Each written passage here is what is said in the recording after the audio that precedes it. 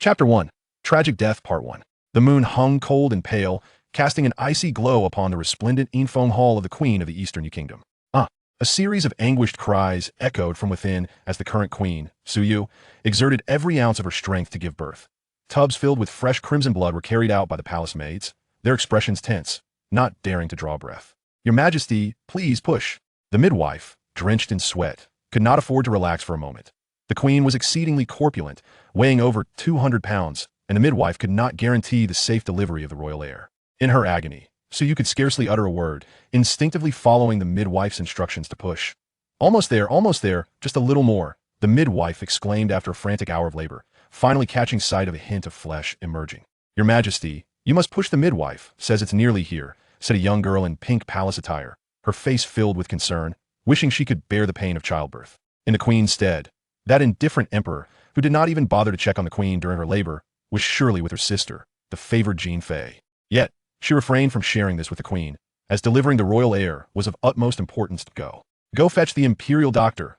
As Suyu strained, the midwife realized with horror that the first thing emerging was a foot of the child. Normally, the head would come first, indicating a clear case of dystocia. "No need, I can handle it." "Xiao He, you stay with the queen," declared a stunningly beautiful woman as she entered, her golden hairpins swaying with each step, a symbol of imperial favor. "Jean Fei, although you are a disciple of the Medicine King, the queen is losing too much blood that I fear for you. Let me fetch the doctor," Xiao He pleaded, anxiety evident in her voice. "Healers are compassionate, and besides, the queen is my sister. Why would I fear?" she replied with a dismissive laugh. After years of scheming, she could not miss the opportunity to witness Su Yu's suffering. It would be a grave regret otherwise. "Xiao He, let me in," came Su Yu's weak voice from bed. Reluctantly, Xiao He stepped aside, receiving a scornful glance from Jean Fei. "The queen is in a critical state. I require silence to treat her. You may all withdraw."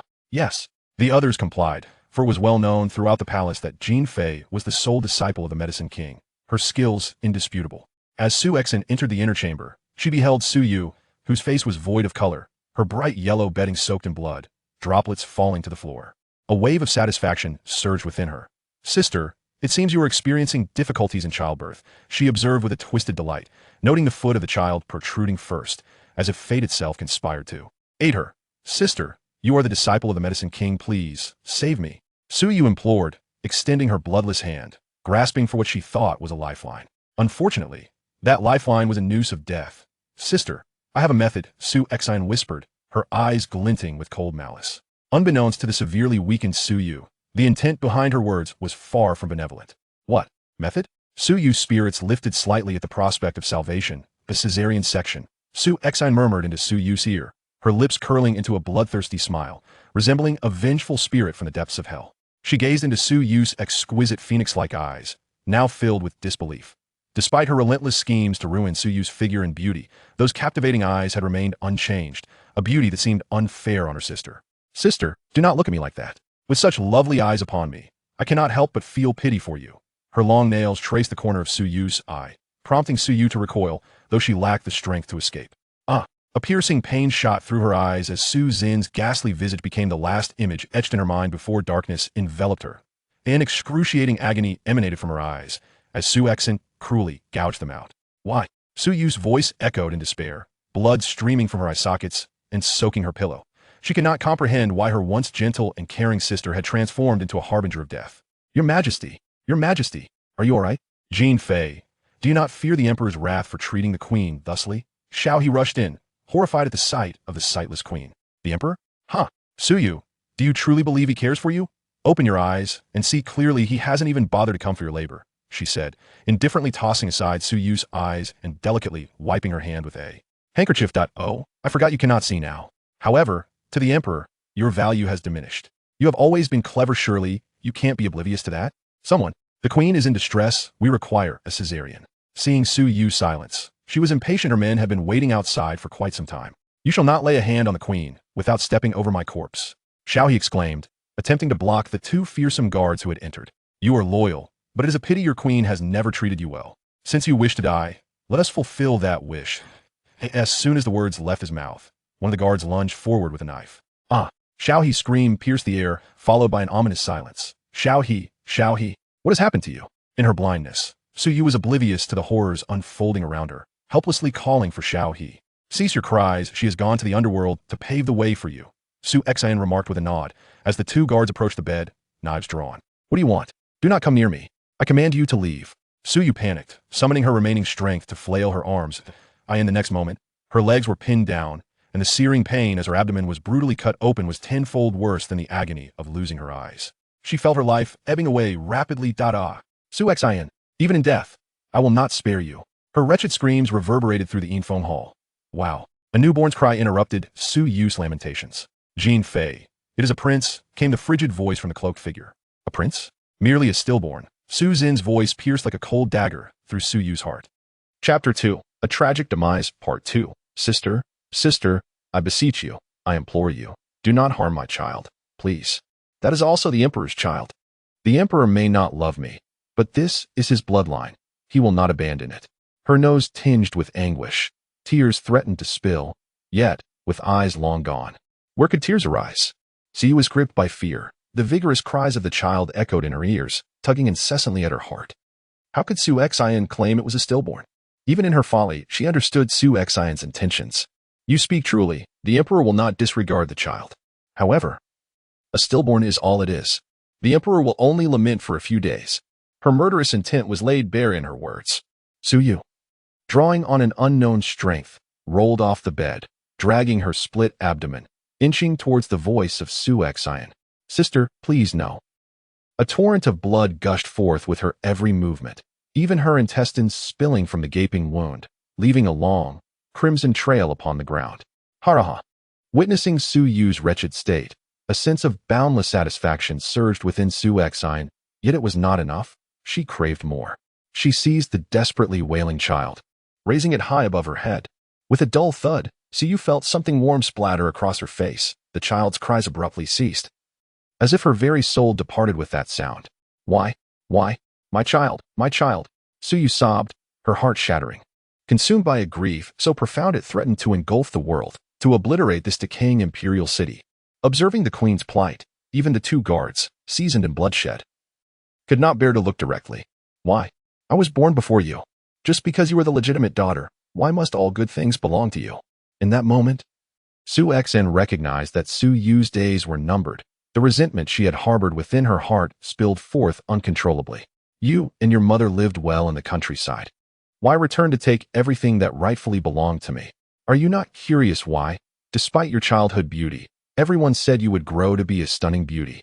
Yet now you appear as if you weigh over 200 pounds? That was because, after I became the disciple of the Medicine King, I added appetite-enhancing herbs to your meals every day. Do you still believe the Emperor harbors even a sliver of affection for you? You should abandon your pitiful fantasies. When the Emperor shared my bed, he never ceased to express his disgust at your appearance. Were it not for your status as the Prime Minister's legitimate daughter, he would never demean himself to marry someone like you. The Emperor even said that your affection repulses him. No, you lie. The Emperor said he loves me.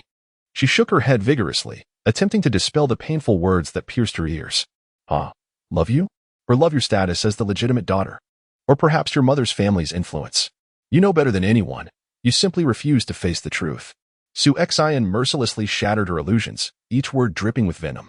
Moreover, do you truly believe your mother died from complications in childbirth? My mother treated you exceedingly well, so well that it nurtured your spoiled and willful disposition. She was also exceptionally kind to your mother, providing her with shark fins and bird's nests during her pregnancy, yet it ultimately resulted in both mother and child perishing. Before her lay a figure half alive, and the more Su Yu suffered, the more exhilarated Su Xian felt. She certainly did not hold back. Is it merely for these reasons? But the position of the Medicine King's disciple is one I relinquish for you. Remembering her mother's gentle smile, Su Yu had once harbored disdain for her perceived weakness. Silence. You are simply incompetent. It is not your benevolence. I found the opportunity because you did good deeds without seeking recognition. And your current position as queen is rightfully mine. A flicker of anger crossed Su Xian's face. Yet, we are sisters, born of the same father. Same father? That prime minister? Sisters? You? Su Xian crouched down, carefully avoiding the blood, delicately lifting Su Yu's chin with her ornate armor. Do you truly believe we resemble sisters? He is merely a stepping stone for our rise. Your father is not my father. Moreover, your prime minister father has likely paved the way for you by now. After all, when the birds are gone, the fine bows are hidden. Huh. No wonder, no wonder. It turns out there is no blood relation. And this mother-daughter duo's cunning runs so deep. By the way, let me share another piece of news. That third prince, who withdrew from the throne contention for your sake, has also succumbed to illness. Thus, all those who cared for you have departed before you. What are you still struggling for? Recalling the dashing third prince, Shangwan Nanqing, Su Xin felt an inexplicable irritation. Such a handsome man, yet he favored this wretched creature before her. Why did all good things belong to her? Suddenly, Su laughed self-deprecatingly, mocking herself for having lived so long, unknowingly treated as a stepping stone, loathing her inability to discern true character, which led her to trust this wolf in human guise. Su Xian, I curse you and Shangwan Nanfeng with my life. May you never find peace in your lives. May you suffer endlessly. Her anguished voice echoed like a vengeful spirit through the desolate hall of Singing Phoenix. She wished to declare that if given a chance to start anew, she would ensure they could never attain what they desired. Whatever they sought, she would destroy. However, she would never have the chance to finish that thought. In the moment her breath ceased, she seemed to glimpse a familiar figure, offering her a gentle smile. Her hand lightly grasped her child's small foot. Even in her utmost hatred, she could not bear to exert even the slightest pressure, fearful of hurting the lifeless child. Truly resilient, even with her abdomen split open for so long, she only now succumbs. Gazing at the grotesque form of Suyu, meeting her bloodied eye sockets, even devoid of their eyeballs, Su Xian felt as if she could still perceive Suyu's gaze. Thus, she seized a blood-soaked handkerchief and tossed it on his Suyu's face. Recalling Suyu's earlier words, an involuntary shiver ran through her, yet the woman was dead. What further waves could arise? Before long, flames engulfed the hall of Singing Phoenix, the blaze reaching heights that seemed intent on incinerating all sins. Chapter 3. Rebirth, Part 1. The torrential rain fell relentlessly for an entire day. As the sky darkened and the mournful wind, imbued with the chill of winter, battered against the dilapidated windows, producing a sound that sent shivers down one's spine. A pale young girl, approximately 13 or 14 years of age, curled up on a small bed. Beads of sweat, as large as soybeans, dotted her forehead, while her long, malnourished hair hung damply around her. She gasped for air, as if ensnared in a terrifying nightmare. I killed you all, she suddenly exclaimed, bolting upright in bed, her exquisitely beautiful phoenix-like eyes gazing vacantly ahead. The autumn wind, mingled with icy raindrops, seeped through the inadequately shut window, cascading onto her face. The frigid touch sent a tremor through her, snapping her back to reality. As she reached out to wipe the raindrops from her face, her gaze fell upon her emaciated, withered hands, causing her pupils to constrict in shock. Crack! At that moment, a flash of lightning illuminated the entire room, revealing her surroundings in stark clarity. It was an exceedingly humble room, with nothing more than a wooden cabinet devoid of a door and a crooked wooden table, upon which precariously rested a teapot and cup. Her attention was drawn to a wooden stool, reduced to 3 legs, beside the table. This stool was familiar to her, in the countryside. It was her mother's exclusive seat, one she was never allowed to touch. Reflecting now, her mother must have feared she would fall and hurt herself. That gentle, frail mother always cared for her with meticulous love, yet she had taken it for granted, blaming her mother for her misfortunes, for the plight inflicted upon them by her maternal grandfather's family. Just as this thought crossed her mind, a loud bang reverberated through the room as the already unstable wooden door was forcefully flung open, nearly falling apart. In stepped a young woman clad in a dark green coat, her robust physique a testament to years of labor. She fixed her gaze intently upon the girl. Without hesitation, the woman approached Suyu's bedside, lifting her as one would a small chick, and seized a broom from the head of the bed, striking her 3 times on the back. You worthless, lazy child born of a useless mother. Do you think you are a lady of the Prime Minister's residence? Don't you know to get up and cook, lying around like this?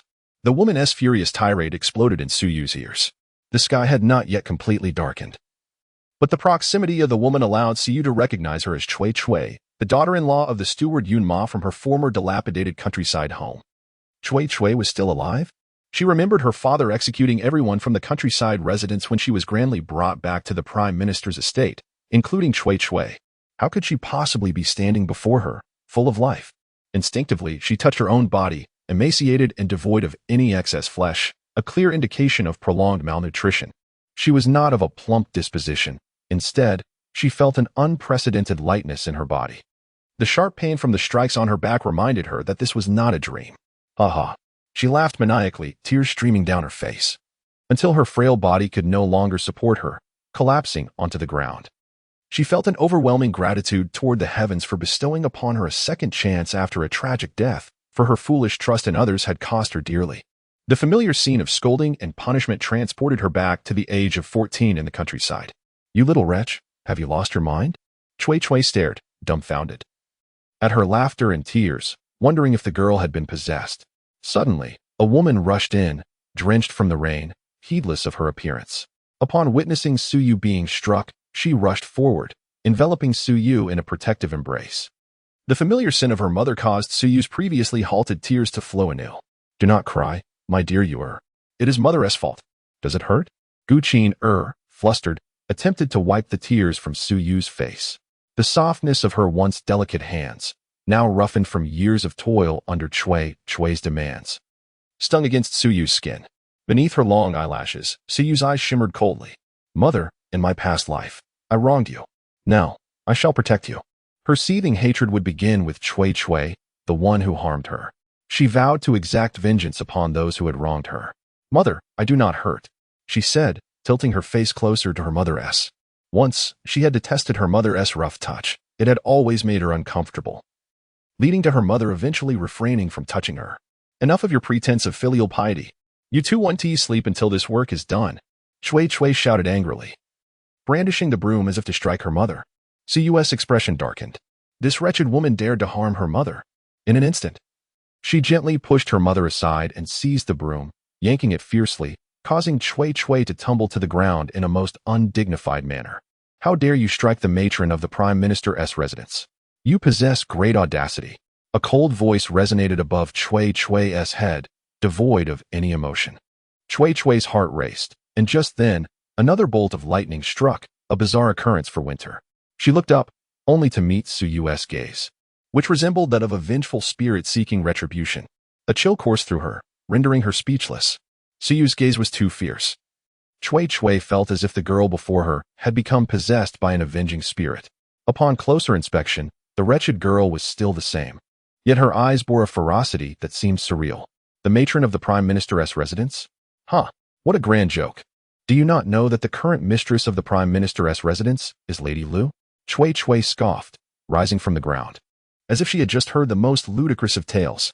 She was well aware of Lady Lu, the mother of Su Xian, who had been brought into the household after her mother conceived her. Along with her came the 3-year-old Su Xian. The marriage of her parents had always been a one-sided affair, with her father marrying her mother solely for her family's influence, which had allowed him to ascend to the esteemed position of Prime Minister. Her father had once told her that Lady Lu saved his life before he was wed. Thus, she had remained his one true love, though he would die never knowing that this beloved figure had deceived him. "The Prime Minister's residence has left you to rot in this godforsaken village, you little wretch. Do you still harbor thoughts of returning?" Chui taunted, revealing information that had remained hidden in her previous life. Chapter 4 Rebirth Part 2 Suyu, possessing a keen intellect, had naively believed in her previous life that it was merely a case of treacherous servants betraying their master after her father executed them. He did not ponder the implications deeply. Chui claimed that it was the will of the Prime Minister's household, stemming from her father's long-standing disdain for the mother and daughter duo? Or was it the sinister nature of those mother and daughter? What were they doing here? Were they not aware that they needed to work? Outside, a lean man reeking of alcohol stood, his lascivious gaze slithering over her mother like a venomous serpent. This man was none other than Zhang Dong, Chui's husband and Yun Ma's son. In her past life, Suyu was oblivious to the meaning behind such a gaze, having been innocent and reckless enough to sneak out, unwittingly providing Zhang Dong with an opportunity. "Why are you back for dinner so early?" Chui greeted him with a forced smile. Suyu, of course, understood the reason for his early return. He had likely lost money gambling and was sent home in disgrace. This man was known for his vices, gambling and womanizing, leaving him in a state of utter depletion. His demeanor grotesquely repulsive. She subtly shifted in front of her mother, shielding her from Zhang Dong's predatory gaze. Upon seeing the frail Suyu, Zhang Dong immediately lost interest and turned his attention back to the robust Chui, his temper flaring. "I come and go as I please. What business is it of a worthless woman like you?" After Zhang Dong's outburst, Chui's earlier aggression towards Suyu dissipated. As Zhang Dong cast another lecherous glance towards Suyu, she lowered her head, her long eyelashes concealing her smoldering resentment. This residence was her father's ancestral home in the countryside, essentially abandoned, with no one to oversee it. The only reason her father allowed Yunma and her son to guard it was to avoid the villagers' gossip about his rise to power neglecting his roots. Following her grandfather's unjust accusation of corruption, her father had sent the mother and daughter to live in this secluded abode, ostensibly to spare her mother from witnessing the disgrace of her family. In reality, he longed to be rid of them, to harmonize with his new wife, Lu Shi. Initially, when they first arrived, Yunma and her son were somewhat restrained, but as the prime minister's household completely disregarded them, abandoning them to their fate with no financial support, they gradually grew more oppressive, assigning the most menial and laborious tasks to them. They were often met with beatings and scoldings. And with her mother's gentle temperament, coupled with the distance from authority, their lives became increasingly miserable. In her previous life, Suyu harbored intense hatred for her mother's weakness. She vividly recalled the year of the Laba festival when she unleashed her anger upon her mother and ran away. Upon her return, she found Zhangdong, Cui, and Yunma emerging from her mother's room, wearing smug expressions. When they noticed her, they casually strolled away, unperturbed. Upon entering her mother's chamber, she discovered her mother lying on the bed in despair. Following this incident, her mother's mental state fluctuated, becoming erratic. Later, due to her third uncle abandoning literature for martial pursuits and achieving victory at the border, the emperor conferred upon him the title of National Defense General, exonerating her grandfather in the process. With their fortunes intertwined, her father, ever the opportunist, finally remembered his legitimate wife, whom he had allowed to recuperate for years, and brought the mother and daughter back home. At that time, she was foolish enough to lay bare her suffering to her father, including her mother's humiliation and descent into madness. She could still recall the moment when her father, enraged, smashed furniture in his study and the obscure, tempestuous glances he cast upon her mother thereafter. In hindsight, she realized that his gaze concealed a repressed fury, aimed squarely at her mother. After all, no man can tolerate the indignity of his wife, even if compelled. Her mother was akin to her father's possession. He might not love her, but he would never permit her to be sullied. Thus, in an effort to silence rumors, her father eliminated anyone within the household who could speak of it. And the neighbors next door mysteriously perished shortly thereafter. Watching the two depart, Suyu's eyes gradually regained clarity. "Mother, your clothes are damp. Allow me to fetch water for your bath. Do not catch a chill." She gently patted her mother's back. Her mother, momentarily taken aback, had never experienced such tenderness from her daughter. Ever since her birth, Lu Shi had treated her with utmost kindness, fulfilling every desire. Even when her daughter expressed disinterest in education, Lu Shi had indulged her whims. The servants of the prime minister's household would often remark that Lu Shi was more like a mother to the second young lady than her own. Yet, this indulgence had fostered a sense of arrogance and entitlement in her daughter. During their 5 years in the countryside, her daughter had incessantly berated her for her ineptitude and cowardice, deeming her unworthy of being her mother, while constantly extolling Lu Shi's virtues. All she could do was strive to provide her daughter with a semblance of comfort in their wretched environment. The sudden concern from her daughter brought tears to her eyes, cascading down like a broken dam. Despite the years of grueling labor and her daughter's scorn, she had never shed a tear until now. "Do not cry, mother. It was my fault before. I was foolish and disobedient." Seeing her mother weep caused Suyu to choke back her own sobs. "Enough of this wailing. Is there a corpse in the house? Stop bringing misfortune upon us. Get someone alive to tend the fire." Chui's voice rang out from the kitchen, striking the stove with a resounding clatter. Her mother ceased her tears, gently wiping Suyu's face with her sleeve. "You go tend the fire, my dear. Do not worry about me. The clothes will dry soon." With that, she discreetly tucked a piece of hardened bread into Suyu's embrace before heading to the kitchen. All she knew was to feign weakness to attract attention, and to not underestimate her. The kitchen was filled with filthy curses, yet her mother had become numb to them. Mechanically continuing to gather firewood, feeling the warmth of the bread in her hands, Suyu's heart trembled with hatred. In her previous life, her mother often saved leftovers to ensure she would not go hungry, but at that time, she had failed to appreciate her mother's sacrifices. Dinner was a simple affair: plain rice porridge with a few pieces of bread, accompanied by a dish of homemade pickles. "What are you staring at? Get back to work. Wait until we finish before you eat." Yunma glared at them with disdain, her chopsticks clattering against the bowl. "Indeed, we thought having the young lady from the prime minister's household would bring us some benefits, but who would have thought that after all these years, they haven't sent a single coin, leaving us to support these two worthless creatures." Chui added in complaint. As the three of them finished their meal amidst grumbling and cursing, only a few grains of rice remained floating in the pot when it was finally their turn. Chapter 5. Action, Part 1. As night fell, the heavy rain had ceased, leaving the air infused with the scent of damp earth. In the darkness, Suyu opened her eyes, recalling the revolting gaze Zhang Dong had cast upon her mother during the day. She could no longer conceal her murderous intent. In this lifetime, she would not allow her mother to suffer any harm. The residence was modest, and she faintly heard the sounds of Zhang Dong and Chui snoring next door. As if competing for volume, estimating that the time was nearly right, she quietly rose from her bed and gently draped a tattered blanket over her mother. Perhaps due to the fatigue of the day's labor, her mother was soundly asleep. With utmost stealth, she opened the door, the creaking of the old wooden frame startling her momentarily. Glancing back to ensure her mother remained undisturbed, she stepped outside. Navigating her way through the familiar path, she recalled a small stream behind the house where her mother often caught crabs beneath the stones to cook for her. Upon reaching the stream, she was disheartened to find that the heavy rains had transformed it into a rushing river, too perilous for her small frame to venture into. Perhaps in a few days, the waters would recede.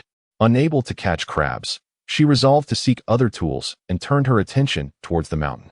Fortunately, some moonlight illuminated her path, guiding her as she discovered a stone roughly the size of a man's palm. Satisfied, she returned to the riverbank and began to the stone against the sound of the rushing water. The coldness of the river was numbing, yet it paled in comparison to the chill within her heart. After a night of grinding the stone, hunger compelled her to nibble on a half piece of bread her mother had given her. The bread was hard, causing her teeth to ache, but it fortified her resolve. She glanced up at the sky, estimating that dawn was approaching, before ceasing her labor. Carefully, she fashioned the stone into a rudimentary pestle, intending to create a simple mortar. Though a proper one existed in the kitchen, she dared not use it, fearing it would reveal her intentions. Once her task was complete, she concealed the pestle behind the house and stealthily returned to her room to lie down. As dawn broke, her mother gently rose from her slumber, moving with utmost care to avoid waking Suyu, for household chores awaited her. Filled with resentment, Suyu was far from the carefree girl she had been in her previous life, capable of sleeping soundly. "You sleep a little longer," her mother cooed, believing her daughter was merely restless. "I don't want to. I shall help you with the chores," Suyu replied briskly, donning her faded, freshly washed clothes and pulling her mother towards the door. "You Her mother noticed a marked change in her daughter, who now seemed remarkably mature. Just as Suyu stepped outside, she was met with the lecherous gaze of Zhang Dong. Having just returned from relieving himself, he had overheard movement in Suyu's room. Knowing this was the time Guchiner would awaken, he pressed his face against the door, peering through the crack with eager eyes. Unfortunately, Suyu opened the door too swiftly, nearly causing him to stumble. Upon seeing Zhang Dong, her mother instinctively recoiled in fear, and, realizing her daughter was present, hastily led Suyu away. After a few steps, Suyu glanced back to find Zhang Dong's disgusting gaze fixated on her mother. Though he remained silent, his eyes spoke volumes of his insatiable desire. A sense of unease settled in Suyu's heart. "Mother, is it almost the Laba festival?" she inquired cautiously, concealing her emotions to avoid arousing suspicion. "There are still 5 days until Laba. I will find a way to prepare something for you." Guchiner assumed her daughter was simply craving something special. At that moment, a gust of cold wind swept through, causing both mother and daughter, clad in thin garments, to shiver simultaneously. 5 days left. I must hasten my plans, Suyu thought to herself, while her mother busied herself with breakfast. Suyu noticed that Zhang Dong had yet to enter the house, instead fixating his gaze intently on her mother. A wave of dread washed over her. Would this dog dare to act now? Suyu's mind raced, and she caught sight of the boiling water her mother had just prepared, a plan forming in her thoughts. Meanwhile, Zhang Dong stealthily approached Guchiner, who was blissfully unaware of the imminent danger. As he prepared to pounce, a piercing scream shattered the stillness of the house. "Help! There's a thief!" A basin of scalding water was poured over him. "Ah, mother!" Zhang Dong's agonized cry echoed through the once peaceful dwelling. "Child, what has happened to you?" Hearing her son scream, Yinma stumbled from her room, still in her undergarments, oblivious to the chill of the morning. Seeing her son sprawled on the ground, writhing in agony with steam rising from his scalded skin, she quickly realized what had transpired. Meanwhile, Suyu and her mother stood by, appearing stunned. "You little wretch! What have you done to my son?" Enraged, she seized a nearby wooden stick, ready to strike Suyu. In a moment of panic, Siyu exaggeratedly dropped the basin with a loud crash, collapsing to the ground in feigned distress, crying out, Yunma, Yunma, there's a thief. The commotion left Yunma momentarily bewildered. Mother, help me. Zhang Dong's wails snapped her back to reality. Open your eyes. Where's the thief? You blind little girl, she shouted, reaching for Suyu in anger. But Suyu skillfully evaded her grasp and rose to her feet. Gazing at Zhang Dong, who lay on the ground, trembling in the cold, she noticed the water had begun to freeze, creating a stark contrast of ice and fire. Oh heavens, what have I done? She lamented, pretending to fearfully mistake Zhang Dong for a thief, her cries drowning out his agonized moans. A triumphant smirk played at the corners of her mouth, hidden from view. Yunma, wielding the stick, was caught in a dilemma, strike or refrain. If she struck, they would claim it was an unfortunate misunderstanding, but not acting was equally troubling given her son's condition. Mother, can you take me to the doctor? Zhang Dong whimpered, frozen and in pain from his burns. What is all this noise so early in the morning? Why are you crying? Your mother is right here beside you. At that moment, Cui finally emerged, oblivious to her husband's plight on the ground. Chapter 6. Taking Action, Part 2. How could you be so careless? Your husband is in such a dire state, and you only just rise from your slumber? You sleep like a log all day. Yunma, seething with unexpressed fury, saw her daughter-in-law emerge without even a glance at her son lying on the ground, and she unleashed a torrent of scolding. Cui, bewildered by the reprimand, finally noticed Zhang Dong sprawled on the floor. Oh dear, what happened to you? Please don't frighten me, she exclaimed, shaking him vigorously. As she did so, the exposed, blistered skin rubbed against the ground, causing him further agony. Ah, you wretched woman, was this your intent? Do you wish to see me perish? Zhang Dong gasped in pain, exasperated by the dim-wittedness of both his mother and wife, who had left him lying there without seeking a physician. I'll go fetch the doctor, he finally managed to voice.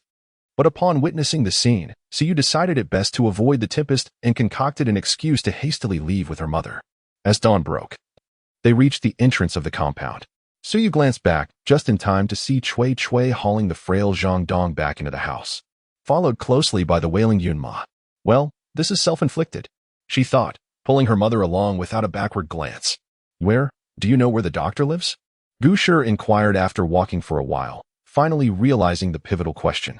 I do not, Siyu responded cheerfully. Her spirits buoyed as she took in the familiar sights outside the village. She felt as though heaven had granted her another chance at life. What do you mean you don't know? Gu Shi exclaimed, astonished that her daughter, who had insisted on seeking the physician, was unaware of his whereabouts. I merely wish for that scoundrel to suffer a little longer, Siyu thought darkly, a glint of coldness flickering in her eyes. Her attention was drawn to a patch of foxtail grass growing beside a large stone, sheltered from the winter wind and thriving surprisingly well. She plucked a handful, squeezing it tightly in her palm, as if coming to a momentous decision. Mother, I recall that father once gifted you a pearl from the east, which you treasured dearly. She opened her hand, revealing the battered foxtail grass. At the mention of the pearl, Gu Shi paused, recalling that it had been a special gift from the Chancellor before he held that esteemed title, a token of his affection during their courtship. The pearl represented her youthful love, meticulously hidden away, untouched even by the prying eyes of the 3 residents of the estate, who frequently searched her room. Noticing her mother's silence, Siyu turned to her, now nearly as tall as Gu Shi at 14. Mother, I need it. We both need it. It is the only thing that can alter our fate. Though her words were not entirely explicit, Gu Shi, not a fool, grasped the implications. Mother, let go of your fixation on father. Had he any love for you, he would not have cast us aside without hesitation when our family was beset by calamity. Nor would he have left us to endure years of neglect and the cruelty of vile servants. You were born a lady of distinction. Do you truly believe it worth it to have fallen from grace due to this misguided love? Do you still cling to the pitiful hope for his return? Do you not feel disgusted watching Zhang Dong's dog-like eyes? My father, your husband, is currently ensconced in the embrace of Lu Shi. While you weep over the solitary pearl he gifted you at night, he merely exploits you. Mother, please awaken from this reverie. Suyu's words struck Gu Shi like a bucket of icy water, extinguishing the last flicker of warmth in her heart. It was clear that her daughter understood everything, that she had witnessed it all. I need time to think, Gu Shi replied, her affection for her husband not easily severed despite the harsh reality. Seeing her mother's despondency, Siyu ceased her insistence, tossing away the foxtail grass as they proceeded toward the estate. Upon reaching the entrance, Gusher swiftly composed herself, her large eyes brimming with tears as she dashed inside, crying out, "Yunma, where's the doctoress house?" Yunma emerged from within. "You little hussy. My son is in agony, and you've been out all this time without knowing where the doctor is? Are you deliberately prolonging his suffering?" In a burst of speed, she lunged at Yunma, using her new coat to wipe her snot and tears. "Keep your distance, you little wretch. I just finished this coat," Yunma exclaimed, her anger momentarily overshadowing her concern for her son as she shoved Suyu away, smiting her face with 2 stinging slaps, leaving red marks on her skin. "Yunma, I didn't mean to. I was just worried about your son, and that's why I rushed to find the doctor." Suyu sobbed, her frail form shaking with sorrow, still managing to apologize. Given the visible slap marks and her usual tolerance for the abuse, even Yunma felt a twinge of pity. "Enough with the theatrics. One would think someone has died," she grumbled, pushing Suyu aside as she went out to find the doctor. Inside, Zhang Dong's cries of pain mingled with curses directed at Cui Cui for worsening his condition, while the fierce Cui Cui remained silent, fearful of retorting. Suyu caressed her swollen face, smiling to herself. The 2 slaps were worth the sound of that dog's anguished cries and the chance to vex Yunma. After the doctor's visit, he advised Yunma to change the dressings regularly. Due to the winter chill, Zhang Dong's exposed skin was not severely damaged, and with appropriate ointment and a few days of rest, he would recover. As Suyu feigned earnestness while tidying the yard, she listened to the doctor's instructions, lamenting internally that the dog had not suffered longer. The biting cold wind stung her hands as she gripped the broom, sending a shiver down her spine. That scoundrel would not rest easy until he had the chance to retaliate. She needed to expedite her plans. Since her rebirth, she had grown accustomed to keeping her head down, rarely making eye contact. In her past life, she had endured too much suffering and resentment, despite her skill in disguise. Her true emotions could not be concealed. To outsiders, her lowered gaze appeared as a sign of meekness, but beneath it lay a chilling bloodlust colder than the winter air. Chapter 7. Taking Action, Part 2. In the ensuing days, she ventured to the riverbank behind the house each day under the pretense of gathering firewood. As the water level dwindled, by the 3rd day, the river had finally transformed into a tranquil stream. She removed her shoes and socks, rolled up her trousers, and braved the biting cold of the icy water, meticulously turning over each stone in search of crabs. Finding crabs in the dead of winter proved to be quite challenging. After hours of searching, her legs had long since gone numb, and her vision blurred intermittently.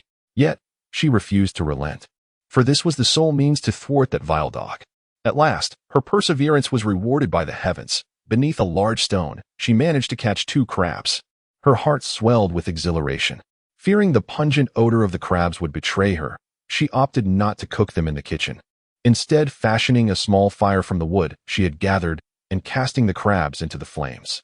Her cheeks flushed red from the cold, and beneath her long, curled lashes, her eyes blazed with fierce resentment. Soon, the aroma of the cooked crabs wafted through the air, yet she knew it was insufficient. They needed to be charred further, as even cooked crabs carried a strong scent that could easily expose her. Only when the crabs had been reduced to a charred, blackened mass did she feel satisfied enough to retrieve them. She carefully peeled away their shells and claws, inhaling deeply, apart from the acrid scent of burnt flesh. There was no trace of the usual fishy odor. She placed the shells and crab legs on a slightly concave stone and retrieved the mortar she had ground days prior, beginning to grind the remains with utmost care. Her meticulousness seemed to infuse her hatred into the powder. An hour later, drenched in sweat, she had reduced the shells and legs to an exceedingly fine powder. She tore a piece from her clothing, wrapping the powder with caution and tucking it close to her heart. Tonight would reveal its potency. "You little brat, I knew you'd find a way to slack off. You've only been diligent for a few days, and you're already slacking again?" Cui Cui scolded upon seeing Suyu return with only a few sticks of firewood. Suyu pretended not to hear, swiftly assisting her mother in washing rice and preparing a pot of plain porridge. Her mother skillfully sliced the pickled vegetables from the jar and made a few flatbreads. The winter dinners of a poor family were monotonously repetitive. Seizing a moment when her mother was distracted, Suyu poured the entire packet of crab powder into the pickled vegetables. The black powder blended seamlessly with the dark greens, avoiding detection in the white porridge or dough. Disposing of the rag that had contained the crab powder into the stove, she burned it thoroughly. Given their dire circumstances, the pickled vegetables were strictly rationed for Zhang Dong, and she was certain that most of this bowl would end up in his stomach. Zhang Dong suffered from a severe allergy to river delicacies. Even the faintest whiff would leave him covered in hives, and shrimp and crabs were never present at their table. The Yun family gathered around the wooden table, drawn in by the enticing aroma of the flatbreads. Predictably, none were left for her. To avoid arousing suspicion, Siyu feigned great interest, watching them with longing as they ate. Zhang Dong harbored a grudge against her for the incident with the boiling water. And seeing her covetous expression, he hurled a foul-smelling boot at her. "You filthy girl, what are you staring at? Get back to work. With so little firewood tonight, there'll be no dinner." He then scratched his foot and grabbed another flatbread, devouring it with the pickled vegetables. As he ate, his lecherous gaze lingered on her mother, who was busy preparing pig feed, his desires barely concealed. Following his line of sight, Suyu observed her mother, whose fair skin and raven-black hair radiated beauty. Even after laboring in the fields, the sight made Zhang Dong swallow hard, exchanging knowing glances with Cui and the other woman. It seemed they intended to take action sooner than expected, and a glint of murderous intent flickered in her clear eyes. She would not allow her mother to suffer even a moment more.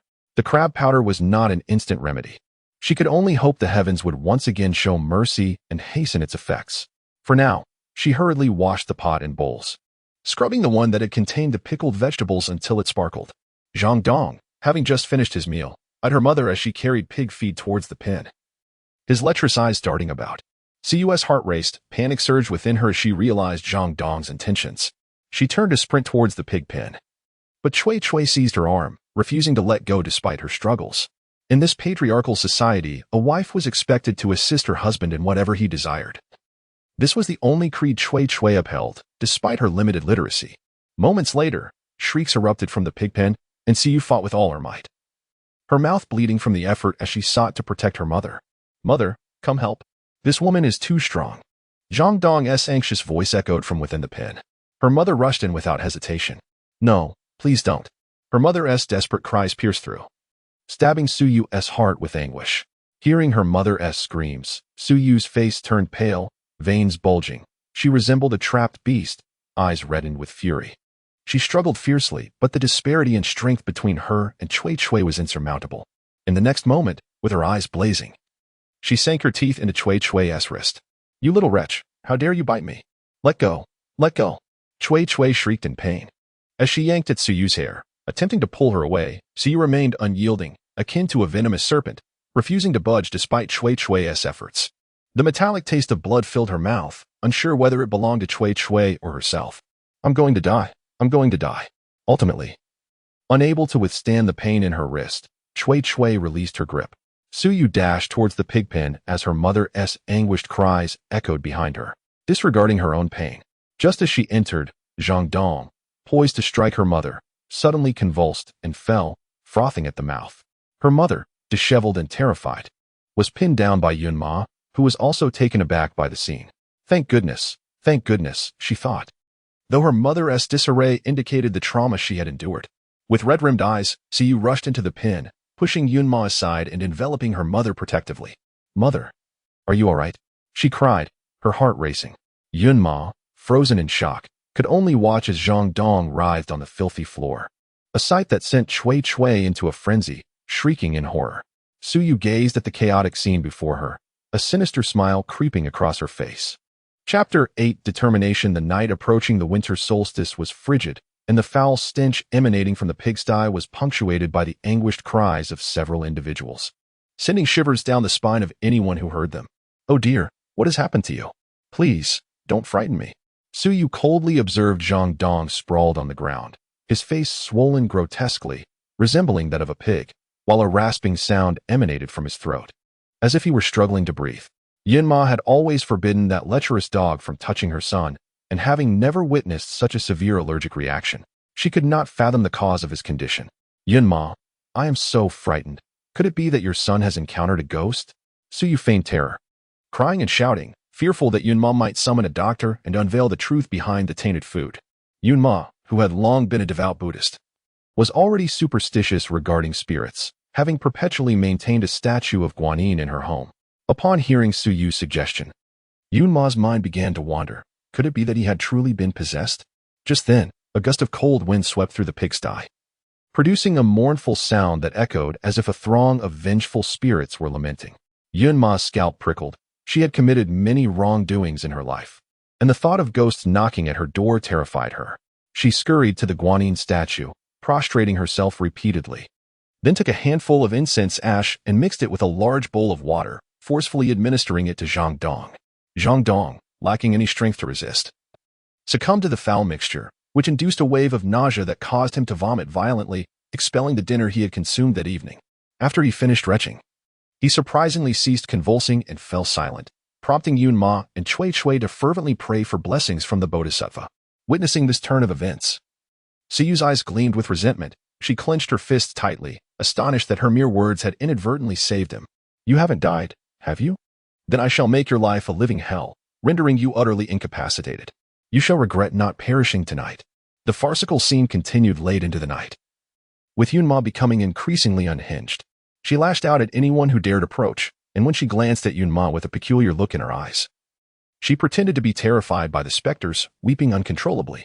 Yun Ma, distressed for her son yet unable to rely on anyone else, begrudgingly prepared several large pots of boiling water, compelling Cui Cui to wash Zhang Dong thoroughly. Despite Cui Cui's rustic upbringing, she could hardly bear the filth that clung to Zhang Dong, cursing and gagging as she scrubbed, leaving her nearly as exhausted as he. Once they returned to their quarters, Yun Ma gradually regained her composure, becoming markedly more lucid. She expertly retrieved the East Pearl from the tattered mosquito netting and handed it to Suyu.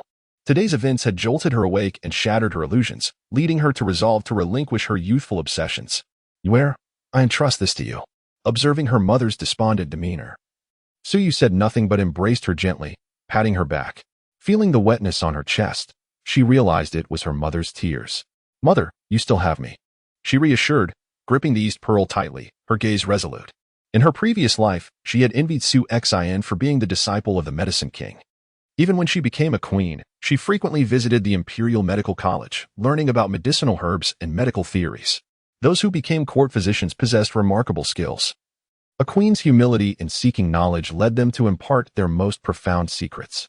Moreover, the queen was exceptionally intelligent, grasping many medical principles with ease and often drawing parallels.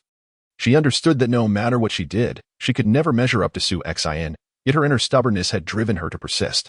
Now, she felt an overwhelming sense of gratitude for the concealed jealousy and seemingly futile efforts she had harbored. Mother, could you teach me to write? In her previous life, due to Lu Shi's incessant indulgence, her mother had become erratic, unable to discipline her, resulting in her lackadaisical attitude towards school, leaving her handwriting lamentably poor. Later, when she became the crown princess and then the queen, she faced criticism for not measuring up to her sister, the prodigious Su Xin. Despite her later attempts to improve, the crooked seedlings of her youth could not be straightened by mere effort. You.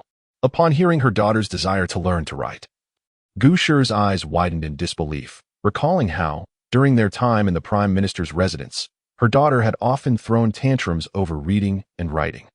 Her father had even lamented at the sight of his granddaughter's handwriting, shaking his head in despair at how a family of scholars could produce such an ungraceful child. She tidied her mother's disheveled hair. Mother, we will not remain in this place forever. I was once willful and failed to grasp your struggles. Her mother, Gu Shi, had been a gifted writer in her youth, often eliciting sighs of regret from her grandfather, who lamented that had she been a son, the Gu family would have produced yet another top scholar. When they first arrived here, her mother had brought little wealth but carried a wealth of books. The trio of Yun Ma had pilfered her mother's meager possessions and jewelry, disregarding the books entirely. They would only take a volume or two to level the uneven tables and stools in the home. Her mother had dared not voice her anger at their actions. Very well, Yuer, I shall begin teaching you to practice writing tomorrow. Gu Shi felt a sense of relief at her daughter's recent changes, her own pent-up frustrations dissipating significantly. In the days that followed, Zhang Dong lay in bed, and the household was considerably quieter. Suyu seized the opportunity each day to wander the back mountains in search of something. When her mother was free, she would take a branch and teach her how to practice writing in the dirt, and Suyu approached this task with utmost seriousness. As Zhang Dong lay in bed, he observed Suyu bringing him meals, and he couldn't shake the feeling that his current predicament was somehow connected to her. When he had been well, he had spent his days indulging in gambling and debauchery, but now, confined to this room, even turning over required immense effort. Was this truly a life worth living? With a crash, Zhang Dong smashed another bowl in front of Suyu. You must be delighted to see me like this, aren't you? Just wait until I recover. I shall make you pay. He followed this with a torrent of foul-mouthed insults. Did he truly believe he could stand again? How absurd. Every morsel he consumed came through her hands, and in this lifetime, he would never rise again. Initially, she had planned to take the East Pearl, find a means to leave with her mother, and escape this squalid residence. However, the events of the past few days had shattered that notion completely. What a farce. Why should she leave? Moreover, could the three who had tormented them truly allow her to depart? Having been reborn, her purpose was to seek vengeance. This residence was merely the beginning. Her enemies numbered but 3. If she could not handle this, how could she confront the merciless Prime Minister's residence? She remained silent, disregarding the man's tirades, merely crouching to gather the shattered pieces, her long hair cascading down to obscure the executioner's expression on Suyu's face. Chapter 9. The Third Prince's Need for a Fortunate Marriage? In the days that followed, Suyu frequently excused herself to the mountains to gather firewood, her trips becoming increasingly regular. The winter season, coupled with Zhang Dong's continued confinement to his room, meant that the household's firewood supply was dwindling. Yet it aroused no suspicion from Aunt Yun. One day, she carefully tucked the medicinal herbs she had gathered over the past few days into her bosom. Seizing the opportunity while they were napping, she inquired of several villagers until she located the physician's home. The doctor, surnamed Wang, was known for his decent medical skills in the countryside and charged modest fees for his services. "Dr. Wang, are you at home?" Suyu called out, her voice echoing as she reached the entrance. Dr. Wang, roused from his nap by the unexpected shout, hastily donned his clothing and rushed to the door, fearing an emergency. To his surprise, instead of a patient, he found a frail girl with unkempt, yellowed hair standing before him, who appeared to be in no immediate distress. "You must be that little girl from Aunt Yun's household. Is something the matter with Zhang Dong again?" Due to her father's deliberate concealment of their true identities, they had been brought to this village under the cover of night, with strict instructions for Aunt Yun to keep their backgrounds a secret. Consequently, no one was aware of their true lineage, all believing them to be distant relatives of Aunt Yun residing in the Prime Minister's ancestral home. Her father had gone to great lengths to maintain this ruse, fearing the disgrace of being labeled a heartless man who abandoned his family when his fortunes waned. "I have no trouble. I came to sell some herbs," she replied, pouring the contents of her bundle onto the ground. "What kind of herbs can you possibly have?" Dr. Wang began, dismissing her as a mere child until he caught sight of the vibrant green fern strewn across the ground. His eyes widened in disbelief. "You actually found these ferns?" Known as the 9 Lives Returning Herb, this plant only grew in the crevices of the cliffs on the back mountain and was renowned for its remarkable efficacy in treating injuries. Given the harsh winter, the elderly were particularly fragile, and a simple fall could prove disastrous. Dr. Wang was in desperate need of this herb. He was aware of its existence in the mountains, but hesitated to venture out during the winter due to the treacherous paths and biting cold, which made him reluctant to risk a fall. To his astonishment, this unassuming girl had managed to identify the fern. "Ah, so this is called the 9 Lives Returning Herb. I stumbled upon it while gathering firewood near the cliff's edge. I figured that since all the other plants were withered in this winter, this one seemed remarkably lush and green, so I guessed it must be medicinal." Suyu laughed, careful not to reveal her own knowledge of herbal medicine. Indeed, who would expect a country girl to recognize medicinal herbs? Dr. Wang muttered a few phrases under his breath, pondering her explanation. "Tell me, how much is this herb worth?" she asked, her eyes sparkling with anticipation. Dr. Wang, observing her ragged attire and disheveled hair, rolled his eyes. "These are merely common herbs, hardly worth much. For these 5 ferns, I can offer you 3 coins." Suyu, not easily fooled, perceived the glint of deception in his eyes. She was well aware of the market value of the 9 Lives Returning Herb from her past life.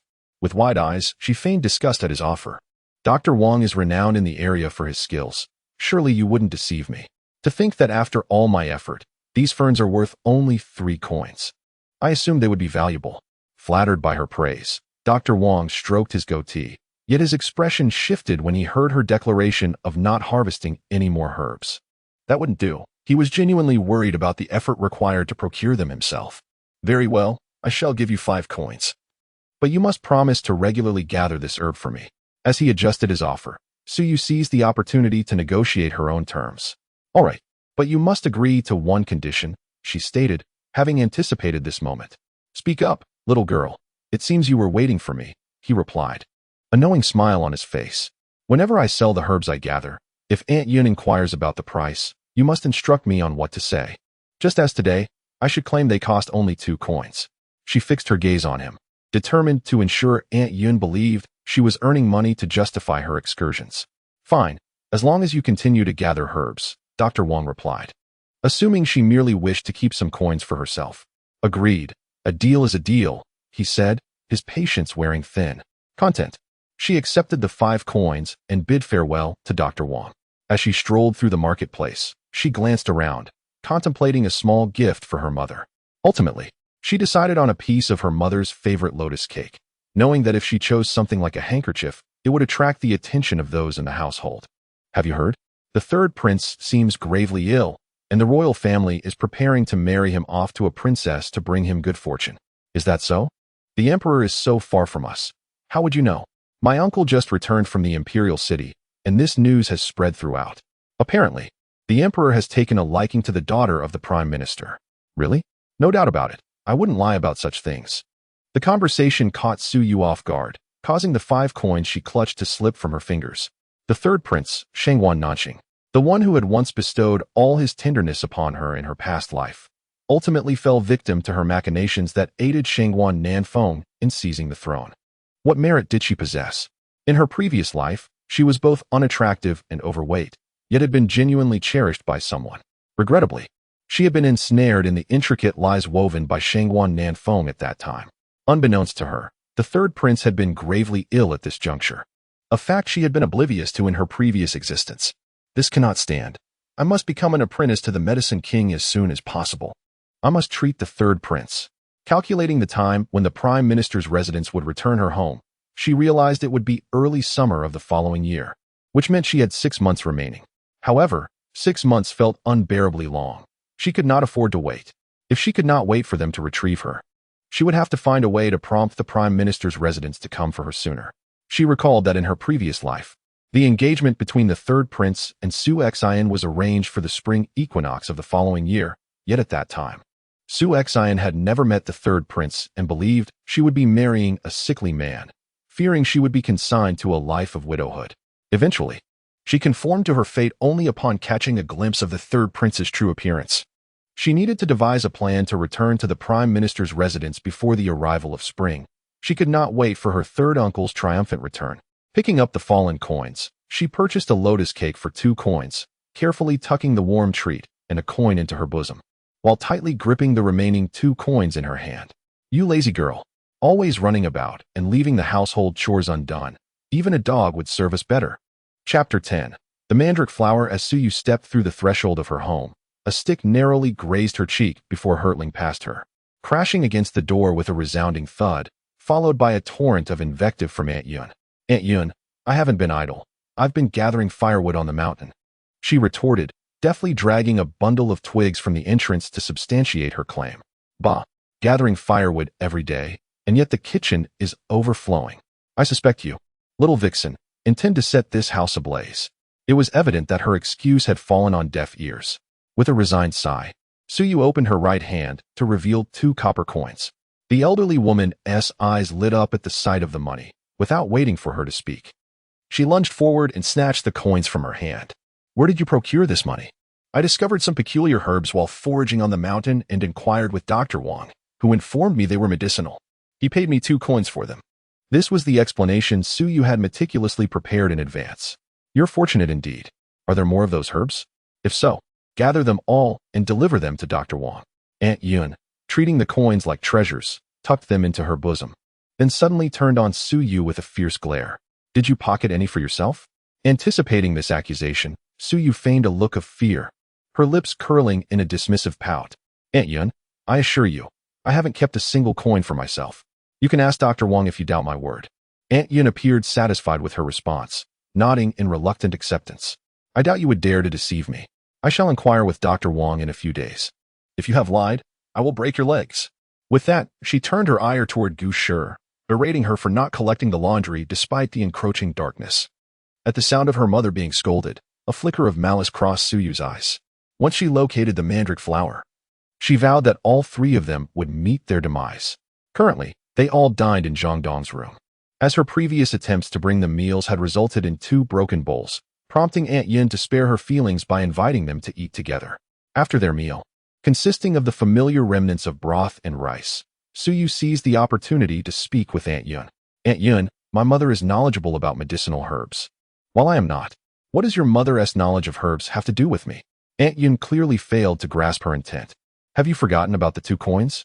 In the future, when my mother and I venture to the mountains, she can identify the herbs, and with my nimble hands, I can gather them to sell to Dr. Wang. We shall not lack for earnings. Her words lit up the eyes of the 3 listeners present. Indeed, this little vixen speaks wisely, Zhang Dong chimed in, his interest piqued at the prospect of profit, eager for them to forage daily. Upon hearing her daughter speak so, Gu Shi raised her head to respond, but was met with her daughter's gaze, a gentle shake of the head signaling her to hold her tongue. Gu Shi was aware of her own limitations in identifying herbs, but she bore the brunt of household chores while her daughter was out, often suffering scoldings and beatings. With Zhang Dong's health improving, his lascivious glances toward her mother had begun anew. She felt it imperative to keep her mother close. We shall rise early tomorrow, mother, and strive to gather as many herbs as possible. After reaching an agreement, they busied themselves for a while before returning to their room, where the familiar sound of snoring from next door greeted them. Mother, look what I have, Suyu exclaimed, presenting the lotus cake she had purchased earlier that day. As she opened it, she realized, regrettably, that due to her hesitance to take it out and the subsequent household chores, the cake had mostly crumbled. Is this a lotus cake? You're so thoughtful, my dear. I have always loved them, Gu Shi said, noticing her daughter's disheartened expression. Without hesitation, she pinched off a small piece and popped it into her mouth. Delicious. This is even better than the lotus cakes I've had before. Though the local lotus cakes could not compare to those sold in the imperial city, overly sweetened as they were a delightful treat compared to the usual leftovers. Really? Seeing her mother enjoy the small crumb, Suyu felt a swell of happiness, reassured that her expenditure had been worthwhile. Indeed, mother would never deceive you, my dear. Gu Shi gently stroked her daughter's hair, her eyes brimming with affection. Let us share this together. The mother and daughter divided the cake and sipped water from their single-chip teacup, experiencing a sense of contentment they had never known before. By the way, dear, you mentioned I might know about medicinal herbs. Gu Shi recalled their earlier conversation, anxiety creeping into her heart. Fear not, mother. I simply worry for your safety alone in this house. I wish to find a reason to take you with me. Suyu spoke candidly, revealing her intentions without reservation. Concerned for her mother, she felt the weight of her mother's ignorance regarding medicinal herbs. If Aunt Yun were to uncover her daughter's deception, it could lead to further beatings. Mother, I truly do know about them. Gu Shi observed the sincerity in her daughter's eyes, startled by her conviction. Having been by her side throughout her life, she knew her daughter well. How could she possibly possess knowledge of medicinal herbs? My dear, there are many matters I cannot explain, but rest assured, I will always be your daughter. Suyu gently grasped her mother's hand, offering her a reassuring glance. Gu Shi looked at her daughter, who seemed transformed, and came to a realization. Her daughter had grown wise and considerate, eager to accompany her in learning to read. This was a remarkable change. Why should she continue to harbor doubts? Everyone possesses their own secrets. Perhaps her daughter had encountered some extraordinary experience unbeknownst to her. The two lay on their small, rickety bed, sleeping soundly and peacefully. At dawn the next day, as the first light broke, Suyu called her mother to rise, and they departed early from their home. On their way to the mountains, she spent a copper coin on 2 steaming buns, which filled them with energy for their trek. Having arranged with Aunt Yun that they need not worry about gathering firewood, they focused solely on foraging for herbs. The mandrake flower thrived in warm, moist, sunlit areas, and Suyu had been scouring such slopes. Upon reaching their destination, she urged her mother to rest while she searched for the elusive flower alone. The 9 deaths and 1 resurrection herb had been gathered nearby. She felt confident about today's herb hunt. At present, her priority was to locate the mandrake flower. What are you searching for? I can help, Gu Shi called from her perch on a large stone, her heart aching for her daughter as she scoured the area. The mandrake flower, Suyu replied, unwilling to conceal her objective from her mother. Aunt Gu visibly flinched. Despite her lack of medical knowledge, she was aware of the deadly nature of the mandrake. Mother, your fears are justified. I intend to use it against that wretched Aunt Yun and her family. Suyu's eyes gleamed with unbridled animosity. Chapter 11. The awakening of the Gu family within the confines of their home. Yunma was roused from her slumber by the pangs of hunger. Upon entering the kitchen, she discovered the stove cold and the pots untouched, with no breakfast prepared. The sun had already risen high, yet the doors of the mother-daughter duo remained tightly shut, devoid of any activity. In a fit of indignation, she kicked open the door, exclaiming, "You two wretches, when will you?" Her words were abruptly interrupted by the realization that the pair had ventured out to earn money for her.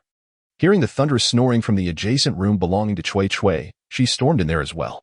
In a fit of rage, she yanked the covers off Cui Cui and slapped her awake with a resounding crack. "You lazy woman, why haven't you started breakfast yet? The Zhang family has truly suffered misfortunes by marrying you, a sloth."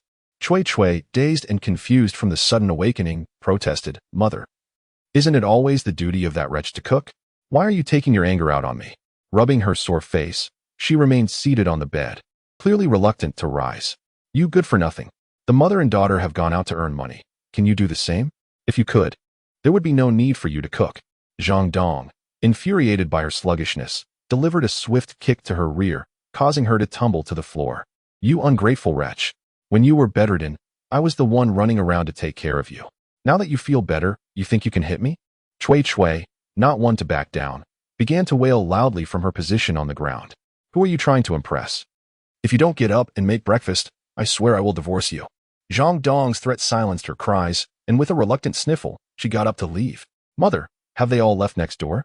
With a mischievous glint in his eye, Zhang Dong, upon receiving his mother's confirmation, dashed next door without even putting on his clothes. Rummaging through the place, after finding nothing of interest, he lay on Gu Shi's bed, inhaling deeply. Heavenly fragrance. Compared to my wife's incessant flatulence, Gu Shi is a goddess. Yun Ma, witnessing her son's lewd behavior, slapped him several times in anger.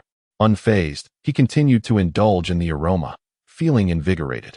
"Mother, could you assist me once more? I suffered last time, and it was unbearable. You scoundrel, have you forgotten the suffering you endured last time? Thank the heavens you survived." Yun Ma recalled the harrowing ordeal her son had faced, still shaken by the memory. "I refuse to assist you. Look at Cui Cui, she is unsatisfactory from head to toe. And she cannot bear children. You were the one who brought her into our family, and now my son is suffering because of it." Zhang Dong was well aware of his mother's grievances regarding his choice of a wife, particularly one who could not conceive. Every time he was short on funds for gambling or other escapades, he would employ this tactic, and it never failed.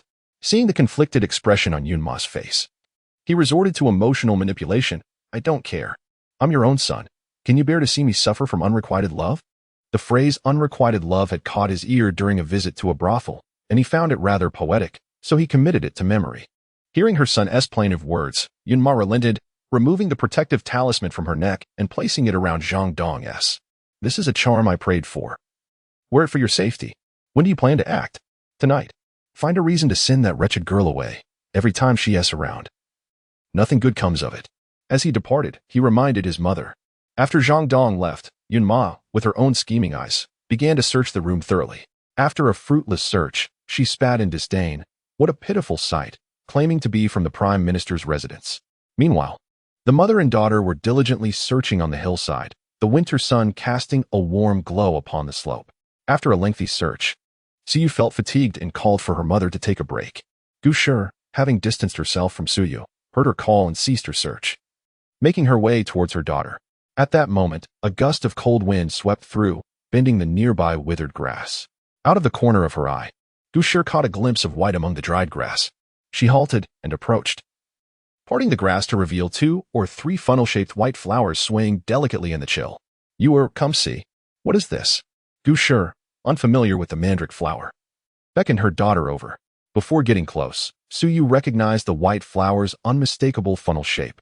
Her excitement surged, dispelling her earlier fatigue as she rushed to her mother's side. "Mother, this is the mandrake flower. You are quite fortunate. This flower is far more toxic than the leaves." Observing her daughter's radiant smile, Gu Shi realized her intention to use these flowers against the 3 men in the village. However, as a woman, she hesitated, watching Suyu carefully pluck 3 of the white blooms. Do we truly have to go through with this?" Suyu detected her mother's uncertainty, knowing she came from a cultured background. "Mother, if no one wrongs us, we shall not wrong others. Have you forgotten the vile deed Zhang Dong committed against you? To be honest, I also kept this from you. The last time that scoundrel failed, it was because I had employed a crab paste, but luck was on his side, and he managed to expel it." The memory of her near humiliation sent a chill through Gu Shi, causing her to shiver in the warmth of the sun.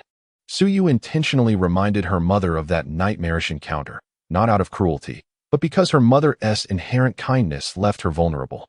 If she did not harden her heart, she would only find herself ensnared again upon returning to the Prime Minister's residence. She could not always be by her mother's side for protection. From now on, she must teach her to be resolute and to seek retribution. Mother. Forgiveness is a word spoken by the weak. I wish to protect you, but I too need your protection. Suyu gazed intently into her mother's eyes, her words resonating deeply in Gushir's heart.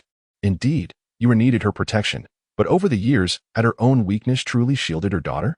From childhood, her father had instilled in her the virtues of tolerance and humility. Even in the Prime Minister's residence, despite her pregnancy, her husband had brought another woman, Lu Shi, into their home. Though her heart ached, she softened at the thought of Lu Shi's plight, alone and forsaken with a child.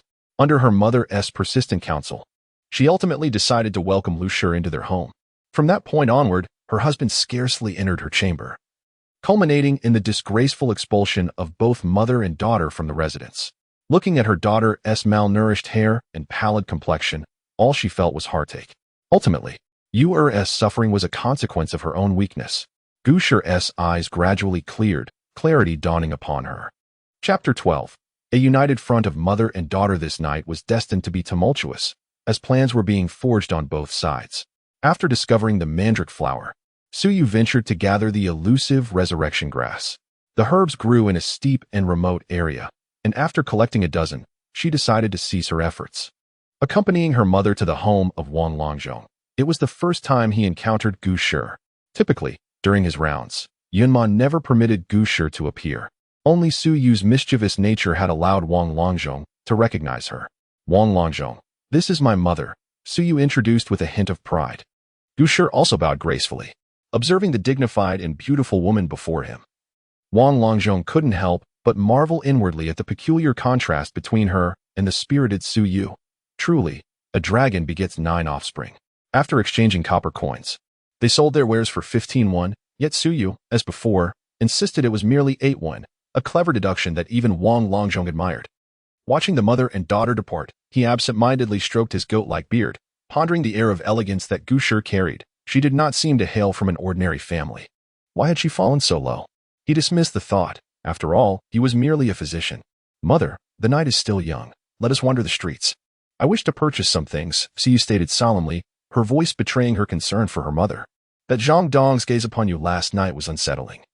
It takes time for the effects to manifest, and I will not allow a repeat of the previous incident. Very well, I shall accompany you, Gu Shi replied. A sheltered lady of noble birth, she rarely ventured beyond her doorstep, not by choice but due to Yunma's strictures. Each time she returned from an outing, Yunma's scolding was particularly harsh. After deducting 8 won from their earnings, 7 won remained. Due to her past life experiences, Suyu was well-versed in human acupoints and initially intended to purchase silver needles for protection. However, their exorbitant cost and the conspicuousness of a young girl acquiring them deterred her. Thus, she settled for the finest sewing needles along the street, albeit still far coarser than silver needles. Gu Shi could not fathom her daughter's purpose in acquiring needles, but chose not to inquire further, silently following her lead. Suyu then treated her mother to 2 bowls of plain noodles, spending 5 won. She had no intentions of saving money. The watchful eyes of the old woman made it highly probable that their actions would be discovered. It was far safer to consume what they had. After satiating their hunger, they leisurely returned home, only to find that Yunma, unusually, did not express her usual ire but instead hurried them to prepare dinner. Cui had toiled through 2 meals during the day and, knowing they would return at night, remained stubbornly in bed despite being scolded, efficiently washing rice and boiling porridge. Suyu and Gu Shi had gathered some wild vegetables to avoid suspicion. Suyu mixed the mandrake flour with the greens, chopped them finely, added some flour, and cooked 3 or 4 pancakes. Aware of Zhang Dong's appetite, she intentionally made a modest quantity to prevent leftovers that might compel them to consume the remnants. Previously, they had prepared plain buns, but this time, the addition of wild vegetables made the meal delectable. So you watched them eat, feigning hunger and allowing saliva to escape her lips for dramatic effect. Get away, you little imp. No buns. In light of your earnings, each of you shall have a bowl of plain porridge, Zhang Dong exclaimed, quickly devouring a pancake, fearing that someone might snatch it away, leaving Cui yearning for more. You two little brats are doing this on purpose, aren't you? Only this few pancakes tonight. Are you trying to starve me? Chui Chui angrily clanged her bowl. Suyu hurried to the kitchen to fetch another bowl of porridge for Chui Chui, saying, "It's our fault. I'll share my porridge with you. Please do not be upset." "Humph. You know how to appease," Chui Chui retorted, taking the bowl without hesitation. For the matter of whether the little imp had dinner was of no concern to her. Seeing Chui Chui still unsatisfied, Gushi promptly offered her own portion. As soon as Gushi appeared, Zhang Dong's gaze, filled with insatiable desire, fixated on her, his eyes gleaming with an unsettling hunger. Gushi felt the loathsome scrutiny and bit her lip, choosing to endure. Her daughter had informed her that the effects of the mandrake flower would take at least half an hour to manifest, so she needed to stall for time. As Gushi stepped outside, Zhang Dong hastily stuffed the last bite of pancake into his mouth, eager to follow her. "Little imp, the firewood is running low. Go chop some for me," Yunma commanded, clearly intent on dismissing Suyu with a threatening demeanor. Suyu exited with her head down, a bloodthirsty smirk playing on her lips. Thankfully, she had strategized with her mother during the day to delay matters, as long as her mother remained calm. The time spent chopping wood would pass without incident. As she faced Gushi, she sensed Zhang Dong trailing behind. Desperately suppressing her rising panic and reciting the strategy her daughter had taught her earlier. "Oh, beautiful lady, I have missed you dearly," Zhang Dong exclaimed, rushing toward Gushi as he entered, but she deftly sidestepped, leaving him grasping at air. "Are you that eager?" Zhang Dong attempted to lunge again, but Gushi, rather than screaming, spoke softly, her voice laced with feigned vulnerability. This tone stirred an insatiable itch within him. "I am desperate, utterly desperate," he panted, lunging forward and barely managing to graze her sleeve, inhaling the lingering scent of Gushi with an unsettling leer. Witnessing his behavior, Gushi fought back her nausea and continued, "Could we not do this here? You know I hail from the Prime Minister's residence. This filthy kitchen is unbearable for me. Could we wait until everyone is asleep and retreat to the side room?"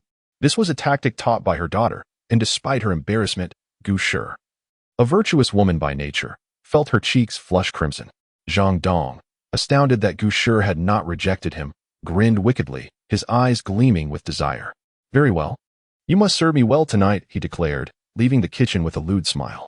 Yunma had anticipated her son would call for assistance after a wait, but she was taken aback when he emerged with a lecherous grin. "So, how did it go? Why didn't that wench scream for help today?" Yunma inquired. Her curiosity piqued. "Help? She invited me for a midnight rendezvous," Zhang Dong replied, unabashedly. "What? Has she lost her mind?" Yunma, observing her son's repugnant demeanor, found it hard to believe Gushi would be interested in him. "Mother, what do you mean? Your son is, after all, handsome. Besides, she has not been with a man for many years. Her land must be overgrown, and she probably longs for someone to tend to it," he said with a chuckle. Yunma, upon hearing her son's words, felt a flicker of belief. After all, she understood well how difficult life could be without a man, having her own affair outside. Chui Chui, overhearing the mother-son conversation and glancing at the industrious Gushi in the kitchen, felt her anger boiling over. She spat on the ground outside and muttered, "Slut." Chapter 13. Cruelty after the winter solstice night. Darkness descended unusually early.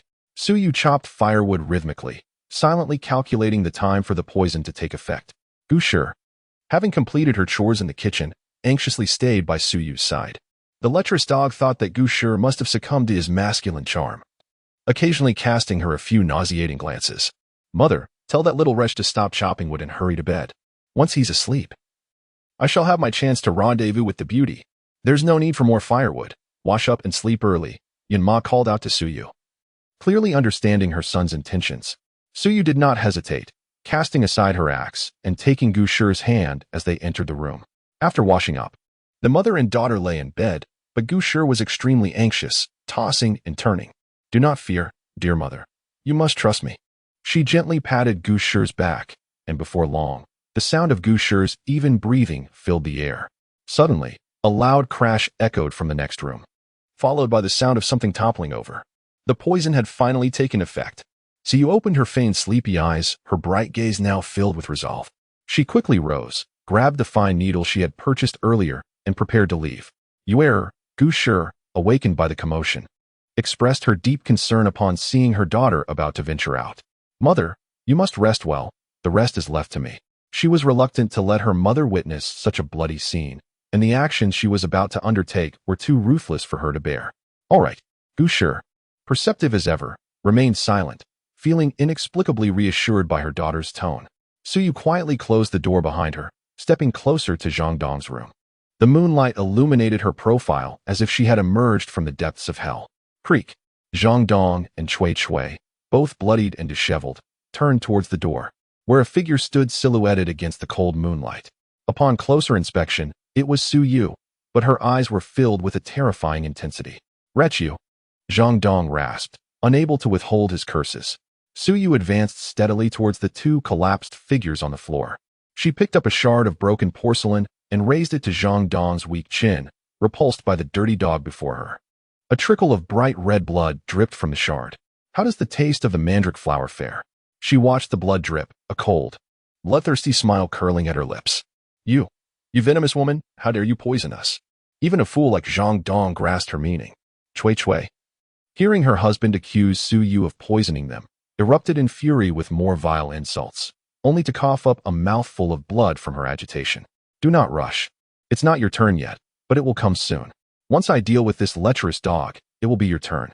At that moment, Zhang Dong and Chui were like fish on a chopping board, at her mercy. Oh, I almost forgot about your mother. Isn't she the one who treasures you the most? I shall let her witness how you meet your demise before her very eyes. Before long, she dragged Yunma over. To ensure nothing went awry, she bound all three of them securely and took a sharp knife from the kitchen. You little wretch, release us. Dare to harm us, and you'll pay. Yunma remained defiant, not believing that a mere 14-year-old girl would dare to kill. Try me. If I remember correctly, your right hand has dealt many blows to my mother, hasn't it? Suyu glared at Yunma, her expression fierce. In the next moment, a piercing scream erupted as she plunged the knife into Yunma's right hand, then swiftly sliced through her tendons. Blood sprayed forth, splattering Suyu's face, creating an eerie scene under the moonlight. Yunma's right hand was rendered utterly useless. Little wretch, do not harm my mother. Zhang Dong shouted in anger at the sight of his mother's suffering. Silence. A flash of cold light, and a sharp needle pierced Zhang Dong's neck, rendering him mute. Now it is much quieter, wouldn't you agree? She turned to Chui, coldly smiling, the blood on her face making her resemble a vengeful spirit. Ah, a ghost. Chui screamed, promptly fainting. Ah. I recall your hands have also struck my mother many times, correct? Upon saying this, the unconscious Chui immediately regained consciousness. Please, do not cut my hands. She trembled, her voice filled with desperation. Rest assured, I won't harm you just yet, but do not feign unconsciousness again. Open your eyes wide and witness how I torment your beloved husband.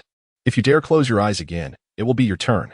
Suyu leaned closer to Chui, enunciating each word, causing her to tremble uncontrollably.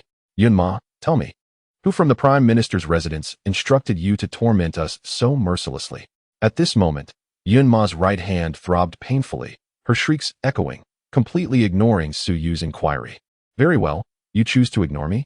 With a flicker of cold light, Zhang Dong's right hand was severed at the wrist. Unable to scream, he could only emit a series of agonizing gasps. My son, how could you do this?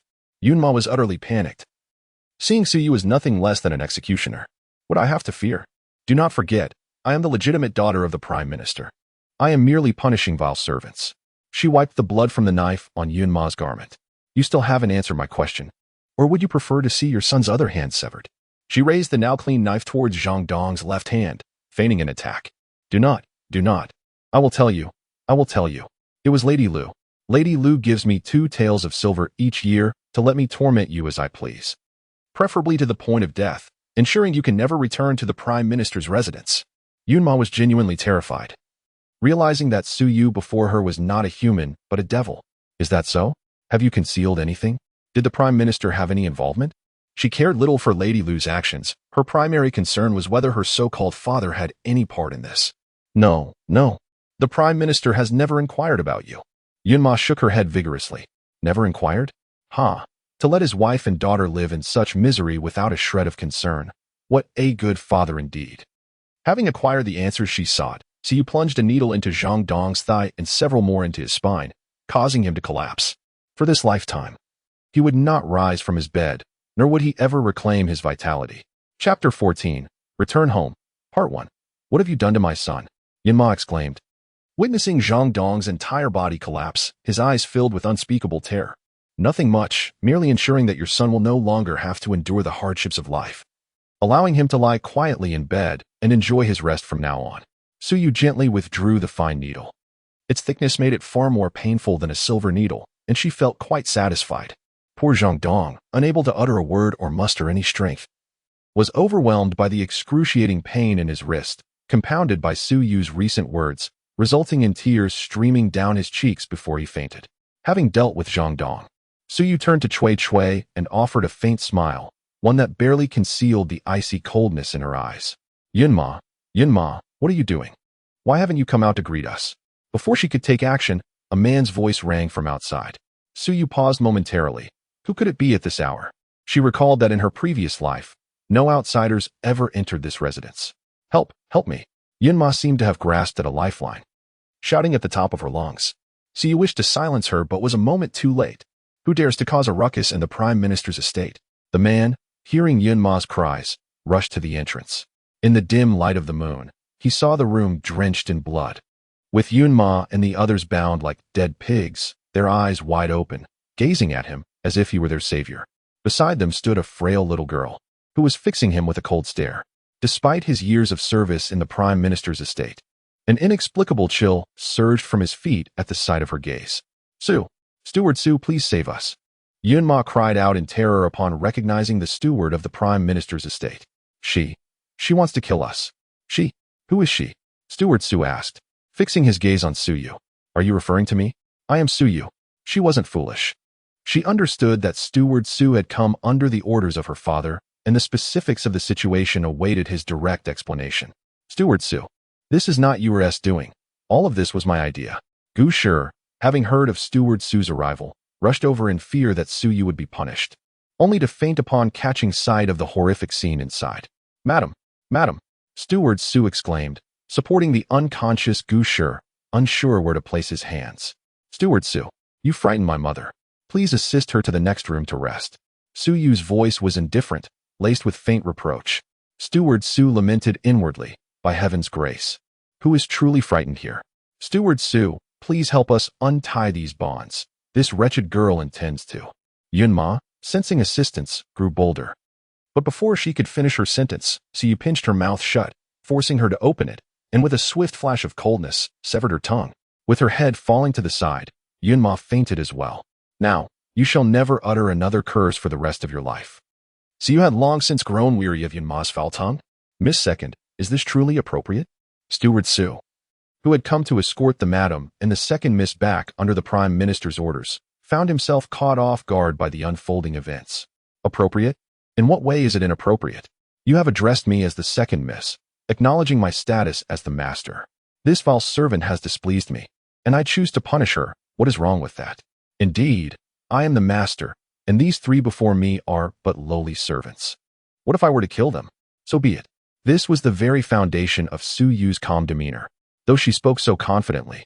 Steward Su hesitated to voice his concerns about the severity of her punishment. Steward Su, you arrived late at night. Let us get straight to the point. She cut to the chase. The Prime Minister has instructed me to bring back the madam and the second miss. Steward Su revealed the purpose of his visit. Suyu cast a dismissive glance over his shoulder, unimpressed. Is it just you? The Prime Minister's estate seemed to have expedited their retrieval by 6 months, indicating something unusual had transpired in the royal city, and given the scale of this operation, it was clear that her third uncle had not returned early. In her previous life, it had been her father who had come personally to fetch them. Yes, indeed, Steward Su replied honestly. But what has transpired within the Prime Minister's estate? The third prince is gravely ill. The diviners have determined that he requires a girl of the Su surname to bring him fortune. He did not conceal the truth, for this matter would soon come to light upon their return. Moreover, the second miss was startlingly different from the girl she had been 5 years prior, under her gaze. He felt no inclination to hide anything. Su surname, water element. Was this not a direct reference to her? The Su family was the sole family of that surname in the entire court, and she knew that Su Xian's destiny was of the wood element. Yet, this had never been mentioned in her previous life. Something was amiss.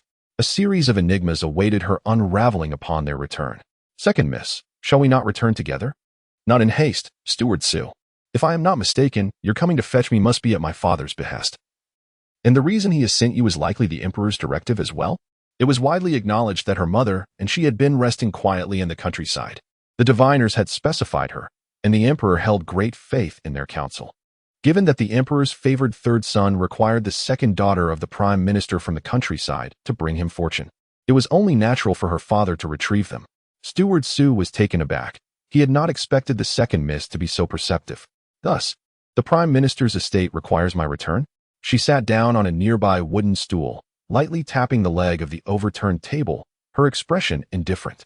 Meanwhile, the three on the ground had fainted too, leaving only Cui, who was terror-stricken, watching as Su Yu's fingers tapped rhythmically, as if drumming upon her heart. You shall return and inform my father that if he requires me, he must afford me and my mother the proper respect.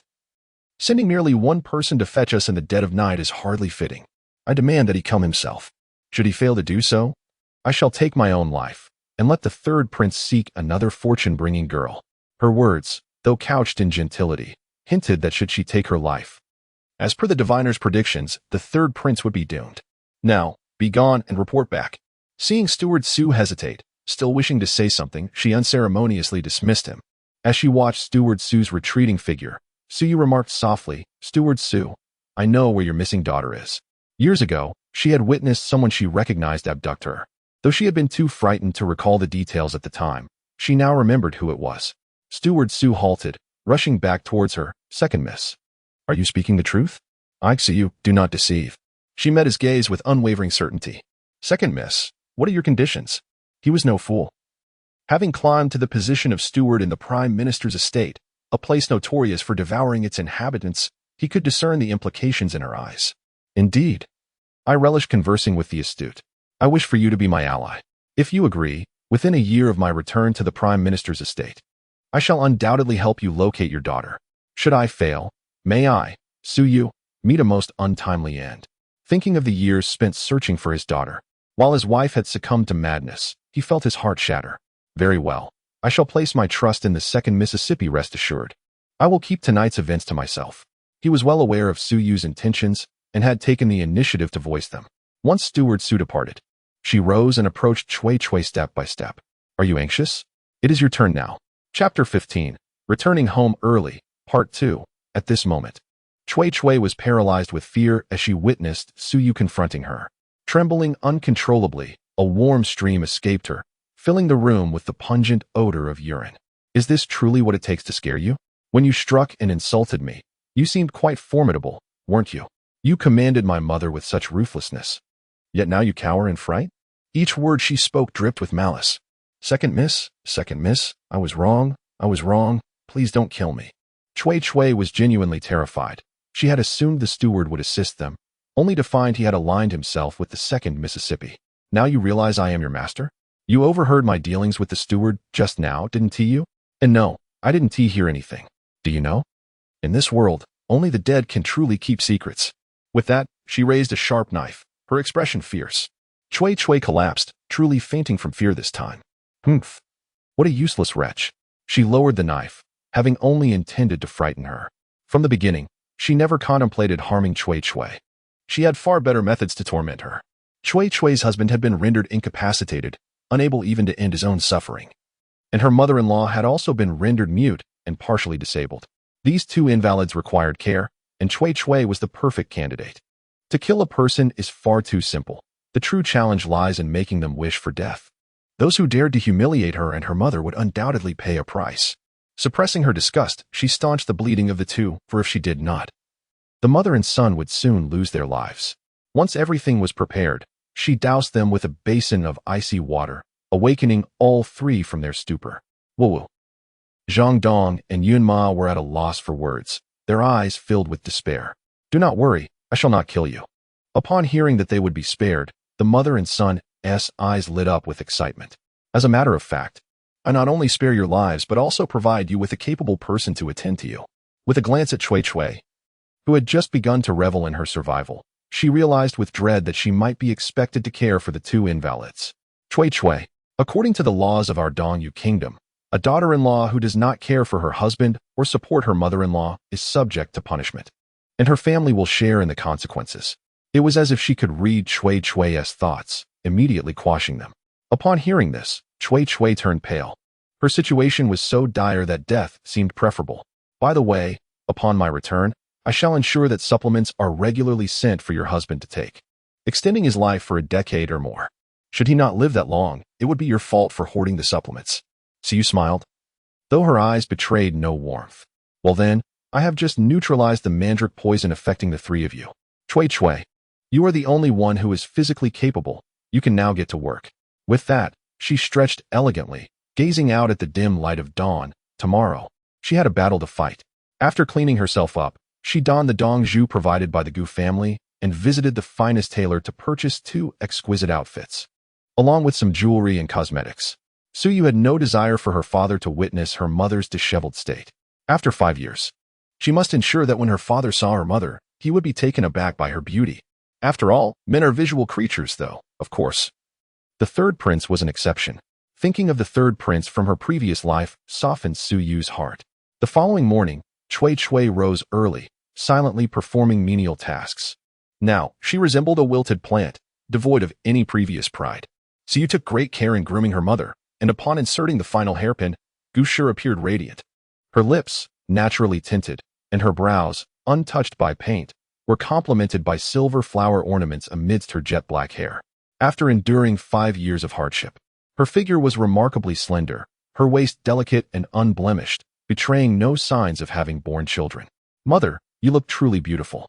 Suyu had never taken the time to appreciate her mother's appearance. Since her birth, her father had favored Lu Shi, and her mother had spent her days in sorrow, neglecting her own appearance. You little rascal, teasing your mother.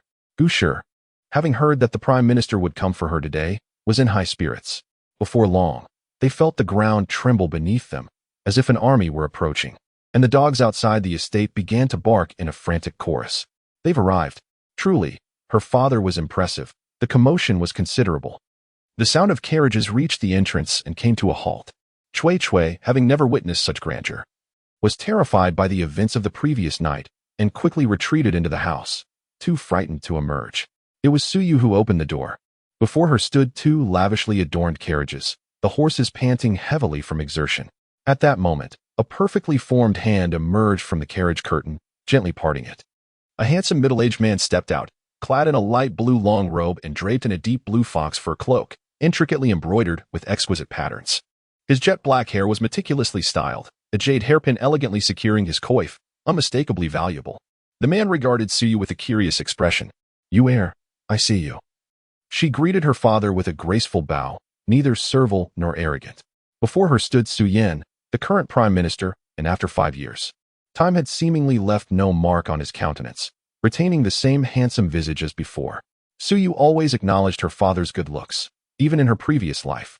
She found it difficult to encounter many men who could rival his appearance. Perhaps it was this very face that had compelled her mother to marry him without hesitation. Su Yan concealed his astonishment as he noted how much his daughter had grown in their 5 years apart. Husband, Gushi trembled, standing behind Suyu. Su Yan looked up, meeting Gushi's autumn water-like gaze. Her frail form seemed as if it could topple with the slightest breeze. My lady, it has been long. You seem to have transformed remarkably, leaving me in awe, so you did not miss the fleeting admiration in her father's eyes. Master. Just as Su Yan was about to dismount, a delicate woman emerged from the carriage behind him. Her exquisite nails gently adjusted her wind-tousled bangs, and her well-kept hair was adorned with a meticulously crafted golden flower, embellished with opulent pearls. This countryside wind is truly fierce. I feel as though my skin might split open. After saying this, she curtsied to Gushi. Greetings, sister. This woman was none other than Lu Shi. Nearby, a servant, perceptive to the situation, swiftly extended his arm to assist Lu Shi as she descended from the carriage. You heir, it has been 5 years. You've grown so much. Look how thin you are. Your aunt feels heartbroken. Lu Shi hastened to Suyu, tears welling in her eyes as she grasped her arm, her tone filled with affection. Unfortunately, Suyu was no longer the same person she had been in her previous life. Chapter 16. Returning home early, Part 2. The Lady Lu was engaged in conversation with Suyu. Her peripheral vision continually assessed Gushi. Fortunately, her foresight led her to follow. Gushi's appearance evoked a sense of compassion even in a woman, let alone in the prime minister. Observing the Prime Minister's gaze upon Gu Shi, a flicker of unease swept through her heart. At that moment, Siyu looked at Lady Lu, who was weeping profusely, and couldn't help but smile. Her act is quite convincing. If she truly felt sorrow, why had she persistently signaled for others to care for her over the past 5 years? Because of her, both she and her mother had suffered greatly. In her previous life, she had been deceived by this remarkable performance. Very well, if she wishes to act, then I shall play along. With that, she abruptly seized Lady Lu's wrist, her large eyes brimming with tears. Auntie, you have no idea how much I have suffered in this manner. In my moments of hardship, I recall your kindness, and the more I think of it, the more I long for you. Sob, sob. As Suyu cried inconsolably, Lady Lu's heart swelled with delight.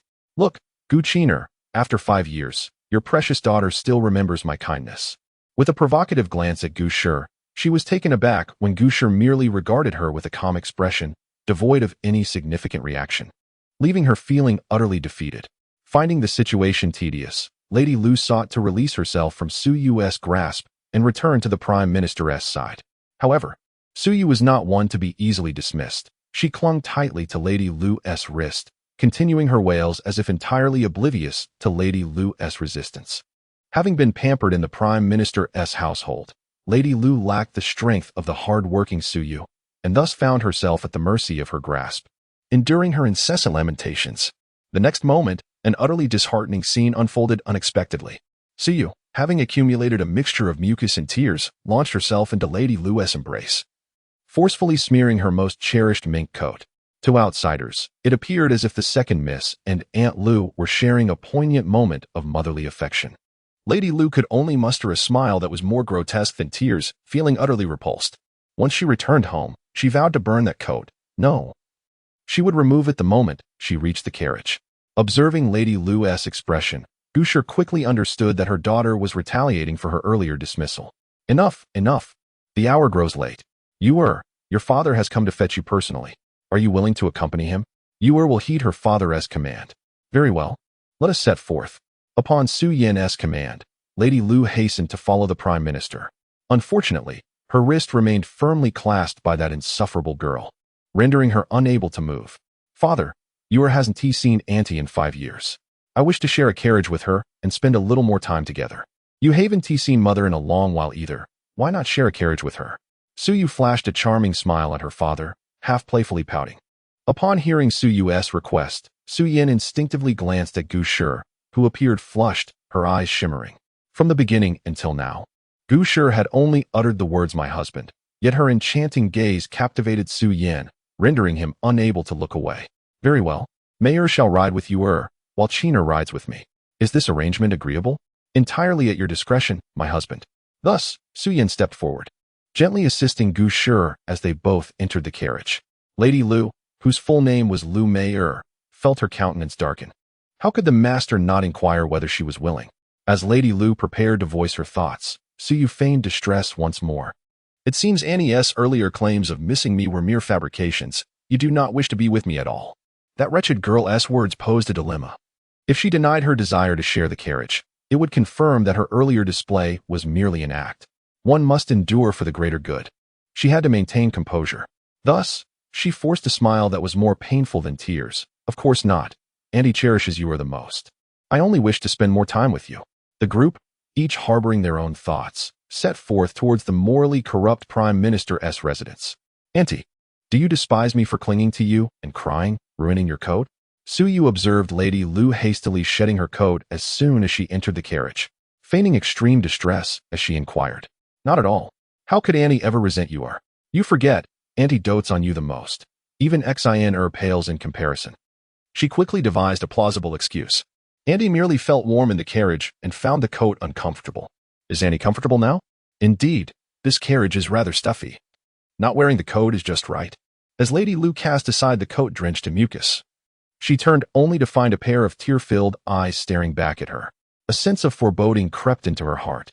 In the next moment, Suyu once again embraced her waist tightly, burying her face in the crook of Lady Lu's neck, weeping. Auntie, it's so wonderful to see you. You are still so kind to me. Seeing you reminds me of the years without your affection and the suffering I endured, and I can't help but cry. Suyu sobbed heart-wrenchingly, thoroughly disturbing Lady Lu. She felt the dampness against her neck and, without needing to think, knew what it was. Suppressing waves of nausea in her stomach. Had she not understood this girl as temperament, she might have genuinely believed Suyu was intentionally trying to disgust her. Meanwhile, as Suyu leaned against Lady Lu, a cold smirk crept across her lips, her eyes harboring an unfathomable chill, as if the childish act of weeping and pouting had been executed by an entirely different soul. Lady Lu, who prided herself on her cleanliness, felt as though she were on the brink of losing her sanity. This act didn't merely disgust her, but seemed to sap her very vitality. As the journey continued, Lady Lu was left wearing a coat sullied with mucus, unable to move a muscle. After all, she had just claimed the temperature was perfectly fine. To remove it now would be to openly display her disdain. No, for the sake of her grand ambitions, she must endure. In another carriage, an awkward silence enveloped the atmosphere. "Madam, these past years have been arduous for you." Finally, Su Yin broke the stillness. "My husband, what has sustained me all these years is the belief that we would surely meet again." She feigned vulnerability. After years of marriage, she had never fought or schemed. She had shown tolerance and kindness to all, except to the Prime Minister, whom she had never allowed to see her weakness. When the Prime Minister favored his concubine, she would refuse to see him, throwing tantrums and engaging in cold wars. Over time, the last remnants of his guilt had been entirely consumed, tipping the scales of affection solely in favor of Lady Lu. Subsequently, with matters concerning her family, she had relegated herself to the countryside. Last night, as she lay in bed reflecting on the past, she suddenly grasped the truth in her mother's words: "A husband's affection determines a wife's status." Previously, she had scorned such manipulative tactics, believing love to be pure and incapable of scheming. This naivete had led to her daughter's suffering for 5 years. Now, her mind was clearer than ever. She would strive, contend, and scheme. Her love had long since perished in the wake of that frightful day. Only by strengthening herself could she ensure Yu's tranquility. Her entire existence revolved around Yu. Chapter 17. The entrance commotion in the dead of night. The corner gate of the Su residence resounded with loud knocks, and the servant inside seemed to be waiting for this very sound, promptly opening the door. Outside stood the carriages of the Prime Minister's residence. The servant bowed slightly towards the carriage and stepped aside to create a passage. In a moment of concealed disdain, the servant smirked. Just a few days prior, Aunt Lu had dispatched someone to inform him that when the lady returned, they would enter through this corner gate. He was instructed to be astute when opening the door, ensuring they were not delayed in returning home. The messenger had even given him a handful of silver coins, worth 2 months of his wages. After 5 years, the mistress of the Prime Minister's residence had indeed changed. With a twinge of sympathy, the servant glanced at the carriage, knowing the mother and daughter would face considerable displeasure upon their return. Suddenly, a frail young girl emerged from the carriage behind, her expression darkening upon realizing they would be using the corner gate. Just like in her previous life, she and her mother were to be greeted with disdain upon their return. Inside the carriage, Aunt Lu's demeanor had softened slightly. She had endured countless hardships along the way and wished to temper the sharpness of their spirits with this entrance, knowing that the Prime Minister, a man of stature, would hardly concern himself with such trivialities. Little did she expect the girl would once again cause trouble. Seeing the second young lady's indifferent expression, reminiscent of that fateful night, Steward Su cast a sympathetic glance at the carriage behind Suyu. "Father, I recall our main gate was never this diminutive, unless, perhaps, after 5 years away, Yuer has grown taller, making the gate appear smaller." This remark elicited secret chuckles from several servants present, as the second young lady, having lingered in the countryside for 5 years, seemed bewildered, unable to distinguish between the main and corner gates. "Yuer, what has transpired?" Su Yin stepped out, with Gu Shi gently leaning beside him. Observing this scene, Siyu realized her parents' relationship had notably softened during their journey. After all, one sought to prioritize their daughter, while the other focused on his career, and a stalemate served no one's interests. Upon seeing the Prime Minister emerge, Aunt Lu hastily exited the carriage, her gaze falling upon the couple before her, a handsome man and beautiful woman, rendering her presence seemingly superfluous. "My lord," she called out, her voice laden with grievances that tugged at the heartstrings of those who heard. "Mayor, what troubles you?" Su Yin instinctively distanced himself from Gu Shi upon seeing Aunt Lu, who pretended not to notice.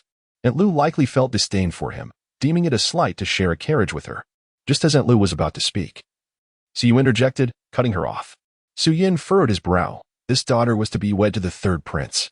If word got out that a concubine harbored contempt for a future princess, the emperor would surely not take it lightly. Is what Yue claims true? Su Yan's face darkened as he fixed his gaze upon Aunt Lu. Aunt Lu, realizing she could no longer feign victimhood, quickly replied, No. It's not as you think. I have been quite happy with Yue. She attempted to grasp Su Yu's arm as a display of affection. But Su Yu subtly evaded her touch, leaving Aunt Lu feeling somewhat embarrassed. Witnessing Aunt Lu's humiliation, the nearby servants lowered their heads, anxious not to reveal their amusement. For 5 years, Aunt Lu had behaved as if she were the mistress, harshly treating the servants and often docking their wages under the pretense that all who served in the prime minister's residence must be upright and virtuous. Yet, the opulence she adorned herself with was worth more than a lifetime's earnings of the very servants she belittled. Father, you have yet to address Yue's observation. When did the prime minister's gate become so diminutive? Su Yu's tone remained flat, devoid of any discernible emotion, as if she genuinely believed the corner gate sufficed as the main entrance to the prime minister's residence. Dear second young lady, you have been away for quite some time. This is merely the corner gate. Have you forgotten? The steward, eager to play along with her act, sought to witness how she would navigate this overt affront. Steward, if this is the corner gate, as a legitimate daughter, how could I forget? Her implication was clear. She had never entered through the corner gate before, and thus had no reason to forget it. Father, I recall that the corner gate is meant for servants and concubines. Why then are we being led through it? She emphasized the word concubine heavily, causing Aunt Lu to nearly grind her teeth in frustration. Upon hearing his daughter's challenging tone, Su Yan's expression soured. His authority was at stake. Who guided you? He demanded, his voice resonating with authority. A heavy silence fell over the gathering, with no one daring to utter a word, even holding their breath. I shall not ask again. The prime minister's fury was palpable. The servant who had initially knocked on the door trembled and knelt, stammering. Why yes, my lord, it was I. On this frigid winter night, sweat beaded on the servant's brow. Observing the tension in the prime minister's expression, Steward Su, who had served him for many years, recognized the brewing storm. He swiftly intervened, delivering a kick to the trembling servant. What audacity do you possess? Perhaps someone within the prime minister's residence cannot bear to see my mother and me return, and has lent you their courage? Su was clearly unwilling to let the hidden instigator escape unscathed. Dog of a servant, who incited you? The steward echoed Su's sentiment, delivering another kick that sent the servant sprawling on the ground.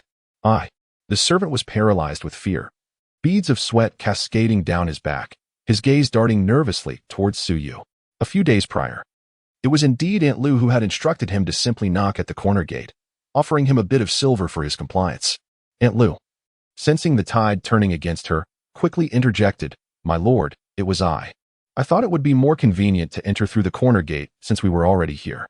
Admitting guilt was far preferable to being exposed, and she had prepared her rationale well. Mayor had only the best intentions. It should not be a concern. Just as the prime minister was about to respond, Aunt Lu's tearful visage softened his fury. Father, if Aunt Lu finds the corner gate more convenient, let her enter through it. After all, her status aligns with that entrance. Yue and I shall use the main gate, as mother wishes to spare you any difficulty. However, I must clarify this matter. If a concubine can dictate the entrance for the legitimate wife and daughter, and you hesitate to punish her, word of this could tarnish your reputation, branding you as one who favors concubines over wives. Su Yu's words were astute, causing the prime minister's countenance to darken, a chill creeping up from his feet.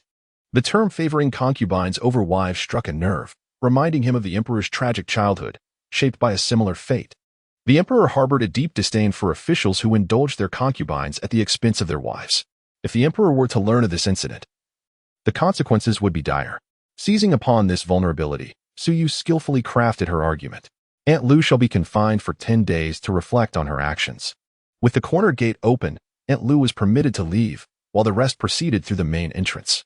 The prime minister, with a flourish, turned and ascended into the carriage. Throughout the ordeal, Gu Shi remained silent, betraying no sign of impatience or grievance. This composure stirred a sense of guilt within the prime minister, prompting him to gently pat Gu Shi's hand. My dear, I apologize for the distress you have endured. Watching the carriage depart, Aunt Lu's expression twisted with resentment. Spotting the servant still lingering at the entrance, she struck him across the face, her long nails slicing into his skin. Utterly useless. Chapter 18. The outburst. The main gate and the corner gate of the Su residence were not far apart, separated only by a corner of the wall. The group soon arrived at the main entrance. After a series of 3 firm knocks, The attendant inside promptly opened the door. The commotion at the corner gate had not gone unnoticed, and the attendant had witnessed the recent events with keen interest. Miss Su had just returned and had managed to outmaneuver Lady Lu. Quite remarkable. As Su Yu and the Prime Minister dismounted from the carriage, she gazed at the crimson gate under the moonlight, reflecting on her return to the Prime Minister's residence. A formidable challenge was about to commence. The Prime Minister and Lady Gu walked ahead, while Su Yu followed closely behind, accompanied by several servants as they entered the grand estate. Once everyone was inside, the attendant skillfully closed the door. At that moment, an elderly woman hurriedly approached from the inner hall. Has the old master and old madam retired for the night? The Prime Minister inquired softly. In response, the elderly servant reported that the old master and old madam were indeed asleep. Before retiring, they had instructed her to ensure that the Prime Minister's wife and her entourage rested well and rejuvenated for the next day's duties. This woman, Mama Chiao, had served the Prime Minister's mother, Su Yu's grandmother, for over 30 years and had earned her trust. Very well, it is indeed inappropriate to disturb their rest at this late hour. Someone, please escort Miss Su to Pinghua Pavilion for some rest. She must be weary after her long journey. After giving her orders to the servants, the Prime Minister led Lady Gu to the Tingqin Pavilion, where it appeared he intended to spend the night with her. The servants in the Prime Minister's residence were adept at reading the room. With the return of the young lady, the master had promptly gone to his wife's chamber, and it was clear to them the unspoken dynamics at play, leading to an even greater respect for Su Yu. The Prime Minister's residence was substantial within the royal city, and it took Su Yu a considerable amount of time to reach her former quarters, following the servants through the expansive halls. Upon entering her room, the servant expertly lit the lamp with a fire stick and, after assisting Su Yu with her bath, discreetly withdrew. Lying in bed, she was surrounded by familiar sights and objects, her heart brimming with emotions. Who would have thought that fate would grant her a second chance?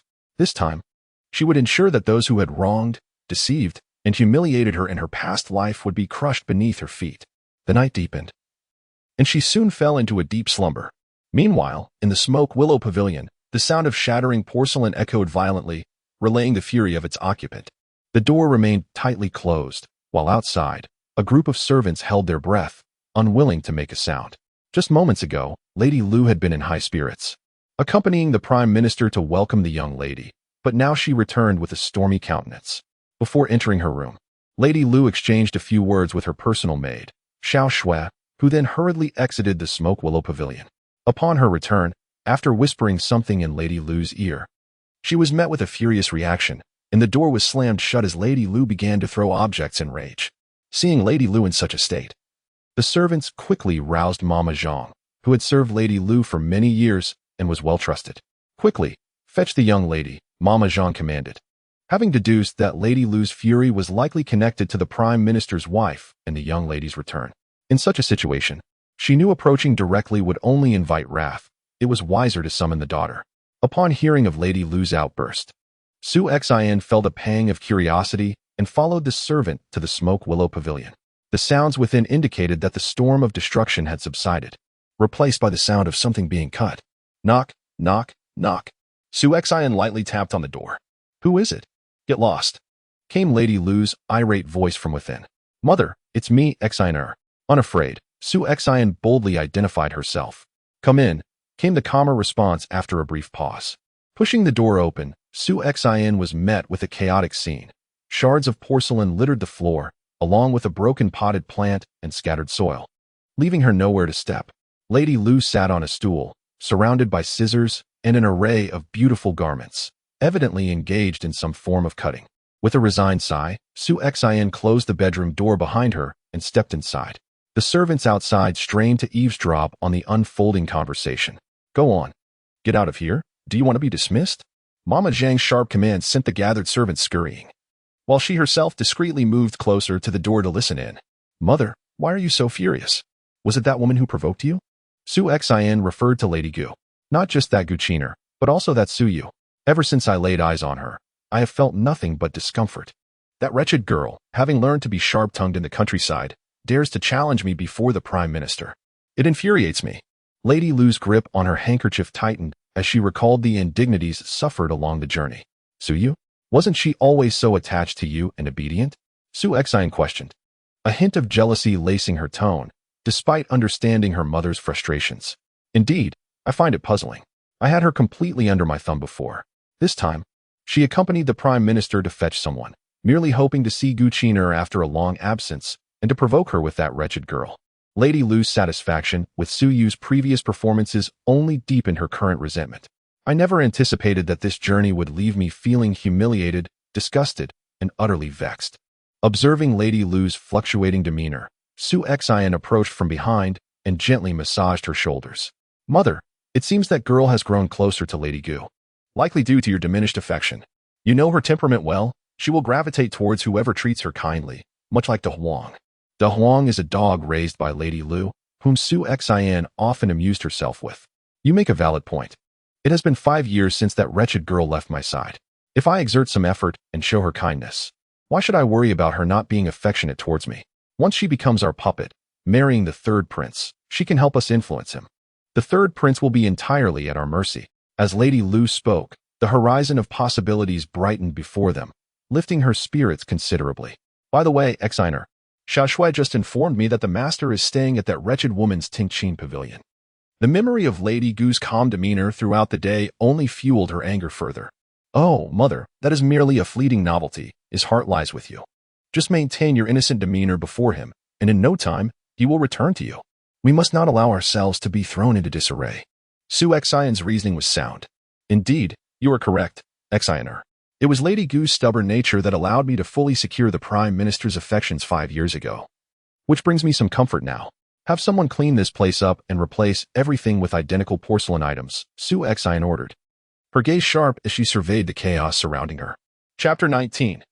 Tang. Early the next morning, Su Yu rose with the dawn. Her maid styled her hair into twin buns, adorning each side with delicate pink flower pins, while she donned a charming pink attire that accentuated her youthful beauty. "The second miss truly looks delightful when dressed up," the maid remarked, admiring the young lady before her. As Su Yu gazed at her reflection, she couldn't help but notice that, despite her bright eyes, her prolonged malnutrition rendered her complexion rather pallid. And even the light dusting of powder failed to mask her slightly yellowish skin. "Let us proceed to Tang," she stated calmly. Tang served as the venue for significant discussions within the Prime Minister's residence. Early in the day, the old lady had dispatched someone to summon them to Tang. While en route, Su Yu couldn't suppress a smirk. In her previous life, upon returning home with her mother, they had merely exchanged a few words with the old lady before being dismissed to attend to their own matters. This time, however, they were summoned to Tang. Likely due to the commotion from the previous night, where her insistence on entering through the main gate had reached the old lady's ears. This was the outcome she desired. The formal reception of a legitimate daughter and wife upon returning home without an official introduction implied their lack of favor in the Prime Minister's household. Consequently, she and her mother would also be disregarded by the officials and their families in the imperial city, a truth known among women and children. After traversing a lengthy corridor and passing a lotus pond, they walked a few more steps through a slightly more ornate passage before finally arriving at Tang. The hall was already populated with numerous individuals engaged in hushed conversations. The old gentleman and lady sat high above, while her parents occupied 2 seats to the left. Upon hearing the servants announce the arrival of the second miss, silence enveloped the room, with varied expressions directed towards Su Yu, clearly indicating her tardiness. Leaning beside the old lady was Su Xian, whose lips curled into a triumphant smirk. Most of the maidservants flanking the old lady had been bribed by her mother and her, and it was she who had subtly instructed a maid to delay the announcement of the time. Thus, the entire family awaited Su Yu's arrival. As Su Yu stepped into the hall, a woman dressed in a dark green embroidered jacket, of a size similar to her mother's, approached her with a smile. "You must have been weary from last night's journey. What a little sleepyhead you are," she said warmly, recognizing the woman who was deftly coming to her aid. Su Yu responded with a gentle smile, for this was her aunt, Su Xiaoxiao, her father's younger sister. In their youth, Su Xiaoxiao had been an intimate friend of her mother's, which had ultimately led to the acquaintance of her parents, though her aunt had previously treated her with great kindness. Their relationship had grown distant due to her heeding the manipulations of concubine Lu. Su Yu recalled that in her previous life, when she and her mother first retreated to the countryside, her aunt would come to visit, but later, there was no news. It wasn't until they returned to the Prime Minister's residence that they learned of her uncle's prolonged illness, which had kept her aunt from visiting. Only a month before their return, Her uncle had passed away, plunging her aunt into deep sorrow. Now, with Su Yu and her mother returning 6 months early, it was evident that her uncle had only 5 months left to live. Later, when the Medicine King resided in the Prime Minister's household for a time, her aunt had sought him out to inquire if her uncle could be cured, should he still be alive. Upon hearing her aunt's description, the Medicine King had waved his hand grandly and penned a prescription. Her uncle's ailment was not beyond remedy, yet her aunt had suffered deeply from the missed opportunity. Incessantly recalling the prescription's details, which Su Yu had inadvertently memorized. Perhaps it was fate's design. "Aunt, it has been quite some time," she said. In her previous life, she had been foolish and ignorant of good and evil. This time, I have returned, and you and my uncle can indeed grow old together. Arriving late on your first visit home, do you not regard us elders? A sarcastic voice chimed from Su Yu's right front. Turning her gaze, she beheld a woman adorned in opulent attire, her fox-like eyes gleaming with mischief, observing her with apparent delight. This was her uncle's wife, Lady Zhang. Feigning ignorance, Su Yu took a few steps forward and knelt, bowing thrice with profound reverence before the somewhat displeased old lady and gentleman. The force of her blows left a notable red mark on her forehead, causing Mrs. Gu to feel a pang of sympathy. Her granddaughter's lack of filial piety over the past 5 years, having spent them in the countryside without once paying her respects, was expressed through those 3 heavy blows, symbolizing her remorse for not fulfilling her duties before them. Afterward, she bowed 3 more times, this time as an apology for her tardiness. Feeling anxious from not having seen her elders in so long, she had risen early to prepare herself, hoping to present herself perfectly before them, only to miscalculate the time. She refrained from mentioning the maid's intentional misreporting of the hour, for in this household, certain truths could be perceived as mere excuses, inciting disdain. It was better to take the initiative and acknowledge her fault. Her words were both heartfelt and reasonable, and upon seeing the red mark on her forehead, the old gentleman and lady's anger began to dissipate. "You arise. Since you arrived to see us, it is understandable that you might have taken a bit longer to prepare." The old gentleman finally spoke, recognizing her sincere apology. As elders, they could not dwell on the matter excessively, lest they appear petty. With the old gentleman's intervention, the others dared not speak further. Su Xian and concubine Lu, however, were displeased by the old gentleman's leniency towards Su Yu and glared at her with resentment. Feeling their scrutinizing gazes, Su Yu met Su Xian's eyes. In that moment, the youthful innocence of Su Xian's face overlapped with the venomous visage of her from her previous life. An overwhelming tide of hatred surged within her, drowning her in memories of her child's cries and Su Xian's triumphant sneer. No matter how well she concealed it, a flicker of murderous intent still seeped from her eyes, betraying her true feelings. Su Xian, sensing that glimmer of malice, felt a shiver of fear creep over her. "You err," Mrs. Gu's voice pulled her back to reality. She surveyed the Su family surrounding her, noting the mixture of concern, schadenfreude, and curiosity in their gazes. "You err as well. I merely find it curious that concubine Lu is present," Su Yu replied, suppressing the hatred in her eyes, as if Su Xian's earlier expression had been a mere illusion. Concubine Lu appeared momentarily taken aback. Hadn't their father ordered her to reflect in solitude for 10 days? How was it that, after just one night, she had emerged? Was it possible that Yuera had misremembered the dates, or was their father's decree merely casual words? The old gentleman's face darkened as he listened to their exchange. "Yenner, is what Yuera said true?" he inquired, suppressing his rising anger. "Well, there is some truth to it," Su Yen replied, casting a troubled glance at concubine Lu. "What is she doing out here when she should be staying put?" The old gentleman is known for valuing decorum. Outrageous. A mere concubine daring to disregard the Prime Minister's words? The rebuke echoed through the hall, causing concubine Lu to drop to her knees in shock. Chapter 20. The third prince's remembrance. With a thud, Lady Lu was utterly startled, collapsing to her knees and trembling upon the ground. From an unseen angle, a flicker of resentment flashed in her phoenix eyes. She had initially thought that the Prime Minister's remarks the previous night were merely casual, especially since the audience was sparse and comprised mostly of servants. Who among them would dare to provoke her in front of the old master? The Prime Minister had always favored her. Even if she were to emerge, he would likely pretend not to see her. However, she had miscalculated in regard to this insolent girl before her. Grandfather, mother did not intend to be disrespectful. She merely. Upon witnessing Lady Lu's kneeling form, Su Xian felt compelled to follow suit, hastily seeking to defend Lady Lu. Yet before she could finish, "Sister, Is not your mother sitting beside father in good health? Or did father, in our absence, elevate Lady Lu to the status of a legitimate wife? If so, why bring us back at all? Or has Lady Lu secretly instructed you to call her mother?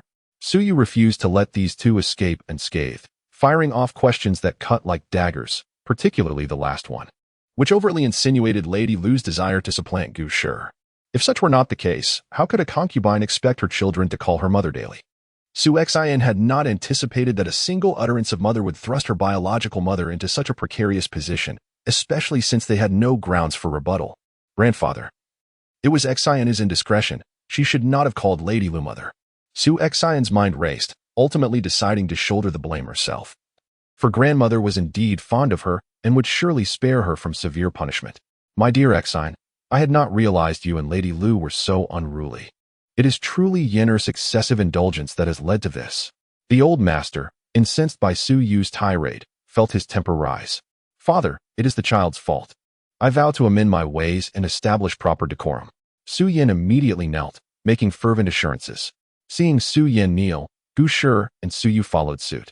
The Zhang family, witnessing the second house kneeling en masse, felt an overwhelming sense of relief.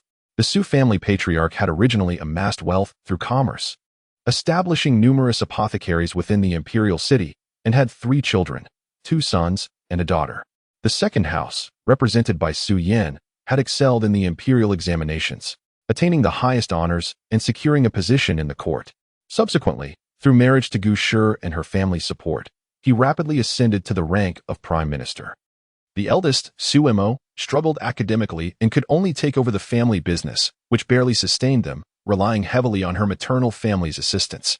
The third child, Su Xiao, had a husband engaged in the porcelain trade, closely linked with the imperial palace, yet their fortunes had dwindled due to his illness. The old matriarch exhibited blatant favoritism, constantly praising the second house while neglecting the first. Thus, as the daughter-in-law of the first house, Zhang Shi harbored deep resentment toward the second house.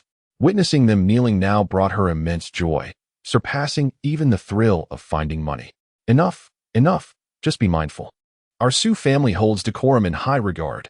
We must not allow personal failings to tarnish our family's reputation. The old matriarch interjected, eager to mediate the escalating situation. Humph. The old master let out a heavy snort, evidently awaiting Su Yan's response. With a determined heart, Su Yan decreed, Lady Lu shall be punished to transcribe the female precepts 100 times. She may not leave until I have reviewed her work. As for Su Xian, she shall kneel in the ancestral hall for 1 day. Father, please. Both Su Xian and Lady Lu attempted to protest, but a sharp glance from Su Yin silenced them. All right, everyone may rise. You and Gu Shi have just returned, and there is much to be done around the house. Xiao, please assist in organizing things. With Su Yan's words, the old master's expression softened considerably. Indeed, this is how it should be. Our Su family values propriety above all. By the way, do you know why you have been brought back this time? The old master shifted the conversation back to the matter at hand. You has heard some rumors, but the specifics remain unclear. Su replied truthfully, for she had yet to grasp that in her past life, it was Su Xian who was betrothed to the third prince. There is no need for you to know too much. In due time, the Imperial Astronomical Bureau will select an auspicious date, and a decree will be issued for your betrothal. After that, you need only accept it. With a wave of his hand, the old master signaled for everyone to disperse. Su Xian, initially resentful of her punishment in the ancestral hall, felt a strange sense of relief upon hearing that Su Yu was to be betrothed to a man of no worth. Should Su Yu indeed marry, her own prospects would be secure, and she would no longer contend with her. However, Su Yu's expression grew grave as she walked home. The emperor's decree of marriage was a significant honor, yet she had no desire to accept it. It was not that she harbored any disdain for the third prince. Having lived through a previous life, she had gained clarity on many matters. Yet, she yearned for personal revenge against the second prince, Shangguan Nanfeng, and Su Xian, wishing to ensure they lived in misery and never attained their desires. To drag the third prince into her vendetta against Shangguan Nanfeng would only serve to implicate him. Moreover, should it be perceived that the third prince had orchestrated her actions in pursuit of the throne, it could only bring him harm. A suitable plan must be devised. Unbeknownst to all, a shadow slipped quietly from the prime minister's residence, making its way toward the third prince's estate. In the study of the third prince's residence, An expansive room was meticulously tidy. A youth clad in dark garments sat at the desk, while a middle-aged man knelt before him. This youth, the third Prince Shangguan Nanxing, frowned as the man's words echoed in his ears. I observed that Miss Su Er's expression suggested reluctance to accept the marriage proposal. It had been nearly a month since he awoke, and when he did, he was bewildered. He distinctly recalled having met his demise. Yet here he was, seemingly transported back 3 years to a time when his health was not yet dire. After much inquiry, he learned that Su Yu and her mother remained in the countryside. This news brought him great joy, for their rural existence implied that you had not yet fallen prey to Shangguan Nanfeng's charms, granting him a fortuitous opportunity to act first. Thus, he bribed the Imperial Astronomical Bureau, feigning a grave illness to compel his father to order the Prime Minister to bring her back and issue a marriage decree. In this lifetime, he vowed to act swiftly, outpacing Shangguan Nanfeng. Yet, he had never anticipated that the man would inform him of her unwillingness to marry. He gripped his pen tightly, the force threatening to snap it in two. Why? Did you truly regard him as a feeble, sickly invalid like the others? No, that could not be. He recalled a time in his youth when his frail constitution had left him without siblings to play with, merely a target for bullies. It was on that fateful day that young Siyu had entered the palace with the Prime Minister, fortuitously encountering him in his moment of distress. Even now, he vividly remembered that small girl, her pudgy fists raised defiantly to shield him, her eyes shining like stars, forever etched in his heart, as if it were but yesterday. Chapter 21. The prescription from a dream. Due to concerns expressed by the Gu family, Gu Shi accompanied Su Yu to Pinjuexuan. Before they could settle in, the aunt arrived with a group of young maids. Upon seeing them, she smiled and said, "Second sister-in-law, where? I have brought a few maids for you to look at. If you find any to your liking, keep them. If not, I will take them back." Su Yu was not in a hurry to choose, but turned to her aunt with a worried expression. "By the way, aunt, I had a dream last night where I saw uncle was ill. I wonder if he is in good health?" After pondering for a while, Su Yu felt compelled to share her dream with her aunt. "Where? How could your uncle be ill?" "Don't say such things and upset your aunt," her aunt replied. "However, I did notice that I haven't seen your uncle around recently." Gu Shi, hearing her daughter's words, was concerned that Su Xiaoxiao might be upset, as no one would want to hear such ominous predictions about their husband's health. Upon hearing Su Yu's claim, Su Xiaoxiao's expression darkened. After dismissing the others, she grasped Gu Shi's hand, tears streaming down her face like pearls from a broken string. "Second sister-in-law, Yuer's dream is true. The doctor said my husband has only a few months left." "What? How can it be that he is ill?"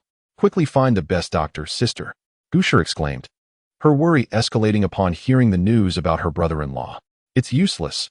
Even the imperial physician has been called in by my second brother and is at a loss. I've nearly cried all my tears dry these days," Su Xiaoxiao lamented. "And I saw a white-bearded old immortal in my dream who told me a prescription that could cure uncle's illness," Su Yu declared. Strangely, while she usually forgot her dreams upon waking, last night's dream had left the prescription vividly etched in her memory. Noticing her aunt's despair, she recalled how in her past life, her aunt had never recovered from uncle's passing, eventually succumbing to grief herself. "Is what you say true, Yue?" Su Xiaoxiao's eyes sparkled with hope, akin to a parched traveler spotting an oasis in the desert or a lost fisherman finding land amidst a vast sea. Su Xiaoxiao radiated a new vitality. After all, in recent years, every doctor had been consulted and all remedies exhausted, leaving her husband relying solely on daily doses of medicine. If there were any glimmer of hope, she would not dismiss the notion of a dream revealing a cure. However, she had not disclosed her husband's illness to Yue. "How could Yue lie about uncle's illness?" "I will write down the prescription for you to review," Su Yu said, rushing to the inner room to fetch paper and ink. In a short while, she returned with a neatly written prescription, echoing her aunt's previous musings from her past life. "Aunt, here, take a look." Once she finished, she handed it to Su Xiaoxiao, who scrutinized it for a long time but could not decipher its significance. "Perhaps you should call upon a few doctors to examine it first, and if they find no issues, you can let uncle try it," Su Yu suggested. Acknowledging that while the prescription might be genuine, the notion of a dream's revelation was quite far-fetched. Better to have the doctors assess it for her aunt's peace of mind. "Very well, Yue, your kindness is duly noted. I shall certainly have those doctors take a look. If it proves effective, you shall be my and your uncle's savior," Su Xiaoxiao said, wiping her tears and carefully folding the prescription as if it were a priceless treasure. "Aunt, we are family. There is no need for such formality," Su Yu replied, touched by her aunt's emotions, her own eyes growing misty. Do not worry about matters concerning the household. After these days of running around, you must be exhausted. Leave it all to me, and I will take care of it, her aunt assured her. Grateful, Suyu nodded. In the crowd, she had spotted a timid young maid who bore a familiar face, albeit a younger version. Xiaohe, who sacrificed her life for me in my past life. This time, I will protect you as my sister. Aunt, I only desire one maid. Please help me keep an eye on the others, Suyu said, genuinely weary. She then informed Su Xiaoxiao of Xiaohe's location. After a brief exchange, Su Xiaoxiao left to take Xiaohe while dismissing the other maids. She hurried back to her residence, summoning all the doctors she could find. As they examined the prescription, her heart raced with anticipation and anxiety. Oh, madam, where did you obtain this prescription? It's truly remarkable. We never considered such a solution, one of the elderly doctors exclaimed. Your husband's condition requires nourishing herbs like ginseng and astragalus, but his body is weak and prone to heat. Thus, we were hesitant to use them. However, this prescription not only incorporates those, but also includes cooling herbs like forsythia and honeysuckle. The balance of these ingredients will yield a gentle healing effect. Truly, this is a stroke of genius, likely conceived only by the finest of physicians. As the doctors praised the prescription, Su Xiaoxiao felt a surge of excitement, her heart nearly leaping from her throat. Quickly, fetch the herbs and prepare them for my husband. That night, after Zhang Pingji consumed the medicine, his incessant cough finally subsided. Allowing him to sleep soundly until dawn, his complexion noticeably improved. Seeing the tangible results the next day, Su Xiaoxiao rushed to Pinji Wexuan without even pausing to freshen up. In front of Su Yu, she suddenly knelt, her face streaked with tears. Aunt, what are you doing? This is unnecessary. If you continue like this, I fear I shall shorten my own life. Su Yu exclaimed, startled, and immediately knelt opposite her aunt. Realizing her reaction indicated that the prescription had indeed worked. Where? I thank you. Thank you for receiving a divine revelation in your dream. You cannot imagine the hope and despair I have endured over these years. When I heard that your uncle had only a few months left, I contemplated following him into the afterlife, Su Xiaoxiao said, her voice trembling as tears streamed down her cheeks. Aunt, I understand your joy, but please rise.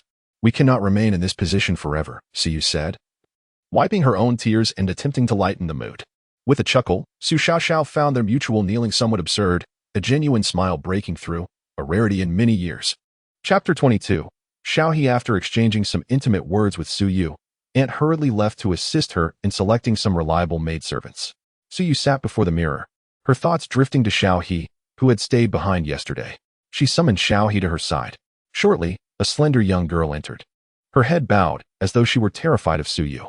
Observing the familiar figure before her, Su Yu felt a wave of tenderness. During their first encounter in her previous life, the girl had exhibited the same fearful demeanor, nodding incessantly while Su Yu spoke. What Su Yu was unaware of was the reason behind Xiaohe's trepidation. Upon arriving at Pingyuxian, Xiaohe had overheard an old servant who had long served in the Prime Minister's residence, recounting tales of the second young Mrs. notoriously peculiar temperament, how she would lash out at her subordinates at the slightest provocation. None of the maidservants who had spent time in Pingyuxian had escaped her wrath, and as subordinates, they bore the brunt of her punishments in silence, knowing that any complaint would lead to an even harsher beating from the second young miss. Thus, when Xiaohe learned that she was to remain at the residence but had yet to be summoned, she spent a sleepless night in fear. Her apprehension was not unfounded, given that in her previous life, she had indeed suffered greatly at the hands of Su Yu. Hello, miss, Xiaohe ventured timidly, not daring to lift her gaze. The oppressive silence in the room left her feeling uneasy, prompting her to speak first. She still lacked the courage to look up. Had she done so, she would have seen the second young miss, portrayed as a demon by the old servant, gazing at her with large, glistening apricot eyes. Upon hearing Xiaohe's timid voice, Su Yu suddenly realized her cheeks were damp. Wiping them with the back of her hand, she composed herself before asking, "What is your name?" Although she already knew the answer, she feigned ignorance and inquired again. "The servant is called Xiaohe, and I am 12 years old," the girl replied, summoning all her courage to finally lift her head. Before her stood a frail girl clad in a pale blue jacket, the cuffs embroidered with delicate yellow forsythia flowers. Most striking was her withered yellow hair. Aside from her bright apricot eyes, she bore no trace of the wealth typically associated with a young lady of the house. For a fleeting moment, Xiaohe felt a pang of sympathy for the second young miss, surmising that she must have endured considerable hardship in the countryside. "Xiaohe, how do you fare here at Pingyuxian?" So you long to ask, Xiaohe, do you regret following me to the point of death? However, she refrained, fearing that such inquiries would lead the girl to perceive her as mad. Xiaohe felt a warmth spread within her upon hearing the second young miss express concern for her well-being. Born into a rural family with 4 siblings, her father had sold her due to his inability to provide for so many. After a tumultuous journey, she found herself sold to the Prime Minister's residence 3 years prior. Over the years, she had become accustomed to the frequent beatings and scoldings, leading her to become timid and cautious, her presence minimized to the point of invisibility. No one had ever asked her, Xiaohe, how do you fare? In response to Su Yu's question, Xiaohe replied, I am doing well here at Ping Yuxian. She spoke the truth, despite her fear of encountering the second young miss. Last night had been the most comfortable she had experienced in her 3 years at the residence, as no one had ordered her about due to her youth. Last night, she had overheard the servants of Ping Yuxian discussing how, although the second young miss had a strange temperament, she could not abide those who bullied the weak or imposed their seniority on the inexperienced. A servant who had been in the residence for 10 years had been severely punished for instructing a newly arrived maidservant to work. Very well. Please summon Mother Hua for me, Su Yu instructed. Mother Hua had been sent by the old lady the previous day, tasked with assisting with any requests. Before long, an elderly woman with silver hair entered. Though she appeared aged, her hair was impeccably styled, and her sharp eyes seemed capable of discerning the depths of one's heart. Miss, you called for me? Mother Hua entered respectfully, bowing to Su Yu. Su Yu narrowed her eyes, recognizing her as a person of strict decorum, which explained her good standing with the elder master and mistress. Please prepare a side room adjacent to mine for the newly arrived Xiaohe, Su Yu instructed. Also, Mother Hua, from now on, you shall be in charge of Ping Yuxian. My aunt will send several maidservants later. Kindly oversee them and determine their suitable tasks. Although Mother Hua was ostensibly sent to serve Su Yu, she was, in reality, an informant for the old lady and possessed a keen intellect. In her previous life, Su Yu had been unaware of this and had frequently found Mother Hua's strict adherence to rules irksome, leading to numerous conflicts. Consequently, minor incidents in Ping Yuxian had often reached the old lady's ears, sometimes embellished, earning Su Yu the old lady's disdain. By promoting Mother Hua to a managerial position, Su Yu was clearly extending an olive branch to the old lady. Understood, Miss, Mother Hua replied. Being appointed to oversee Ping Yuxian aligned with her own interests. As she departed, she discreetly cast a glance back at Su Yu, pondering the cleverness of this seemingly timid girl, whose actions were meticulous enough to warrant a shift in her perspective. Suddenly, rain began to fall outside. The sound of droplets pattering against the leaves of the loquat tree in the courtyard creating a rhythmic melody. Xiaohe, if there is nothing else, please return to your quarters and tidy up. You shall stay in the side room tonight, Su Yu instructed. Noticing Xiaohe lingering at the door, she allowed her to leave without closing it. Yes, Mississippi Xiaohe had clearly heard Su Yu's directive regarding the side room. Typically, the maidservants slept together, with as many as 10 sharing a single bed. Consequently, the elder servants often took the opportunity to command her to perform various tasks. At times, exhausted, she would lie on the bed and dream of having a room to herself. Even if it were small enough to fit only a bed, she would have been content. To her astonishment, this desire had been granted by the second young miss, whom the elders had portrayed as fearsome. Perhaps their warnings were merely intended to intimidate her. With this newfound realization, Xiaohe, who had been anxious about potential scoldings, felt her steps lighten. Perhaps following the second young miss would not be such a bad thing after all. In her haste, Xiaohe forgot to close the door. Su Yu watched her retreating figure and sighed, reflecting on her impulsive nature, which had been the reason for her own frequent scoldings in the past. The rain intensified outside, and as Su Yu observed the water cascading from the eaves, forming a continuous line, she felt a nagging sensation that she had forgotten something of great importance. Chapter 23. Flood warning. The rain had persisted for over 10 days, saturating the surroundings and creating an uncomfortable atmosphere. Second miss, you should soak your feet. With such prolonged rain, the dampness is heavy, and soaking your feet is beneficial for your health. This is what my mother from the countryside taught me, Xiaohe patiently remarked while assisting Su Yu in removing her shoes and socks, sharing various health tips her mother had imparted.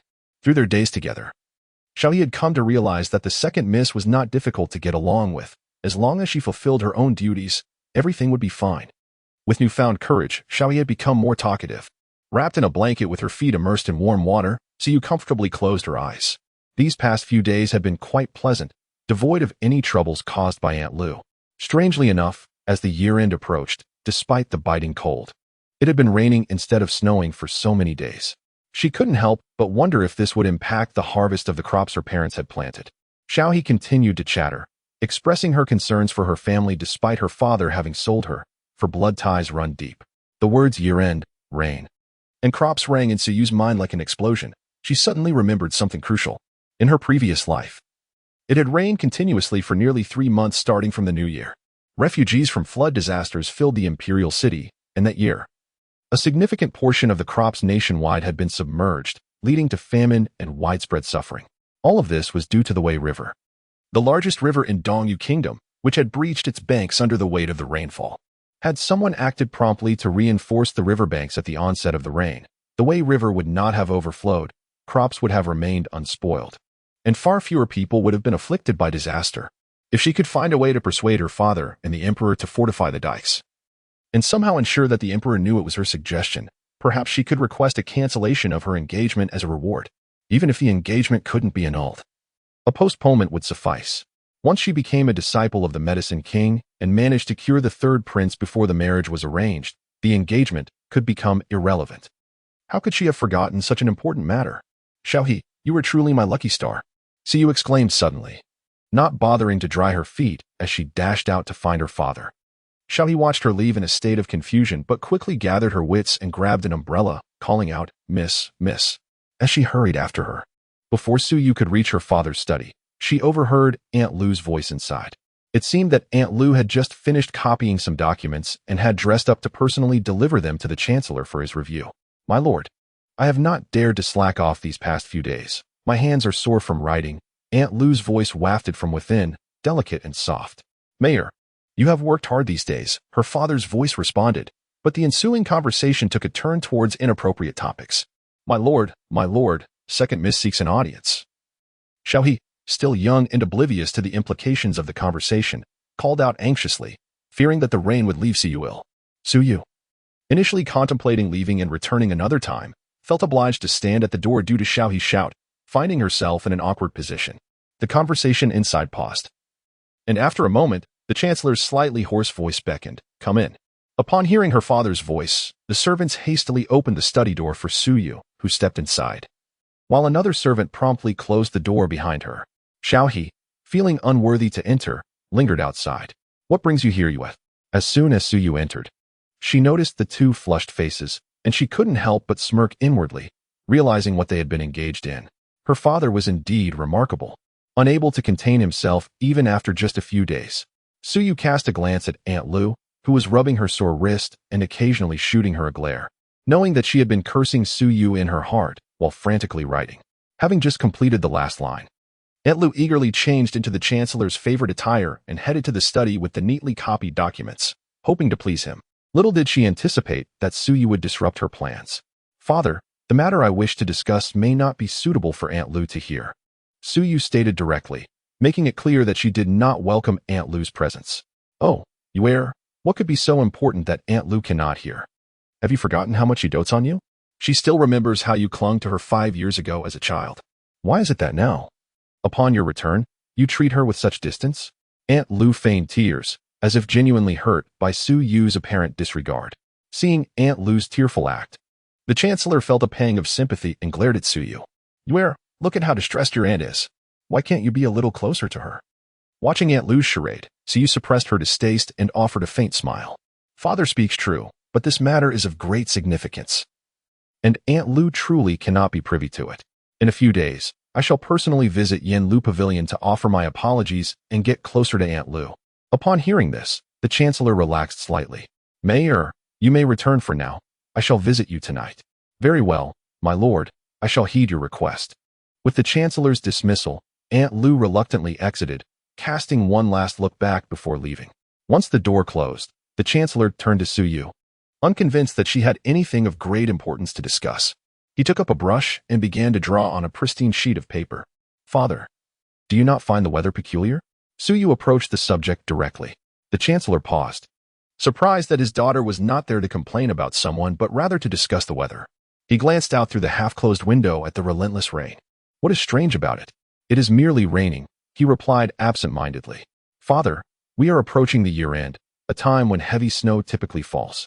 Yet this year, we have only seen rain. Rain in winter is indeed unusual, especially for it to have rained continuously for over 10 days, so you pointed out." Her father's interest was piqued. There was a hint of peculiarity to what she said. Yet, he remained preoccupied with his drawing. Seeing that her father was still indifferent, Siyu resolved to employ her old tactic. "Father, I had a dream recently." Chapter 24. A wager with the Emperor. Oh? What dream did Duo have? Could it be related to this rain? Clearly, when it came to this topic, Su Yin exhibited a flicker of interest, yet he did not put down his pen. Su Yu, unfazed, lowered her voice, almost as if in a soliloquy, though her tone carried an air of trepidation. As if she had lived through the experience, Ware dreamed of this rain, which fell incessantly for 3 months, causing the Wei River to breach its banks, leaving the populace displaced. Months later, the previously inundated crops yielded nothing, leading to widespread famine and death. The pen in Su Changxiang's hand halted abruptly, fresh ink smudging a fine painting of the Spring Festival. He pondered for a long while, evidently shaken by Su Yu's depiction of the dream. Eventually, he sighed, "Yuer, perhaps this prolonged rain has induced a nightmare. I shall have someone send you some calming incense." Her father remained skeptical. Indeed, how could a seasoned official easily believe in mere dreams? Su Yu bit her lip, furrowing her delicate brow.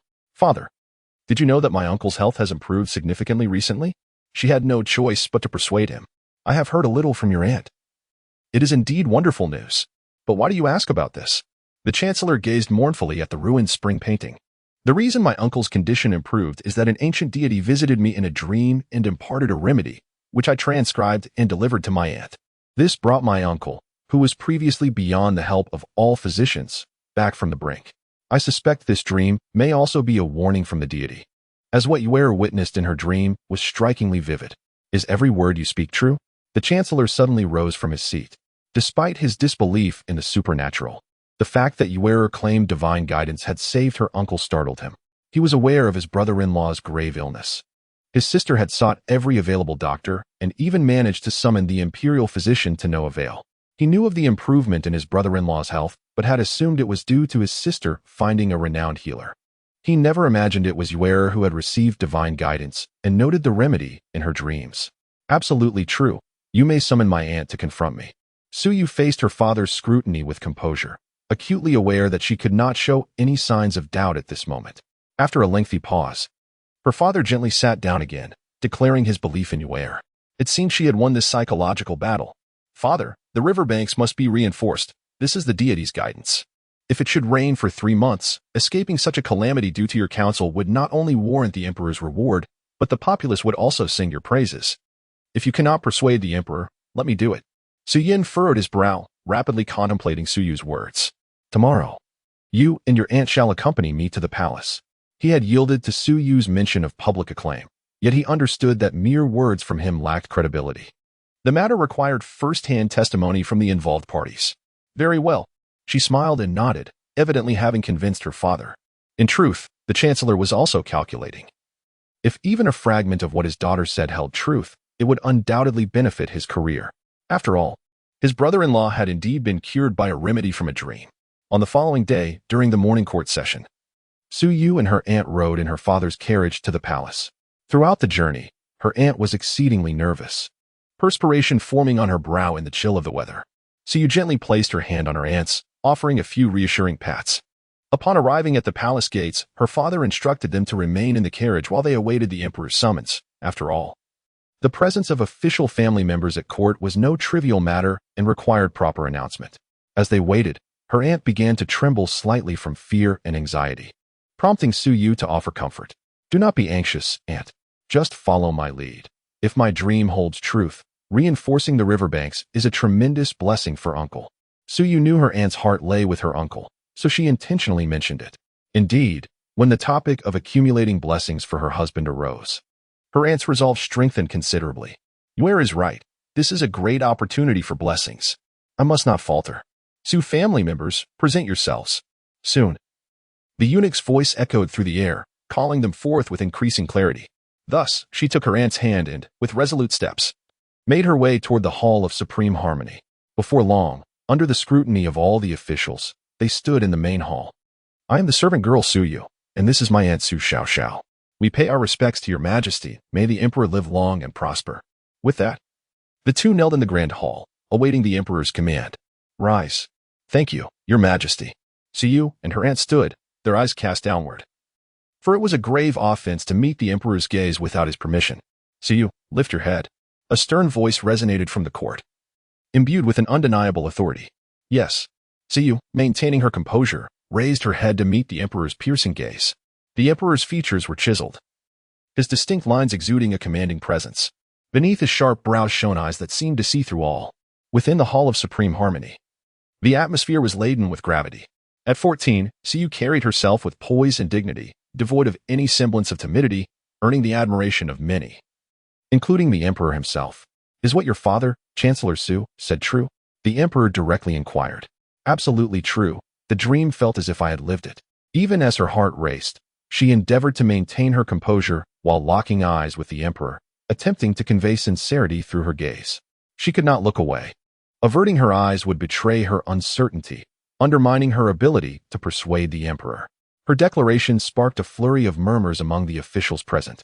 From the moment she entered the hall, a particular gaze had been fixed upon her, laden with complexity. That gaze belonged to the third prince. Upon hearing that the chancellor's daughter dreamed of torrential rains in the eastern Yu kingdom for 3 months, leading to the way rivers overflow and the suffering of the people, he began to question whether Suyu, like him, had been reborn. Indeed, the flood had occurred in his previous life. He felt exhilarated, even a touch anxious. If Yuer had truly also been reborn, could it mean that in this lifetime, she would choose to be with him? Yet, upon seeing a frail girl appear at the grand entrance of the hall, her withered yellow hair indicative of severe malnutrition, his heart ached, hands clenching tightly, nails nearly digging into his flesh. After all, in his previous life, when he first met her, she had been rendered plump and unhealthy due to her sister's malice. Why was it that in every lifetime, their first meeting had to be marked by her suffering? The only constant in this girl, across 2 lifetimes, was her pair of innocent, otherworldly eyes. Su family, it is said that Suyu received divine guidance in a dream, providing a remedy that has gradually improved your husband's previously incurable condition. Is this true? Why, your majesty, it is absolutely true. Su Xiaoxia trembled with fear.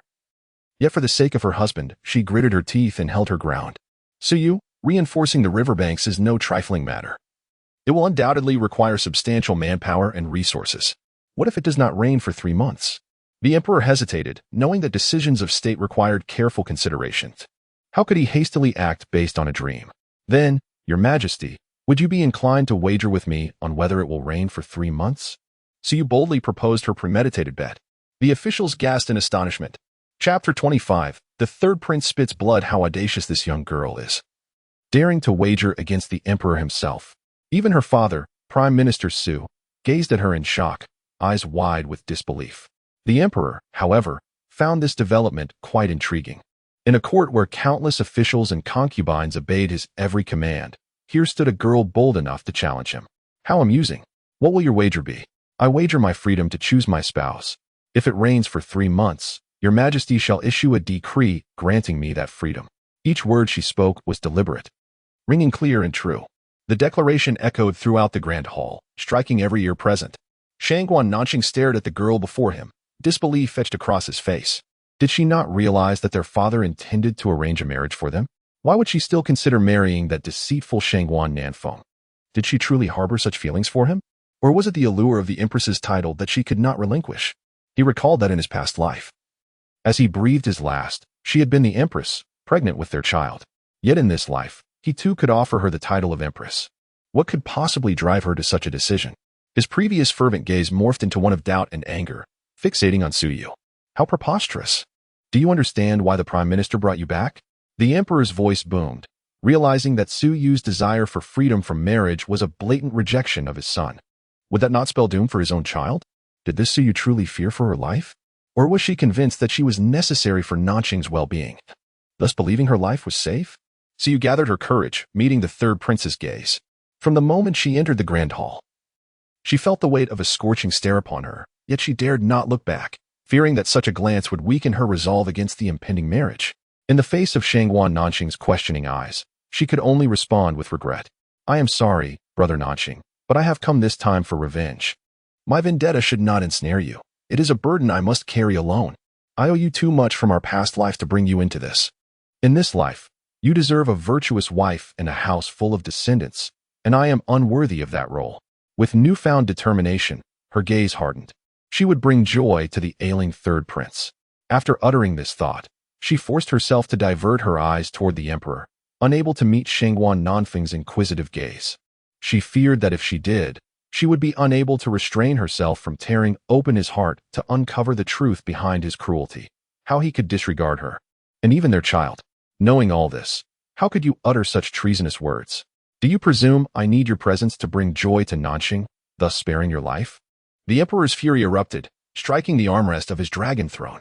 "Your Majesty, please calm your anger." The officials, witnessing the emperor's wrath, hastily knelt, pleading for his mercy. At that moment, the prime minister was filled with regret, never anticipating that his daughter would utter such audacious words in front of the emperor. He cowered, cold sweat trickling down his brow, almost dripping to the floor. "Your Majesty, I encountered a miraculous physician in the countryside and learned a few rudimentary skills. I am confident I can stabilize the third prince's condition until the medicine king arrives in the capital to cure him." Suyu stood firm, even under the emperor's furious gaze, forcing herself to remain standing. To kneel would be to concede. "Ridiculous. The medicine king roams freely. How can you be so certain he will come to the capital? Perhaps you dreamed of it?" The emperor seethed, nearing the brink of explosion. A mere daughter of the prime minister believed she could secure a marriage with the third prince, and yet she was so blind to the gravity of her situation. Were it not for her role in bringing joy, she would have been executed on the spot. "I stake my life on it. The rain has fallen for half a month. If it continues for another 2.5 months, the medicine king will surely appear." 2.5 months after the last spring equinox was the date of Su Xian's engagement to the third prince, and at that time, the medicine king was residing in a remote mountain village just outside the capital. She recalled how, upon taking Su Xian as his apprentice, the medicine king lamented how close he had been to his beloved disciple's engagement. It was then that she overheard their conversation in the name of that distant village. Pingwei Village echoed in her mind. In 2.5 months, the medicine king would indeed appear in Pingwei Village. Medicine king. Medicine king. How could she be so certain of his whereabouts? If she had merely speculated that Ware shared her reincarnation, she was now certain beyond doubt Ware had indeed been reborn. As she contemplated her own life-threatening situation and her refusal to accept the arranged marriage, Shangguan Nanxing felt a surge of frustration. He coughed violently, blood spilling forth as he collapsed to the ground. In an instant, the once solemn and dignified hall erupted into chaos. Xingyo, what ails you?" The emperor had intended to punish Suyu severely for her nonsensical claims, but how could he compare her life to that of his beloved son? Rather than wait 3 months, granting the marriage outright was the most prudent course. How foolish he had been to listen to this insolent girl, leading to Xingyo's distress. "Father, grant her wish." Shangguan Nanxing's vision blurred as darkness encroached upon him. He struggled to maintain consciousness, pleading with the emperor. "Xingyo, that insufferable girl is merely fabricating tales to avoid marriage." The emperor glared at his son, pale and bloodied, wishing he could drag Suyu away and have her executed. "Father, I beg you, please grant her wish." Shangguan Nanxing's icy grip tightened around the emperor, determined to endure until he received a response. With each word, he coughed up more blood. The emperor hesitated. His son had never begged him for anything throughout his life. Yet now he was pleading for a girl so ordinary and unremarkable. The memory of Xingyo's mother, who died after giving birth, flashed through his mind. She too had clutched his hand tightly in her final moments, her eyes pleading with him to care for their son. For a fleeting moment, the emperor was lost in thought, his son's face merging with that of his long-lost beloved. He cherished Shangguan Nanxing most of all for his striking resemblance to his mother, his favorite consort. "Very well, I agree. Do not speak any further, all right?" The sovereign's voice quivered as he spoke. Upon hearing the emperor's consent, Shangguan Nanxing finally felt at ease, his head tilting as he succumbed to unconsciousness. Xingyo? Suyu, did you not claim you could stabilize his condition? Heal him now. If anything befalls him, I shall see your entire family perish." The emperor's bloodshot eyes bore down on Shangguan Nanxing's pallid visage. This time, the emperor's fury was genuine. Disregarding the prime minister and the political power he wielded, Suyu, upon witnessing Shangguan Nanxing spitting blood, was frozen in place. With each drop of blood he lost, her heart grew colder. In that moment, as she heard him plead for her life before the emperor, she questioned whether her quest for vengeance was truly justified. Chapter 26. The frigid third prince. The news of the third prince collapsing from blood loss in the court swiftly spread throughout the imperial city. Did you hear? The prime minister's legitimate daughter actually wagered with the emperor in the Golden Lawn Hall. In a tea house on the bustling street, a group of individuals gathered, animatedly discussing the astonishing event. Is it true? How audacious of her! What was the wager about? One of them appeared to be unaware of the details. She bet that it would rain for 3 months, and if she won, she desired the emperor to grant her the freedom to choose her spouse. What? Freedom to choose a spouse? Traditionally, a woman's marriage has always been dictated by her parents and matchmakers. How could she assert such autonomy? The prime minister's daughter must have lost her senses. Indeed, you wouldn't believe it. She also claimed that the Wei River would breach its banks and cause a flood in 3 months, urging the emperor to order reinforcements for the riverbank. If it truly rains for 3 months, the riverbank certainly needs fortification. One elderly gentleman nodded in agreement. Our emperor is wise. Regardless of whether it rains for 3 months or not, he will allocate funds and manpower to strengthen the riverbank, especially since the prime minister's daughter spoke so earnestly. Just to be safe. Yes, this way, whether it rains or not, we common folk can rest easy. In this light, the prime minister's daughter has indeed done us a favor. Absolutely. Many unmarried young women, while outwardly criticizing the prime minister's daughter for her audacity, secretly began to admire Suyu. After all, being able to choose a beloved husband is infinitely preferable to being bound by parental arrangements. The city was abuzz with discussions as everyone eagerly anticipated whether it would rain for 3 months. Some even took to pen and paper to tally the previous days of rainfall, beginning a countdown. Those with a more enterprising spirit even opened betting pools on whether it would rain for 3 months. However, the majority opted for the side that predicted it would not. A small number of men, having just placed their bets, returned home only to be scolded by their wives and changed their wagers to the possibility of it raining for 3 months. After all, who among women does not yearn for the freedom to choose a spouse, although they themselves might be resigned to their fates? Witnessing such a woman emerge in their lifetime would be a source of fulfillment. At this moment, the entire imperial city was alive with excitement due to Suyu's wager. In the third prince's residence, after a considerable effort, Suyu finally stabilized the third prince's condition. The emperor, having observed her administering treatment, saw the color gradually returning to the third prince's face before grunting in satisfaction and returning to the palace. At that moment, the third prince lay in bed. His complexion significantly improved. Everyone, please leave, Suyu instructed, dismissing the attendants. She quietly gazed at him, unable to deny the fact that he was indeed handsome. Even with his brows slightly furrowed, revealing a hint of pain, his chiseled features were captivating. His pale lips were tightly pressed, as though he were dreaming of an unwelcome scene. The third prince had been frail and sickly since childhood, and the emperor's favoritism led his siblings to shun him, even secretly bullying him. Suyu recalled their first meeting as children, when several princes and princesses cruelly played with his beloved little bird until it died in front of him. At that time, he hung his head in helplessness, tears streaming down his cheeks. Crybaby, if you have the guts, go tell father the emperor. If you complain, we will just take away your most cherished possession again. The other princes and princesses, upon seeing him cry, felt no remorse. Instead, they joined hands, circling around him while mockingly singing, "Crybaby, crybaby. Do not bully him." Young Suyu, at that moment, pushed the princes aside, spreading her small, rosy arms protectively in front of him, her expression serious. Reflecting on this, Suyu couldn't help but smile, only to find herself gazing into the enchanting eyes of the third prince, Shangguan Nanqing. A smile graced her lips. Yet before she could withdraw it, he spoke. "Nanqing Gij, you're awake?" Suyu exhaled softly, relieved that her previous life's studies on his condition had prepared her. "Miss Su, we are not so familiar. Please call me third prince," he replied, his tone as cold as the ice of a frigid land, causing a pang in her chest. In their previous life, when they first met, her insecurities about her weight made her timid, and she stammered for ages before finally addressing him as third prince.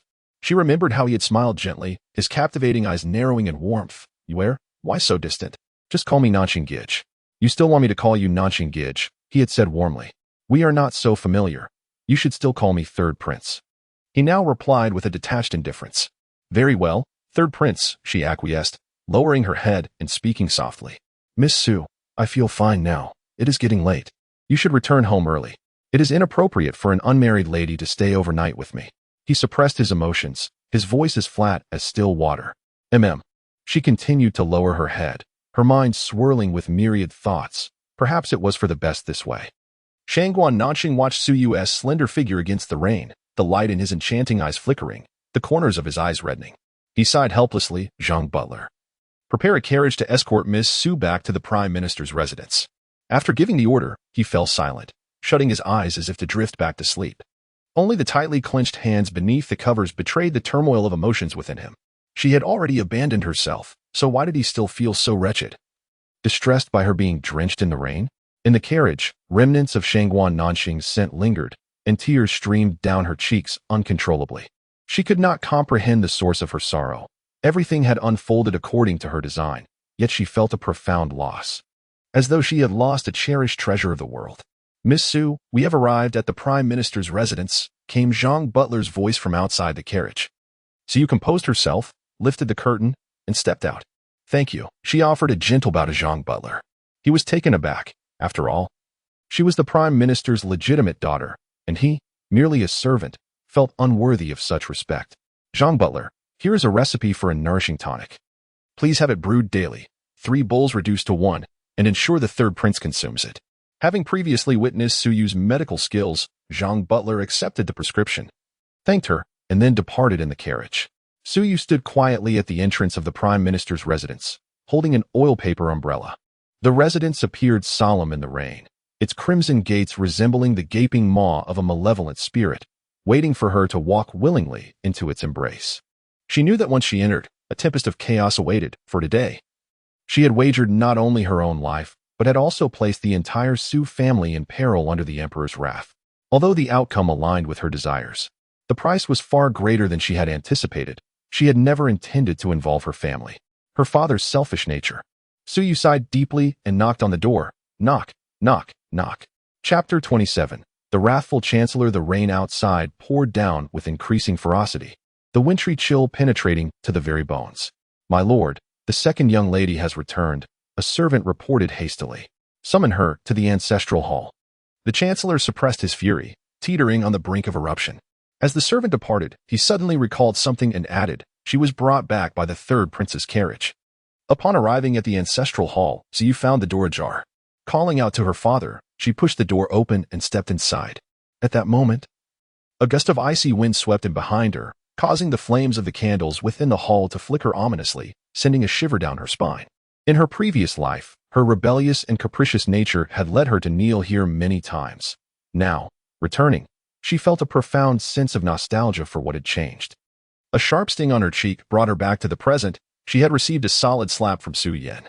You ungrateful daughter, what have you done today? Su Yan's fists clenched, his face flushed with rage, his eyes bloodshot as they bore into Su Yu. Kneel before our ancestors.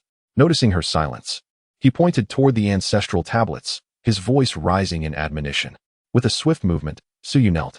Her actions so natural it seemed she was well accustomed to this humiliation. The Chancellor was momentarily taken aback by her quick compliance, but his anger surged anew. Wishing he could strike this rebellious daughter dead. He had envisioned a future where she would be married off by imperial decree, bringing honor to the Chancellor's residence, yet today. In the Golden Lawn Hall, she had nearly given him a heart attack. Have you lost your tongue? Just yesterday, you were so eloquent in the Golden Lawn Hall. Why are you now silent? He thundered. If it weren't for the third prince pleading on your behalf, you might have faced the Emperor's wrath today.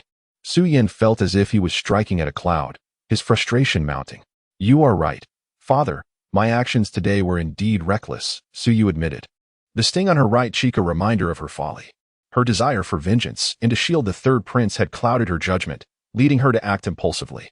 Now, in this moment of clarity, she questioned whether her emotional state would truly allow her to succeed in her quest for revenge. You have truly infuriated me. Kneel here and reflect on your actions before our ancestors. Pray for the third prince's safety, Su Yan commanded, gritting his teeth as he recalled the servant's words about the third prince's carriage. With a swift motion, he slammed the door shut behind him. The third prince's safety is paramount for our family, he ordered. Let it be known that the second young lady is to kneel in the ancestral hall for 3 days. Receiving only 1 meal each day, may she not starve? Yes, my lord, the servant replied, having rarely witnessed such fury from the Chancellor. bowing low in fear of becoming collateral damage. Kneeling on the mat. Su Yu's thoughts were a tangled mess as she recalled the third prince's distant expression from earlier that day. In the smoke willow pavilion, Aunt Zhang's piercing voice broke through. Is it true what you said? That wretched girl is to kneel in the ancestral hall for 3 days, as long as she doesn't starve? Lady Lu's voice dripped with malice, struggling to conceal her glee. Do you know the reason behind this? Su Xian, present in the room, had initially hoped to share intimate thoughts with her mother, but was caught off guard by the delightful news from Aunt Zhang. In the days since Su Yu's return, both she and her mother had endured considerable discomfort, having knelt in the cold ancestral hall for an entire day, her knees still aching. Now, it was time for Su Yu to experience the same. The rumors say that today, the second young lady wagered with the emperor in the Golden One Hall for her freedom to marry, causing the third prince to nearly faint from rage. And Zhang shared the gossip she had heard.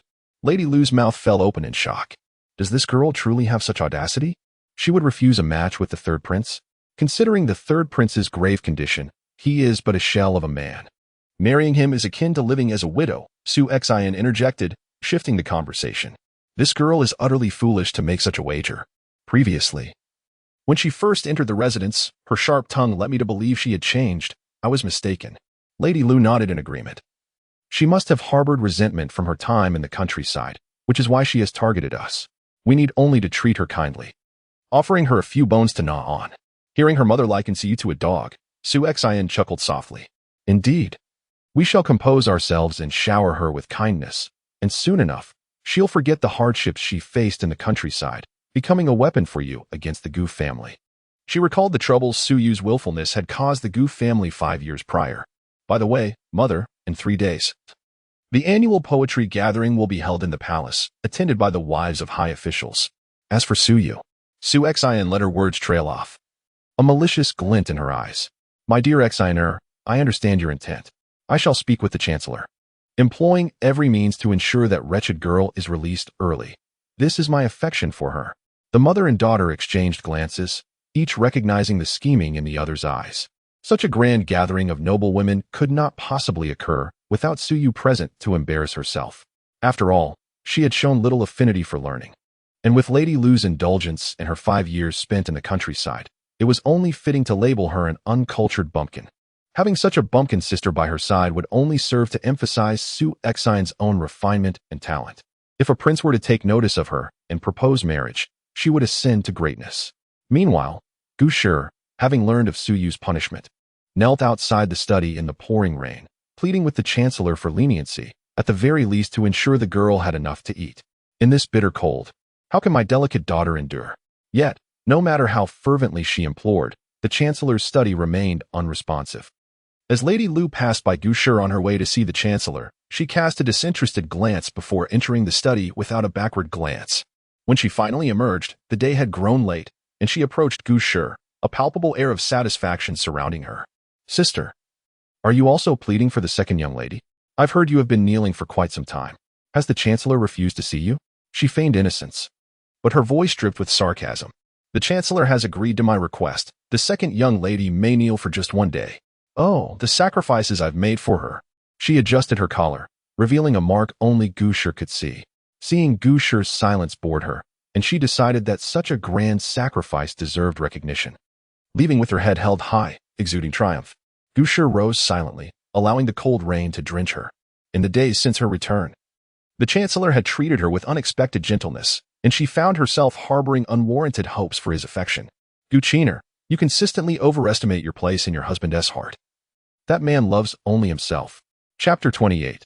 The current state of the Gu family let us turn our attention to Lady Lu, who hastened her steps toward the ancestral hall, her crimson lips curling slightly in an irrepressible smirk of triumph. For days, the Gu family had maintained an air of indifference, yet just moments ago, despite their best efforts to conceal it, she had caught a fleeting glimpse of pain in Gu's eyes upon noticing the marks on her neck. Humph. She would eventually use Su Yu's hand to drag Gu down from her position. The role of matriarch rightfully belonged to her. Where? Are you there? Lady Lu called out while knocking thrice on the door of the ancestral hall, but the silence within was deafening, with no response. She yearned to enter yet hesitated. For as a concubine, she held no right to step inside. Not only was her name absent from the family register, but should she dare to cross the threshold, The old master would undoubtedly strip her of her skin. Traditionally, concubines were deemed unworthy to face their ancestors. Such was the rule. After a prolonged silence following her knock, she bit her lip, suppressing her irritation, and forced a smile. "Where? I just persuaded the Prime Minister. Kneeling for 3 days is indeed too harsh." The Prime Minister agreed to reduce it to 1 day. "Understood. Thank you, Auntie." Cus' emotionless voice finally came through after a long wait. Lady Lu's lips curled in disdain. Inwardly, she scoffed at her own eagerness to please. Yet, for the sake of her grand ambitions, she resolved to maintain her facade of warmth, regardless of how cold Suyu's demeanor might be. It was a matter of endurance. Gazing at the firmly shut doors of the ancestral hall, Lady Lu silently vowed that one day she would ascend to the status of matriarch of the Prime Minister's household. And her name, Lu Mayer, would be inscribed in the Su family register. Realizing the lack of commotion outside indicated Lady Lu's departure, Suyu discerned that the lady's intentions were hardly noble. She was likely scheming something sinister. Such duplicitous individuals surrounding her necessitated vigilance. For one moment of complacency could lead to dire consequences, as her previous life had taught her. As night deepened, she gauged the passage of time and decided it was nearly sufficient, slowly rising to stretch her stiff legs. She glanced up to see the ancestral tablets of the Su family arranged neatly before her. "Ancestors, I apologize for the disturbance today. Please do not take offense, as I may frequently intrude in the future," she jested to herself. While walking back to Pinghua Pavilion, she noticed a shadowy figure stealthily approaching her direction. "Xiaohe, why are you still awake so late? Where are you headed?" Siyu inquired, perplexed, upon recognizing the figure. Xiaohe, already on edge, dropped the items she was holding in surprise at the sudden address. Suyu caught sight of some food scattered on the ground. "Second miss, you're out," Xiaohe exclaimed, her eyes reddening with excitement. "I was worried you might go hungry, so I thought to bring you something to eat while no one was around." Suyu felt a warmth in her heart. What a silly girl. "All right, tidy up and let us return. In the future, do not take such liberties in this household. If you disregard the rules, you may not even know how your misfortune might manifest. By the way, how is Mother?" She recalled being punished to kneel and imagined her mother must be quite anxious, yet she had not seen her mother thus far. "The madam spent the afternoon kneeling at the Prime Minister's gate to plead for you, but he did not grant her an audience." As for the servant hesitated, fearing the second miss might be angered by the truth. "Is it Lady Lu?" Suyu connected the dots, recalling how Lady Lu had recently informed her at the ancestral hall that she had interceded with the Prime Minister on her behalf. "Yes, but I only know that Lady Lu left after seeing the Prime Minister. The details are unclear," Xiaohe hastily explained, eager to show her loyalty by delivering food at the right time. "All right, I understand. You clean up and return. I will go see Mother," Siyu replied, reflecting on Lady Lu's unmistakable smugness. Her mother must be feeling quite upset. Upon arriving at the Tingqing Pavilion, the servants quickly rushed in to inform Gu of the second Miss's arrival. Before the servant could return, Suyu entered the room, finding the door ajar. "Mother, how are you?" she asked upon seeing Gu seated by the window, lost in thought, holding a letter. "Where you're here? I'm fine. Kneeling all day in this cold is rather harsh on my knees. Someone, bring 2 warming pots wrapped in cloth for the second miss to warm her knees," Gu said warmly as she set aside the letter. Only then did Siyu notice the letter in her mother's hand. "Mother, whose letter is this?" Her curiosity piqued at the sight of correspondence addressed to her mother so soon after their return. "It's from your eldest aunt. They are currently residing in a remote old house outside the city. They wrote to say they are short on money, and your grandparents are ill.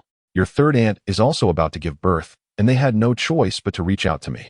Upon finishing, Gu's brow furrowed in distress. Suddenly, Suyu recalled a crucial detail. Her maternal grandfather had 4 children. Her mother was the second. There was an elder brother and 2 younger brothers. In her previous life, her grandfather had been falsely accused of corruption, resulting in the imperial family confiscating the Gu estate.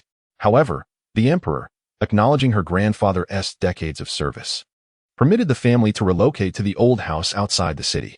Her grandfather, unable to cope with the injustice, fell ill and could not care for himself. The third uncle had insisted on seeking a career at the frontier, leaving only his wife and a young daughter to fend for themselves in the dilapidated family home. The youngest uncle was still very young. If her memory served correctly, he would only be 9 after the new year.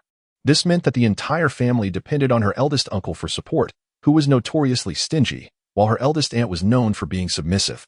Consequently, The third aunt was not living well. In fact, in her previous life, she had given birth at home without a midwife due to her eldest aunt's desire to save money. It is often said that childbirth is akin to walking through the gates of hell, yet the third aunt had endured it alone. Ultimately, the prolonged labor resulted in a lifeless child, a boy, leading to her third uncle's enduring regret. Now that her mother mentioned that the third aunt was about to give birth, it meant that if she did not intervene, her little cousin's life was in jeopardy. "Mother, we must hurry to our grandfather's house," Suyu declared with unyielding seriousness. "But your father, he would not allow us." Gu's expression darkened. The prime minister was known for his opportunism, and he would surely refuse her request to visit her family in distress. Furthermore, Mother's dowry was currently under Lady Lu's control, leaving her with no means to assist her maternal family. Upon realizing this, Gu sighed heavily. "Mother, I will reclaim your dowry tomorrow. As for father, we shall not mention him. He will be unaware of our whereabouts." What an absurdity it was that a legitimate wife's dowry was being monopolized by a mere concubine. The prime minister's household appeared resplendent, yet was mired in filth beneath the surface. Chapter 29. The authenticity of spring welcoming painting. The following day, Suyu hurriedly set out with Xiaohe. She recalled that in her previous life, Aunt Lu had clandestinely sold a considerable portion of her mother's dowry, using the proceeds to bribe the maids and servants in the household. What was even more outrageous was that upon their return, with her mother in a state of madness, Aunt Lu became increasingly brazen, directly liquidating much of the dowry to purchase land, shops, and a residence for herself. With this in mind, Cuy's gaze turned icy. In her past life, she had been lost in the illusion of love from the second prince, indifferent to these matters. Now, it was time to reclaim what was rightfully hers, piece by piece. Upon exiting the prime minister's residence, she made her way swiftly to the pawnshop, a place frequently visited by Aunt Lu. In her previous life, at this time, her mother and she had yet to return, and Aunt Lu had dared not sell much. Arriving at the pawnshop, she immediately spotted a painting hanging on the wall. Indeed, it was still there. This painting was her grandfather's favorite, a unique piece in the world. Aunt Lu truly lacked discernment to sell such an obvious piece of evidence. Using all the money she had obtained from pawning her East Pearl, she purchased the painting and hurried back to the prime minister's residence. Today's confrontation was one she must win. Unbeknownst to her, every move she made was being observed by a young man across the street in the Qisheng building, none other than the second prince, Shangwan Nanfeng. Intrigued by the day's whim, he had chosen to sample the signature dish of Qisheng building, settling into a window-side seat. As he gazed out at the scenery, he unexpectedly caught sight of a familiar, slender figure. That distinctive yellow hair could only belong to Suyu, the legitimate daughter of the prime minister. He watched as she hurried into the pawnshop and soon emerged, clutching a painting. Reflecting on her previous antics in the Jinluan Hall, his interest was piqued. He was curious about what this quirky girl was scheming now. The servant beside the second prince noticed his unwavering gaze out the window and, following his line of sight, saw nothing more than the passers-by on the street. Nothing particularly remarkable. Indeed, at this moment, Suyu was quite ordinary. Even lost in a crowd, she would take a while to be found. Qingzhu.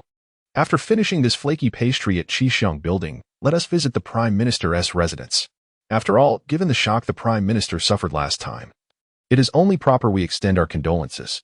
With elegant fingers, he sipped the warm water from the fine porcelain cup, a smile of profound meaning gracing his features. Today, the prime minister's residence was sure to be quite entertaining. "Yes, I will prepare some gifts right away." The servant named Qizhu, curious about his master's sudden desire to visit the prime minister's residence, obediently set to work. Meanwhile, Suyu rushed home, not pausing until she reached her grandfather's quarters, her timing impeccable as the entire family awaited their morning greetings. As she arrived, the elder emerged. Yet few noticed her presence. Yu pays her respects to grandfather. Suyu was the first to step forward, bowing respectfully, deliberately allowing the edge of the painting to peek out from her bosom without revealing its significance. The elder was about to express his appreciation when his gaze fell upon the protruding edge. "You girl, what do you have concealed in your embrace?" His inquiry drew the attention of everyone present. In reply to grandfather, father has a deep love for paintings. A couple of days ago, I inadvertently offended him, so I specially purchased a painting from the pawnshop to make amends. She emphasized the words pawnshop, leading the onlookers to assume she was merely cautious about acquiring a counterfeit and had sought a reputable place to obtain an authentic piece. However, to Aunt Lu, the implications were quite different. Her expression shifted, and tension gripped her. At that moment, curiosity about the painting consumed everyone, and no one paid much attention to Aunt Lu. However, I discovered something amusing at the pawnshop. She changed her tone, leaving her statement hanging. What amusing thing? Su Yan, intrigued by his daughter's mention of the painting, could not help but inquire further.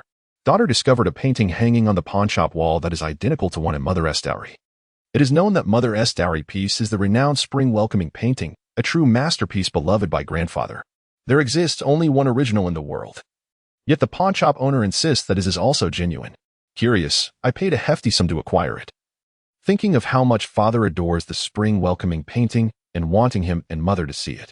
As Suyu spoke, she shot a pointed glance at Aunt Lu before unveiling the painting from her cloak. Aunt Lu's face drained of color. Despite the warmth of the charcoal fire in the room, she felt an icy chill enveloping her. The surrounding guests, drawn in by Suyu's revelation, gathered around in intrigue, while Gu Shi, upon seeing her daughter produce the painting, realized the significance of Suyu's claim to reclaim her mother's dowry. It has been a long time since I laid eyes on that spring welcoming painting. At first glance, it appears unchanged. Why not have the master take a look as well? Gu Shi feigned ignorance, lifting the painting to inquire of the Prime Minister. How peculiar. This spring welcoming painting is said to be unique in the world, yet this one also seems to be authentic, the Prime Minister mused, scrutinizing it for some time before voicing his doubts.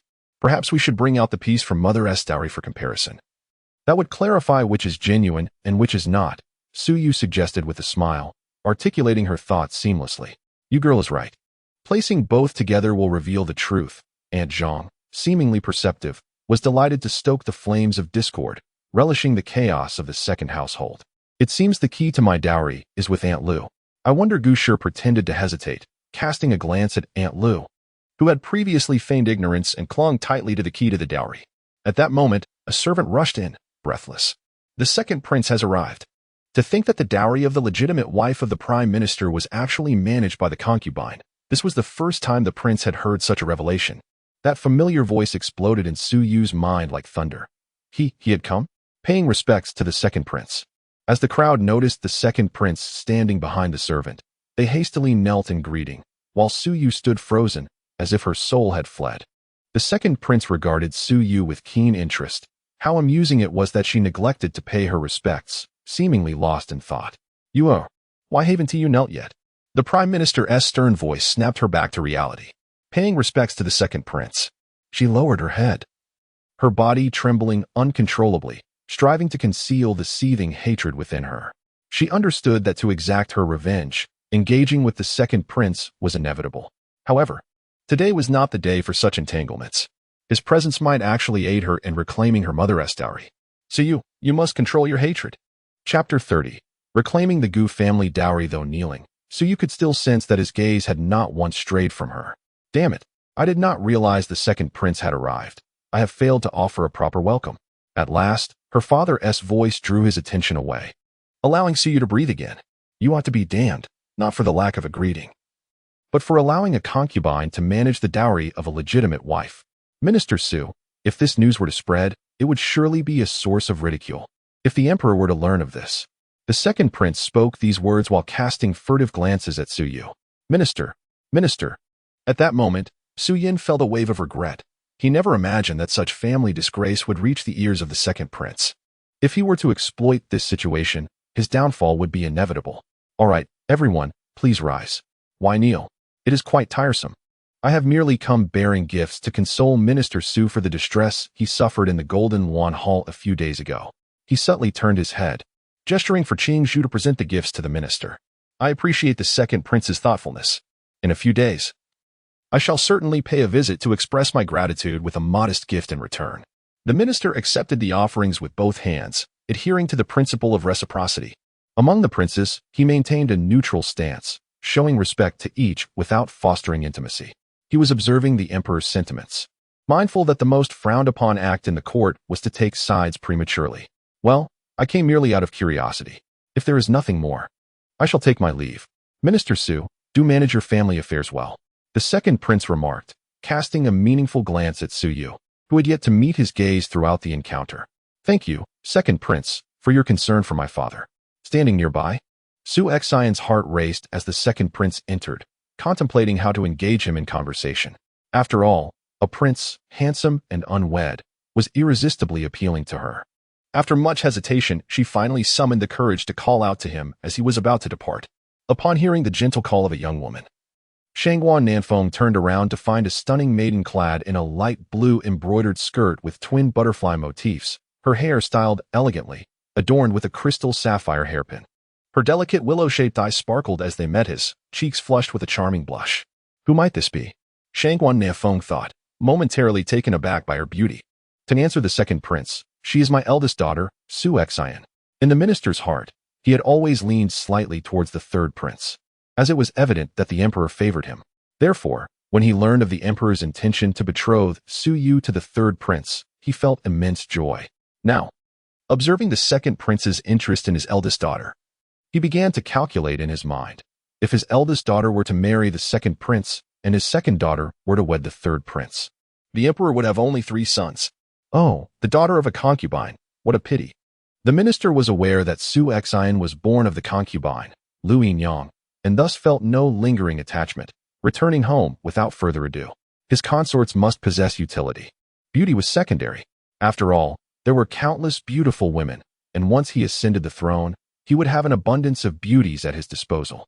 The second prince's words struck Su Xian like thunder, leaving her bewildered. Could it be that she was deemed unworthy simply for being the daughter of a concubine? The rosy hue of her cheeks faded, leaving her pallid as she clenched her delicate hands around her handkerchief, her gaze darkening. Lu Yinyang, explain this matter regarding the spring welcoming painting. Su Yin had never been a fool, he merely turned a blind eye to certain matters. However, the second prince's attitude compelled him to open both eyes. Concubine. Lu Yinyang, startled by the minister's stern reprimand, collapsed to her knees and wept helplessly, unable to articulate her thoughts. Please, little uncle, do not be so angry. Perhaps they simply had too much idle time, and indeed, the spring welcoming painting was replicated in 2 identical versions. Zhang Shi, eager to incite further tension, pressed Lu Yinyang to produce the painting. Lu Yinyang sobbed as she stammered and remained silent. Each person present was astute. By this point, her failure to produce the painting suggested she had likely sold it in secret. Indeed, Su Yin. Look at what you have allowed Lu Yinyang to become, an audacious concubine who dares to meddle with the dowry of the legitimate wife and even sell it. The elder turned to Su Yin, gasping in anger. Today, I shall remain here to witness how you punish this wretched woman. With that, the elder seated himself forcefully, glaring at Su Yin with gritted teeth. Seeing Su Yan's conflicted demeanor, Zhang Shi noted his clenched fists alternating between tight and relaxed. Oh, you girl. Did you see anything familiar at the pawn shop? Where there is one thing sold, there are bound to be others. Bring me the rod. Let family law be administered. Before Zhang Shi could finish her sentence, Su Yin had finally made his decision. Father, please spare mother. Her health is frail and cannot withstand such punishment. Su Xian, sensing her father's resolve, rushed to kneel beside Lu Yinyang, pleading desperately. Sister, it seems you have not learned your lesson from the last time we knelt in the ancestral hall. Why do you still refer to Lu Yinyang as mother? Is it that you believe she can usurp our mother's position in your heart? Fortunately, the second prince is not present. Were he to hear this, Su Yu's gaze was as frigid as the harshest winter, piercing enough to make one's heart ache. She relished exploiting the vulnerabilities in others' words, especially Su Xian's. Su Xian, unrepentant as ever, shall also face the family law. The minister's gaze shifted from the weeping mother and daughter, transitioning from initial pity to resolute firmness. Indeed, he had indulged these two too much, allowing them to act without restraint, necessitating a proper punishment. In the future, regardless of the presence of the second prince, there would always be guests at the minister's residence. If a discerning individual were to witness such behavior and report it to the emperor, what favorable outcome could he expect? The rod fell repeatedly upon the palms of the mother and daughter, their faint cries transforming into genuine wails. The onlookers each held their own thoughts. Zhang Shi, ever eager to relish the misfortunes of the second household, was particularly entertained. Su Yu, however, maintained a detached demeanor, concealing her true emotions. Meanwhile, Gu Shi felt a chill in her heart. Such a man could elevate you as if you were the center of his universe one moment and trample you underfoot the next for his own gain. Lu Yinyang has unlawfully utilized the dowry of the legitimate wife. Within 5 days, Gu Shi shall retrieve the keys and inventory the dowry. If anything is missing, Lu Yinyang must compensate. the minister declared, tossing aside the rod as he exited. With the spectacle concluded, the guests dispersed, leaving only Su Xin and her mother to weep, their once delicate hands now swollen and unrecognizable. Chapter 31. Dowry, the intentions of our ancestors after the Gu family obtained the key. They promptly retrieved a meticulous list detailing the dowry from their chamber. In the presence of the Chancellor, they opened the storeroom and began to compare item by item. The Chancellor had been summoned by the Gu family, signifying that he could witness the opening of the storeroom with his own eyes. The contents of the dowry, however scant, could not be tampered with, and the list itself was presented before him for verification. Should anything be found amiss, it would not be a mere accusation made in haste, nor would it be an unfounded slander against his beloved concubine. The Gu family wished to avoid any future ire once tempers had cooled. Under the Chancellor's increasingly darkening expression, the servants spent an entire afternoon discerning the discrepancies. Indeed, the Gu family's dowry was substantial. When they wed, only a handful of boxes had been visible. The husband, even now in his exalted position as Chancellor, had no right to question the specific contents hidden within. Witnessing it firsthand, the Chancellor's gaze grew opaque with uncertainty. What a plethora of dowry! It was difficult to ascertain whether his father-in-law had engaged in any form of bribery. Esteemed Sir and Madam, a total of items is missing. One renowned painting titled Welcoming Spring, a piece of fine coral, 2 pairs of exquisite jade, a pair of golden hairpins, a deep-sea pearl necklace, 2 rare books, and enough. Whatever is missing, let concubine Lu make up for it. Over the years, with the mistress absent, she has amassed quite a fortune managing the inner quarters. As the Chancellor listened, his countenance darkened further, and he abruptly interrupted the servant, unwilling to hear more. My lord, this is all a conspiracy orchestrated by the Gu family. How could so many items simply vanish? Upon hearing the litany of missing items, concubine Lu felt a pang of anguish, as if all she had consumed over the years was about to be regurgitated. Yet, she remained obstinate, desperate to stage a last-ditch effort. Initially, she had thought the Gu dowry to be so vast that it would be impossible to discern any missing items. Little did she know, a list existed. No wonder, for as a concubine, she had entered the household with empty hands, oblivious to the concept of a dowry list. A conspiracy? The storeroom door was opened before my very eyes, and the dowry was compared item by item in my presence. Do you think I colluded with the Gu family merely to seize your private fortune? Furious, Su Yin struck concubine Lu across the face. Observing her tearful visage, he seized her chin, enunciating each word with precision. Cease your pitiful display. Today, you shall return every single item, and should anything be missing, I shall sever one of your fingers. With that, he flung his hand and strode out. Concubine Lu had never witnessed the Chancellor in such a rage. She was so startled that she forgot to cry, chills coursing through her body as she recalled his earlier gaze.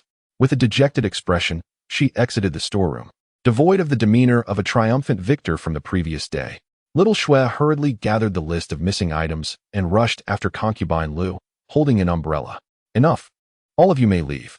Bring me the second young lady, Gu said, observing concubine Lu's recent demeanor, devoid of any sense of victory, instead feeling a profound sorrow at serving such a man. Mother, did you call for me? Shortly thereafter, Siyu arrived at the storeroom, astonished at the sight of her mother's substantial dowry, for in her previous life, she had witnessed these treasures just as concubine Lu had nearly ruined everything. You're here. There is no time to lose. See what you can take. We are going to visit your grandfather outside the city. Despite the abundance of her dowry, the most useful items for her grandfather and his family would be silver. However, due to the bribery accusations against her grandfather, they could not provide too much silver, lest it bring them trouble. Suyu glanced over the dowry, noting a considerable amount of silver within. The majority of the dowry silver was manipulated by concubine Lu, 20,000 taels, of which she appropriated half. At this revelation, Gu felt a surge of anger. My daughter, there are matters I am unsure whether to inquire about. Suyu gazed at the dazzling array before her, unable to suppress her curiosity. Are you wondering why my dowry is so ample, and if it relates to your grandfather's alleged bribery? After all, this dowry seems to exceed what your grandfather's family could manage, does it not? The mother-daughter bond was palpable, as Suyu had been scrutinizing the dowry since her entrance. How could she not know her mother's thoughts? Suyu looked at her mother and nodded gently. In truth, I do not believe the accusations against your grandfather regarding bribery. He has always been a paragon of integrity, abhorring corruption. How could he possibly be involved in such vile acts? The dowry consists largely of contributions from your grandmother and her mother, and so on. This legacy has been passed down through generations of our ancestors' daughters. As Gu spoke, warmth flickered in her eyes. I must also tell you, our ancestors had a tradition regarding marriage. Unless an extraordinary circumstance arises, one must not touch their dowry. It is to be preserved and passed down through the generations. Though a woman marries into her husband's family, our lineage has always cherished daughters, fearing they may suffer in their in-laws' home. In times of need, the dowry serves to assist them. After finishing her thoughts, Gu gently patted Su Yu's head. Her eyes tinged with a hint of regret. Your grandfather's family is in distress, and I must now part with these treasures. It is my failing that I could not present this complete dowry to you on your wedding day. Mother, do not speak in such a manner. These are mere possessions. The tradition we uphold is precisely to aid the younger generation in times of hardship, Su Yu replied, feeling a long-forgotten warmth in her heart as she regarded the dowry. These treasures were a testament to the foresight of their ancestors, a deep-seated affection for the women of their lineage, a precious sentiment in a patriarchal society like Dongyu. Mother, given the fury father has expressed today, it would be best if you refrained from visiting grandfather's home. I shall go alone, Su Yu urged, grasping Gu's hand earnestly. Seeing her mother hesitate, she added, please stay at home and divert father's attention. I shall be swift in my return and will not err. After contemplating, Gu recognized the wisdom in her daughter's words. She then retrieved 4 or 5 silver ingots, estimating they weighed over 200 taels, and handed them to Su Yu. Take this money, go quickly and return swiftly. Given her daughter's prior admonition not to give too much, Gu refrained from offering an excessive amount. As night fell, Steward Su summoned a carriage to take Su Yu beyond the city. Meanwhile, lurking by the gate of the Su residence, a pair of vengeful eyes watched them intently. Chapter 32, A Warning to the Ant, Part 1. Miss, where are you rushing off to at this late hour? Inquired Steward Su, hastening the horse-drawn carriage out of curiosity. To the old residence of the Gu family, outside the city, Su Yu replied, squinting her eyes slightly in the carriage, seeking some comfort after a few exhausting days. She was aware that a confrontation awaited her upon reaching her maternal grandfather's home. But miss, the master does not approve of you maintaining excessive contact with the Gu family. Steward Su hesitated upon hearing her destination, urging Su Yu to reconsider. At this moment, Su Yu wished to say no more. She leaned her head gently against the window, the carriage jolting her slightly with each bump. Steward Su, if you fear my father's punishment, you may return. I can go alone. Recognizing her resolute decision, he fell silent, flicking the whip to spur the horse onward, which quickened its pace in response to the sting. Though her eyes were closed, Su Yu's mind raced with thoughts. She understood what Steward Su wished to know, but the time was not right for revelations. Steward Su, your daughter will return. It is simply not yet her time. Once the moment arrives, I will bring her back. Trust me, she is blessed with fortune. She spoke softly, recalling Su Qing, who had once accompanied her on an outing and was mistakenly abducted by Aunt Lu's hired men. At this moment, Su Qing was likely enduring hardships in some theatrical troupe. In her previous life, Su Qing had come to the Su residence, battered and bruised, shortly after Su Yu returned from the old residence. At that time, all she knew was that Su Qing had escaped from a troupe, but she had not inquired further about the details. Calculating the days, Su Qing should have arrived in the imperial city by now. She resolved to search the major theatrical troupes the following day. Old servant believes in Mississippi. Just by following her dreams, she saved her uncle, and surely my daughter is living well. Steward Su, reminiscing about his daughter Su Qing, gripped the reins tightly while recalling the child who had once clung to his back, calling him father. Ah, miss, we have arrived. I shall not accompany you further. Before long, Su Yu felt the carriage come to a halt, her head meeting a jolt. You think this is still the grand residence in the city, where servants attend to you? You are to wash all the dishes tonight. Before she could disembark, a woman's harsh voice echoed, and without a second thought, Su Yu recognized it belonged to her Aunt Chen. She stepped down from the carriage, pushing open the somewhat dilapidated fence gate. In the dim light within, she spotted a girl of about 5 years squatting at the entrance, her hands red and frozen from the frigid winter air, before a large basin of dishes. I was born and raised in this residence. There is no grand household in the city. Aunt merely vents her frustration at my mother for being unable to work due to her pregnancy. The little girl murmured to herself, her words surprisingly coherent. Cousin, Su Yu ventured uncertainly, recalling that her mother, Gu, had still been pregnant when they left the capital. However, Considering the timeline, the girl's age seemed fitting. Who are you?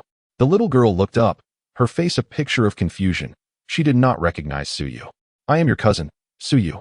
Could you call for your mother? Observing her cousin's tattered clothing and frostbitten hands, Suyu felt a pang of pity. The girl's once rosy cheeks had cracked, leaving only her bright, large eyes fixed on Suyu. Cousin, my mother has mentioned you. However, she said you were suffering in the countryside. So have you returned? The girl, seemingly unafraid, felt an inexplicable kinship with the elegantly dressed woman before her. Yes, I have returned specifically to visit your mother. She gently stroked the girl's head, her heart filled with compassion. It was disheartening to see how difficult life had been for her Aunt San, who still thought of her despite her struggles. It was no wonder that in her previous life, as soon as Uncle San returned and became a general, he was eager to have her family brought back. Unfortunately, in her past life, she had failed to appreciate their kindness, leading to her unfortunate fate. Mother is tending the fire. Aunt is demanding her to prepare water for a bath. I will go fetch her for you. The little girl quickly stood, wiping her damp hands hastily on her clothes. Her movements practiced. You say your mother is tending the fire? She was taken aback, her anger flaring. With her Aunt San nearing her time to give birth, it was unacceptable for a pregnant woman to be tasked with such labor, yet Aunt Chen allowed it. You little brat, why aren't you washing the dishes properly? What are you making noise about outside? Aunt Chen, having heard the commotion, stormed out in anger. Upon exiting, she spotted a slender girl, dressed in a manner unbefitting a common household, glaring at her with fierce intensity. Who are you? Why aren't you sleeping at this hour, intruding upon my home? Clearly, after 5 years, she no longer recognized Suyu.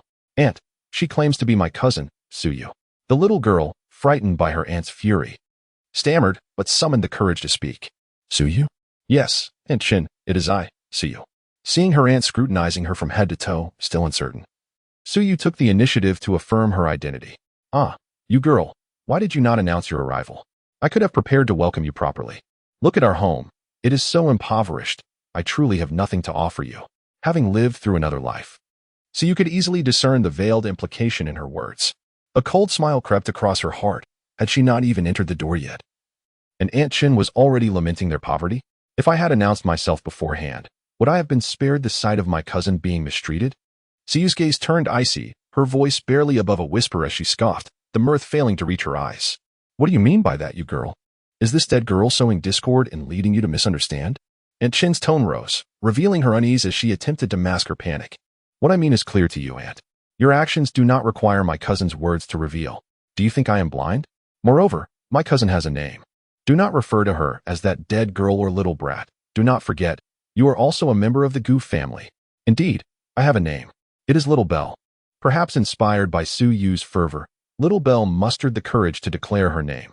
Aunt Chen opened her mouth to retort, but faltered under Suyu's piercing gaze, an inexplicable shiver running down her spine. I will check on Aunt San. If anything befalls her, you can imagine the consequences. Suyu shot Aunt Chen a warning glance before striding toward the kitchen. Chapter 33, A Warning to Aunt, Part 2, Guided by the Little Belle. She arrived at the kitchen door, where she observed her third aunt, unwilling to bend down due to her pregnancy, struggling to half-squat as she fed firewood into the stove. The glow of the flames illuminated her flushed cheeks, and beneath her long eyelashes lay a multitude of sorrows. Mother, cousin is here, the Little Belle exclaimed joyfully, tugging at Suyu's hand as she called out to her mother. Third aunt, it's me, Suyu, she spoke, noticing her aunt's dazed expression. You girl. Is that really you? After a moment of contemplation, her third aunt finally recognized her familiar eyes. She attempted to rise, but found the size of her belly and the prolonged squat too much, leaving her to smile apologetically at Suyu. Hurriedly, Suyu rushed to her side, offering her support to stand. You girl, you've suffered these past few years in the countryside. Haven to you? You've grown so thin, and your complexion is poor. I remember when you were just a little girl with such lustrous black hair. How has it turned so yellow now? What hardships have you endured? With a heart full of concern, her third aunt held Suyu, patting her and wiping away her own tears as she spoke. Ultimately, it is our Goof family that has burdened you and your mother. Seeing her aunt's guilty expression, Suyu shook her head vigorously. Third aunt, please do not say such things. We are all family. What need is there for such talk? Only then did she realize her own cheeks were wet, a sign of her first tears shed in front of another since her rebirth. Witnessing her mother and cousin in tears, the Little Belle's big eyes brimmed with tears as she too began to cry. Third aunt, how have you been faring? Suyu asked, unable to hold back her curiosity, noting that her aunt's previous words had been solely about her and her mother, without a mention of her own well-being. Oh, I've been managing well with the little bell. You and your mother need not worry. In the future, it would be best to avoid coming here so often. We wouldn't want the Chancellor to know that your lives are difficult, her third aunt replied, well aware of the intricate dynamics within the grand household. Has the eldest aunt been bullying you? Suyu pressed, realizing her aunt had remained silent on the matter. You girl, you must not make baseless accusations. Look around. Who besides your eldest uncle earns a living here? Everyone else merely relies on handouts. Just then, as Chancellor entered the kitchen, she overheard Suyu's cold inquiry about her behavior and immediately retorted.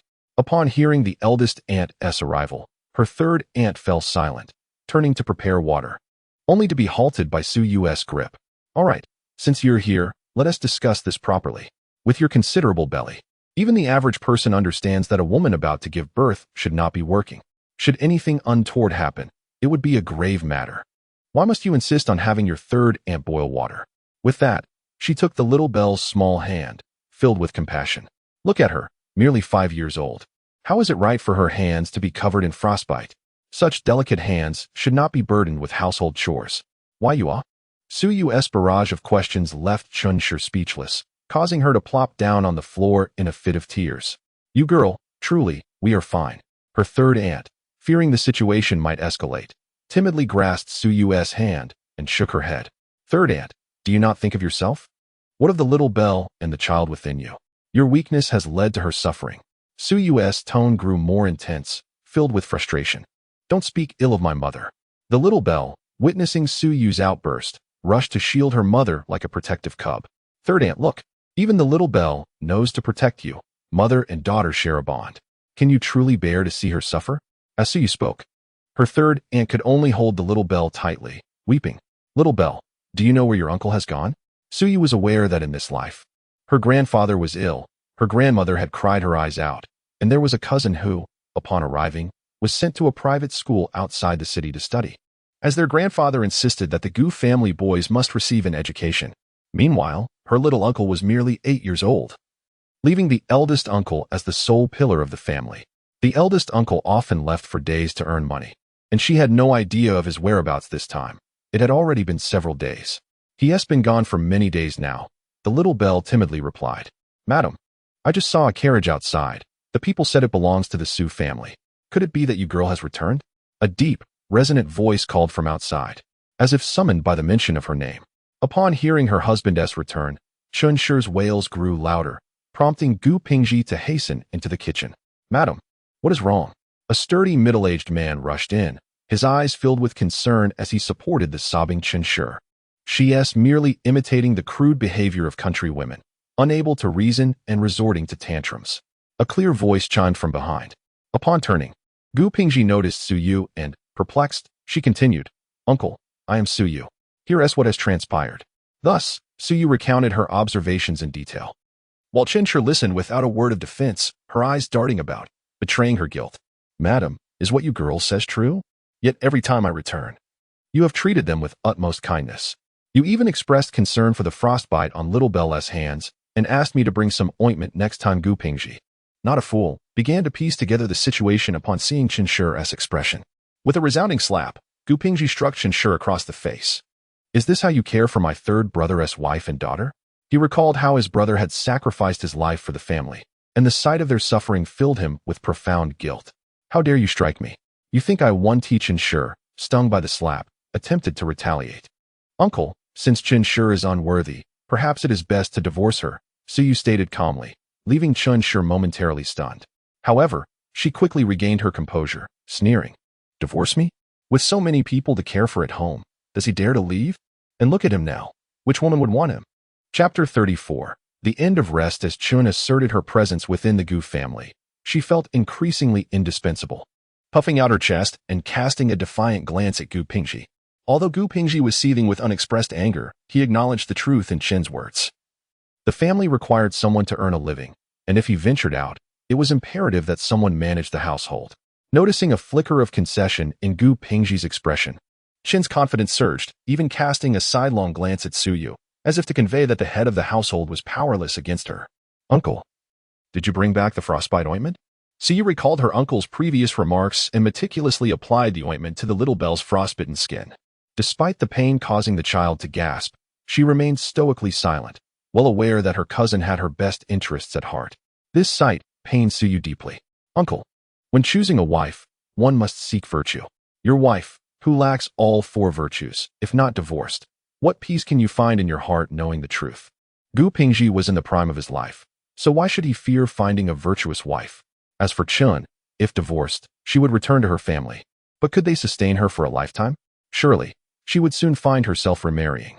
Now, with age and diminished beauty, she would be hard-pressed to find a suitable match. Only those who prey on vulnerable women would show interest. Suyu articulated her points with clarity, systematically dismantling Chen's so-called reasons against divorce. Chen's smile faltered, her hands fidgeting in uncertainty. Suyu's words struck a chord. At over 30, the prospect of returning to her family loomed ominously. If they were indeed to marry her off to one of those unsavory characters, she would rather perish. Gu Pingji, who had been resigned to the situation, found newfound courage in Suyu's reasoning. Indeed, at just over 30, he was in his prime. With diligence, a worthy spouse was within reach. Why should he tolerate a wife who mistreats his family? Suyu's logic resonated with him, and he resolved, Chen, I shall proceed with the divorce. I am writing the decree now. The color drained from Chen's face as she fell to her knees, clutching Gu Pingji's leg. After a prolonged bout of wailing without a single tear, fear washed over her, and genuine tears streamed down her face. Head of the household, I was wrong. I truly acknowledge my faults. Please do not divorce me. I cannot bear the thought of marrying a gambler or an alcoholic. She sobbed, offering her private savings for better provisions for the family, pleading for mercy. Gu Pingji was immobilized by her desperate grip, glancing at Siyu in distress. It's all right. Uncle, if you can't write the decree today, you can do so tomorrow. As long as Aunt Chin does not change, you can write it any time. She cannot stop you forever. Suyu raised her voice deliberately for Chin to hear. Upon hearing this, Chin panicked and released Gu Pingji, attempting to beg for forgiveness from Luo Shi, but was firmly restrained by the little Belle, who feared for her mother's safety. Sister-in-law, I was wrong. Please let the head of the household forgive me. I will manage all household affairs from now on. You can focus on your delivery. She continued to plead, promising to care for the little Belle and restore her health. Chin's heartfelt entreaties softened Luo Shi, who interjected, Brother, perhaps you could forgive your sister-in-law this time. I believe she is genuinely remorseful. Gu Pingji, taken aback by his wife's unexpected humility, felt a twinge of compassion. Yet, Suyu interjected, who has ever learned their lesson simply by shedding a few tears? If Aunt Chin is truly remorseful, she must demonstrate her commitment by sacrificing a fingertip. With a knowing glance, she tossed a kitchen knife before Chun, its clatter silencing her. As Chin contemplated her past transgressions, she grasped the knife, declaring, I will sever a fingertip to show my sincerity. From this day forth, I, Chun, will start anew. With determination, she raised the knife to her little finger. In a swift motion, Siyu kicked Chin's wrist, causing the knife to clatter to the ground. What are you doing? Chin, now genuinely contrite, looked at Siyu with confusion. Very well, and we can sense your genuine remorse. This time, Uncle will forgive you. Suyu had no true intention of having Chun harm herself. It was merely a lesson to instill wisdom. All right, my dear wife, I will not write the divorce decree. If you truly seek to amend your ways, I shall grant you this opportunity. Do not harm your finger. It would hinder your ability to work. Gu Pingji assisted Chun to her feet, his words sincere. At that moment, the little Belle handed Chun a warm cloth, her innocent voice offering comfort. Auntie, as long as you know your mistakes, that is enough. Wipe your face. You look like a messy cat. Chin's heart warmed at the child's kindness.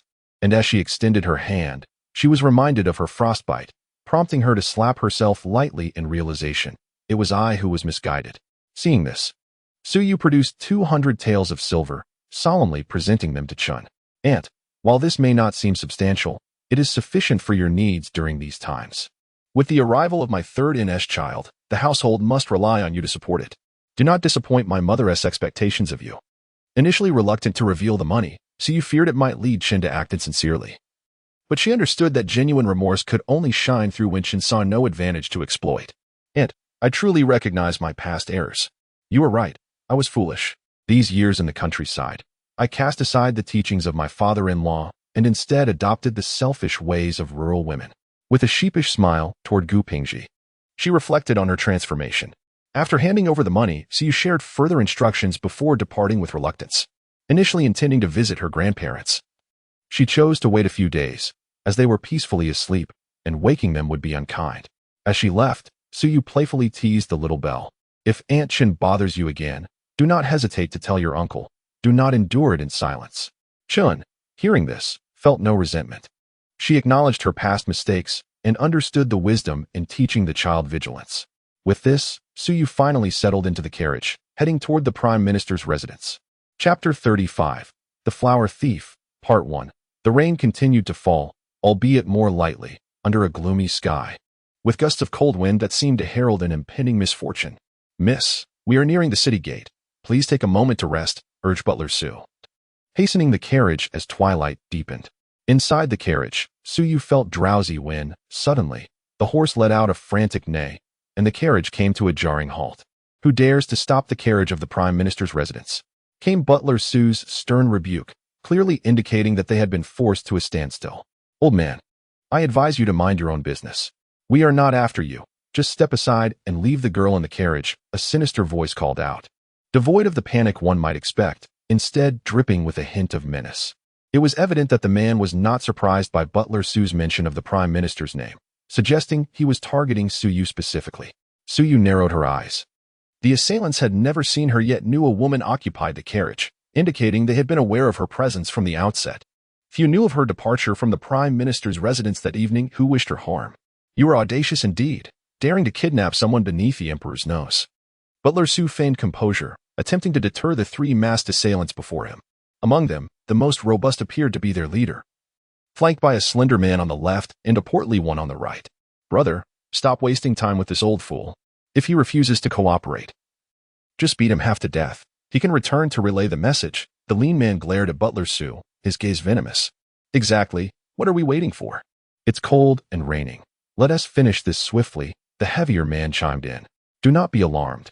If they seek money, we can willingly part with all our silver and even the carriage, Butler Su proposed, striving to maintain a calm demeanor, for they were still outside the city, and the incessant rain had left the streets deserted except for their carriage. We have no need for your dilapidated carriage. What we want is you. The sharp voice from outside pierced the air, causing Siyu discomfort. The three men were unmistakably focused on her. Yet they intended to keep Butler Su alive to bear witness, implying her life was not in immediate jeopardy. Realizing this, Siyu stepped out of the carriage and beheld the three assailants brandishing gleaming blades. Butler Su, their target is me. Heed their demands and return to deliver the message. She instructed him, her eyes cautiously fixed on the men before her. But miss, how can I leave you behind? Despite his age, Butler Su's loyalty was unwavering. He could not abandon her without a fight. Listen to me, Butler Su. You are older now. Engaging them will do no good and may only lead to your own harm. It is better for you to leave now. They intend to let you live to carry their message, which means they have a motive beyond simply taking my life, Siyu reasoned, maintaining her composure as she analyzed their intentions. But miss, I will hold them off. I will return quickly. Butler Su insisted, eyeing the trio with resolve. Knowing he could not overpower them but hoping to alert others. The Prime Minister's steward is not as brave as he pretends. He runs quickly when faced with danger. The lean assailant mocked, watching Butler Su's retreating figure. Enough, let us hasten to the abandoned temple, the burly leader ordered, leaping onto the carriage and turning it toward their destination. The slender and portly men pressed their blades against Suyu's neck, compelling her to retreat into the carriage. Stay still and don't attempt any tricks. We might still spare your life, the lean man hissed, binding her hands tightly with rope.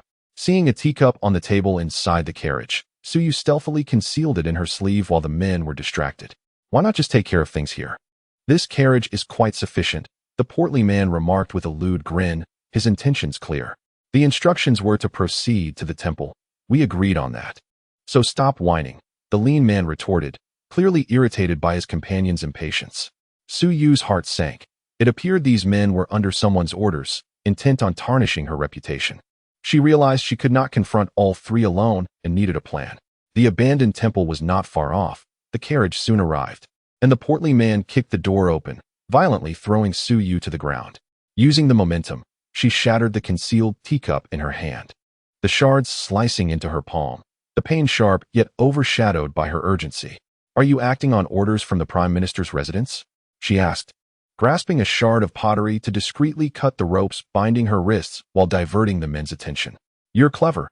Indeed, someone has paid for your disgrace."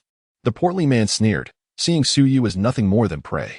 "Though you may be dry and unremarkable, at least you are a virgin," he added with a lewd smile, preparing to pounce on her. "Get on with it, you fat fool." The lean man snapped, clearly agitated by the delay. "Calm down. We agreed to take turns. You were first with the last one, and the boss has said nothing." The portly man grumbled, annoyed but compliant. These exchanges revealed to Suyu that they specialized in abducting virtuous women for profit, essentially acting as hired thugs. "You desire money, do you not? I will offer you double, no, triple the price. Just leave me be," Suyu declared, feigning calm, knowing she must not show fear at this critical moment. Rather this. The prospect of triple payment caused the portly man to hesitate, turning to the burly leader for guidance. Chapter 36, The Flower Thief, Part 2. The figure cloaked in black, referred to as the leader, fixated his piercing eagle eyes on Suyu. In response, Suyu straightened her back and met his gaze without a flicker of fear. "Second, make it quick," commanded the leader, evidently uninterested in Suyu's proposal. "All right, big brother." The rotund man grinned lasciviously at Suyu. "In our line of work, we have our own rules. What does it matter if you have money? A deal is a deal." With that, he lunged towards Suyu, but she had finally severed the rope binding her. In a swift maneuver, she rolled aside, leaving the man to grasp at nothing but air. "Don't move. If any of you dare approach me, I will end my life right here." She pressed the shards of porcelain against her neck, retreating slowly to the corner by the wall. The trio was taken aback by her unexpected defiance. But the leader quickly regained his composure, his gaze as cold as an unyielding glacier. "If you die, we will still desecrate your corpse. If I'm not mistaken, your employer intends for me to remain alive. If you dare to come closer, I will slit my throat, and your mission will fail, resulting in no payment for you." Suyu stared unflinchingly at the leader. "Second, go ahead. Let us see if she dares to die." The leader, clearly accustomed to women threatening their own lives, was unfazed by her words. Hearing the leader's command, the heavy-set man advanced cautiously towards Suyu. At that critical moment, Suyu pressed harder against her neck, blood oozing forth. Her eyes burned with determination as she warned, "If you take one more step, I will do it." Seeing the blood, the man hesitated, panic seizing him. "Big brother, she's bleeding. She really might do it. If I die, your mission fails, and you will not receive your payment." Suyu reiterated, her gaze unwavering. The leader, after a long moment of contemplation, recognized her resolve. He understood that should he force the issue, she would indeed take her own life. "Second, third, come with me." He conceded, though it did not signify surrender. As the dilapidated temple door slammed shut, Suyu was left alone inside. She had no time to ponder who sought her harm. She needed to escape. She cautiously approached the door, straining to hear the murmurs outside, catching fragments of the phrase happiness powder. It appeared these men, finding brute force ineffective, resorted to drugs. Truly despicable and vile. What to do? What to do? At that moment, Suyu disregarded the blood trickling from her palm and the pain in her neck. Her mind raced. If she didn't devise a plan quickly, her innocence would be lost. Suddenly, a gust of cool wind, mingled with raindrops, struck her face, bringing a moment of clarity. She looked up to see a decrepit wooden window across from her, the breeze emanating from that direction. Just then, the sound of horses neighing reached her ears. Spotting a stone on the ground and glancing at the temple's lone, weathered statue, an idea formed. However, just as she prepared to leave her post by the door, a tube pierced the paper door, releasing a cloud of white smoke. Caught unawares, Suyu inhaled deeply. "This is bad. I must act quickly." Grasping the stone, she rushed to the window and forcefully struck the frame, sending the already precarious window crashing to the ground with a resounding crash. She darted behind the statue, slipping into a narrow crevice. Having done all she could, she silently prayed for the statue's protection. Not good. That woman has escaped. The three men outside heard the commotion. The leader kicked open the door and immediately spotted the shattered window. "Big brother, it's bad." The woman jumped out the window. "We must pursue her." The lean man reacted swiftly, leading the charge outside, followed closely by the others. Everything transpired in the blink of an eye. Seeing them leave, Suyu dashed to the side of the horse-drawn carriage, beginning to untie the reins. The horse, burdened by the carriage, could not run fast. necessitating her abandonment of the vehicle. In her previous life, to please the second prince, she had diligently practiced horsemanship, never imagining it would prove useful today. The reins were thick and knotted tightly. As she strained to free them, she silently prayed that the trio would take a moment longer to notice. Not long after the three had pursued her, the leader began to sense something amiss. If she had truly fled through the window, why was there only the evidence of their own footprints on the rain-soaked ground? This is bad. We've been deceived. The girl is still in the temple. Hurry back. The leader realized his mistake and swiftly turned back towards the temple. The other two, noticing the leader's retreat, hurried to follow.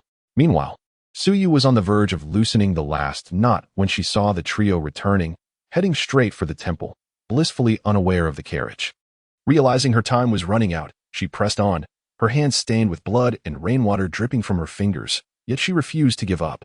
At last, the final knot came undone. Swiftly, she mounted the horse and cracked the whip against its flank. The horse neighed loudly and surged forward. Inside the temple, having searched every corner without finding her, the three men were startled by the sound of the horse outside, finally realizing there was indeed a carriage. As they rushed out, they caught sight of a slender silhouette riding away into the distance. After her, the leader commanded, astonished that a young lady of noble birth could ride with such skill. As Suyu rode, the city gates came into view, her hands raw and bloodied from the struggle with the reins. The rain intensified, soaking her to the bone. Yet an indomitable fire ignited within her. Due to excessive blood loss, her vision blurred and darkened, but she forced herself to remain alert. The shard of porcelain still clutched in her hand served as a reminder to stay awake. In a moment of desperation, she plunged the shard into her thigh, the searing pain jolting her back to clarity. Finally, she entered the city. In the dead of night, the streets were deserted as Suyu galloped towards the Prime Minister's residence. However, at the turn of a corner, neither she nor her horse could avoid crashing into a retainer, sending her sprawling to the ground. The rain blurred her vision, and just beyond her, a carriage came to a halt. As darkness enveloped her, she caught a glimpse of exquisite moon-white boots adorned with golden dragon embroidery, approaching her slowly. Not far from her, the three black-clad men watched as a young man, clad in fine brocade, swept Suyu into his arms, and together they entered the carriage.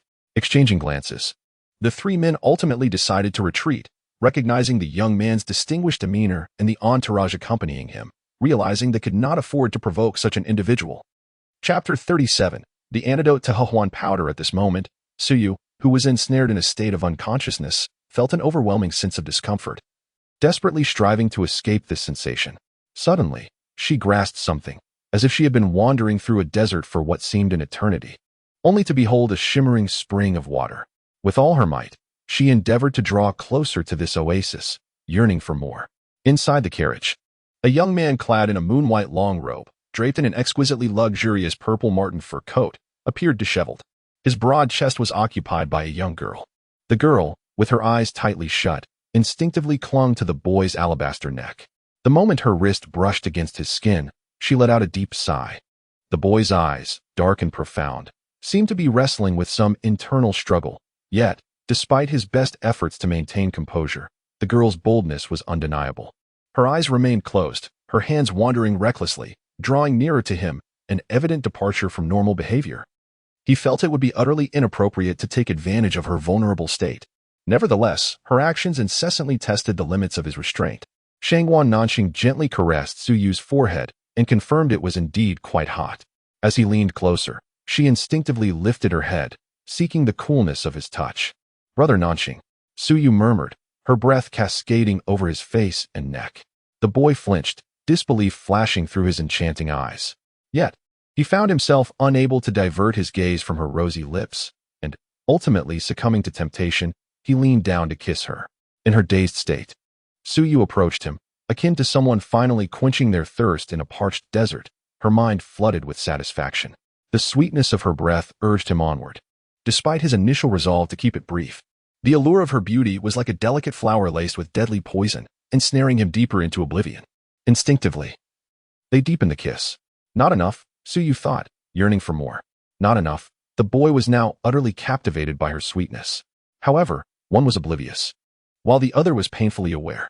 The boy's hands began to falter, driven by instinct, as their breaths grew heavy, garments slipping away. Just as the situation teetered on the brink of chaos, "Your Highness, we have arrived." A servant's voice, though soft, roused the boy from his stupor. He opened his eyes, the haze of desire slightly receding, replaced by a flicker of rationality. Indeed, this young man was none other than the third prince, Shangguan Nanqing, who had only recently been summoned to the palace by the emperor. After attending to a matter, he was on his way home when he stumbled upon Suyu, who had fallen from her horse. He intended to inquire further, but upon seeing her lose consciousness, he instinctively carried her back to his residence. Displeased by the abrupt interruption, Suyu remained with her eyes closed, still groping in confusion. It was then that Shangguan Nanqing noticed a heavy scent of blood pervading the carriage, mingling with the sweetness of the girl beside him. Blood stained his neck and even his face. Grasping her hands, he was confronted with a harrowing sight. Her hands, especially the right one, bore multiple gruesome wounds, flesh torn and skin exposed, still bleeding profusely from her incessant fidgeting. An utterly terrifying sight. Realizing the severity of Suyu's injuries, Shangguan Nanqing struck himself with a firm hand, the fleeting desire dissipating, replaced by a frantic panic at the thought of losing her. How could he have been so oblivious to her condition? He swiftly draped his recently shed marten coat over her, disregarding his own disheveled appearance, and rushed out of the carriage. "Quickly, fetch a doctor," he commanded in a flurry, cradling Suyu as he hurried into the prince's manor. Once inside, the doctor examined her pulse and assessed her wounds carefully. "Your Highness, this young lady has merely suffered some superficial injuries. She will recover in a few days. However, the poison." The elderly physician, with a shock of white hair, delivered his diagnosis cautiously. "What of the poison?" Upon hearing that her injuries were not life-threatening, Shangguan Nanqing felt a slight relief. The sight of her blood had indeed frightened him. "Forgive my boldness, Your Highness, but this young lady has been afflicted by Hahuan powder. If the poison remains unresolved, she may not withstand its effects." The doctor spoke delicately, yet Shangguan Nanqing discerned the underlying implication as the poison remained. It indicated that Suyu's purity was intact. Observing her discomfort, his attractive brows furrowed tightly, clearly troubled. He sighed heavily. "Doctor, aside from the act of consummation, is there any other means to counteract this powder?" His reluctance to create an antidote stemmed from memories of her earlier demeanor in the Golden Chariot Hall. He feared that upon awakening, she would harbor resentment towards him. "The quantity of Hahuan powder she has consumed is not excessive.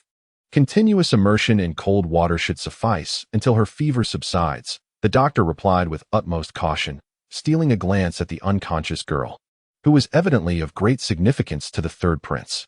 "I understand. You may leave now." After the doctor departed, Shangguan Nanqing gazed at the murmuring Suyu, his gentle eyes transforming from compassion to steely determination. "Ruo Feng, investigate Miss Su's whereabouts today, whom she encountered, and what transpired. I wish to uncover the identity of the one who poisoned her and caused her injuries." "Yes," responded a young man clad in black, promptly retreating to carry out the orders. Ruo Feng was his shadow, a loyal protector since childhood. It was clear that Shangguan Nanqing was genuinely incensed this time. "Prepare cold water," he commanded, as servants bustled in and out, filling a wooden tub with frigid liquid. "You may all leave. I shall handle the rest."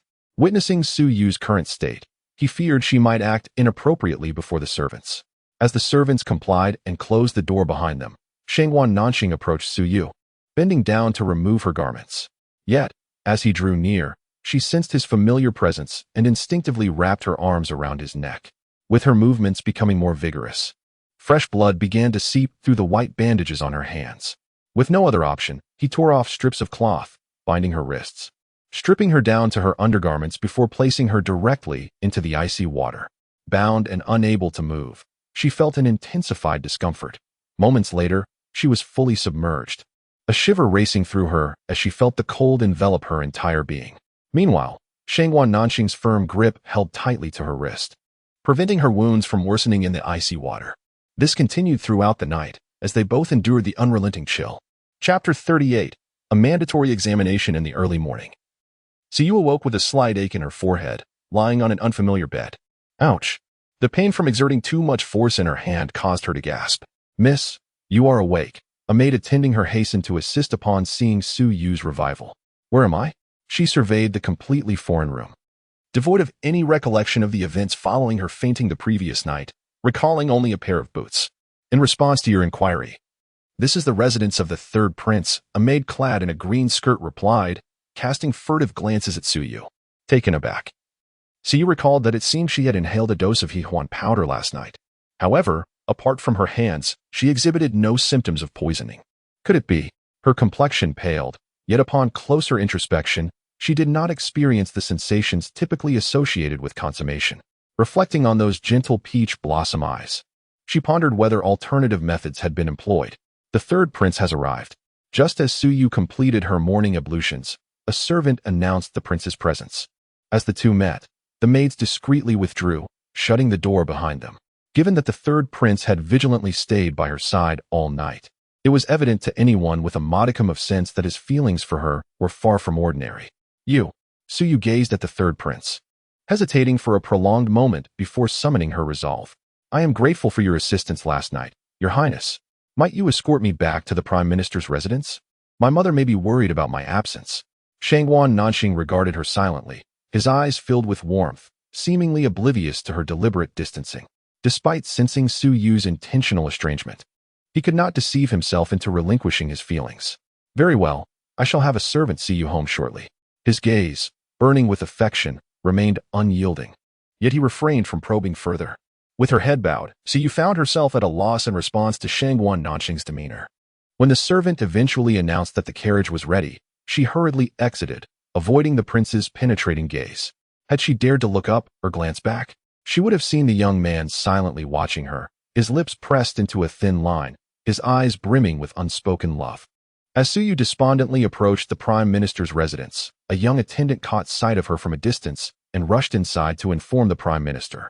The chaos that had ensued during her absence had thrown the household into disarray. Rebellious daughter, kneel. Upon being led into the Jiqing Hall, Suyin commanded her to kneel immediately. Yuer, what has happened to your hands? Master, did you not notice that Yuer is injured? How could you be so heartless as to make her kneel again? Gusher rushed to Suyu's side, distressed. Eager to inspect her daughter's hands while being cautious not to exacerbate her injuries, standing helplessly before her. She deserves it. How dare she return in the dead of night to your maternal home? What do you both mean by treating my words as mere wind? Suyan's gaze fell upon her bandaged hands, a flicker of pity crossing his features. Yet the thought of her secretly showing concern for the Gu family ignited an unwarranted ire within him. If she had not gone out last night, how would she have encountered robbers? Suyin scolded, neglecting to inquire how his daughter had managed to escape the clutches of the assailants. Second miss, how did you evade those 3 robbers? They are quite formidable. When I returned and reported to the Prime Minister, I brought a dozen guards to search for you. Yet we found no trace of you. It is a relief that you were unharmed. Steward Su's heart finally eased upon confirming Suyu's safety. Throughout this exchange, Suyu remained silent, her expression unchanging, her eyes reflecting a disinterest in all that transpired. Seeing her demeanor, Su Xian's face briefly flickered with joy, only to be overshadowed by the realization that this was not the appropriate moment for such feelings. She quickly adopted an expression of utmost concern, feigning casualness. Sister, Steward Su mentioned that those 3 kidnappers are quite fearsome. I have heard there are notorious flower thieves in the city who abduct young maidens, only to return them after a night. You must be all right? Her words cast a pall over the entire assembly. Suyu was to be wed to the third prince by imperial decree, and despite a trivial wager, the outcome had yet to be determined. This meant that Suyu remained closely connected to the third prince. Should she truly lose her virtue, it would bring great shame upon the royal family. The emperor, in his fury, might even consider punishing the Su family to appease the third prince. Suyu, have you? Suyin ultimately could not bring himself to voice the question. Suyu continued to maintain her silence, yet her demeanor suggested that something indeed transpired last night, leaving her in a state of despair. You. Suyin staggered back 3 steps, barely steadying himself as he suppressed his terrifying conjectures, rendered speechless. Meanwhile, Gusher's heart ached at Su Xian's remarks, tormented by the thought that her daughter might have suffered some indignity to render her so despondent. Where? Your mother is here. Do not be afraid. She struggled to contain her tears, her cheeks already dampened. Steward Su, filled with shock, immediately knelt before Suyu, his voice laden with remorse and sincerity. Second miss, it is my fault. Had I known those men harbored such intentions, I would have risked my life to ensure your safety. If you are angry, you may strike me. I only hope you do not despair. Though Su Xian and concubine Lu feigned concern, Their eyes revealed an uncontainable glee at Su Yu's predicament. Father, those 3 robbers were indeed fierce, and my hands were injured while confronting them. However, I was fortunate enough to be rescued by the 3rd prince and spent the night at his residence. Su Yu had deliberately feigned despair, allowing others to misinterpret her situation, all the while observing their reactions to discern the mastermind behind her plight. As she was not adept at concealing her thoughts, Su Yu reflected on how she had been so easily manipulated in her previous life. Master, this concerns Yuer's virtue, and her claim of being rescued must not be taken lightly. Concubine Lu interjected, clearly unwilling to let Su Yu escape unscathed for the mischief she had caused. What then? Does Concubine Lu propose? Su Yu replied with a faint smile, though it did not reach her eyes, tinged with an eerie chill. An examination is imperative. Concubine Lu's voice, though not loud, resonated clearly throughout the room. Chapter 39. Resolutely refusing to submit to inspection. The process of inspection is profoundly humiliating, even if one emerges unscathed. The knowledge of such scrutiny invites mockery. After all, a proper young lady of good standing should not require such validation of her virtue. Inspection? Su Yu narrowed her sharp eyes, her gaze burning into Aunt Lu, whose icy demeanor caused her to involuntarily gasp. A fly does not alight on a seamless egg. If you truly have nothing to fear, why dread the inspection? It was evident that Aunt Lu had finally torn off her mask, for even she, in her ignorance, had grasped that Su Yu harbored disdain for them. Resorting to flattery and scheming was indeed foolish. A fly does not alight on a seamless egg? Aunt, have you never been troubled by flies? Pray, which seam of your egg is unblemished? This pristine teacup and table, have they never been visited by flies? Are they not thus flawed as well? The notion of such an insulting inspection was absurd. If I were to acquiesce, how would I face other young ladies afterward? Su Yu articulated each word with precision, leaving Aunt Lu at a loss, her mouth opening and closing without sound. And insist on the inspection for your own good, and for the honor of our Prime Minister's household. After all, as Aunt Lu faltered, Su Xin's expression shifted as she began to admonish Su Yu. Sister, you are yet unmarried, and over the years, there have been occasions for solitary endeavors. For the sake of our family's reputation, I suggest you comply with the inspection. Su Yu, undeterred, retorted sharply, what mockery, claiming it's for my benefit, when it is merely an attempt to see me humiliated. Enough. What Aunt Lu says is correct. You spent the night outside, which surely tarnishes your reputation. Bring in the midwife for the inspection. Su Yin interjected, his face darkened as he interrupted the verbal skirmish. Summoning the midwife without delay. Father, today you must have her inspected. Su Yin abruptly cut off Su Yu, gripping her wrist, his eyes filled with warning. You had best comply and submit to the inspection. If all is well, then we shall all be fine. Master, this cannot be. If Yuer submits to this, how shall she hold her head high in the future? Gu Shi cried out, kneeling before Su Yin, desperately clutching at his garments in an attempt to dissuade him. Humph. This is the fine daughter you have raised. Su Yin retorted with a scowl, shaking off Gu Shi's grasp. Father abandoned us to the countryside for 5 years without a word, and now he dares blame my mother for poor upbringing. May I ask, where were you during those 5 years? Su Yu glared at him, biting her lip in frustration. The absurdity of still holding hope for a father who only considered his own interests was laughable. Su Yu, I care not for your sharp tongue. You will submit to this inspection today. Su Yin declared with unyielding authority. Master, the midwife has arrived. A servant led in an elderly woman, whose graying hair belied the piercing gaze that sent shivers down one's spine. Take the second miss for inspection, Su Yin commanded, releasing Su Yu's wrist and turning away as several servants gathered, intent on using force if necessary. Aunt Lu and her daughter exchanged smug glances, signaling their servants. Su Yu was certain that if she underwent this inspection today, the entire royal capital would soon learn of the second Miss' disgrace. I will not go. Su Yu glared fiercely at Su Yin, her eyes glinting with cold defiance. Bring the second miss for inspection. Su Yin's voice rose, clearly opting for a forceful solution. If her father truly compelled her to submit, then her only recourse would be to end her life to prove her innocence. In this gamble, she wagered that her father would not dare to go that far, for her life was intricately tied to the third princess' fate. Yu Su Yin was momentarily speechless. Caught off guard, just as Shangguan Nanxing arrived at the entrance of Jiqing Hall, he overheard Su Yu's impassioned words. His brows furrowed, and his long lashes quivered. What concern troubled him? In this second life, Su Yu was fundamentally transformed. She could wield all available resources and individuals to her advantage, including him. Yet, He wondered if she would truly harden her heart to exploit Shangguan Nanfeng. Prime Minister, the third prince had not departed. He strode into Jiqing Hall, immediately spotting a familiar figure with withered hair and slender shoulders, exuding an undeniable sense of resolve. Your Highness, I apologize for not extending a proper welcome. It is the servants who have shown a lack of decorum by failing to announce your arrival. Su Yin bowed respectfully, prompting everyone else to follow suit. Su Yu turned, lowering her head in greeting, her long hair concealing the emotions that had surged within her upon hearing his voice. In his presence, she felt an unwarranted urge to weep, a sign of weakness. Meanwhile, beside Su Yu, another stood in awe upon encountering the third prince.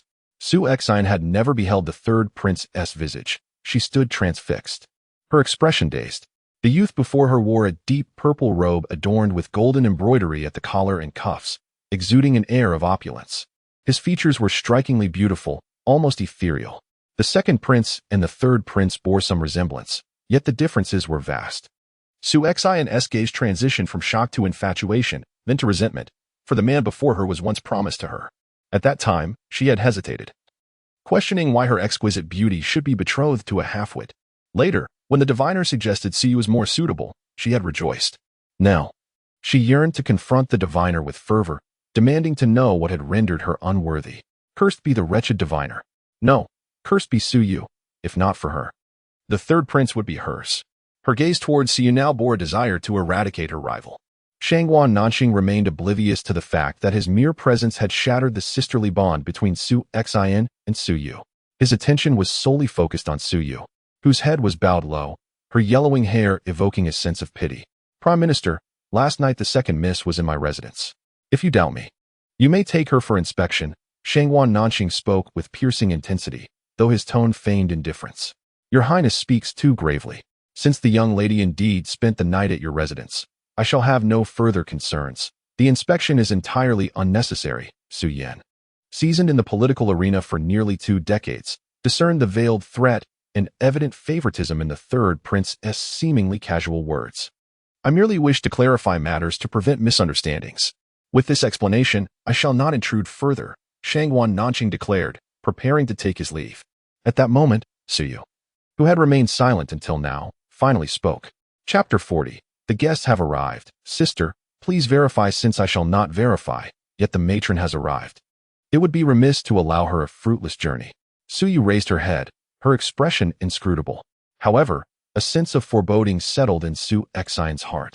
She felt that this girl was about to target her, particularly after the considerable effort she had expended to humiliate her earlier. Oh, what will you do? Shangguan Nanxing fixed his gaze on her face, her pallor alarming after a night of turmoil and excessive blood loss, eliciting an inexplicable pang of compassion within him as he unwittingly engaged with her words. To the third prince, I must inform you that I saw my sister Su Xian leave the residence late at night a couple of days ago, and she did not return until morning. For the sake of the Chancellor's reputation, sister, it would be prudent to endure this slight and undergo the verification. Su Yu's gaze bore into Su Xian, revealing unabashed provocation. You have shown no kindness to me. Do not expect me to act justly. Su Xian's complexion paled, and she retorted immediately, what nonsense are you spouting? When have I ever ventured out at night? Father, you must not trust my sister's fabrications. Send someone to investigate, and my innocence will be revealed. Before the ethereal presence of the third prince, she felt compelled to maintain her flawless image. There is no need for such tedious inquiries. Whether or not she has left can be ascertained through the verification. If she remains unblemished, then I, her sister, have erred in judgment. She chuckled lightly, though her smile failed to reach her eyes, laden instead with profound, unyielding hatred. You, Su Xian stammered, at a loss for words to counter her. The second miss has a point. Since the matron is already here, let us proceed with the verification. However, I shall refrain from meddling in the affairs of the Chancellor's household. I take my leave. He was aware that she was manipulating him to vent her frustrations. Yet gazing at her precarious state, he found himself unable to refuse. With that, he forced himself to look away from Su Yu and turned to depart. Throughout the encounter, Su Xian had not dared to muster the courage to speak with the third prince. Unlike the second prince, she believed that any casual remarks might insult the third prince, and thus she resolved to wait for an appropriate occasion to formally introduce herself. Yet she could not comprehend why this celestial third prince would so readily believe the words of that despicable girl, allowing himself to be deceived. Her beautiful eyes fixed upon the third prince, filled with resentment and sorrow. Alas, the third prince did not cast a glance her way. After the assembly in the Jiqing Hall bid farewell to the third prince, Su Yan's hawkish eyes glimmered with intensity.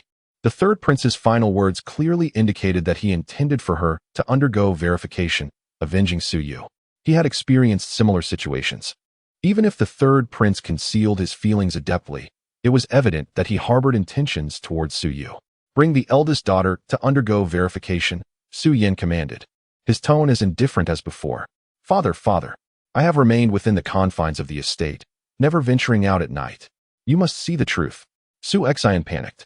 Having just been an observer, now finding herself at the center of the spectacle. Master, Xian has always behaved with propriety, never once transgressing. You must see the truth. Lady Lu also panicked, having merely suggested the verification to humiliate Su Yu, never anticipating it would ultimately fall upon her own daughter. If the eldest miss is unwilling, then bring more people to ensure it is done. Su Yan's expression turned impatient, as though he wished to leave the scene at once. He was well aware of Xian's decorum, yet with the third prince's command issued, he dared not defy the order. Understood. The maidservants complied, and several individuals seized the struggling Su Xian and dragged her away. Su Xian's cries of protest echoed from the adjoining room, culminating in a heart-wrenching and humiliating scream. Su lowered her head, suppressing the satisfaction of vengeance that flickered in her eyes. The three flower thieves who had kidnapped her, Lady Lu and Su Xian, were undoubtedly intertwined in this affair. Upon her entry, she had remained silent, only for Su Xian to deliberately mention the flower thieves. Were it not for them, she would have been utterly oblivious. Before long, the matron hurried back to report. To the Chancellor, the eldest miss remains intact. Su Yan closed his eyes and sighed heavily. Very well, you may all leave. Everyone is weary. With that, he departed the Jiqing Hall. Yue, are you all right? Once the Chancellor had left, Gu Shi hurried over, wishing to grasp Su Yu's hand. But upon seeing her hand wrapped in white cloth, she hesitated, fearful of causing her pain, her eyes brimming with concern. Mother, I am fine. Merely fatigued and wishing to rest, Su Yu replied warmly, offering her comfort. Meanwhile, Su Xian, having undergone verification, wore an expression of utter despair, her tear-streaked face betraying her inability to weep any longer. Upon seeing Su Yu, her eyes gleamed with unabashed malice. Su Yu, I will make you regret this. Oh, sister, what words are these? It seems as though you are blaming me, when it was Lady Lu who first suggested the verification. She merely played into the scheme, raising her well-bandaged right hand, elegantly yet laboriously sweeping aside the loose strands of hair that had fallen. Let us depart. Su Xian left with a defiant expression, seething with indignation. At that moment, Su Yu finally dared to exhale the pent-up frustration within her. You show no kindness and yet blame me for my lack of righteousness. She scoffed, watching Su Xian's retreating figure with derision. After bidding farewell to Gu Shi, Su Yu returned to Pingwei Pavilion, finally granted the time to lie quietly on her bed, relishing a moment of solitude to contemplate her own affairs. A pair of peach blossom eyes lingered in her mind, refusing to fade away. Second miss, the Chancellor requests that you prepare for tomorrow's poetry gathering at the palace. Shall we timidly conveyed the message from Steward Su, noticing Su Yu lost in thought on her bed. Su Yu's dazed gaze gradually sharpened. The poetry gathering, held every 3 years by the Empress, invited the daughters of officials. She recalled that in her previous life, Su Xian had garnered the title of the foremost talented woman at this very gathering, though she herself had not yet returned to the Chancellor's residence at that time. However, the palace was fraught with complexity and uncertainty, and she could not possibly predict whom she might encounter or what events might transpire. I shall not attend. Simply inform them that my hands are injured, and it would be inconvenient for me to go. Su Yu spoke in a tone that obscured whether her refusal stemmed from a desire to avoid the gathering or from her injuries rendering her incapable of attending. Second miss, the Chancellor said that as long as your mouth is unhurt, it suffices. Shao he bit her lip, recalling Steward Su's subsequent remarks, ultimately refraining from voicing the sentiment that it would be inconsequential even if her hands were broken. She felt that the Chancellor's treatment of the miss was exceedingly harsh. What father would curse his daughter with such a fate? Su Yu chuckled bitterly. Indeed, her father was a man solely concerned with his own interests, always opting for actions that favored himself. Thus, it was likely that Su Xian would attend, and since Su Xian would be there, how could Su Yu possibly refrain from going? After all, in this lifetime, she was determined to see Su Xian utterly disgraced. Such a title of the foremost talented woman was one she was unworthy of possessing. Understood. Reply that I shall attend. See you instructed, and after a lengthy pause, Xiaoyi finally received her response. Chapter 41. Has it been advanced? After a brief respite, feeling that her hands were not as painful, Su Yu allowed Xiaoyi to tidy her up. Gazing into the mirror at her withered hair and pallid complexion, Su Yu could not help but murmur mockingly, "If I have the time, I ought to attend to myself. Xiaoyi, let us venture out shortly." Su Yu recalled the daughter of Steward Su and wondered where she might be performing with a theater troupe, hoping to encounter her by chance. "Miss, you are injured so badly, yet you still wish to go out?" Xiaoyi pointed at her hands, her expression exaggerated. "Xiaoyi, it is nothing severe. Please help me change the dressing, but remember not to wrap it too tightly at the back." Su Yu chuckled at Xiaoyi's deliberate dramatics, her lips curving into a faint smile. Once they were prepared, the two of them ventured out, holding an umbrella. Although it was merely a light drizzle, they would still get soaked without it.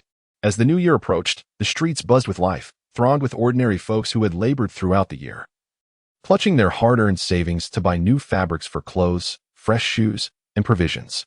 Su Yu watched the bustling crowd, and at times, she yearned to be an ordinary person as well. But how could that be? She instinctively scoffed at the thought. Her very existence seemed to drag those two into the abyss. "Excuse me, kind sir, is there a theater troupe nearby?" Su Yu noticed an elderly vendor with grizzled hair, humming a tune from an opera. "Oh, young girl, you've come to the right person. I've been listening to these tunes for decades. I know precisely where the theater troupes are stationed in the imperial city." The vegetable vendor, noticing the young girl's inquiry, became curious. "Little girl, you are quite young. Could it be that you are a fan of the opera?" Su Yu chuckled softly at this, her large eyes sparkling. "Oh no, dear sir. I merely wish to find someone." "Oh, looking for someone? I see. I assume that young people today are not keen on operas." The old man continued, his tone neutral. "The nearest troupe is the Qingping Theater. Just walk on for a short while and turn right into the Jixiang restaurant." "Very well. Thank you, kind sir. I shall remember that." With the desired information, Su Yu and Xiaoyi made their way to the Jixiang restaurant. "Quickly, catch that wretched girl." Suddenly, cries from several men echoed ahead, as a girl in a patched green cotton coat bolted towards Su Yu.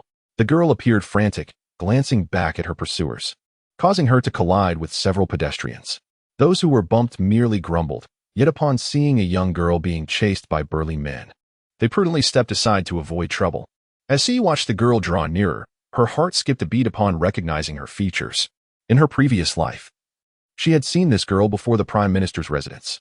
Indeed, the girl rushing toward her was Su Qing, the daughter of Steward Su. However, Su Yu was puzzled as to why Su Qing's flight had occurred a fortnight earlier in this life. Su Qing, noticing the approaching men, felt despair as her frail frame, weakened from hunger, could no longer sustain her escape. In her moment of hopelessness, she suddenly spotted the yellow-haired girl ahead, her eyes wide in surprise. With resolve, she dashed behind Su Yu. "Miss, please, I beg you save me." Su Qing's voice trembled with urgency, her hands gripping Su Yu's garment tightly. Tears brimming in her almond-shaped eyes, her hair dampened by the rain, she seemed to have grasped a lifeline, hoping the young lady would show mercy. "Run, if you dare." The men reached Su Yu, panting heavily as they glared fiercely at Su Qing behind her. "We'll take this girl back and tell the troop master that she has had too much to eat. Look at how far she's run." One of the men's voices dripped with malice, threatening to starve her as punishment for their arduous chase. The men disregarded Su Yu entirely, as though she were invisible, discussing the consequences awaiting Su Qing upon their return. Su Yu's heart sank at their words. While she had known Su Qing's life was difficult, she had never witnessed it firsthand. Now, observing Su Qing's frail wrists, barely skin and bones, a pang of guilt pierced her conscience. After all, Su Qing's disappearance was tied to her own actions. Su Qing was of similar age to Su Yu, and in her childhood, Su Yu had delighted in her company. About a decade ago, when they were merely 3 or 4 years old, the mischievous Su Yu had secretly taken Su Qing out of the Prime Minister's residence. They had been blissfully unaware of the world's dangers, and their appearances did not resemble those of average children, making them easy targets for kidnappers. Su Qing had sacrificed herself to divert the attention of the traffickers, allowing Su Yu to escape. Even now, Su Yu questioned whether the one-eyed trafficker had been acting on orders or had simply acted on impulse. The face of the terrified girl before her now mirrored that of the young Su Qing from her memories. She noticed the bruises on Su Qing's wrist and felt a surge of determination. "Wretched girl, we advise you not to meddle in our affairs. Step aside." One of the leading men, noticing Su Yu's daze, barked a threat. Su Qing, like a frightened bird, flinched at the man's voice, burrowing deeper into Su Yu's embrace. "Miss, please, save me. I do not wish to return to that devilish troop master." At the thought of the master, Su Qing's hands trembled uncontrollably. "Who are you trying to intimidate? Do you even know who my lady is?" Xiao He, steadfast and composed, attempted to confront the men. The men hesitated, recognizing that Su Yu appeared to be of noble birth, unlike a typical commoner's daughter. Otherwise, they would have forcibly taken Su Qing away by now. "I care not who your lady may be. I suggest you step aside and allow us to take this girl, or else what?" Su Yu's gaze hardened as she regarded the ringleader, her eyes sharp and cold. She discreetly patted Su Qing's hands in a gesture of reassurance, which seemed to calm Su Qing slightly. The leading man, now sweating from the chase, felt an inexplicable chill at Su Yu's commanding presence. She was young yet exuded an imposing aura. "Otherwise, I shall take you both." The man was no fool, seeing only a servant girl and a young lady. He felt emboldened. Just a mere fade for intimidation. "Let us see who dares to take anyone." A familiar, melodious voice suddenly rang out, and Su Yu's expression shifted. Chapter 42. The heroic rescue of the second prince. Upon hearing the familiar voice of the youth, Su Yu felt an immediate shift in the atmosphere around her, as though she had plunged into an icy abyss. The speaker was none other than the second prince, Shangguan Nafeng, whose interest in Su Yu had been piqued due to their previous encounters. Considering her status as the prime minister's legitimate daughter, Shangguan Nafeng had contemplated for several days his intention to win her over. After all, while he could have as many beautiful women as he desired, the position of second princess was reserved for a lady of noble birth and intelligence. The prime minister, Su, had no sons, and if Shangguan Nafeng were to marry Su Yu, he would effectively bring the influence of the Su family under his command. Although the emperor had intended to marry Su Yu to his third son to bring joy after a loss, it seemed that Su Yu was unwilling to comply. Thus, for the past few days, he had instructed his servants to closely monitor the gates of the prime minister's residence, ensuring that upon her departure, he could orchestrate a chance encounter. "Miss Su, what a coincidence to meet you here," he remarked, fanning himself with an ornate folding fan that dangled a jade pendant, an unmistakable sign of luxury. Su Yu regarded the second prince with a sense of incredulity, thinking it rather foolish to wield a fan in the bitter cold. She reflected on her past life, realizing how naive she had been to find such flamboyance appealing. "Indeed, quite the coincidence," she replied, her tone devoid of emotion, masking the simmering hatred within her. Shangguan Nafeng, noticing her indifference, felt an inexplicable sense of resentment directed towards him by this young lady, despite the fact that he had never wronged her. He wished to engage her in conversation, but several burly men interrupted the moment. "What a fool, flaunting a fan in this freezing weather." One of the men guffawed, clearly amused. Shangguan Nafeng's sharp gaze narrowed, incensed by the insolence of the ruffian. "How dare you mock the second prince?" Qizhu, his attendant, sensed his ire and admonished the men. "Second prince? I'm the emperor here. Your empty threats mean nothing." The lead thug retorted, unperturbed by Qingzhu's warnings. Meanwhile, Su Yu observed the scene with detachment, embodying the role of a mere bystander. Qingzhu was flustered, struggling to find words to counter the brazen men. "I suggest you refrain from meddling in our affairs, or I shall have you arrested," he finally managed to say. However, the leader of the thugs, losing patience, approached Su Yu and seized her wrist, attempting to drag her away. Su Yu, realizing the gravity of the situation, felt a surge of fear, knowing that if she were taken, her life would be irrevocably altered. "Release your filthy hands," she commanded coldly, having discreetly signaled to Xiao He to summon the patrolling guards. "Ah, you're quite the stubborn one. Do you truly wish for us to take you by force?" The thug sneered, dismissing her warning. The second prince had never endured such humiliation. He was accustomed to commanding respect. The audacity of these brutes to deride him in front of Su Yu was intolerable. "Stop this at once." A resonant voice broke through the tension, revealing Xiao He accompanied by the guards. The captain of the guards, Lin Ji, approached and immediately recognized the jade pendant on the fan, a symbol of the second princess status. "I am Lin Ji, captain of the guards, "And I pay my respects to the second prince," he said, kneeling in deference. Upon realizing the youth was indeed the second prince, the thugs panicked, abandoning Su Yu as they fled. "Capture them. If even one escapes, I will hold you accountable," Shangguan Nanfeng commanded, his voice laced with fury. As the guards rounded up the thugs like fledgling chicks, Su Yu felt assured that Lin Ji would handle the situation henceforth. Given Shangguan Nanfeng's temperament, it was a miracle they would leave with their lives intact after their mockery. "Since there is nothing more to be said, we shall take our leave," she remarked, turning to depart with Su Qing. "Miss Su, I wasn't," Shangguan Nanfeng began, feeling humiliated before her, but Su Yu interrupted him. "Thank you, second prince," she said, offering a curt expression of gratitude before walking away without a glance back. His fists clenched in frustration, Shangguan Nanfeng sensed her palpable distance. Yet, he was drawn to her elusive nature. He had encountered many women who were straightforward and predictable, and he found them dreadfully uninteresting. "Su Yu, very well. I shall make you mine," he vowed to himself. Meanwhile, not far off, Su Yu allowed a faint smile to grace her lips. In her previous life, she had come to understand Shangguan Nanfeng's disposition well. The colder she acted, the more he would cling to her like a stubborn remnant. Her sister, Su Xian, had similarly cultivated an image of aloof beauty to win over the third prince, ultimately captivating Shangguan Nanfeng after his ascension, despite opposition from the officials and the public. "Miss, where are you taking me?" Su Qing asked nervously, sensing the gravity of the situation as they moved forward in silence. Though Su Yu appeared benevolent, a sense of foreboding lingered. "I am taking you home, Su Qing," Su Yu replied, breaking her reverie with a warm smile. "Home? How do you know my name?" Su Qing inquired, astonished that someone she had just met would know her name. "What do you think?" Su Yu replied, her gaze softening as she regarded Su Qing. As Su Qing looked into Su Yu's bright, familiar eyes, a wave of recognition washed over her. "Who are you?" she asked, incredulous, unable to articulate the answer that lingered on the tip of her tongue. "Qingjia, it is I, Su Yu," she finally revealed. Though Su Qing was slightly older, they had played together since childhood, and Su Yu had often called her Qingjia.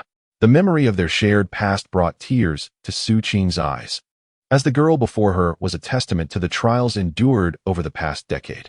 "Well?" Upon hearing the name, Su Qing's tears flowed freely, overwhelmed by the reunion. Chapter 43.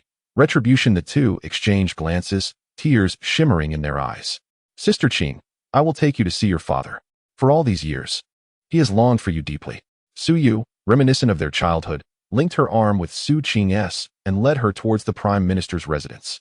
As they walked and conversed, Su Qing recounted how she had diverted the one-eyed scarred man only to be cornered in a narrow alley, where she was ultimately knocked unconscious. Upon regaining consciousness, she found herself among a troupe of performers. Over the years, she had traveled far and wide with the troupe, feigning amnesia to gain their trust. Until this year when they returned to the imperial city. Upon seeing familiar sights, memories from her childhood flooded back. Seizing the opportunity while everyone was distracted, she had slipped away, fortuitously encountering Su Yu. Su Yu listened quietly, a gentle smile gracing her lips, as Su Qing recounted her hardships, deliberately withholding the fact that her search for Su Qing had brought them together. "Where, just now, we were fortunate to have the second prince's assistance," Su Qing remarked, failing to notice the faint blush that crept across her cheeks at the mention of the handsome youth, his image etched in her mind. "Look ahead. There are 3 men hanging upside down at the city gate. I heard they were stripped of their clothes, leaving only their undergarments," a middle-aged man beside them remarked conspiratorially. "Is that true? Did those men offend someone?" His companion gasped, wide-eyed. "I don't know, but let us go see the commotion. They say those men are barely alive. And it seems they're, well, you know." The middle-aged man glanced at his companion's groin. Startled, the man instinctively tightened his legs, exclaiming, "What are you looking at? Ha ha ha, let us hurry. This kind of spectacle is rare." The man grinned, pulling his companion towards the city gate. Upon hearing of the men hanging at the city gate, Su Yu felt a jolt of alarm, instinctively believing they might be connected to her. She led Su Qing and Xiaohe directly to the city gate. From a distance, they spotted a large crowd gathered below, pointing and murmuring at the gate. As Su Yu drew closer, she beheld 3 men in black, their hands bound behind them, suspended from the gate, motionless and uncertain if they were alive or dead. As they approached, she noticed the words "flower thief" affixed to their bodies, alongside smaller text detailing their misdeeds, read aloud by several literate onlookers. Suddenly, an elderly woman, her hair gray, hurled an egg from her basket, smashing it against the face of the central black-clad man. To her astonishment, the man stirred slightly, indicating he was not yet dead. The woman remained silent, but her fiery gaze and expression spoke volumes of her desire for vengeance. How tragic. Aunt Wang's granddaughter was tormented by these brutes and hanged herself in despair. Such a clever, lovely girl, always greeting me when we met. Someone familiar with the elderly woman lamented. More people joined in, throwing eggs, rotten vegetables, and foul fish at the three men. The men opened their eyes in shock.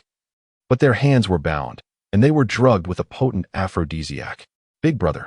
The slender black-clad man felt a sharp pain below and gasped as he realized his brother had been mutilated, overwhelming shame and rage causing him to faint.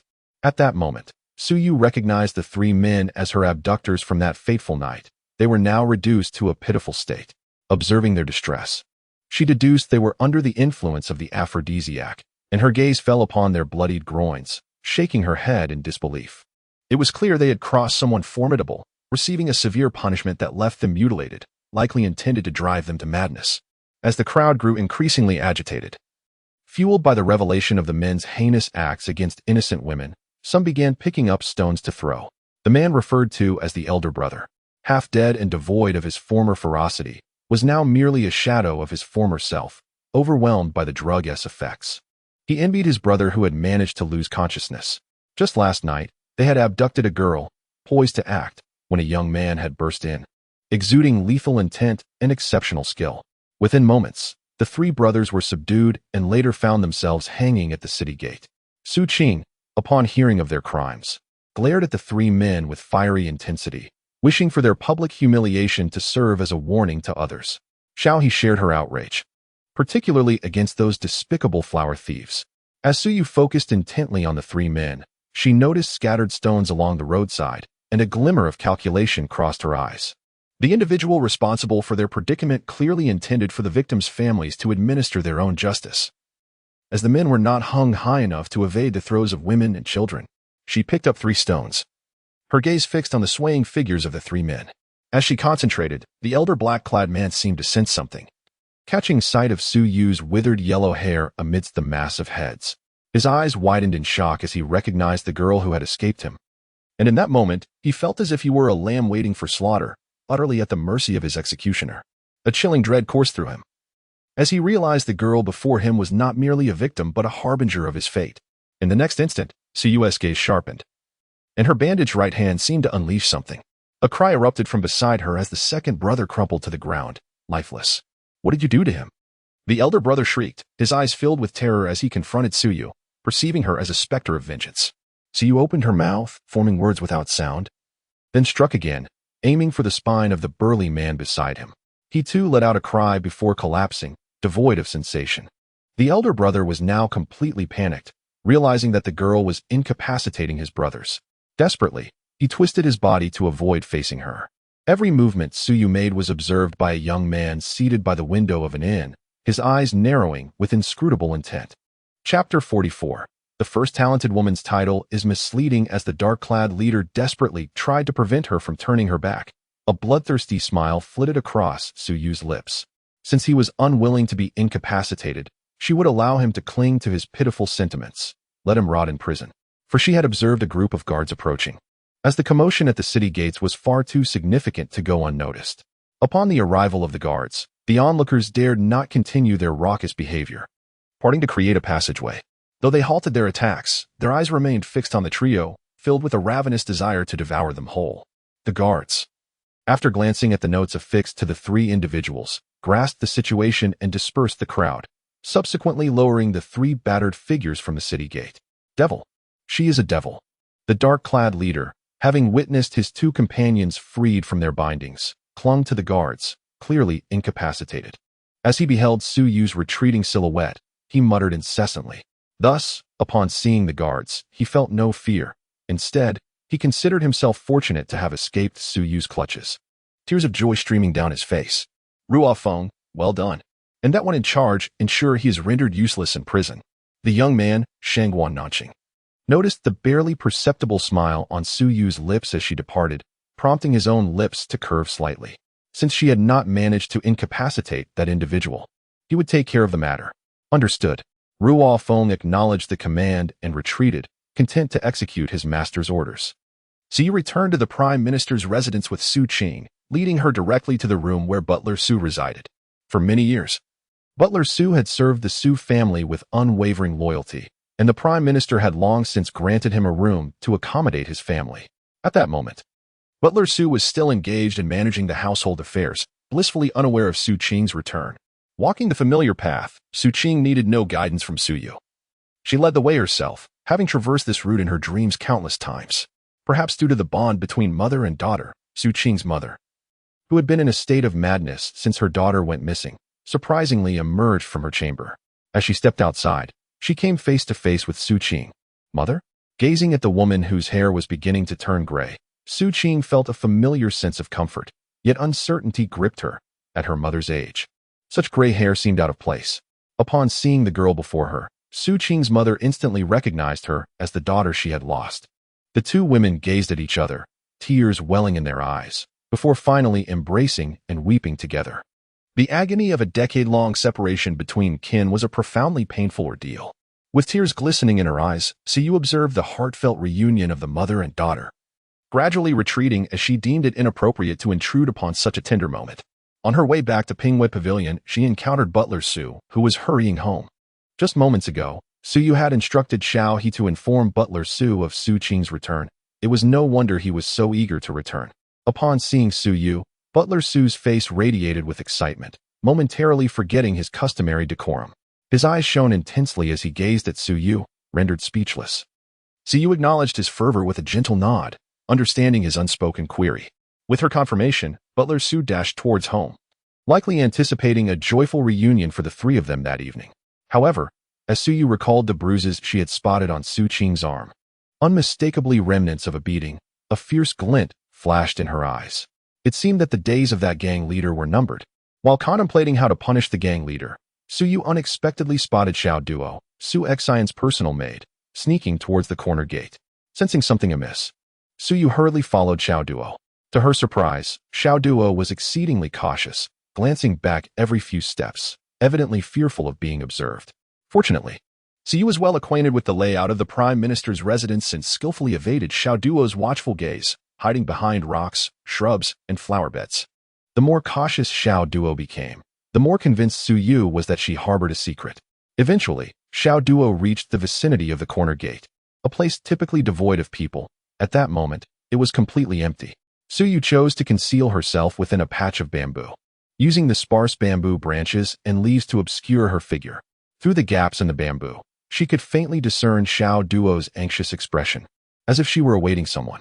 Thankfully, clad in green, Su Yu blended seamlessly into the bamboo grove, rendering her nearly invisible to the untrained eye.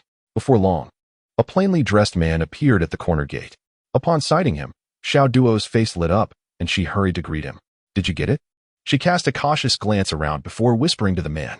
"Rest assured, with me involved, there won't be any issues." The man spoke with a slightly sharp tone, reminiscent of a woman's voice. "Quickly, give it to me. This is the remaining money." Xiao Duo, visibly anxious, produced a stack of banknotes. Even from a distance, Su Yu could discern the considerable worth of those notes. Seeing the money, the man's tone shifted to one of evident excitement. "I went to great lengths to acquire this. Handle it carefully." As they exchanged money for a meticulously folded piece of white paper, the man kept his hat low, obscuring his features, allowing only his somewhat feminine voice to be heard. "Well done. Once my young lady becomes a prince's wife, your rewards shall be plentiful." With the transaction complete, Xiao Duo's demeanor relaxed as she tucked the note into her sleeve and hurried back. Su Yu, without a moment to ponder, promptly followed the hasty Xiao Duo. Observing her rapid pace, Su Yu's eyes gleamed with intent. She crouched low, taking a shortcut to position herself ahead of Xiao Duo, deliberately colliding with her. Startled, Xiao Duo was so engrossed in her own thoughts that she barely noticed the path ahead, providing Su Yu with the perfect opportunity. At the moment of impact, Su Yu's left hand swiftly slipped into Xiao Duo's sleeve where the note had been concealed, her fingers grazing a hard object. In a flash, without the time to ascertain the object's identity, she pinched it and deftly flicked it into the nearby grass. "Are you blind while walking?" Su Yu scolded, causing Xiao Duo to kneel in terror, trembling. "Second miss, I didn't see you. It's my fault. Please forgive me." Xiao Duo, burdened by her guilty conscience, dared not engage further, immediately prostrating herself and accepting blame. Su Yu, having no intention of prolonging the encounter, recognized that the item had already been retrieved. Very well. Pay more attention next time. With that, she continued on her way. Once Xiao Duo had disappeared from sight, Su Yu turned back to pick up the paper from the grass and opened it. Upon glancing at its contents, she stood frozen in disbelief. No wonder Su Xin had claimed first place at the poetry competition in her previous life, earning the title of the foremost talented woman. Her performance had been exceptional, leading to her entanglement with Shangwan Nanfeng. The title of first talented woman was indeed a misnomer. Su Yu's astonishment grew as she read the paper in her hand, which clearly listed the topics for the poetry competition scheduled for the following day. Chapter 45. You are unkind. I shall be unjust. Gazing at the title of the poetry gathering in her hand, Su Yu transitioned from shock to clarity. That little girl would soon realize that something was amiss. She needed to devise a strategy swiftly. There was no time for contemplation. Su Yu hurried back to Pinghua Pavilion, seized a piece of paper and a pen, and meticulously imitated the handwriting, beginning to alter the topics. The poetry gathering comprised 4 questions, and she intended to change the latter 2. After all, it would be less entertaining if Su Xin discovered the mistake from the onset. She aimed to deliver a fatal blow at the moment when Su Xin was brimming with confidence. Before long, Su Yu had crafted an entirely new sheet of paper. Without waiting for the ink to dry, she dashed out of her room, moving briskly and allowing the wind from her steps to dry the paper. When she neared her destination, Su Yu paused, carefully folding the paper along the previous creases, and approached slowly. At that moment, the little girl was seemingly searching for something. The red imprint of a hand was clearly visible on her right cheek. Tears glistened in her eyes as she walked, her gaze cast downwards. When she had visited the young lady earlier, under the beaming gaze of the lady, she discovered that her sleeve was empty, and in that instant, it felt as though the sky had fallen upon her. She must have accidentally dropped it while hurrying back. If someone else found that note, even 10 lives would not suffice to escape the lady's wrath. The pain on her face lingered. The slap had been delivered with considerable force, even causing her gums to throb. Tears blurred her vision, rendering her oblivious to Su Yu's presence. Seizing the opportunity while the little girl was distracted, Su Yu tossed the note in front of her, then swiftly concealed herself behind a rockery, peering through the crevices to observe the little girl's movements. After searching for a while, the little girl suddenly spotted the neatly folded note before her, seemingly undetected by anyone else. She silently thanked the heavens and excitedly snatched up the note, rushing towards Anshin Pavilion without a hint of suspicion. Su Yu watched as the little girl hurried away, a knowing smile gracing her lips. The poetry gathering the following day promised to be exceedingly entertaining. Early the next morning, Su Yu was roused by Xiaohe. It turned out that the Chancellor had ordered Steward Su to bring clothing and accessories for Su Yu, fearing she might embarrass herself with her attire. Su Yu did not refuse. Indeed, since her return, she had very few suitable garments. Dressed in a golden silk brocade jacket and a green patterned cotton skirt, she appeared exceedingly charming and adorable. Since she had not yet reached maturity, Xiaohe styled her hair in a simple fashion adorned with 2 flower hairpins crafted from pearls and jade, lending her an air of sweetness interlaced with a touch of solemnity. Just as Su Yu was about to step out, she stumbled, and with a loud rip, the jacket tore open, revealing the cotton stuffing beneath. "Steward Su," Su Yu called, her eyes flashing with displeasure as she stared at the damaged garment. Had she not tripped upon exiting, this embarrassment would have unfolded before the Empress and the dignitaries. As Steward Su entered, he was met with the sight of Su Yu holding the torn jacket, a large gash evident. "Second, miss, I swear it was not my doing. Please allow me to find my daughter. I would be grateful beyond measure." Steward Su knelt in a flurry to explain. "I harbor no blame towards you, nor do I believe you are responsible," Su Yu replied. "However, apart from you, who else has handled this garment?" Steward Su pondered for a moment, meeting Su Yu's gaze, and silently shook his head. He had not strayed from her side throughout the day. "That is enough, Steward Su. It is unnecessary to dwell on who the culprit might be. It is clear to anyone with discerning eyes who in this household wishes to see me disgraced. I require your assistance with 2 matters." Su Yu's slender fingers brushed over the tattered jacket. Since her left hand was only slightly injured, she no longer needed to bandage it. However, her right hand had yet to fully heal, so for the sake of appearance, she removed the bandages, taking care to ensure the scab would not be disturbed. "If they choose to be unkind, they must not blame me for being unjust. If they wish to see me humiliated, then it is only fair that someone else bears the brunt of this disgrace. Second, miss, I owe you a great debt. I am now entirely at your service. No need for pleasantries, Steward Su declared earnestly. Very well, Steward Su. First, find a tailor immediately to repair my garments. For good measure, secure the jacket and skirt as well. Secondly, procure some medicinal powder and bring it to me. After writing a prescription and handing it to Steward Su, she moved to the desk.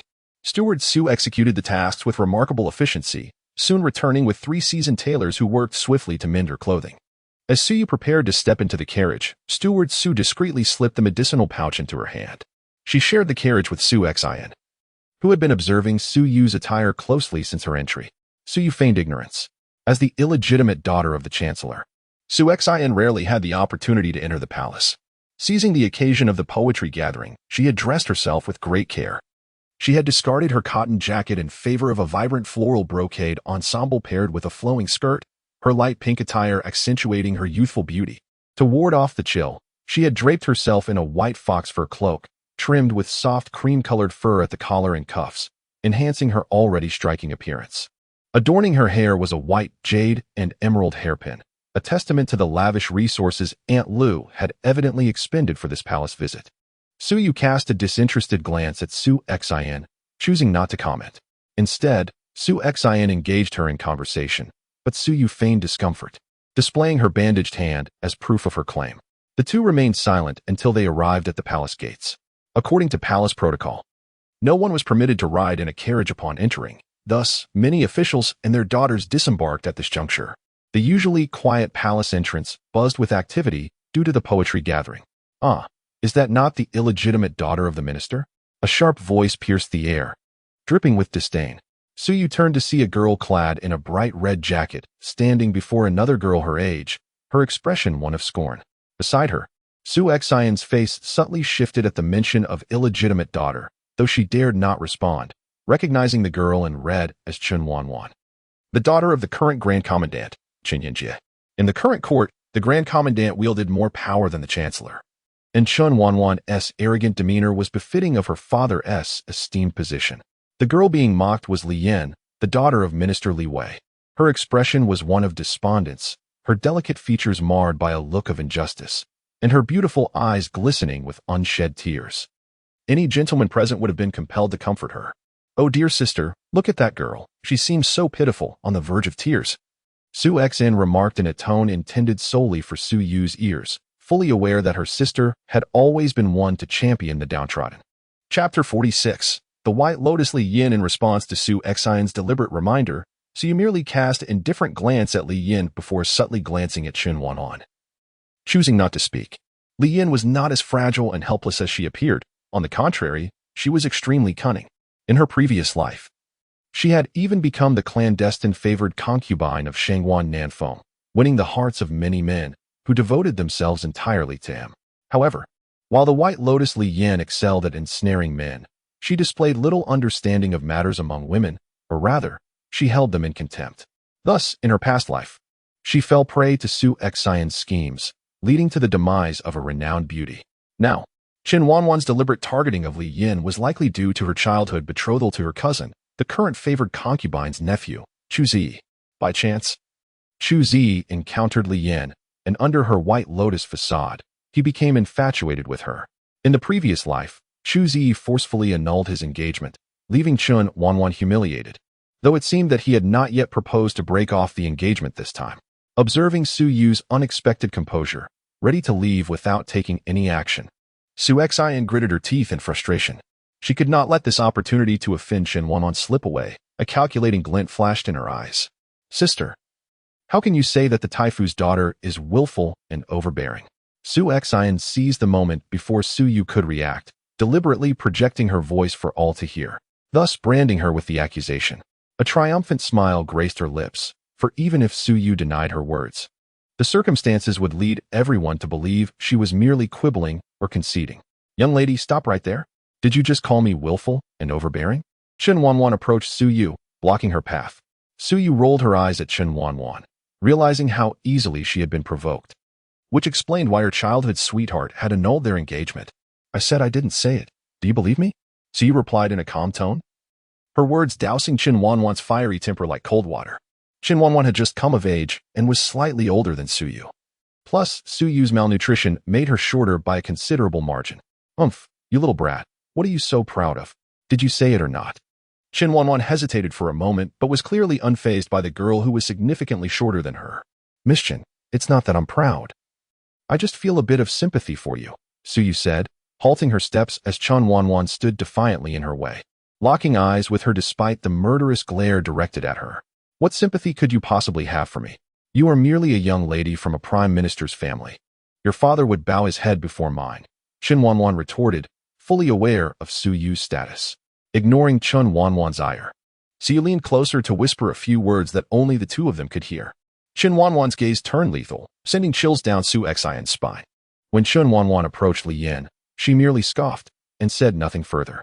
Li Yan, having her plans disrupted by Su Xian and the others, felt a flicker of resentment. Chu Zi, with his aunt being the favored concubine and commander of the palace guards, could be provoked if Qin Wanwan were to berate her further. If he witnessed his fiancée bullying her, it would surely ignite his protective instincts, leading to a confrontation between the two women.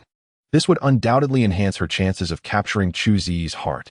However, she had not anticipated that after enduring Qin Wanwan's insults without retorting, her emotions had built to a boiling point, only to be thwarted by the Su sisters at the last minute. Just then, Qin Wanwan spotted her fiancé, Chu Zi, appearing with the Imperial Guards around the corner. She shot a discreet glance at Su Yu, astonished that the girl had truly predicted this. Su Yu's earlier words echoed in her mind. In less than a tease time, Chu Zi will undoubtedly appear. When he arrives, what kind of impression do you wish to give him? If Qin Wanwan desired to expose Li Yan's pretentious facade in front of her fiancé, she ought to return to her carriage and cease her harassment of the White Lotus. Realizing that Su Yu's call of White Lotus indicated her allegiance, Qin Wanwan concluded that the accusation of willfulness could not have originated from Su Yu.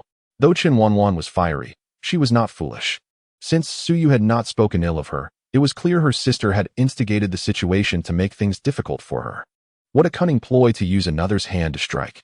Su Xian, under Qin Wanwan's intense scrutiny, felt her scalp tingle, uncertain of what Su Yu had said. She was keenly aware that Qin Wanwan had seemingly set her sights on her. Thus, she forced a polite smile in return and strode into the palace without looking back. As Qin Wanwan noticed Chu Zi approaching her, her face flushed. At that moment, Chu Zi still harbored some affection for Qin Wanwan. Though he was somewhat displeased with her temperament, he greeted her casually and even adjusted her crooked hairpin with a gentle touch, causing her cheeks to redden further. Li Yan observed their interaction, feeling a chill in her heart, but maintaining her composure, greeting Chu Zi with a graceful bow. Greetings, Lord Chu. Her voice was as melodious as a songbird. What a coincidence, Miss Li. It is good to see you again, Chu Zi remarked, drawn to Li Yan's delicate demeanor, his gaze lingering a moment longer. However, Su Yu discerned that his interest was born not of romantic inclination, but rather curiosity at the contrast between her and his fiancée. Meanwhile, Qin Wanwan, witnessing the White Lotus flirting with her beloved man, felt a surge of anger rising within her. She was about to chastise Li Yan in front of Chu Zi when she caught a glimpse of Su Yu shaking her head. Remembering Su Yu's earlier counsel, she suppressed her anger, choosing to trust her sister, especially since this was the first time her Zi brother had helped her adjust her hairpin. On the other hand, Li Yan deliberately greeted Chu Zi, intending to provoke Qin Wanwan. To her surprise, Qin Wanwan did not retaliate, leaving her feeling somewhat bored. She lightly inclined her body and, with a graceful demeanor, turned to walk into the palace. The position of the commander's wife was firmly within her grasp. Chapter 47. The First Talented Woman? Dream on. As the esteemed ladies gathered in the imperial garden, which usually lay deserted, it was now filled with maidens and their attendants. Adorned in vibrant hues of red and green, their heads adorned with jewels. Even from a distance, one could detect the mingling scents of their perfumes. Su Yu stood in a rather inconspicuous spot, yet her golden hair made her easily identifiable. Qin Wanwan approached Su Yu and, in a voice just audible to the two of them, asked, "Why do you wish to help me?" Su Yu smiled, contemplating the reason. Perhaps it was because her audacious spirit mirrored her past self, or perhaps it was her affinity for red garments. "You please my eye." Su Yu articulated with 4 simple words, leaving Qin Wanwan momentarily stunned. Humph, a mere yellow-haired girl, yet speaking quite maturely, Qin Wanwan feigned anger. Shooting a glance at Su Yu, both of them recognizing the humor in each other's eyes. Meanwhile, Su Xian observed the intimate exchange between Su Yu and Qin Wanwan. Desperately suppressing her ire, Suyu gaining Shenhuan's favor would be detrimental to her. A familiar voice echoed from afar, announcing the arrival of the Empress. Suyu instinctively turned her gaze towards the speaker, whose distinctively feminine voice belonged to the chief eunuch by the Empress's side, Xiao Duo. In the midst of the palace maids, a figure clad in a resplendent crimson robe adorned with golden phoenixes approached, her head crowned with an intricately woven phoenix tiara. Complemented by two luxurious peonies nestled beside her, exuding an air of imperial grandeur, the Empress cast a fleeting glance over the assembly of young ladies, her gaze pausing momentarily on Suyu before subtly shifting away. She was aware of the second daughter of the Su Chancellor's residence. Having heard of the recent stir caused by her in the Golden Wan Hall, this yellow-haired girl, though not striking in appearance, possessed an audacious spirit, however, within the harem. It was precisely such bold yet thoughtless women that were most desired. Pay respects to Her Majesty the Empress. Long live the Empress. The chorus of young ladies bowed in unison, the Empress's imposing presence rendering them hesitant to lift their heads. You may rise. The Empress's voice rang clear and pleasant. A balm to the ears. Thank you, Your Majesty, the ladies replied, rising to their feet, while a few bolder maidens discreetly raised their heads, stealing glances at the Empress. Subsequently, the Emperor's other favored concubines, Yu Fei and Hui Fei, also made their entrance. Suyu furtively observed the three opulent women, the Empress and the two favored concubines, musing upon the dynamics of the palace. Although the Emperor had numerous consorts, the harem's power was currently balanced among three prominent women, with the often favored Yu Fei and Hui Fei maintaining a delicate equilibrium, while the Empress, holding the Phoenix seal, shared a less than harmonious relationship with the Emperor. Despite the multitude of women in the Emperor's court, only 5 children, 3 sons and 2 daughters, had been born, indicating that many concubines had faced repeated pregnancies, yet few had successfully delivered healthy heirs. Suyu, having once been the Empress herself, was acutely aware of the intricate machinations at play. The Empress, while holding a prestigious title, had no legitimate sons, only a daughter, the eldest princess in Ping, who was already married, leaving the Empress with little competitive advantage in the harem aside from her title. Nonetheless, she skillfully manipulated the rivalry between Yu Fei and Hui Fei, maintaining her position at the center of power. The second prince, Shangguan Neifeng, was the son of Hui Fei, and among these 3 esteemed women, only Hui Fei wore a benevolent smile, appearing approachable and amiable. Yet, Suyu knew better. The most venomous among them was Hui Fei. In her past life, after Shangguan Neifeng ascended the throne, Hui Fei had ruthlessly turned her rival Yu Fei into a human puppet, showcasing her malevolent nature. As a daughter-in-law, Suyu had been subjected to Hui Fei's disdain and abuse, yet at that time, her singular focus had been on her love for Shangguan Neifeng, believing it her duty to serve his mother well. Thus, she had witnessed Hui Fei's ruthless methods firsthand. Yu Fei had 1 son and 1 daughter, the 5th prince. Shangguan Yunxian was merely 5 years old and constantly plagued by ailments, having suffered a setback in the womb, relying on medicinal tonics for sustenance. The nature of this affliction was indeed intriguing. While Yu Fei appeared untrustworthy, few in such positions within the palace were truly virtuous. As for Yu Fei's other daughter, Princess Fuping, Suyu narrowed her eyes at the memory of events from her past life. Princess Fuping harbored ulterior motives, skillfully concealing her true nature. Yet in her previous life, Suyu had uncovered her greatest secret, her infatuation with the 3rd prince, Shangguan Nanxing, whom she shared a different mother with. Fuping, in her youth, had bullied Shangguan Nanxing relentlessly, likely a misguided attempt to capture his attention. This clandestine affection warped her psyche, leading her to eliminate any maidservants who sought to draw closer to Shangguan Nanxing without arousing suspicion. In her past life, Princess Fuping had been particularly unkind to Su Exine, repeatedly seeking to create trouble for her.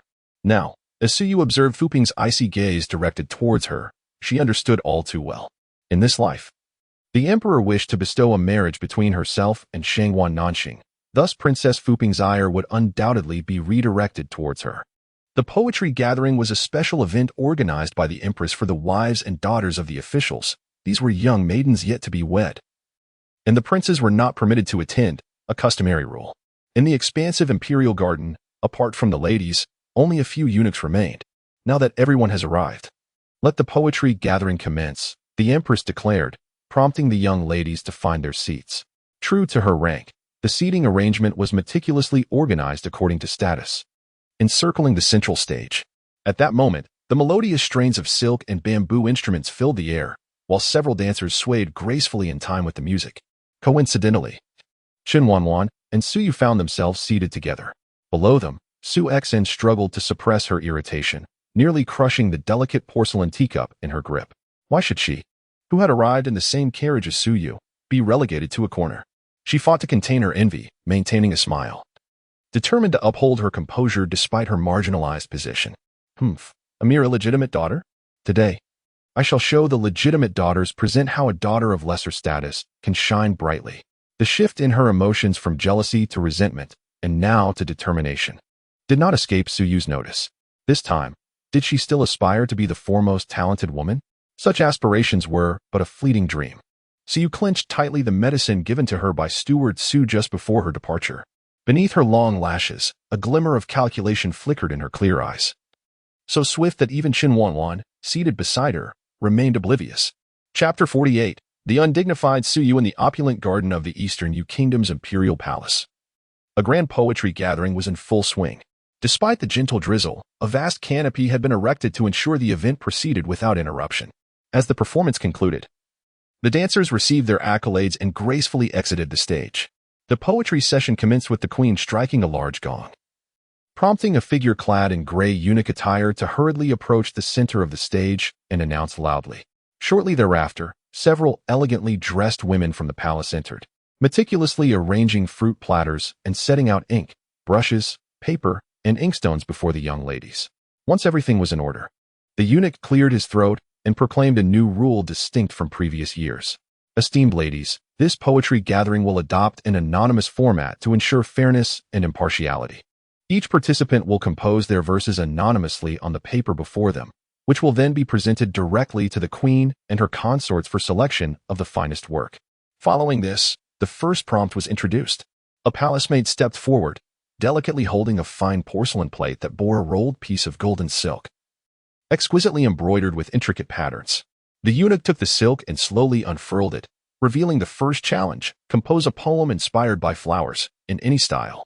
With that, the maid bowed and retreated. At this moment, Su Xian suddenly rose, her expression betraying hesitation as if she wished to voice a concern but was reluctant to do so. The queen, noticing the young lady's unusual stance, signaled to her trusted attendant, Wang Mama, who, having served the queen for many years, promptly inquired, "What troubles you, young lady?"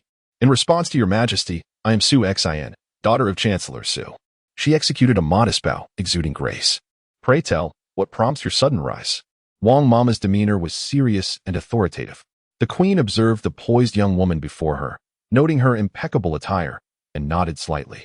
"If Miss Su has something to share, please do not hesitate," the queen encouraged. Wang Mama, perceiving the queen's lack of ire towards Su Xian, softened her expression. With her head bowed, Su Xian twisted a handkerchief in her grasp, appearing visibly distressed. Ultimately, she seemed to gather her resolve, and, with an audible sigh, knelt. "Your Majesty, esteemed consorts, I come to seek pardon on behalf of my younger sister." After the words escaped her lips, she bowed thrice in reverence. With puzzled expressions adorning the faces of the queen and her consorts, Su Xian finally raised her gaze, filled with contrition as she addressed Suyu softly. "My sister, Suyu, has never been particularly studious, and her handwriting is rather unremarkable. After being sent to the countryside for 5 years, she only returned recently, and I have learned she has not practiced her writing at all during that time. Given the requirement for us to submit our compositions today, I fear her lack of skill may tarnish your esteemed eyes, and I worry you might think her intent on causing a disturbance.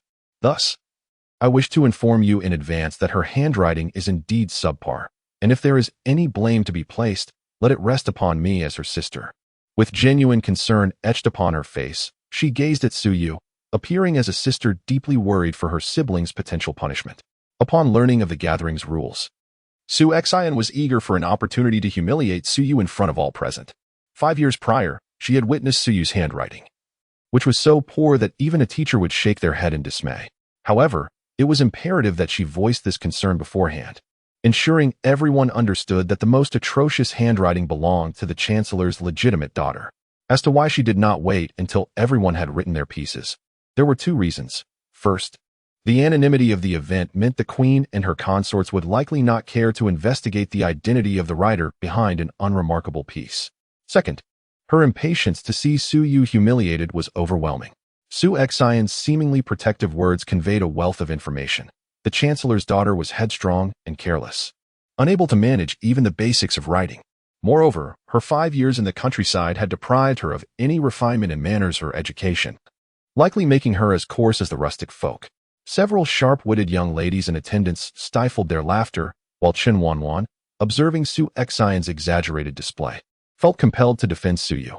However, Su Yu merely placed a gentle hand on Chen Wanwan's arm, smiled softly, and shook her head.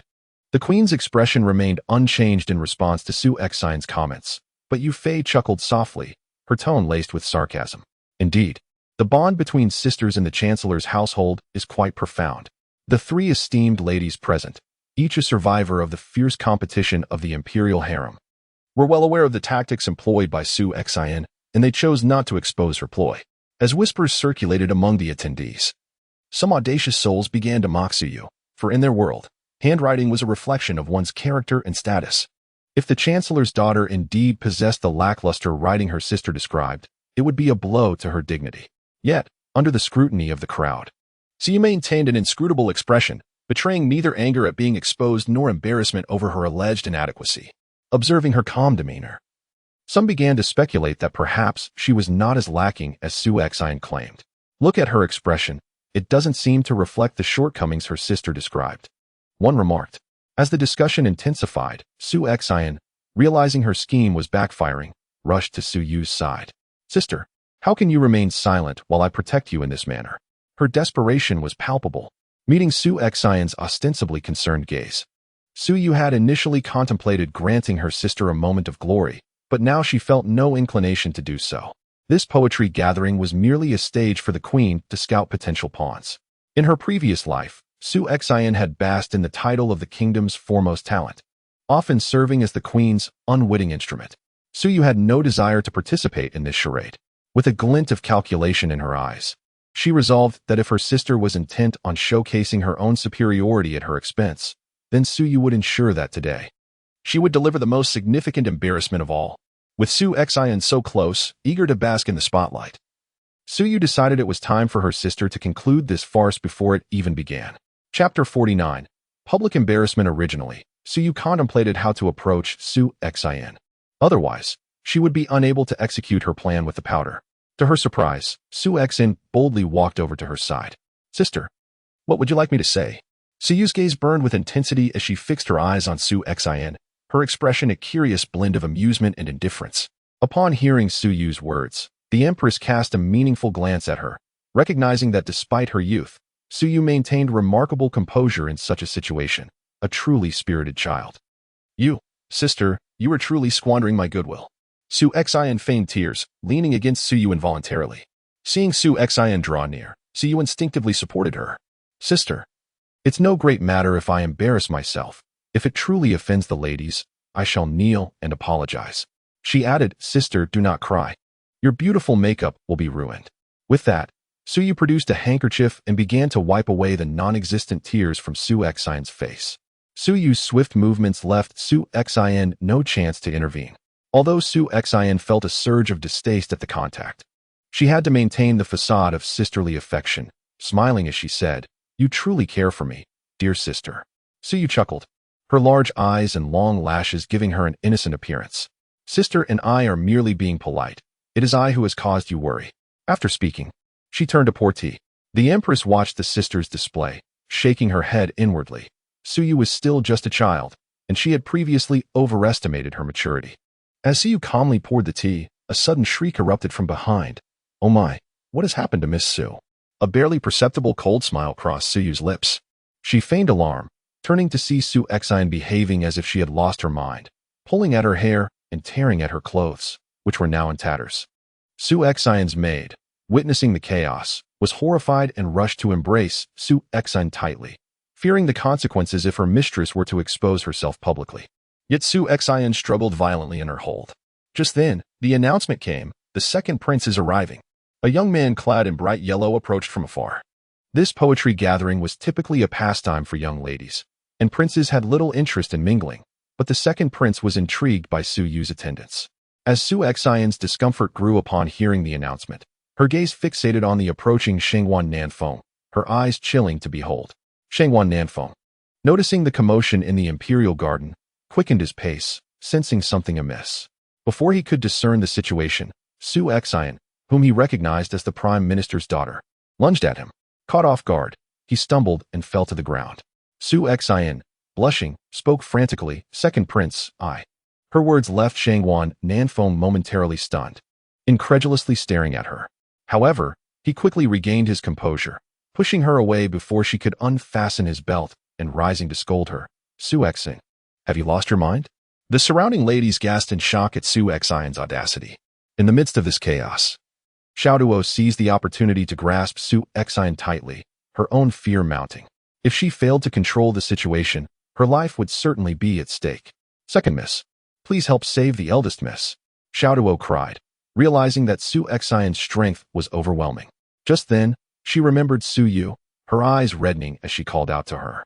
Su Yu feigned surprise at being summoned and quickly picked up Su Xian's discarded cloak, rushing to her side. "Sister, you mustn't do this." Her large eyes brimmed with concern, and tears threatened to spill, eliciting sympathy from those present. The prime minister's daughter was indeed too kind to her sister, shedding tears even after Su Xian's earlier harsh words. "You useless lot, why aren't you helping?" Shangwan Nanfeng was taken aback by Su Yu's tears, accustomed to her sharp tongue, now finding her unexpectedly charming. The attendants finally sprang into action, attempting to restrain Su Xian. Su Xian had ingested a specially formulated powder, and although Su Yu had altered the ingredients to evade suspicion, the concoction's effects would be fleeting, leaving no trace for the physician to uncover. Having narrowly escaped the clutches of 3 would-be assailants previously, Su Yu recognized the orchestrator of her troubles could only be either Madame Lu or the deranged Su Xian before her. Now, with a desire for retribution, she seized the opportunity to let Su Xian experience the powder's potency. As several eunuchs forcibly dragged Su Xian away, murmurs of disbelief filled the air. Surely, the eldest daughter of the Su family has lost her sanity. Indeed, her behavior is utterly revolting. Enough of this. Everyone, let us not linger on such matters.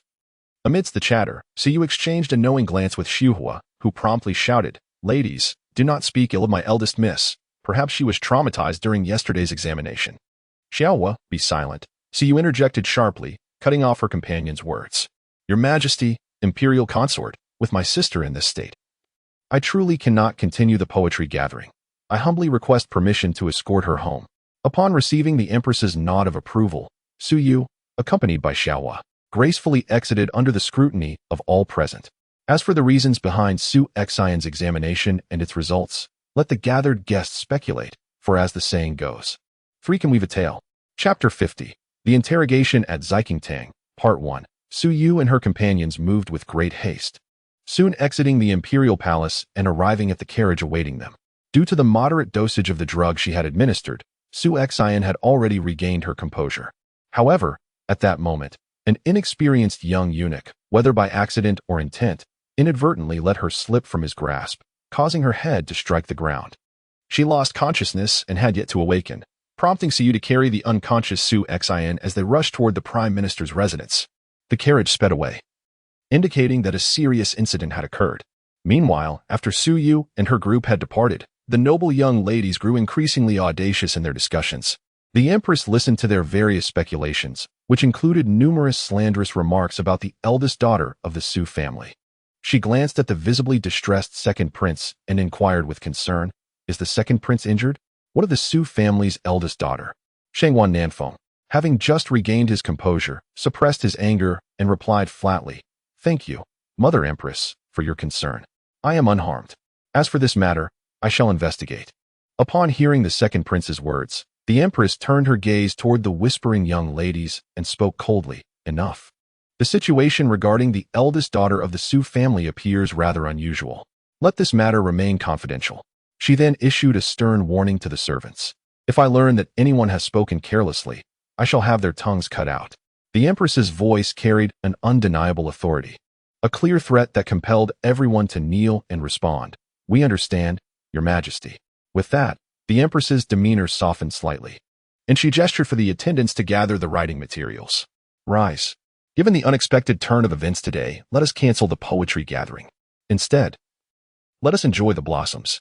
In this biting winter, I have heard that the plum grove in the Yufei's courtyard is in full bloom. Strolling beneath the gentle rain with umbrellas shall provide a unique charm. Upon hearing the mention of the Yufei, she forced a smile and replied, "If the Empress finds such interest, I am indeed honored by your presence in my modest plum grove." The young ladies eagerly echoed, "Indeed." Just as the Empress was preparing to depart, a flustered personal eunuch stumbled toward them, breathless and panicked. "Your Majesty, it is dire news. The Emperor has fainted while reviewing memorials." "What did you say?" The Empress's expression shifted dramatically. How could the Emperor faint without warning?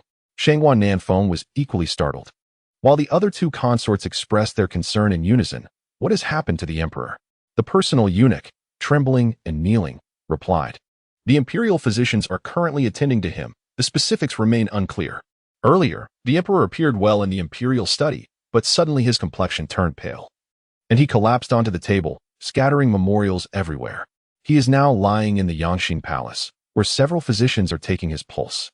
The Empress, panicked by the Emperor's sudden collapse, declared, "I have no interest in flowers now. My focus is on the Emperor."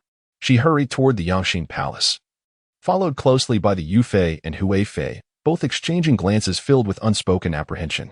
They were aware that the Emperor's health had been precarious, and his fainting spell was ill-timed, especially since he had not yet decisively chosen an heir.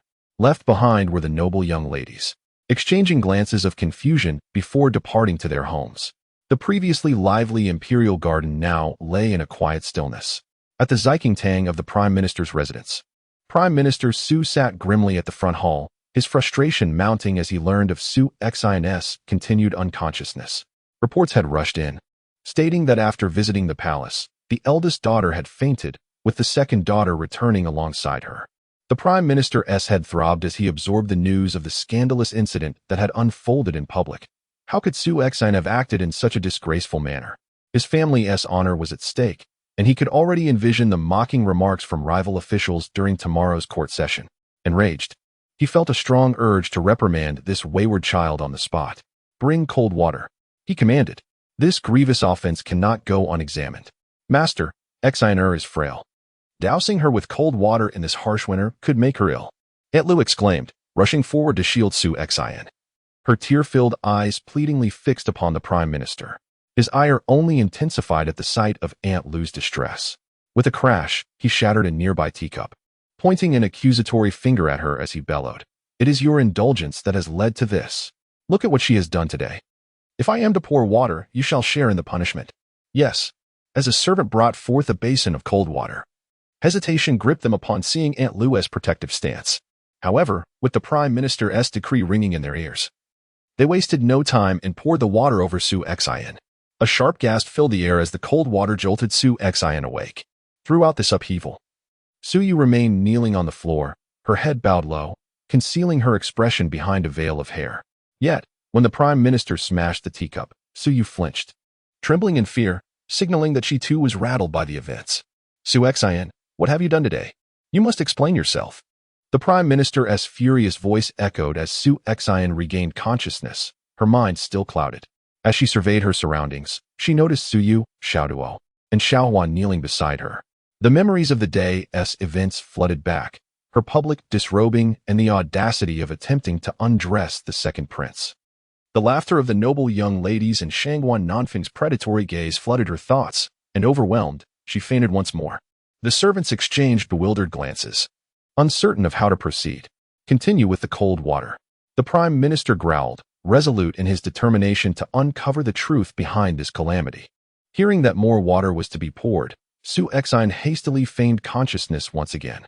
Chapter 51. The Interrogation in Jiqing Hall, Part 2. "My dear Xina, you have suffered." Upon seeing Su Xin's pallid face, trembling from the cold water, Aunt Lu's heart ached painfully, and she embraced her, bursting into tears. "Mother," Su Xin, overwhelmed by a sense of grievance, buried her face in Aunt Lu's arms and began to weep. "Save your tears until we uncover the truth." Su Changxiang's head throbbed as he heard the cries of the mother and daughter. With a resounding crack, he hurled another teacup to the ground. The sound of shattering glass silenced Su Xin and Aunt Lu, leaving them momentarily stunned. "My daughter, I am unaware of what transpired. Before the poetry gathering, everything was fine. It was only after I spoke with my sister for a brief moment that..." Su Xian's eyes widened suddenly as she pointed at Su Yu, exclaiming, "Sister, I have treated you well, yet how could you?" She fell into a fit of sobs once more. This sentiment implied that it was indeed Su Yu's doing. The Prime Minister, after hearing Su Xian's words, cast a dubious glance at the kneeling Su Yu and sternly inquired, "Su Yu, did you have a hand in this?" "Master, such an occurrence would be detrimental to Wei as well. How could it possibly be her fault?" Before Su Yu could respond, Gu Shi interjected, "I did not ask you. Let Su Yu speak for herself." The Prime Minister shot a fierce glare at Gu Shi, who looked on with concern for Su Yu. "Father, it was not me. I have no idea what happened to my sister. I even helped Xiao Duo keep her calm. If it were truly my doing, why would I interfere?" Su Yu lifted her head, her eyes filled with terror. As if she had been severely frightened earlier in the day, her body trembling uncontrollably. Tears glistened in her eyes as she sobbed, "Today, I was so very happy. After all, I have been in the countryside for 5 years, and the palace seems far more resplendent than I remember." Lowering her head, tears fell like pearls, and she bit her lip to stifle her cries. Witnessing Su Yu's profound distress and her effort to suppress her tears, the Prime Minister felt a twinge of sympathy. He recalled the 2 women beside him still wailing, and considered the hardships his second daughter had endured in the countryside. Most importantly, having been away for so long, how could she be aware of the intrigues that unfolded within the household? With these thoughts, his doubts diminished significantly. "Enough, do not cry any longer. I was mistaken. It is not your fault. Return and rest." The Prime Minister's voice softened, an unusual occurrence amidst his fury. Aunt Lu and Su Xian were momentarily taken aback, while Su Yu remained silent, her golden hair cascading down to hide the corners of her mouth that had lifted slightly in a smirk. By mentioning the countryside, she aimed to convey to her father that she was not a schemer. He had always favored the meek. The more she feigned innocence, the more advantageous it would be for her. Thus, Su Yu withdrew with Xiao He, and Gu Shi, relieved that her daughter seemed unscathed, departed as well. Soon, the echoes of the Prime Minister's furious shouts and the women's lamentations filled Jiqing Hall, yet it had no bearing on Su Yu. Despite the prolonged interrogation, the Prime Minister could not ascertain the truth. Eventually, he summoned a physician to determine whether poisoning was involved. But the doctor could only confirm that there were no signs of poisoning. With nothing amiss found, the Prime Minister, infuriated, shattered every teacup in Jiqing Hall before storming off, leaving Su Xian and Aunt Lu in each other's embrace. "Mother, I am truly wronged. I had no idea what was happening." Su Xian sobbed, clutching Aunt Lu. Now, only the 2 women and their 2 maids remained in Jiqing Hall, and Su Xian spoke without restraint. "Mother knows you to be well-mannered. How could you engage in such behavior?" Aunt Lu gently comforted, patting Su Xian's back. Today's events were indeed bizarre, and even she could not fathom the intricacies. However, she was resolute that Su Yu was somehow involved. "It must be that wretched girl. I was perfectly fine until I stood before her. And then it was as if I lost my senses." Su Xian's expression was fierce, firmly believing Su Yu was at fault. The memory of Su Yu's cheerful demeanor from earlier in the day felt disconcerting. That wretched girl, who had always kept her distance, suddenly displayed such warmth before everyone. Aunt Lu understood that the girl had allied with her own mother. They needed to devise a plan to ensnare both Su Yu and Gu Shi, thus elevating her own status as the legitimate daughter. After today, who would dare to speak ill of the Prime Minister's legitimate daughter? Aunt Lu's eyes gleamed with a sinister determination. She too recognized the anomaly in Su Yu's behavior. "Xian, rumors are circulating that you have gone mad. We must not admit to it. In a few days, when the Prime Minister's anger subsides, I will claim you were possessed. We can then visit Yuan Temple to burn incense. Being possessed is far more acceptable than being mad. Mother, we must proceed this way for now." Su Xian, upon hearing Aunt Lu's plan, ceased her protests. However, thoughts of the second prince's attitude towards Su Yu led to a cunning idea forming in her mind, a chilling smile gracing her lips. "Mother, Su Yu will also go to Yuan Temple." Meanwhile, within the confines of Pingyue Pavilion, Su Yu stood by the window, having changed out of her palace attire into a different ensemble, draped in a fur coat to shield herself from the cold. The makeup from earlier had been removed, and her golden hair hung loosely about her, her large eyes betraying a hint of coldness, akin to the gentle yet chilling drizzle outside. Behind her stood Steward Su, rigidly upright and silent, his expression grave. Given the current state of affairs, it was highly likely that the earlier incident stemmed from the powder the second miss had instructed him to prepare. Though she had not explicitly stated her intentions, he with over 2 decades of cautious observation, recognized that the medicine had been procured from 3 different vendors. Recalling the second miss he had encountered in the countryside, a shiver ran down his spine. She seemed to have transformed entirely after 5 years away. After a long pause, Su turned to face Steward Su, her tone indifferent. "Steward Su, when you have a moment, please deliver this letter and 10 taels of silver to Dr. Wang in the countryside." She gestured towards the items on the table. Steward Su complied, taking the items and bowing before exiting. Now alone in her room, Su contemplated the items she had sent off with the steward. She and her mother had endured 5 years of suffering. She would not easily let those 3 individuals escape unscathed. As for Cui Cui, may she spend a lifetime caring for her paralyzed husband and her mother-in-law with a severed wrist. And Su Xin, after this incident, her reputation would be irreparably tarnished. She would forever remain a concubine, for which reputable families could never accept a daughter-in-law who had publicly shed her clothing. A flicker of vengeful satisfaction crossed her eyes. Those who had wronged her in this life would not escape unscathed. Chapter 52. Discovering infidelity. As night fell, Su lay in bed, drifting into a hazy slumber when she was suddenly roused by the sound of soft sobbing emanating from the neglected courtyard behind her. In the chilling embrace of a winter-esque night, the atmosphere was eerily unsettling. Mustering her courage, Su donned her fox fur cloak and stealthily made her way to the rear yard. This courtyard had long been abandoned, not due to the laziness of the servants in the Prime Minister's residence, but because a well located there had once claimed the life of a maid. After the tragic incident, the well was sealed, and the yard fell into disrepair. The loss of life had rendered the place taboo for all.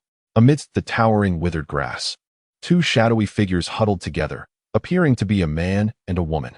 From a distance, Su could discern that the woman lay weeping in the man's arms, while he comforted her with a gentle hand on her shoulder and a soft pat on her back.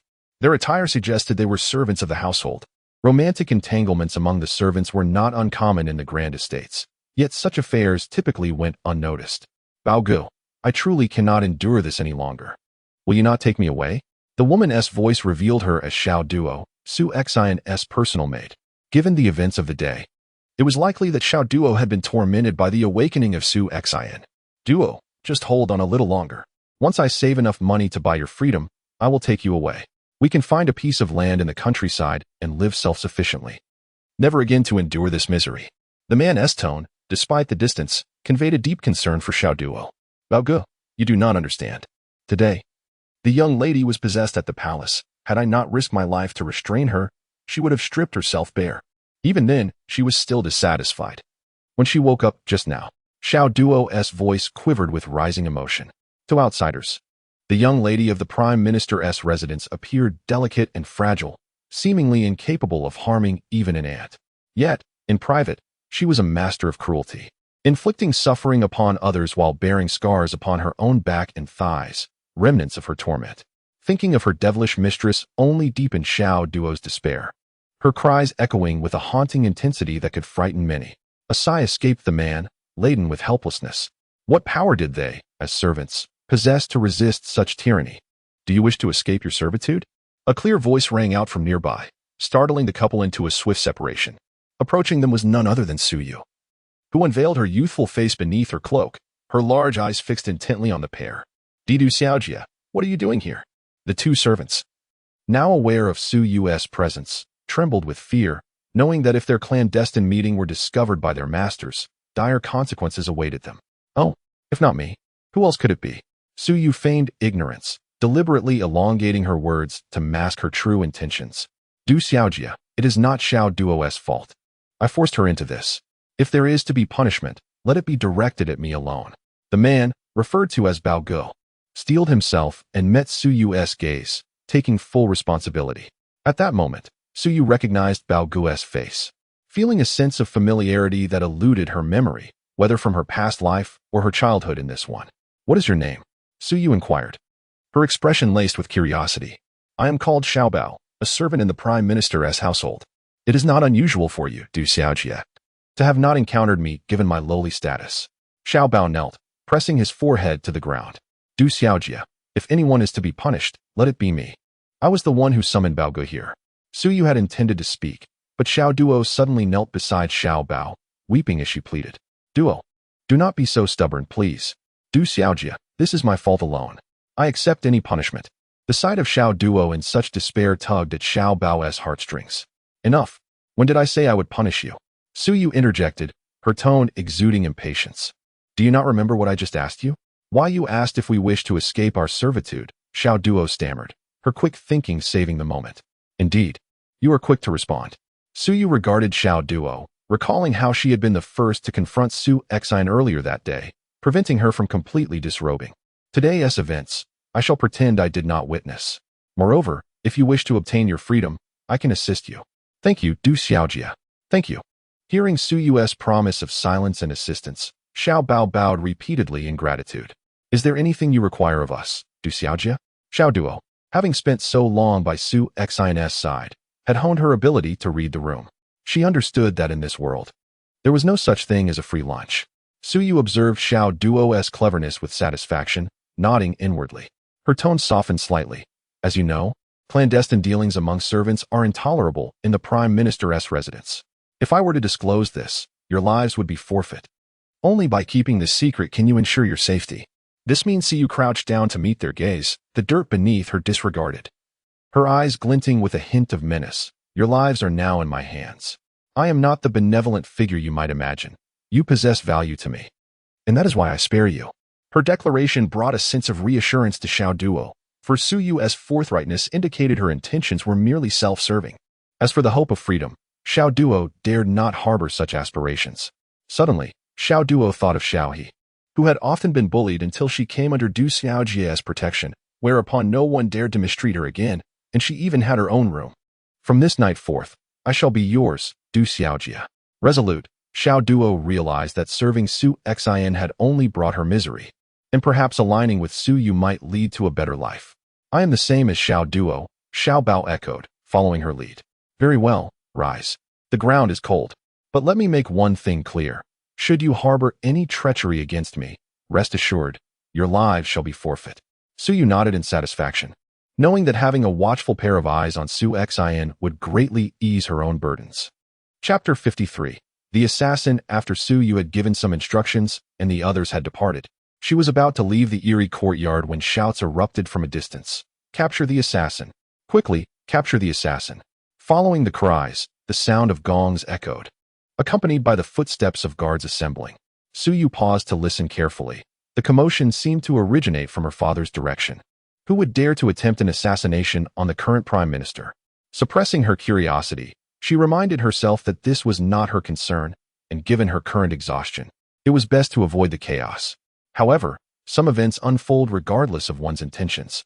Just as Su Yu stepped out of the dilapidated courtyard, a swift shadow lunged toward her, accompanied by a sharp sound. Realizing the danger, Su Yu instinctively threw herself to the ground, disregarding the mud beneath her. In that split second, she felt a chill by her ear. Something had grazed her right cheek, severing a small lock of hair. With a sharp thud, a glimmering dagger embedded itself into the decrepit door nearby. Lying on the ground, Su Yu felt a sting on her cheek. Accompanied by warmth, she had indeed been cut by the dagger. A chill ran down her spine, and her eyes flashed with anger. This assailant had acted without hesitation. Had she reacted even a moment slower, the dagger would have severed her throat instead of merely her hair. The cloaked figure, realizing the attempt had failed, rushed to Su Yu's side and pushed her back into the dilapidated courtyard, slamming the door behind them. Collecting herself, Su Yu noted that the assailant seemed injured, as the push lacked force. She turned sharply to face the shadowy figure, questioning, I bear no grudge against you, nor have I even seen your face clearly. Why attempt to take my life?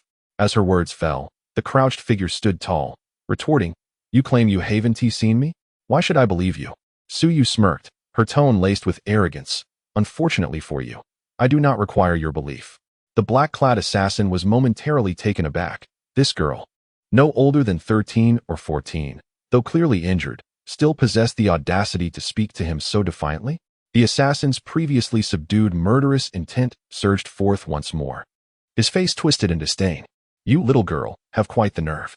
Do you believe I want to kill you? Believe? Were you not just moments ago intent on ending my life? Su Yu replied coldly, seemingly unfazed by his malevolence. Her large eyes, imbued with an unsettling maturity, betrayed no fear. However, you are no longer in a position to kill me. With a calm demeanor, she returned his earlier mockery. her lips parting slightly. At that moment, a gust of cold wind swept through the courtyard, directly toward the assassin. Despite the darkness, his keen sight caught the gleam of her golden hair and the cut on her cheek inflicted by his dagger. The girl before him wore a smirk that radiated an eerie confidence, her gaze piercing like a vengeful spirit risen from the underworld. A shiver ran down the assassin's spine, a sense of foreboding enveloping him. He opened his mouth to speak, but before he could utter a sound, he collapsed, his eyes wide in disbelief, utterly devoid of strength. Suyu approached the fallen figure, unceremoniously pulling away his mask to reveal a reasonably handsome face. Though still lacking when compared to the third prince, she clapped her hands, nonchalantly scattering the remaining paralytic powder onto the assassin's face. Ever since being kidnapped by a bandit, she had taken to carrying this powder for protection. Just moments ago, she had engaged the assassin in conversation to divert his attention while carefully positioning herself to take the upper hand. The wind had aided her in dispersing the powder, ensuring a direct hit. "So, you are the assassin?" Suyu remarked, noting his dark attire, confirming her suspicion. The assassin, now unmasked, glared at her coldly, a wave of murderous intent radiating from him. "Even in this state, you still wish to kill me?" Suyu dismissed his threat, confident in the powder's efficacy. The assassin shot her a resentful glare but remained silent, grappling with the humiliation of being overpowered by a mere girl. "Still not speaking? Is it discontent that a little girl has captured you?" Suyu teased, entirely unfazed by his murderous gaze. "Mind your own business," the assassin snapped, unable to suppress his frustration, surprising even himself with his coarse language. "Ah, a stubborn one," Suyu quipped, her tone dripping with sarcasm. "This was never my concern. Yet here I am at your behest. You attempted to kill me with that large dagger, and yet you say it's not my concern?" With that, Suyu theatrically removed the dagger from the door and casually closed it, brandishing the glinting weapon to substantiate her claims. "Fortunately, I reacted swiftly. It was merely a cut to my face. Had I been any slower, my life could have been forfeit." Pausing, her expression turned icy as she fixed her piercing gaze upon the assassin. She crouched down, pressing the dagger against his throat. "Speak. Who are you? Who were you sent to assassinate in the Prime Minister's residence?" A palpable aura of menace radiated from Suyu, even more potent than the assassin's own. His eyes widened in surprise. He had not anticipated this seemingly youthful girl would possess such an imposing presence. "Do you intend to kill me?" he demanded. Disbelief etched on his face. "Understand this. You were the one attempting to kill me. Will you speak or not?" A glint of ruthlessness crossed Suyu's gaze as she applied more pressure, causing blood to trickle from the assassin's chin, dripping onto her hand. He began. But before he could continue, the distant sounds of commotion began to grow closer, the clamor of voices echoing in the air. "Quickly, search everywhere. The assassin is injured. He cannot have escaped far." Chapter 54. Sacrificing one's beauty to save a life? "Come on, there's only this direction left to search. Let us quicken our pace." The cacophony grew ever closer, causing the cloaked figure to furrow his brow, while Suyu's eyes sparkled with newfound hope. "Did you hear that? It's my people coming. Do you think I should just hand you over?" Suyu regarded the black-clad individual with a calm, yet unwavering demeanor. "Are you not afraid if you turn me in?" The cloaked man retorted, a glimmer of amusement flickering in his eyes. "What I have to fear? This is my home. You should be the one trembling." Just as Suyu's mocking words escaped her lips, a thought struck her. "Are you waiting for me to betray you, only to accuse me of orchestrating this?" Her large eyes bore into him, the dagger in her hand pressing firmly against his chin. "Humph, you were quite clever." The black-clad man realized that conversing with an astute individual saved him considerable trouble.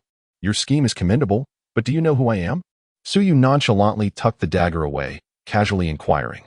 Seeing her retreat, the cloaked man assumed she was intimidated, allowing a knowing smile to creep across his lips. "That golden hair of yours has revealed your identity. Suyu, the second daughter of the Su family." Suyu paused, realizing the man was well acquainted with the Prime Minister's household, suggesting that he had not acted on a whim, but had come with a deliberate plan. "It seems you have forgotten one thing," she stated, her gaze unwavering, her long lashes concealing a world of cruelty. Upon witnessing her expression, the black-clad man instinctively responded, "What is it? Since you know I am the second daughter, do you think if I merely grazed myself with your dagger and ran out claiming you attempted murder, which would the servants of my household believe, me or you?" Suyu emphasized the word servants and swiftly drew the dagger across her own cheek, blood gushing forth. The black-clad man's eyes widened in shock. Have you lost your mind? Why would you slash your own face? Do you not fear disfigurement? Precisely because a woman's beauty is her most prized possession, it holds greater sway with my servants. Suyu replied, her smile shallow and devoid of warmth, the blood cascading down her face, sending shivers down the spine of the cloaked figure. How ruthless could a woman be who cared so little for her own appearance? After years of being an assassin, he had never encountered someone so decisively bold. Even among men, few possessed the audacity of this girl. Do not merely gaze at me. My servants are drawing ever closer, and my interest in your secrets is waning. Suyu's tone was indifferent, her large eyes revealing her impatience as she rhythmically tapped the dagger against the man's face, indicating her seriousness. The black-clad man felt the chill of the blade against his skin, and the distant clamor had now grown alarmingly near, almost separated by just a wall. He looked into her eyes, which seemed as frigid as ancient ice, and genuinely believed she would follow through on her threats. The girl's demeanor was far from the typical behavior expected of a sheltered young lady. The second daughter appeared far more formidable than the mundane descriptions he had previously encountered. You win, the black-clad man conceded, his tone softening, staring intently at Suyu. Ask whatever you wish to know, and I will tell you, but you must save me first. This marked the first time in over 20 years of being an assassin that he had ever capitulated. But I find myself disinterested now. Why would the second daughter of the Prime Minister's household concern herself with matters of bloodshed? Suyu arched an eyebrow, her eyes glimmering with satisfaction at his submission. Yet the reins of power had shifted firmly into her hands. What do you intend to do? The danger draws nearer. The black-clad man sensed the urgency in her demeanor. Realizing this girl was toying with him. Unless you agree to perform 3 tasks for me, I shall not assist you, Suyu declared.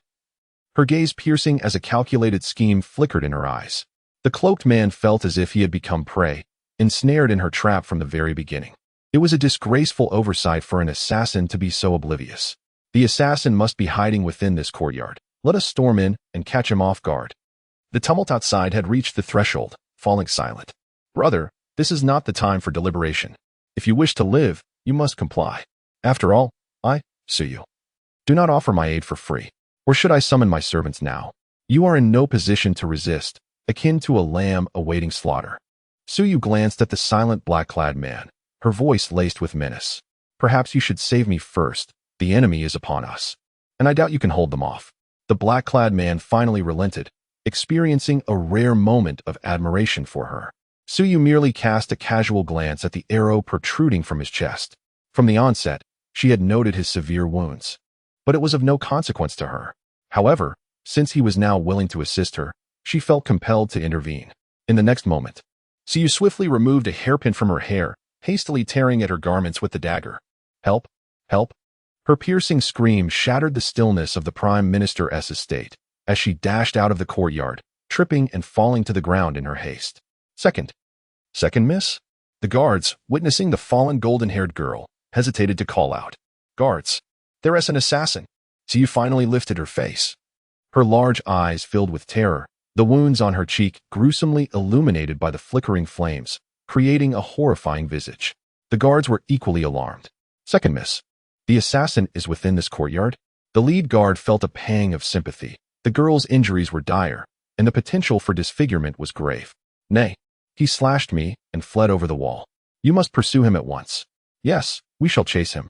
But do you require us to leave someone behind for your safety? The lead guard was ready to rush out of the estate, knowing the courtyard walls led beyond the Sioux residence. Not at all. You must capture that assassin. I want him torn to shreds. Suyu clutched her face, her voice a chilling wail, reminiscent of a girl enraged over her disfigurement. Understood, we shall proceed. The lead guard complied, preparing to depart. Wait. What if the assassin remains inside? A voice from the guard squad whispered a warning. Are you blind? Do you not see the second miss's face? No woman would deliberately mar her beauty to protect an assassin. The lead guard smote the one who spoke. As Suyu watched the group depart, a faint, almost imperceptible smile graced her lips. The notion of disfiguring herself to save another was one she could not entertain. The wounds upon her face were merely superficial. They have left, Suyu murmured as she returned to the courtyard, gazing down at the black-clad man still sprawled on the ground.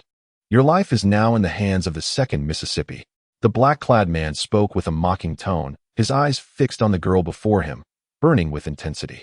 Chapter 55. Healing the assassin. Upon observing the gaze of the man in black, So you could not help but chuckle. Ah, put away your charms. I have no interest.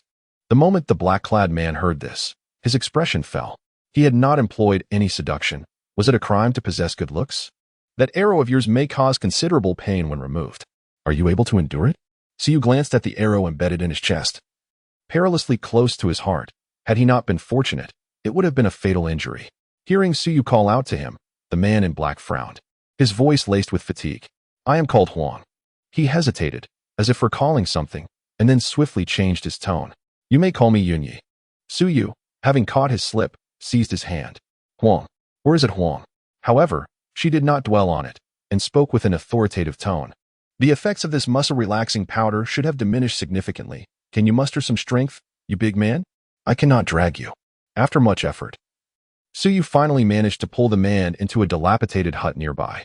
She lifted her gaze to her own room, precisely aligned with the window facing this direction. The man in black lay atop the hay within the hut, his breath shallow. He was gravely wounded. Stay here for now. I will fetch my medical kit. Suyu adjusted Yunye's position and prepared to leave. Yunye, his complexion ashen, propped himself with one hand against his chest and teased her. Why not take me directly to your room? That would save time fetching the kit. You wish to enter my room? First, you are a man. And I am a woman. We must maintain decorum. Second, you are too heavy for me to carry. And third, Suyu leaned closer to Yunye's face, her gaze as fluid as water, her words chillingly serious. Thirdly, should I happen to cause your demise in my room? Handling your large frame would be quite a challenge. Are you implying you possess medical skills? Yunye, ever perceptive, seized upon her words, thinking she merely intended to bandage him up. You hardly appear to be gravely injured. Your words are quite plentiful. Disregarding his comment, so you gently prodded the arrowhead embedded in his body, and a stream of blood gushed forth, deepening the darkness of his attire. You wretched girl, you truly are ruthless. The pain surged through him, amplifying his pallor. I warn you, do not harbor any illusions of extracting information from me. Suyu retracted her hand, her cold gaze narrowed, suffused with a sense of warning. And remember, do not make a sound. If discovered by others, I will not risk my safety to save you. Yunye watched as Suyu's back turned, her threats echoing in his mind.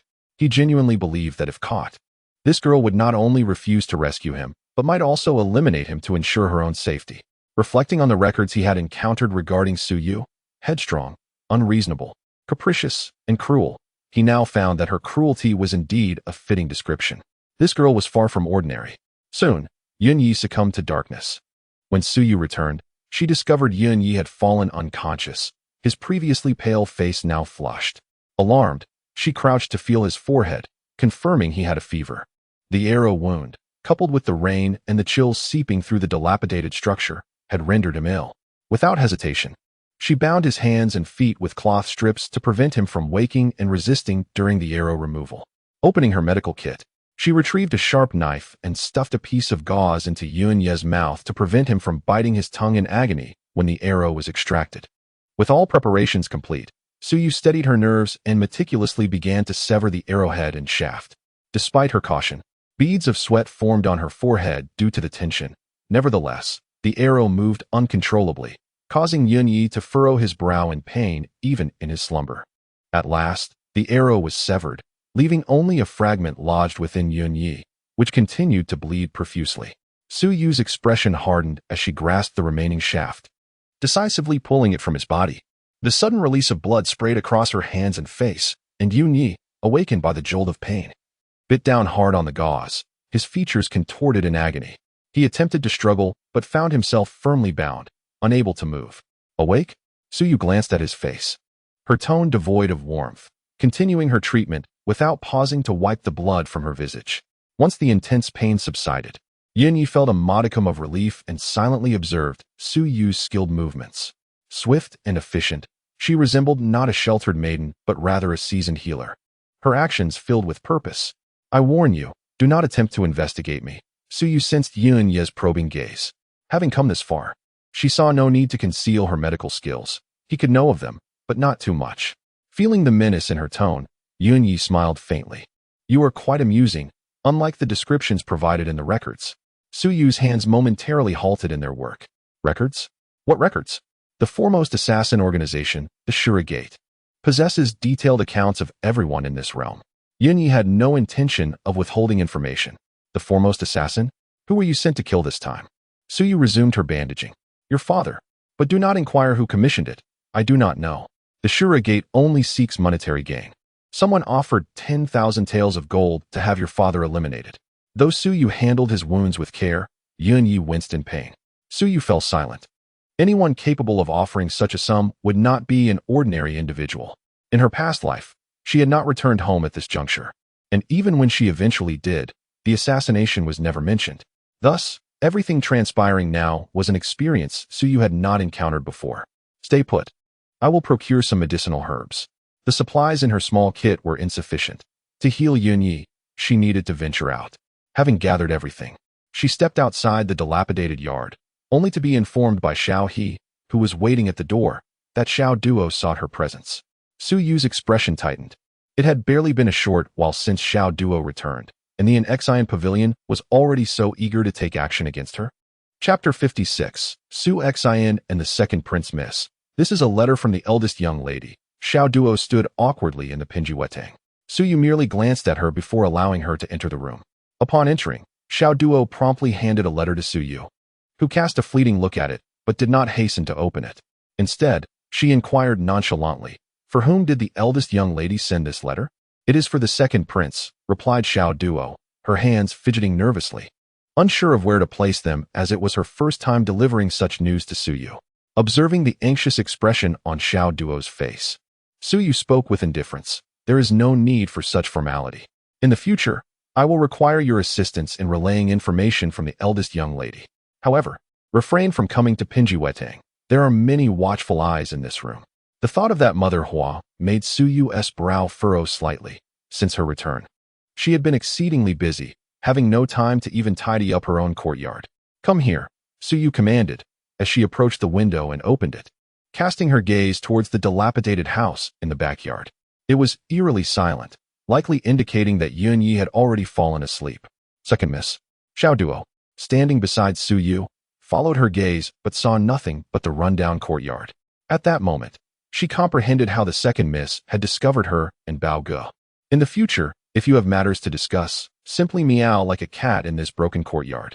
I will recognize you and come to you, Suyu said, retracting her gaze from the crumbling house. Yes, second miss, but what about the letter? Xiao Duo asked. As Suyu took the letter from her hands and noticed the wax seal, her brow furrowing. To think she used a disposable wax seal, Suyu murmured softly. A letter sealed with such wax would inevitably leave traces once opened.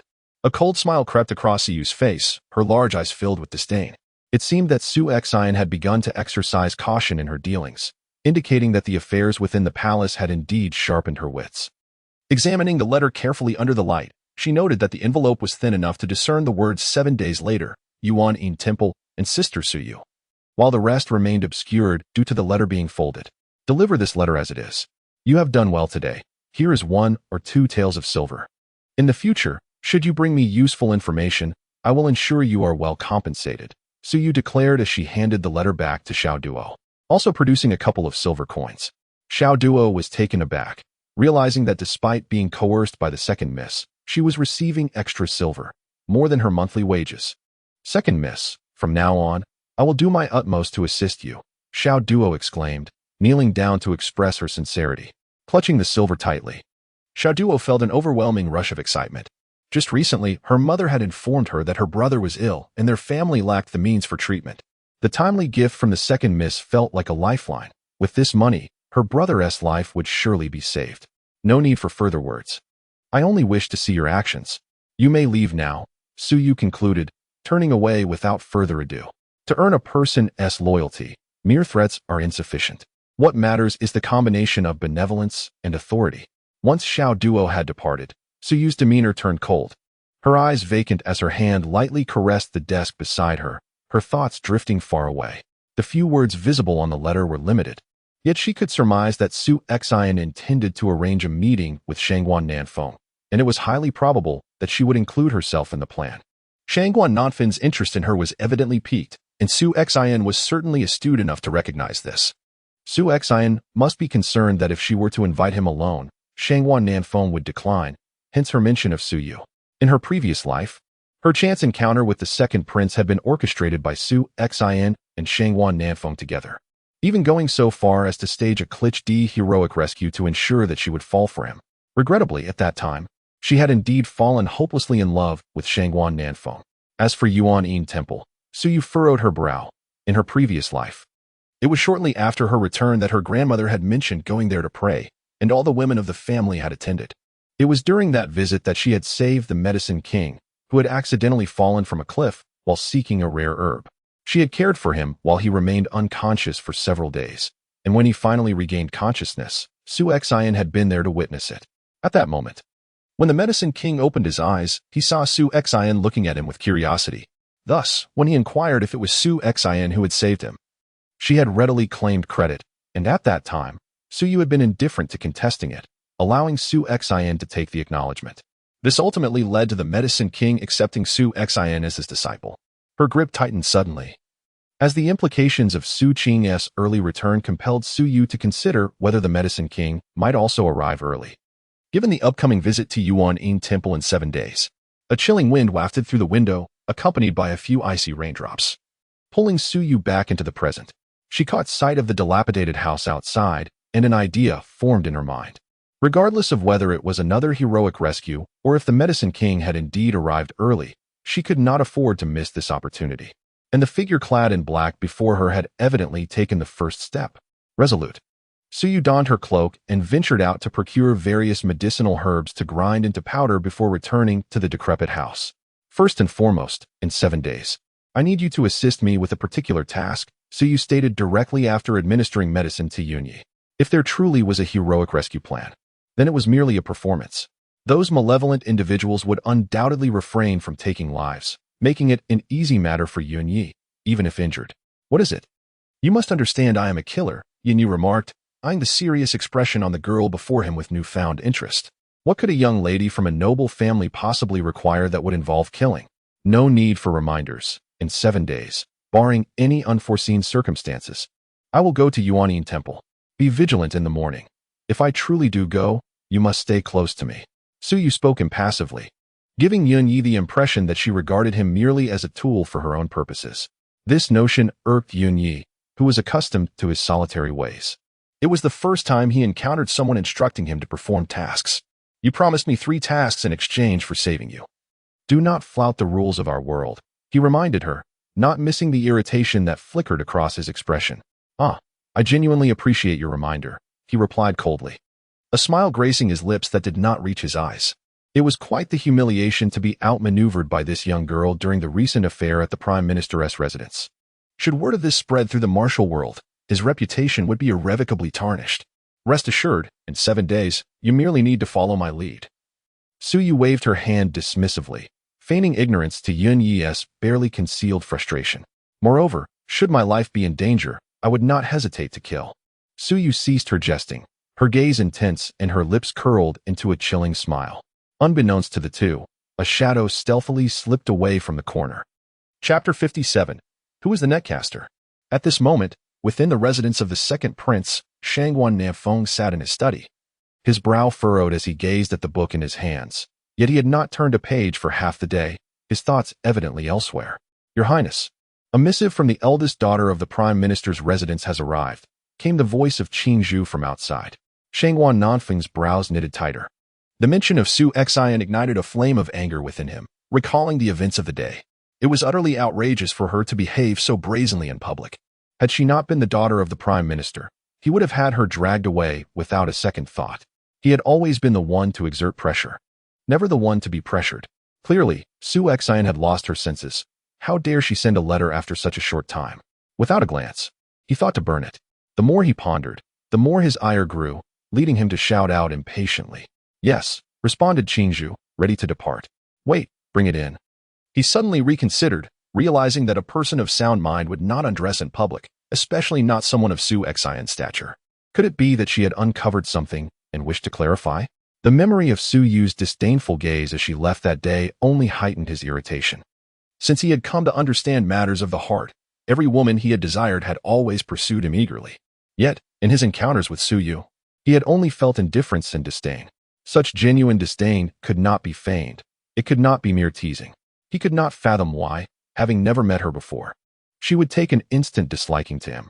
Was he truly so unworthy as a prince?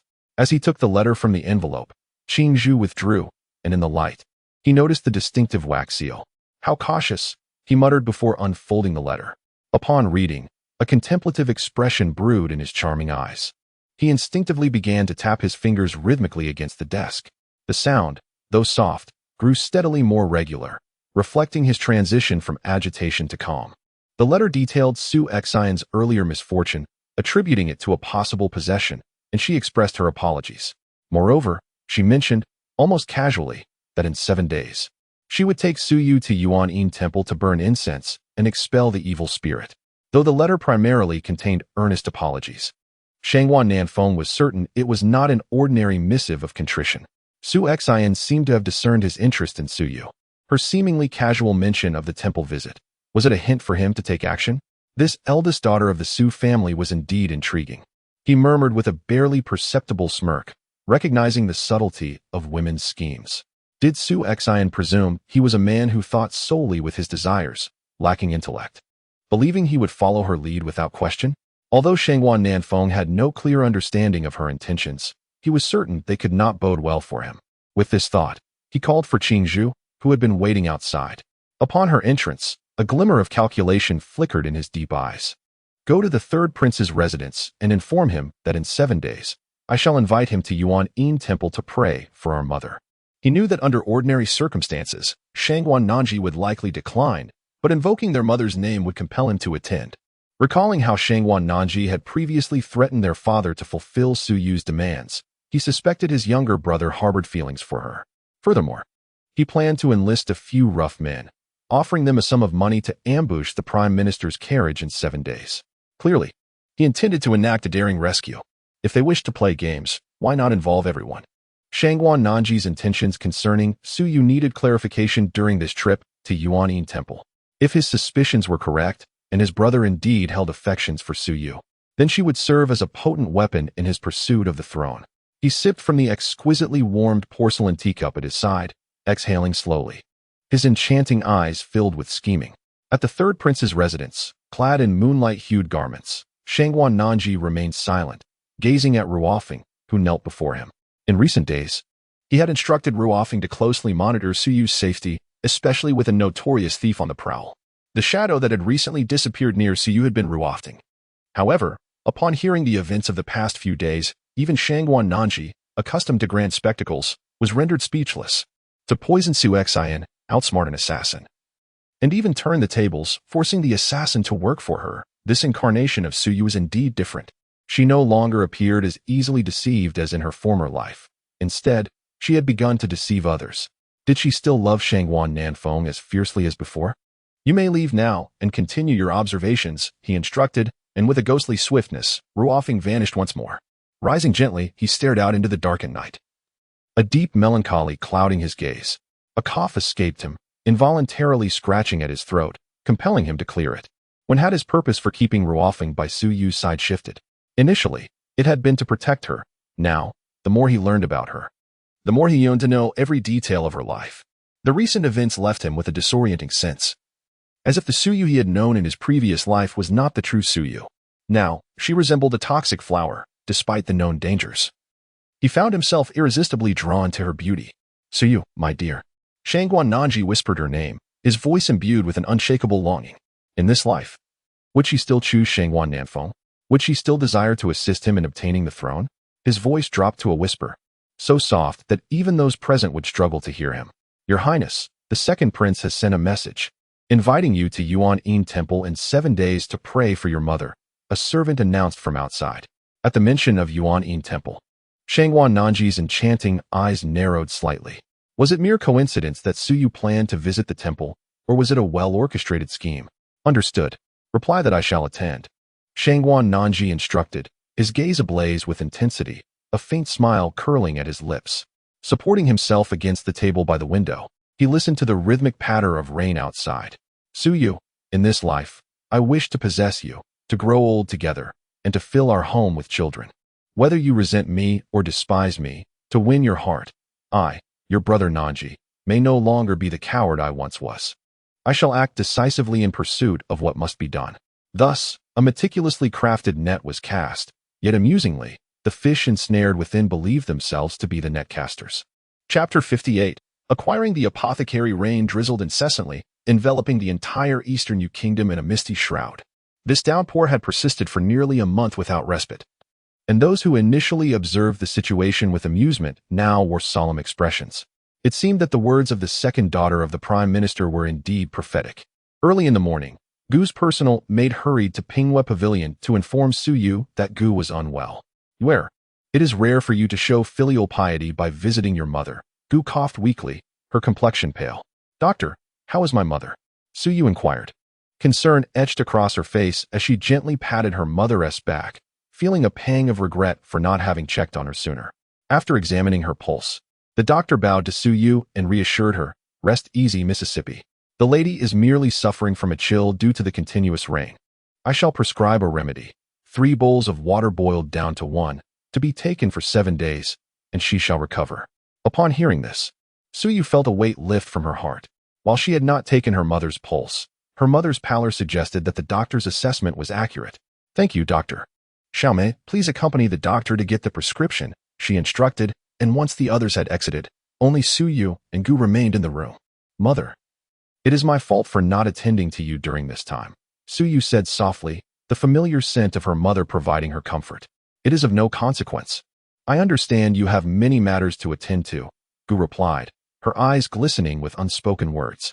A mother could not help but notice the profound changes in her daughter, yet she chose to remain silent, allowing Su Yu to share when she was ready. "Yuer, this rain has persisted for nearly a month. Perhaps your assertion of it continuing for 3 months holds true. I have heard from Steward Su that many are beginning to stockpile grains, including your father," Gu remarked lightly, oblivious to the flicker of contemplation in Su Yu's eyes. Indeed, if it were to rain for 3 months, next year's harvest would surely suffer. Stockpiling grains now could lead to great profits when prices surged. "Mother, I may need to utilize part of your dowry for this," Su Yu confessed after a long moment of reflection. "But I assure you, I will repay you in full." Gu smiled gently, her eyes filled with warmth. She knew her daughter could not remain passive, and her earlier mention of stockpiling was merely a prompt. Anything her daughter wished to pursue would have her unwavering support. "Yuer, do not speak of it. Your dowry is rightfully yours to use as you see fit," she said, extending her hand to reveal a small key resting in her palm. "Do you wish to stockpile grains as well?" Gu inquired softly. "No, mother. The time for that has passed. It has been raining for a month already. Even if it were to stop now, next year's yield would be compromised. Those with foresight have likely already stocked up. Moreover, as you mentioned, it seems the number of stockpilers is increasing, which will inevitably drive prices up. Thus, it would be too late to begin stockpiling now. Most importantly, the damp weather makes grains susceptible to spoilage. A moment's carelessness could lead to mold, resulting in losses," Su Yu articulated, her long lashes framing resolute eyes. Even Gu nodded in agreement, realizing that the complexities of the situation were more intricate than she had considered. "Then what are your plans, Yue?" she asked, unaware of the earnest curiosity in her tone. "Mother, rest assured with your dowry, I have my plans.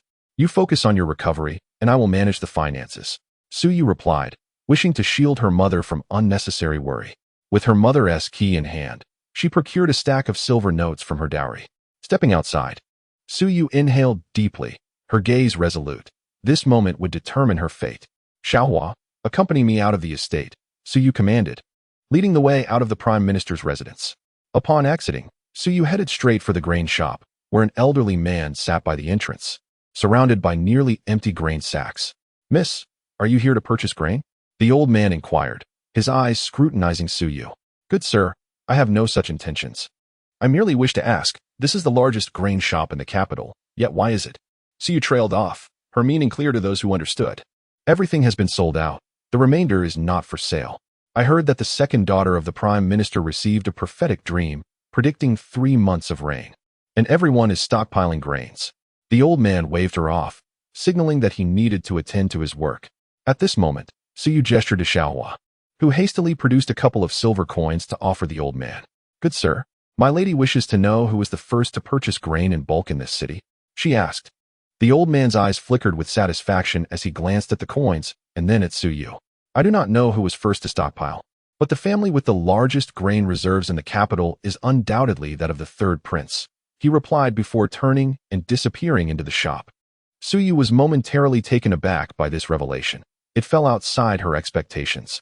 The third prince of her previous life had been indifferent to worldly matters and politics. His aloof nature made it unlikely for him to engage in grain stockpiling. What had gone awry? Miss, where shall we go next? Xiaohua inquired. Noticing Suyu's contemplative demeanor. To the apothecary, Suyu responded, suppressing her thoughts. Regardless of the circumstances, given Nanxing's temperament, even if he were to stockpile, it was unlikely he would act excessively.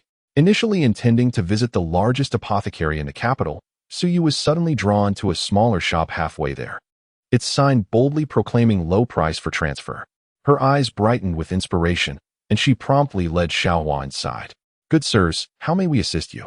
Upon entering, a young attendant approached them with enthusiasm. Inform your master that I intend to acquire this shop, Suyu stated plainly. The attendant was taken aback, momentarily stunned.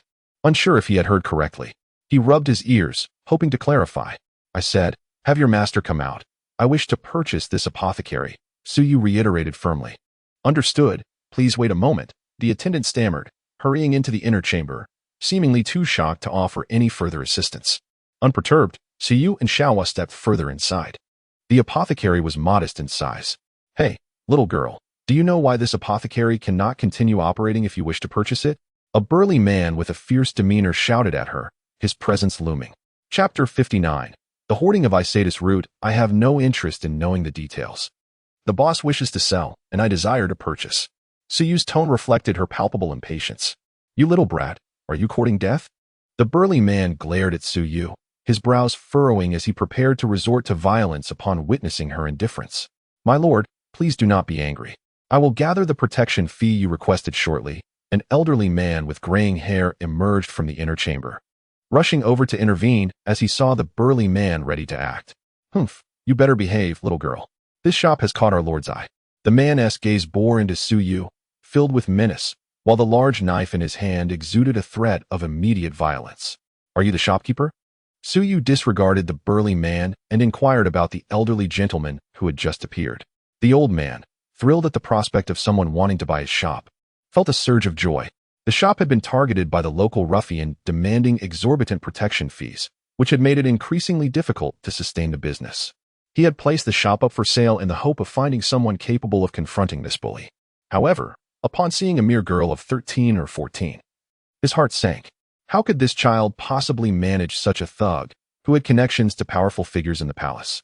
I am indeed the one you seek. My surname is Zhang. You may call me shopkeeper Zhang.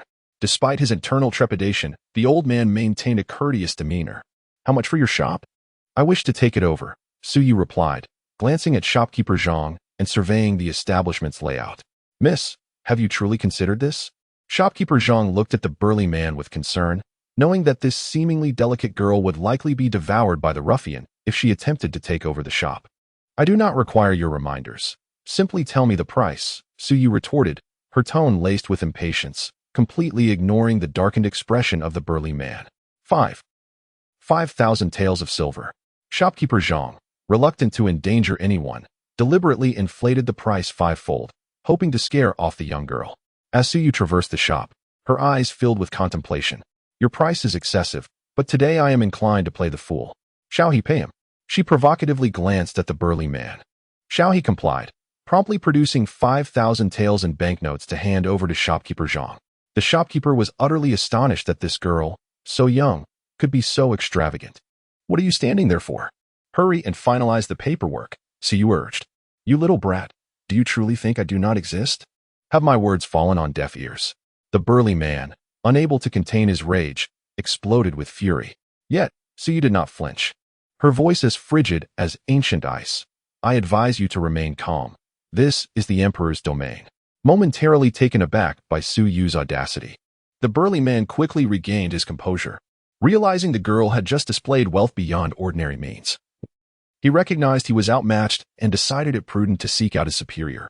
Just wait, you little brat, he warned, his eyes wide with fury as he stormed out, presumably to find reinforcements. Miss, have you truly thought this through? Shopkeeper Zhang, recalling the thug's notorious reputation, felt anxious for Suyu. Shopkeeper Zhang, rest assured. I have my own methods. As of now, I am the proprietor of this establishment, correct? Su Yu noticed the concern in his voice and sought to reassure him. Indeed. This pharmacy now belongs to you, Shopkeeper Zhang surmised, seeing the calm demeanor of the young lady and deducing she might hail from a wealthy family, which eased his worries. Very well, please summon all the staff. I have instructions to relay. Also, my surname is Su. If you have no other commitments, you may serve as my second-in-command here. As for that ruffian, you need not fret. I shall handle him. Su Yu addressed Shopkeeper Zhang, issuing her directives. Shopkeeper Zhang, whose livelihood depended on the pharmacy, found it fortuitous that Su Yu offered him a position, and thus he readily agreed. Very well, I shall remain. Xiangzi, go and summon the staff. In a short while, 7 employees gathered in the shop. Su Yu was not surprised. The size of the establishment dictated a limited number of staff. You are all aware that the man just left to seek his boss. Things may become unsafe here shortly, so I have a task for you. Each of you is to visit a pharmacy and inform them that I intend to purchase all their Isatis root. Shall he?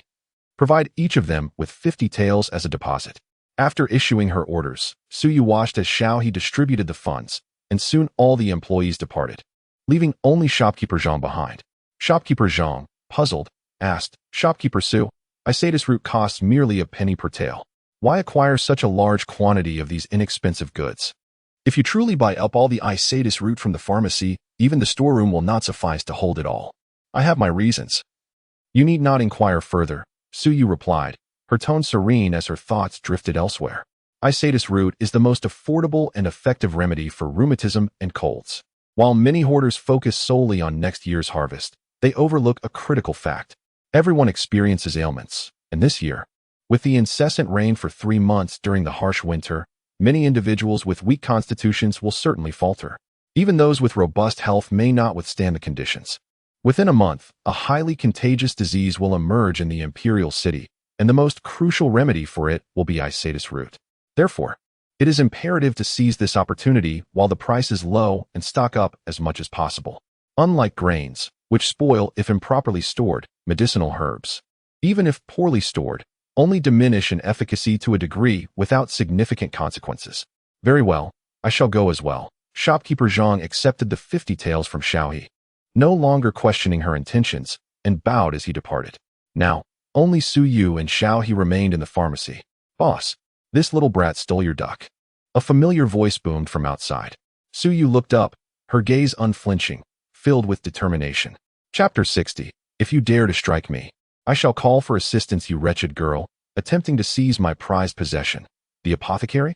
I beg your pardon, but it has already been claimed by the Su family. A man, clad in luxurious brocade, stood with a broad face, his right eyebrow severed, deep-set eyes glinting with malice. As Su Yu observed the 5 or 6 burly men storming in, she remained utterly unperturbed. Do you have any idea how much effort I have expended to acquire this apothecary? Dragon Out Yin, upon noticing the young girl as lack of fear, unsheathed his large blade with a menacing clang, cleaving into the adjacent table, leaving a significant gash. The other 5 men, witnessing their leader's aggression, brandished their weapons in a collective display of intimidation. You, how dare you threaten the second daughter of the Su family? Little He, fervently protective, trembled yet stood resolutely before Su Yu. Gazing at Little He's back, Su Yu's expression softened. The sight mirrored those who had once shielded her from harm in her past life. However, this time, she vowed not to allow a tragic fate to befall her. I care not for your esteemed title as the second daughter of the Su family. Today, if you refuse to relinquish this establishment, I shall personally ensure your demise. Do you believe me? Dragon Out Yin's gruff voice echoed throughout the apothecary, even reaching the street outside. Passers-by shook their heads in dismay. Witnessing the scene unfold, a street thug threatening a girl no older than 14, unaware of the peril she had invited. Alas, this yellow-haired girl has chosen the wrong enemy. Does she not realize that her adversary's godfather is none other than the emperor's favored eunuch, Zhu Gonggong? Who among us would dare provoke him? I do not believe you. If you truly intend to strike, you would not merely be slicing at furniture. Su Yu calmly pushed Little He aside and stepped further into the apothecary.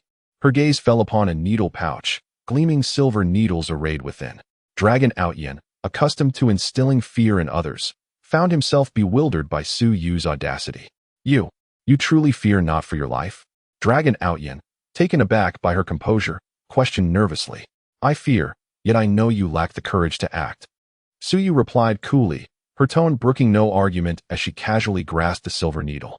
From the outset, she had discerned that Dragon Outyen's desire for the apothecary was not newfound. Had he truly intended to kill, he would have dispatched the shopkeeper and seized the establishment without a second thought. There was no need for him to orchestrate an elaborate scheme to drive the shopkeeper to ruin, only to take over later without expenditure. After all, beneath the emperor's reign, few dared to commit murder openly, as the law held even the emperor accountable to the common folk. This band of ruffians was merely that, ruffians. Do not provoke me further. Wretched girl, as the saying goes, even a rabbit will bite when cornered. One of the men, noticing Dragon Outyen's hesitation, chimed in to bolster their leader's resolve. Indeed, while I may not dare to kill you, I am still quite capable of beating you. Dragon Outyen glared at Suyu, his intentions malevolent. If you dare strike me, I shall summon aid, Suyu retorted indifferently, observing the desperation in the man's eyes as he seemed ready to lunge at her. Little he clutched her garment. Terror etched upon her face. Oh, you would call for help? How amusing. On this street, I am the kingpin, do you understand? Dragon Outyen brandished his blade defiantly towards the entrance. Brother, this girl truly seems unafraid of us. Could she possibly have someone backing her? A lean man whispered nervously to Dragon Outyen. Dragon Outyen, casting a furtive glance at Suyu, hesitated momentarily. In all his experiences of intimidation, he had never encountered such a calm and collected adversary. She seemed to possess a strength beyond her years. Yet, as he caught the chilling glint in Suyu's eyes, a surge of unwarranted rage ignited within him. To hell with it. This insufferable girl has vexed me. I shall teach her a lesson today. With that, he hurled his blade aside and charged, fist raised. Suyu's expression shifted, but she did not falter, gripping the silver needle tightly. She focused intently on an acupoint on the approaching brute's body. Just then, a figure darted into the apothecary, swiftly seizing Dragon Outyen's wrist. A sickening crack echoed as his bones shattered, rendering his hand useless. How dare you bully our leader? We shall all strike. One of the men shouted, rallying the remaining thugs as they brandished their weapons against the unexpectedly brave young man. Third prince is here. Who dares to act recklessly? A commanding voice rang out from outside the apothecary, imposing an air of authority. So you looked up to meet the familiar gaze of the man with enchanting peach blossom eyes. Chapter 61.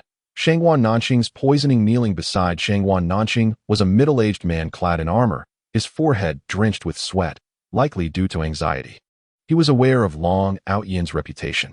After all, he was the favored godson of the emperor, and his shrewdness often ensured that he received a portion of protection money. Usually, he turned a blind eye to such matters. However, he never anticipated that he would find himself in conflict with the third prince, the emperor's most cherished heir. If not for his illness, the throne would have been a certainty. Take them away. I no longer wish to see this crowd. Moreover, after you finish, go and accept your punishment, Shangwan Nanqing stated coldly, not even glancing at the captain of the guards as he strode into the apothecary. Fortunately, he had arrived in time. Earlier, Ruofing had rushed in to report that Yuer had rented an apothecary and was aggressively procuring Isatis root. This had triggered his recollection of a highly contagious disease from his previous life that required this very herb. It was astonishing that Yuer had remembered what he had forgotten. However, upon hearing Ruofing mention that Yuer had interfered with someone else's apothecary and that a thug had gone out to find someone, he could not help but feel concerned. Thus, he hastened to the captain of the guards and brought him along. Before he even entered, he saw a burly man, much larger than Yuer, about to lay hands on her. What are you doing here? Suyu asked, glancing at Shangwan Nanqing, casually concealing the silver needles in her hand. However, Ruofing, standing not far away, caught this movement. Ruofing remained expressionless, yet inwardly he mused that judging by Suyu's actions, even if his master had not come, this group of thugs would likely have faced dire consequences. He had merely been wandering outside when he noticed the commotion and came to investigate. Shangwan Nanqing suppressed the urge to express his concern and adopted a neutral tone. The captain of the guards, upon seeing Suyu standing in the apothecary with her striking golden hair, recognized her as the second miss of the prime minister's residence. At that moment, Long Outyen stirred awake, prompting the captain of the guards to scramble over to him. With a resounding slap, he struck Long Outyen. Have you lost your senses? You dare to lay a hand on the second miss of the prime minister's residence? Do you wish for death? The captain glared fiercely at Long Outyen, wishing he could be rid of him entirely. Upon realizing that the girl before him was indeed the second miss of the Prime Minister's residence, Long Outyin was taken aback. Glancing between Suyu and the maid Xiaohe, it seemed that the maid had previously mentioned her master was the second miss of the Su residence. But he had not given it much thought at the time. Now, reflecting on it, the Su residence was indeed the Prime Minister's household. Ugh, ugh. Long Outyin, having already been kicked by Ruofting, could barely speak, dragging his immobile hand towards Suyu and repeatedly bowing his head in apology. His words incomprehensible to those present. The other thugs, upon realizing that the girl was the second miss of the Prime Minister's residence, were so frightened that they immediately knelt and begged for mercy. Suyu coldly observed the thugs kneeling before her, remaining silent, while Long Outyin, feeling anxious, attempted to tug at Suyu's skirt with his left hand. Do you wish to lose your left hand as well? Shangguan Nanqing's voice, laced with menace, caused Long Outyin to retract his hand in fear. Suyu turned to glance at him, as if startled by his words, only to find his peach blossom eyes filled with indifference, making her feel as though she had overthought the matter. Bring Long Outyin and the others away. The captain of the guards commanded, observing that Suyu seemed disinclined to speak. Captain Jiang, I just heard Long Outyin mention that he has been wreaking havoc in the imperial city for quite some time, Suyu remarked casually, her fingers fiddling with the silver needles as she seemingly nonchalantly offered this information. At this, Captain Jiang felt a chill run down his spine, realizing that the implication was that Long Outyen's actions were partly due to his own negligence. Terrified, he immediately turned and knelt on the ground. Su, Miss Su, I shall handle this impartially. Hearing this, Long Outyen understood that he had truly provoked someone formidable. His head drooped, and he fainted once more. Once the others had departed, only Shangguan Nanqing and Suyu remained in the apothecary, an indescribable tension lingering in the air.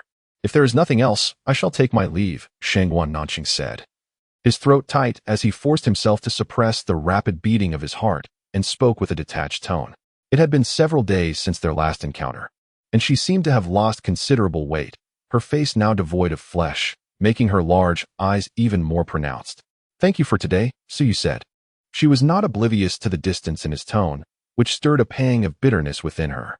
Upon hearing her gratitude, Shangguan Nanqing halted mid-step at the entrance, his lips parting but no words emerging, a torrent of emotions caught in his throat. Suddenly, a violent cough erupted from him, and he could no longer contain it, his steps faltering as his long fingers clutched the doorframe for support. Seeing Shangguan Nanqing on the verge of collapsing, Suyu instinctively moved forward to assist him, but she was a moment too late.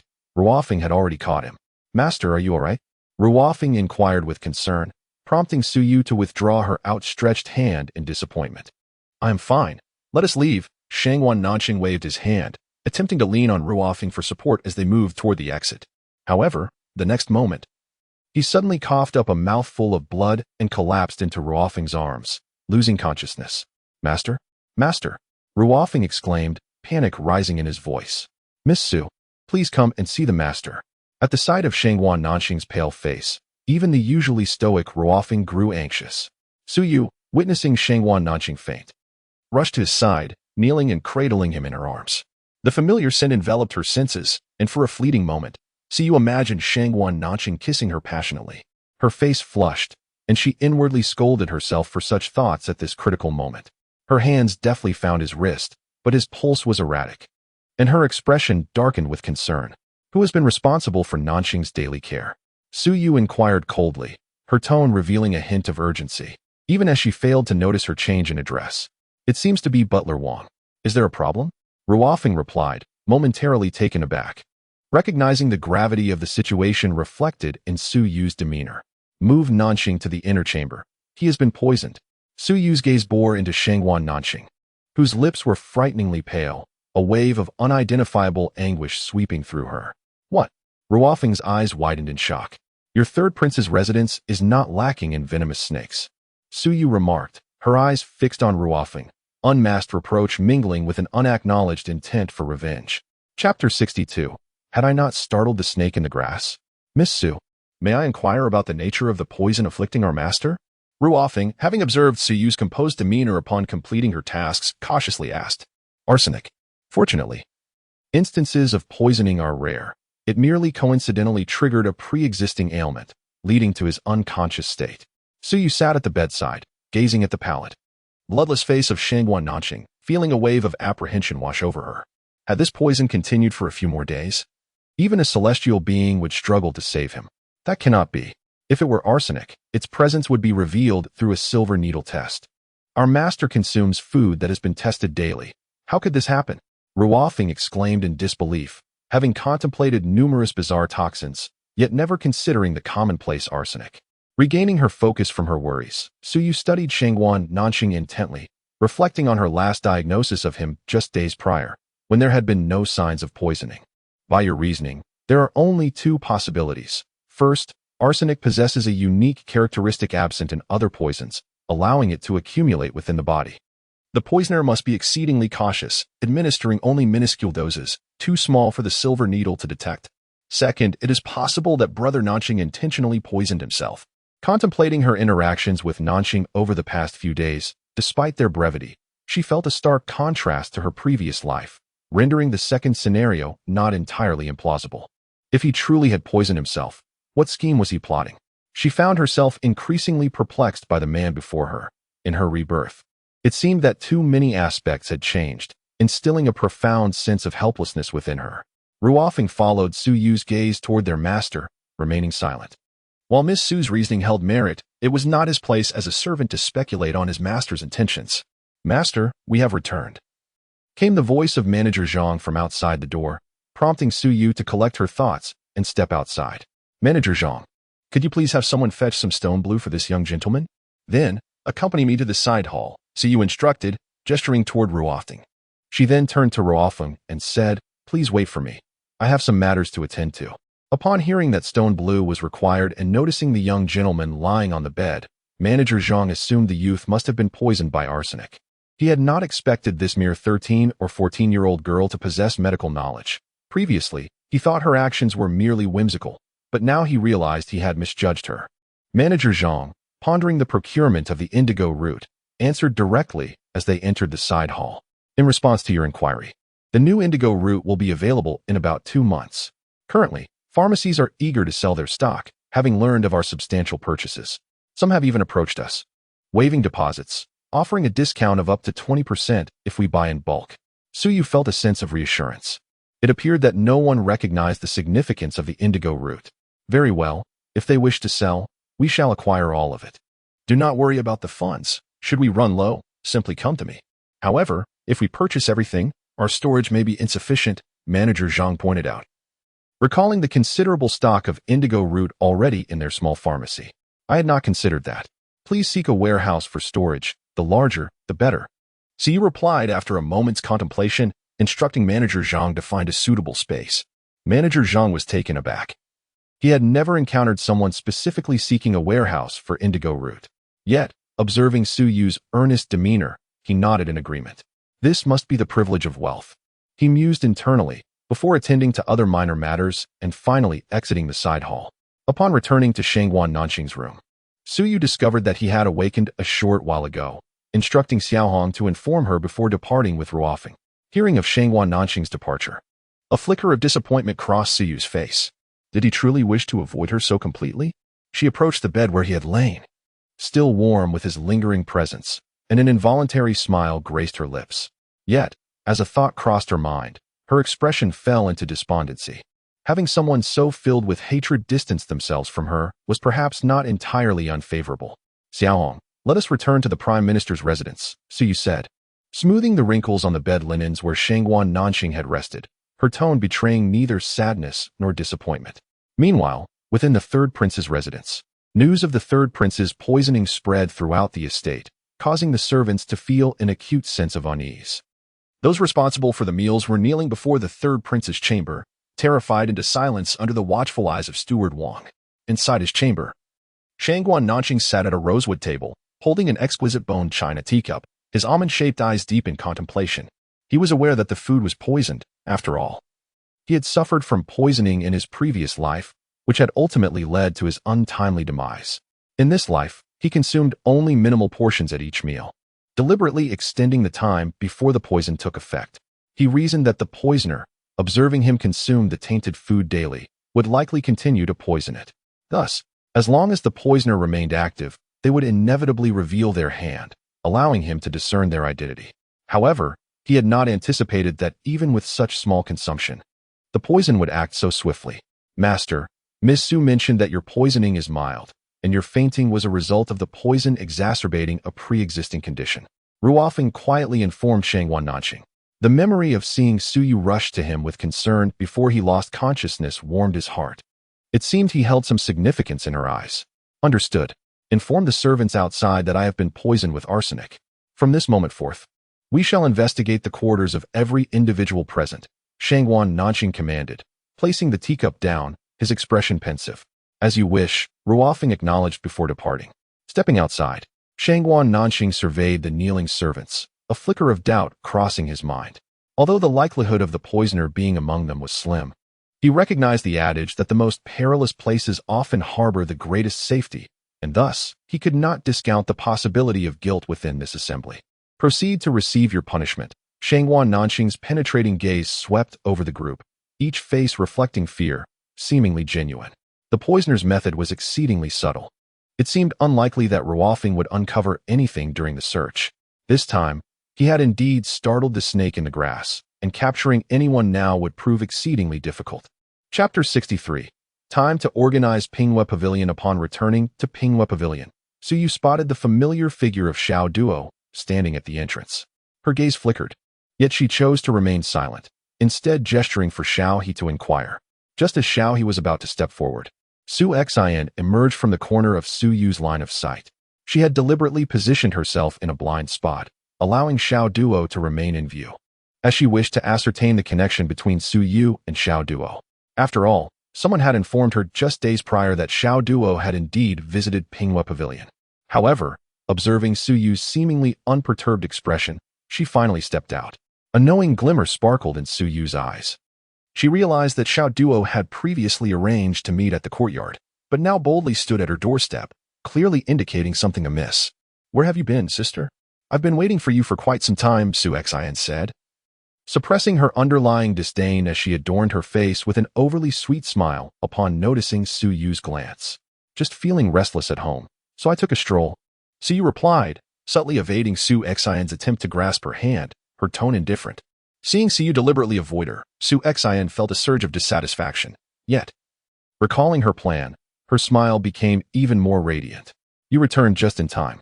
Father, Yuer is back," she called out loudly into the depths of Pinghua Pavilion. Suyu's expression shifted. Though she had anticipated Su Xian's visit, she had not expected her to summon their father. Was she afraid that Suyu would refuse her demands? This thought caused Suyu to sneer inwardly. Her sister truly sought to ensnare her thoroughly. "Father has also come."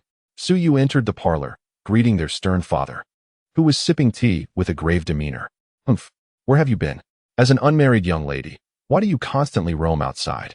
The Prime Minister placed his teacup down heavily, beginning his reprimand. "I haven't gone anywhere. Is there a house rule forbidding me to step outside?" Suyu countered, her patience wearing thin as she responded coldly to her father's scolding. "Cease your sharp tongue, and perhaps show some concern for the household." The Prime Minister's irritation flared, recalling how his daughter had not visited him after he had been attacked by an assassin. It was truly heartless of her. Furthermore, since her return, the Prime Minister's residence had been beset by misfortune, though it seemed outwardly unrelated to Suyu. However, having lived for decades, he had seen enough to suspect that there was indeed a connection. Suyu noticed her father's scrutinizing gaze, yet maintained her composure. "Father, you jest. I am always respectful before you." "You." Su Xian interjected, eager to derail the argument. "Father, what did you promise Xianer? If it were any other day, Su Xian would have relished witnessing their quarrel, perhaps even stoking the flames to see Suyu suffer. However, today was different. She had more pressing matters at hand. "Suyu, in 6 days, you shall accompany your sister to Yuan Yin Temple to pray and dispel evil." The Prime Minister finally recalled the matter at hand, feeling an impulse to scold his indifferent daughter. "Dispelling evil? When has my sister been afflicted by such a thing? Why must I go?" Suyu feigned surprise, as if the prior events had escaped her memory entirely. "Have you forgotten what happened in the palace?" "I." Su Xian, seeing Suyu's expression, clenched her teeth, recalling the humiliating incident from days prior. "Are you referring to the public disrobing in the Imperial Garden?" Suyu pretended to just remember, feigning realization. Upon hearing Suyu's words, Su Xian's eyes reddened. This incident was a deep scar in her heart, a topic not to be uttered in her courtyard. How could Su Yu dare to unearth such a wound in front of her? Seeing his eldest daughter on the verge of tears, the Prime Minister felt a pang of sympathy and admonished, "Since you are aware, keep it to yourself. Your sister was merely under some influence. A talisman for peace will suffice. If I do not speak of it, how would I know?" Su Yu replied innocently, her large eyes wide with feigned naivety. "You." Sigh. "Very well. In 6 days, you will accompany your sister." The Prime Minister, feeling a headache coming on, found himself at a loss. He had indulged Su Xin by coming to Pingwei Pavilion, and now he wished to escape. "Very well, I shall heed my father's words." So you ceased her protests? For she indeed intended to visit Yuan Temple. Upon receiving Su Yu's agreement, Su Xian's eyes glimmered with calculation. She was certain that only by bringing their father into the picture would Su Yu comply so readily. Had she approached alone, Su Xian could not guarantee Su Yu's agreement, but she was confident it would infuriate her. "Continue your sisterly conversation. I have official matters to attend to," the Prime Minister said, raising his hand to rub his forehead, clearly wishing to depart. After bidding their father farewell, Su Xian, having achieved her objective, chose not to linger, exchanging a few words before rising to leave. Just as she was departing, Xiao Duo discreetly slipped a note into Su Yu's hand, which she did not notice as she hurried after Su Xian. Su Yu gazed at the retreating figures of Su Xian and Xiao Duo, the note still warm from Xiao Duo's grip. She unfolded it, discovering it bore a slight moisture, indicating it had been held tightly, perhaps due to anxiety. As she scanned the hastily scrawled words, her long lashes fluttered slightly. The note revealed that Su Xian had heeded the fortune teller's advice. The visit to Yuan Temple was a facade to disguise her true intention of seeking a change in luck. However, this shift in fortune was not as straightforward as it seemed, for Su Xian had engaged a skilled individual to alter both her and Su Yu's fates. The note specifically warned that 6 days hence, Su Xian would prepare a red dress, urging her not to wear it, for that garment was pivotal to the intended change in fortune. Su Yu studied the uneven script, recognizing, despite the deliberate messiness, that it was unmistakably penned by Su Xian herself. After all, Su Xian had considered that if Xiao Duo were indeed Su Yu's informant, she would surely alert Su Yu in advance. Su Xian aimed to catch Su Yu off guard. Closing the note, Su Yu reflected. It seems that Su Xian was aware of Xiao Duo's visit that night, and she intends to use me to test Xiao Duo's loyalty. This probing of Su Xian's has revealed that my courtyard is not without its spies from Anshin Pavilion. It was high time to reorganize Pingwei Pavilion. Su Yu observed the bustling servants outside. Their expressions hurried, and her dark eyes grew colder with resolve. Chapter 64. Has Su Yu's personal maid betrayed her? The following morning, shortly after Xiao Yi entered Su Yu's room, an uproar ensued. "What are you doing? So lost in thought this early in the day? Do you wish to scald me with such hot water?" Su Yu's scornful voice echoed, accompanied by the sound of a basin crashing to the floor. The servants outside paused in their tasks, then hurriedly resumed their work, fearful that any mistake might bring misfortune upon themselves. "Second miss, it was not my intention. Please, I beg you." Xiao He's voice trembled with the hint of tears, while two maids, who had long harbored disdain for her, whispered together. It is said that a leopard cannot change its spots. How could the second miss, once so domineering, suddenly treat Xiao He kindly? "Now, look at her misfortune," one remarked, casting a glance at the tightly shut door of Su Yu's chamber, her voice laced with malicious glee. "Indeed, I once envied her for having a room to herself. But it seems such fortune is better left untouched." The other maid chuckled softly, covering her mouth. "Get back to your work. Stop gossiping." Mama Hua, noticing the two maids idling, reprimanded them sharply. Once they departed, her shifty eyes fixated on Su Yu's door, darting back and forth. "Let me remind you, do not think that just because I have shown you a few days of leniency, I am afraid to take action. The eldest Mrs. Personal maid has sought my favor. Do you also wish to curry favor with her?" Her voice dripped with coldness, and Mama Hua could easily imagine Su Yu's current expression. "And no, second miss. My loyalty to you is unwavering. I harbor no other intentions," Xiao Yi gasped, her face paling in fear, tears welling up as if she were deeply pained by Su Yu's unfounded suspicions. "Humph, you had best not. Lately, I have sensed a traitor in this courtyard. I hope it is not you. Get out." Su Yu appeared to have made up her mind that Xiao He was the traitor, casting suspicion without evidence.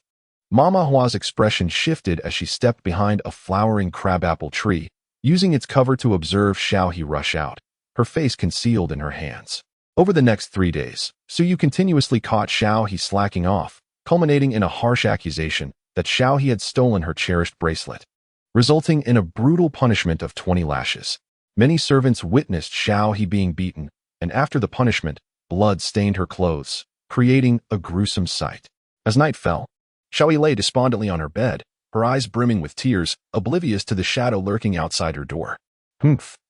What has possessed the second miss to accuse me of being the eldest Mrs. Informant? It was one thing to berate me, but to strike me today? Everyone has feelings. If only I had the chance, I would surely prove that I am not the eldest Mrs. Spy, she mumbled through sobs, wishing to weep away her grievances. Emboldened by the absence of the second miss, the door creaked open, revealing an elderly woman with graying hair. Who is it? Xiao He turned with difficulty, recognizing Mama Hua. Child, did it hurt when you were beaten today? Mama Hua's demeanor softened, her expression becoming gentle and kind. It doesn't hurt. The second miss's punishment was deserved. Xiao He replied, her voice filled with indignation, and she began to sob once more, appearing truly aggrieved. Mama Hua, observing Xiao He's pitiful state and recalling what she had overheard, felt a flicker of concern. Once a confidant of the matriarch, she had been drawn into the second Miss's household, where the eldest Miss had sought her allegiance, tempting her with countless favors. Though she had her own principles, the eldest Miss's generosity had proven overwhelming. Days prior, when she witnessed the second Miss starting to pick on Xiao He, she initially thought it was a mere performance to flesh out spies. However, after 3 days of escalating severity, she realized that the second Miss's intentions were far from theatrical. Glancing at Xiao He's bleeding back, she felt a jolt of shock. She had relayed every detail to the eldest Miss, who had listened intently, her eyes gleaming with ambition, insisting that Mama Hua seize the opportunity to recruit Xiao He. Foolish girl, your master seeks your ruin. Yet you remain oblivious to the need for resistance, Mama Hua mused, settling beside Xiao He on the edge of her bed. Feigning casualness as she brushed against the bloodied fabric, the sticky sensation confirmed her fears. We, the servants, are akin to wild seeds in the countryside, with good fortune. We find fertile ground and can thrive, but with ill fate, even germination becomes a challenge. Everything is dictated by destiny. Xiao He lay draped over the bed's edge, speaking as if resigned to her fate. Child, good birds choose their trees for refuge. We are human. Why should we accept our fate? I overheard you mention wanting to be the eldest Mrs. Informant. Is that true? Mama Hua's tone was inquisitive. Mama Hua, I was wrong. Please do not inform the second miss. I merely spoke in anger. Xiao He stammered, panic overtaking her as she attempted to rise. But the pain in her back thwarted her efforts. Seeing Xiao He's alarmed expression, Mama Hua felt a sense of certainty.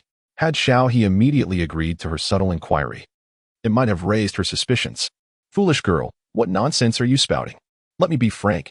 I am aligned with the eldest miss. If you desire, you can work for her, Mama Hua declared, unaware of the fleeting glimmer of pride in Xiao He's eyes. Mama Hua, is what you say truly the case? But I am currently under suspicion from the second miss. She may very well replace me as her personal maid.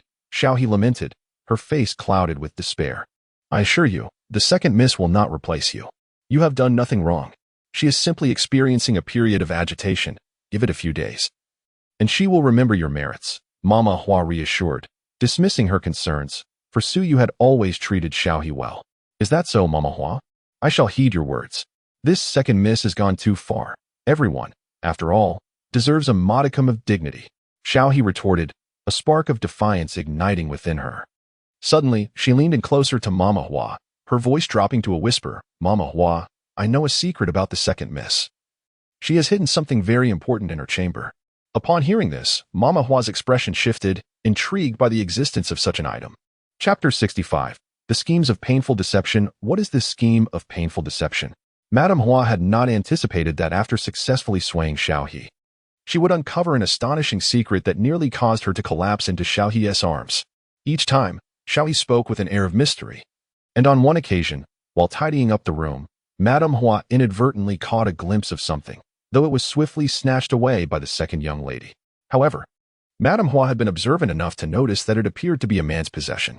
Xiao He, too, began to speak in hushed tones, as if she had truly witnessed the matter firsthand. Is what you say true?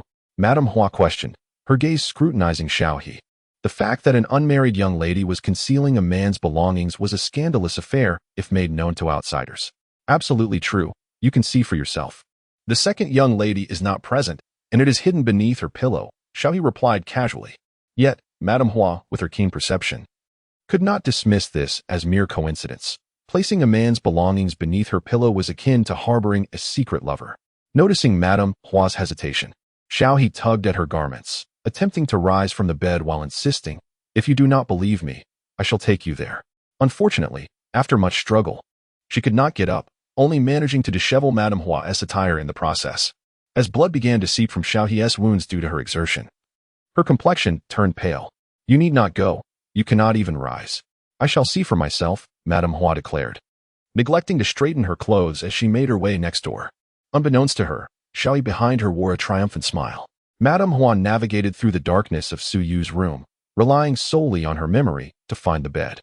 If Xiaohe spoke the truth and the second young lady truly concealed a man's belongings, revealing this to the eldest young lady could potentially reward her handsomely. A smile crept onto her lips at the thought. She had to ascertain whether the second young lady's pillow harbored such secrets. However, as she pondered, a clear voice interrupted her thoughts. "Madame Hua, what brings you to my room uninvited in the dead of night? What do you seek to steal?" Suddenly, the room was illuminated as the occupant lit a lamp. Su Yu sat quietly in a chair, her cold gaze fixed on Madame Hua. Before Madame Hua could retract her smile, she found herself under Su Yu's scrutinizing gaze, the latter's expression a blend of amusement and challenge. As if on cue, Xiaohe entered the room unscathed, her eyes filled with provocation. Realizing she had fallen into a trap, Madame Hua's heart raced, yet she compelled herself to maintain her composure. "The second young lady is mistaken. I merely noticed the darkness in your room and thought to light a lamp to prevent you from stumbling upon your return." Her words flowed without a hitch, her demeanor one of defiance. Su Yu scoffed and commanded, "Summon all the servants from Pinghua Pavilion, and bring several guards as well."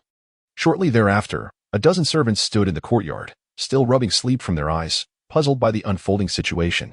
"Second young lady, I only wish to light a lamp." "Surely, this commotion is excessive?" Madame Hua asserted, her tone laced with a hint of provocation, confident that Su Yu lacked evidence against her. "This evening, I misplaced an extremely valuable jade pendant, a gift from my father during my childhood, of great significance to me. Moreover, it is an imperial treasure. Now it is lost. Guards, please search these servants thoroughly," Su Yu declared from the doorway, an air of undeniable authority emanating from her.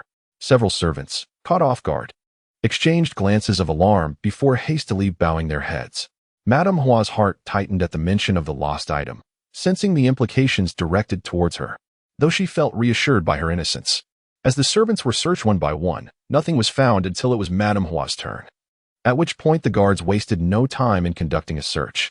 Calmly, Madame Hua faced the guards, confident in her innocence. After all, how could something she had not stolen suddenly appear on her person?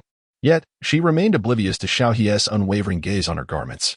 Earlier, during her struggle to rise, Xiaohe had stealthily tucked the jade pendant into Madame Hua's embrace. Given the thick winter clothing everyone wore, Madame Hua had failed to notice this act in her haste to seek evidence. "Second young lady, we have found it," a guard announced, brandishing the green jade pendant for all to see. The moment Madame Hua laid eyes on the pendant retrieved from her, her facade of fearlessness shattered, and panic seized her. "Guard, I must inquire. Madame Hua entered my room under the cover of night and was caught in the act, and now this pendant is found on her person. With both witness and evidence at hand, how should we punish a servant of the Prime Minister's estate for stealing from her mistress?" Su Yu's gaze swept over the jade pendant, her tone resolute. In response to the second young lady's inquiry, the standard punishment for theft is 30 lashes. However, as this is an imperial treasure, it is considered a grave affront to the royal dignity. A more severe punishment is warranted, should this reach the emperor's ears. "It would be deemed disrespectful," a young guard replied earnestly. "Oh, and how shall we punish her?" Su Yu inquired, her eyes glinting with cold mirth as she observed Madame Hua, who was now drenched in sweat from fright. 50 lashes and banishment from the Prime Minister's estate. With no further concern for her fate, the guard stated, his words ringing like thunder in Madame Hua's ears. "Second young lady, it is not me. I did not steal. I am innocent." Madame Hua cried out in terror, collapsing to the ground. 50 lashes were unbearable for the young. Let alone for someone of her age, it felt like a death sentence. Su Yu turned to Madame Hua, who was now prostrating herself on the ground, and knelt beside her. In a tone only they could hear, she whispered a single phrase. This phrase, akin to a death knell, sent Madame Hua into a state of despair. I know you're innocent, and the one who wronged you is me. In that moment, Madame Hua comprehended that everything was a ruse, a carefully laid trap to ensnare her. As she glanced at Xiao He, there was no sign of injury. The blood was merely a ruse. Indeed, it was a masterful ploy of feigned suffering and misdirection. One that even a servant who had spent decades in the Prime Minister's estate could fall victim to. Throughout this ordeal, Su Yu had not merely aimed to expose Su Xian's informant. Her true intention was to eliminate the threat entirely, to serve as a warning to others.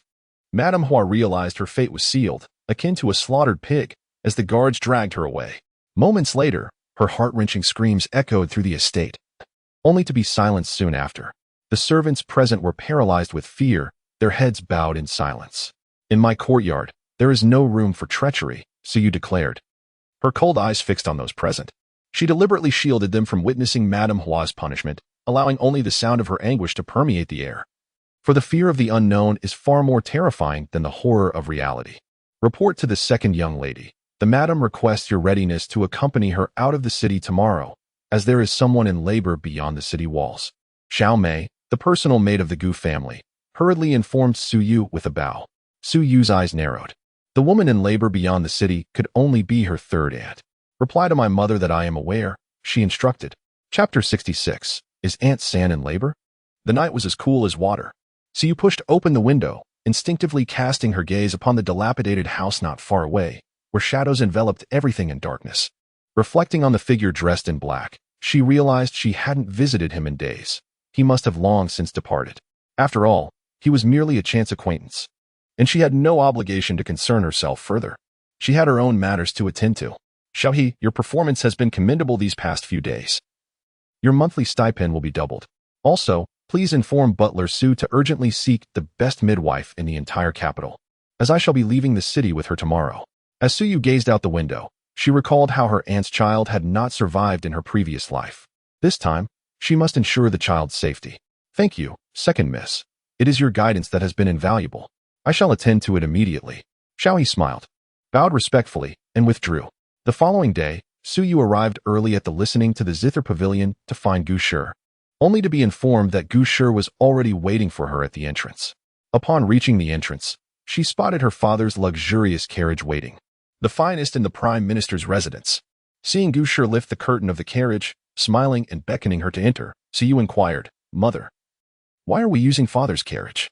Given her father's strong opposition to any association with the Gu family, her concern was justified. Gu Shi grasped Su Yu's cold hand and gently tucked it into her fur coat, smiling softly.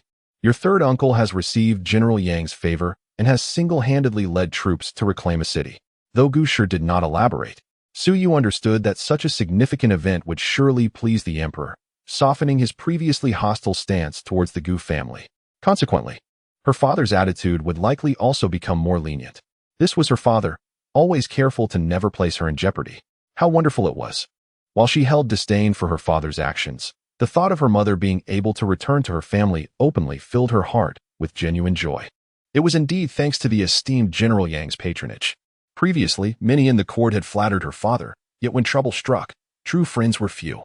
General Yang had been her father's steadfast companion for decades. Gu Shi reminisced about her childhood, a gentle smile gracing her lips. General Yang would return only once every few years, each time insisting her father join him for drinks. Being a scholarly man, her father could never match the general's capacity, often returning home in a state of inebriation. Upon hearing her mother mention General Yang, Su Yu recalled that in her previous life, he had staunchly supported the third prince's claim to the throne. Ironically, it was this very allegiance that led to his downfall, as he fell victim to the second prince's schemes and was ultimately condemned by the emperor for treason, leading to the annihilation of his family. Su Yu sighed inwardly. In her past existence, she had been so captivated by the second prince's charm that she remained oblivious to these intricate familial ties. Given that General Yang had long been stationed at the border, she had never met him.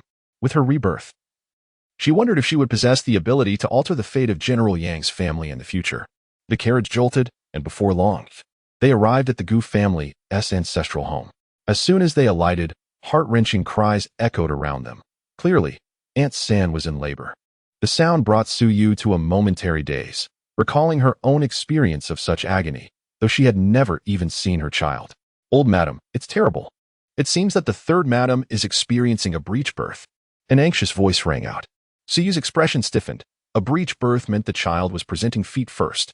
In her previous life, she only knew that Aunt San had given birth alone, and, after a prolonged labor, the child had perished. She had never heard that it was due to complications in delivery.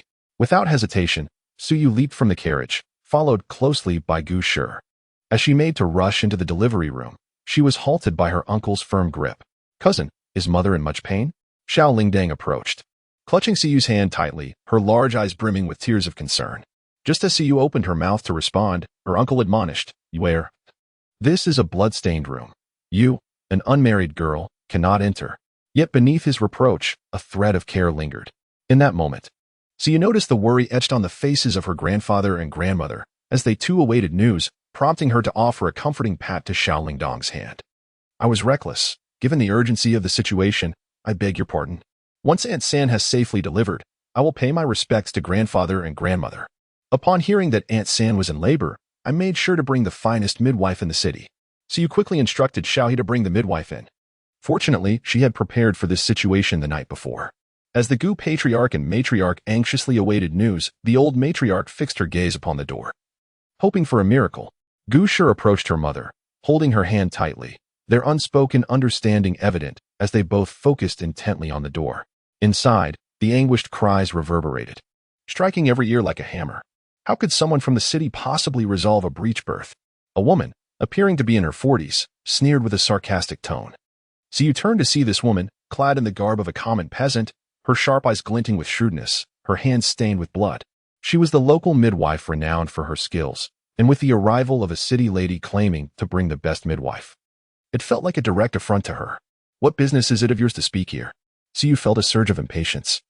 Lacking the desire to engage in dialogue with the woman, "You err, this is the midwife I engaged, Granny Fong. She is indeed the best in the vicinity." Her Aunt Chen interjected hastily. Upon hearing Chen's words, Granny Fong's demeanor shifted, her face betraying a sense of pride, as if to say, "You doubt my abilities? I shall not be pleased." Su-yu couldn't help but find it amusing. Instead of learning from the expertise of the city midwife, this local practitioner chose to bicker while ignoring the cries of the laboring woman. "Very well, you claim to be the best midwife, then tell me. Regarding Aunt San's breech birth, are you certain you have seen the baby's feet emerge?" Su-yu's gaze bore into her, and Granny Fong suddenly appeared flustered. She had not actually seen the baby's feet fully emerge. She had only glimpsed something resembling skin, and, based on her experience, she presumed it was likely a breech birth due to the prolonged labor. Granny Fong stammered, unsure of how to respond. Observing her expression, Su-yu felt a flicker of reassurance. "Second miss, the midwife said it's due to the baby's head being too large, causing the third madam to labor slowly. It may be necessary to make an incision below." Xiaohe emerged from the room, nearly gasping from the overwhelming stench of blood. Chapter 67. Living again to defy fate. Is the lady in danger? I've heard she might need to endure a knife. The old matron trembled with fear and hurriedly inquired. The midwife reassured her there was no danger. Little he respectfully replied to the old matron again. "So it is not a breech birth?" Su-yu grasped the crux of the matter and asked seriously. The midwife explained it was merely that the baby's head was too large. Little he reiterated this respectfully, while the nearby Aunt Fong's face had already turned pale. It was not a breech birth. She had rushed out just moments ago, affirming it was.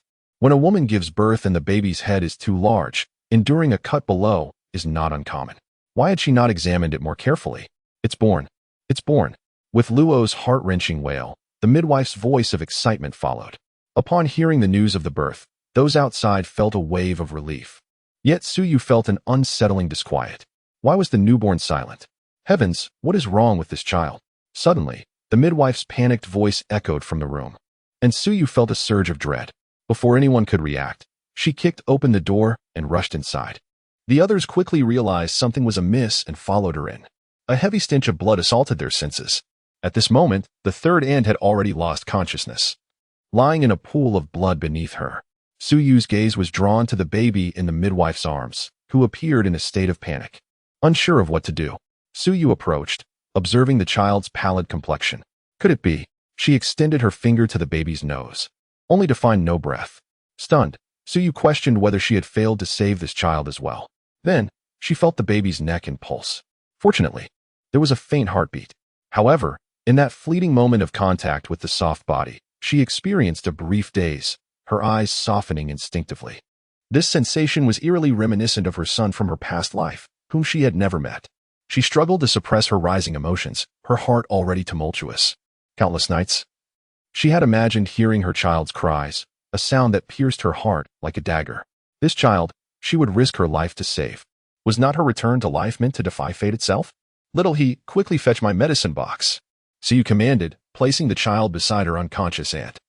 To be cautious, she had deliberately brought the medicine box along this time. What happened to the child? Is the lady all right? The old lord, not hearing the baby's cries, sensed something was wrong and inquired anxiously.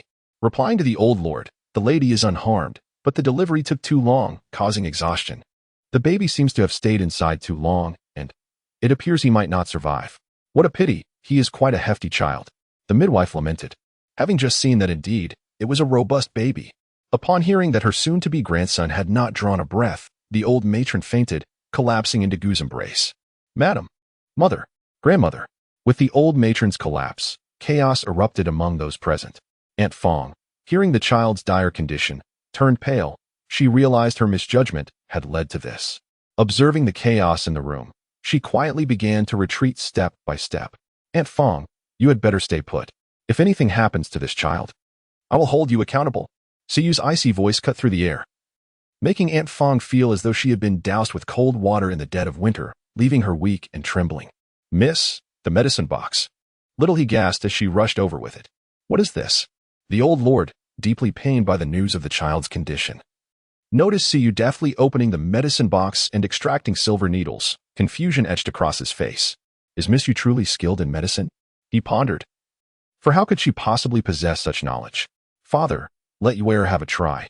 The situation is critical, and given the child's pallor, seeking a doctor would likely be too late. Gu, supporting the unconscious matron, spoke with concern. Miss Yu, can you indeed heal? The old lord asked, his resolve wavering. I will do my utmost, Suyu replied, her tone steady, instilling a sense of calm among those present. With the head of the family silent, others naturally followed suit. As she gazed at her unconscious mother and her brother's ashen face, the little Belle, with tears welling in her eyes, fought to keep from crying out. Though terrified, she could not afford to weep. She must not let her fear hinder her brother's chance at life. Miss Yu, I swear I sought out the best midwife nearby. Aunt Shin, now fully aware of the situation, was desperate to defend herself, knowing it was her chosen midwife whose error had delayed the child's birth. Seeing Suyu's cold expression and her hands busily working, Aunt Chin's heart filled with trepidation, and she hastily began to swear oaths. Divine spirits, Suyu murmured, suddenly illuminated by a thought of her past life at Yuan-In Temple. The medicine king had once plummeted from a cliff to obtain a rare herb, and he had said that as long as there was breath, the herb could pull one back from the brink of death. At this moment, the medicine king had yet to venture for that herb. Aunt, you have done your best, I understand. The child is currently sustained by this silver needle, so please ensure it remains in place. Furthermore, the child lacks the strength to suckle. Use chopsticks to dip into milk, giving him drops at a time. I must step out now. If all goes well, when I return, the child will be saved. Siyu instructed solemnly, then shot a chilling glare at Aunt Fong, who was already rattled by fear. Aunt Fong, if you wish to keep your life, guard this child and the needle closely. This is the consequence of your misjudgment during delivery. Siyu advanced towards Aunt Fong with an imposing presence, whispering ominously in her ear. I, Siyu, the legitimate second daughter of the Prime Minister's residence, assure you, if this child perishes, your life will be forfeit. Aunt Fong's heart sank. She had not anticipated the family's formidable background. Regardless of her culpability, as a mere commoner, if the officials decreed her demise, she would not see the dawn. A warm trickle coursed from Aunt Fong as genuine fear seized her. Seeing Aunt Fong's reaction, Siyu looked on with disdain, knowing her intimidation had struck home. Without further hesitation, she dashed out, releasing the horse's reins and leaping onto the mount. Today, she must reach Yuan-In Temple and acquire the precious herb. Chapter 68. The strange old man. As Siyu dashed forward, a sudden thought crossed her mind. In her previous life, the medicine king had fallen off a cliff while gathering spiritual herbs, indicating that the location of such herbs was perilously situated. With this in mind, she turned her horse around and purchased a bundle of hemp rope at the market. Due to the rain, the rural paths were virtually deserted, allowing her to reach the foot of Yuanin Temple Mountain with remarkable speed. Following the trail of her past life, she eventually located the spot where the Medicine King had fallen. It was now covered in withered grass, with droplets of water occasionally falling from above.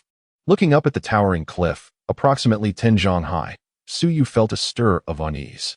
In her previous life, she had not paid heed to the height of this precipice. Reflecting on it now, it was indeed a miracle that the Medicine King had survived. The cliff was steep and, compounded by the incessant rain, it was exceedingly slippery. After several attempts, she found herself slipping back down each time she clambered a few steps up. Now, drenched in mud and soaked to the skin, she felt no chill, though the exertion had caused beads of sweat to form on her brow. With her final attempt thwarted, she raised her gaze and noticed a green-leaved tree directly above her. In this frigid winter, it appeared remarkably out of place, prompting her to mentally note its location and choose a detour. She tore a piece of red cloth from her clothing and placed it where the Medicine King had previously lain, ensuring that even if she misremembered the exact spot, the red cloth would guide her back. Although the detour would delay her progress, she had no other option. Following a narrow path, she stole a glance at the position of the red cloth, relieved to find it was not too far away. With a rope in tow, she began her ascent, taking careful, albeit slippery, steps. The muddy terrain, compounded by her recent falls, rendered her clothes heavy and cumbersome. Were it not for the conviction in her heart, she might have surrendered long ago. As she climbed, memories of her previous life flooded back, particularly the image of the spiritual herb that the Medicine King had held. Its blood-red hue and an otherworldly fragrance set it apart from ordinary medicinal plants, making it unforgettable. Suddenly, the sound of rushing water reached her ears, prompting a sense of foreboding. She quickened her pace, fearing she might find herself at a dead end. Upon nearing the source of the noise, she was surprised to discover not a stream, but an old man in gray sitting on a rock beside the water. He was turned slightly away from her, his head bowed, rendering his expression unreadable. He sat still, lost in thought, casting a brief glance. So you had no intention of delving further, for she had pressing matters to attend to. As she approached, she soon realized why the old man seemed dazed. Before him lay a path that had been washed away by the stream. It appeared he, too, sought to ascend the mountain but was at a loss due to the damaged trail. "Who are you?" The old man seemed to hear her footsteps and turned his head. Suyu met his gaze, momentarily taken aback. His eyes were vacant, suggesting he was likely blind. In the depths of this secluded forest, amidst the fine, persistent rain, she found it difficult to fathom how he had arrived here. "I am merely a passerby on my way up the mountain, old man," she replied. "Oh, a young girl." This time, Suyu had guessed correctly. The old man was not completely blind, but his sight was certainly failing. Upon hearing her voice and catching a blurred glimpse of her slender figure, he noted her distinct yellow hair. Suyu chose not to engage further. Her immediate concern was crossing the stream, and she had little interest in learning about this peculiar old man. The stream was narrow, yet the current was swift. As she scanned the area, her eyes lit up upon spotting a fallen tree, its sturdy trunk conveniently spanning the creek. Rushing towards it, she prepared to cross when, suddenly, a cry erupted from the old man. Instinctively, she turned to see him attempting to wade across the water, but the force of the current overwhelmed him, knocking him off his feet. Without hesitation, Suyu sprinted back. She found the old man desperately clutching a few tufts of grass along the bank. Yet they were no match for his weight, already beginning to give way. "Hang on, old man," she urged, her heart racing.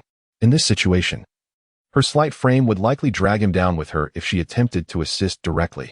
In a moment of inspiration, she remembered the hemp rope she had brought. Quickly, she pressed down on several nearby branches, creating a makeshift support for him. Then she hurried to the nearest sturdy tree, deftly tying a secure knot before handing one end to the old man, while she gripped his other arm with all her strength. After a prolonged struggle, the old man finally managed to pull himself up, collapsing onto the nearby rock, gasping for breath. Exhausted, Suyu sank down beside him, equally breathless. "Young girl, I am deeply grateful to you. Had you not been here today, my life would have surely ended," he said, wringing out his wet garment. "Please, old man, there is no need for such gratitude. With your failing eyesight, what brings you to such a treacherous place in this relentless rain?" Suyu observed that though he did not speak, the old man could still accurately discern her position, indicating he was not entirely blind. "Ah, my dear wife," he replied, a flicker of melancholy crossing his face. "She passed away over a decade ago.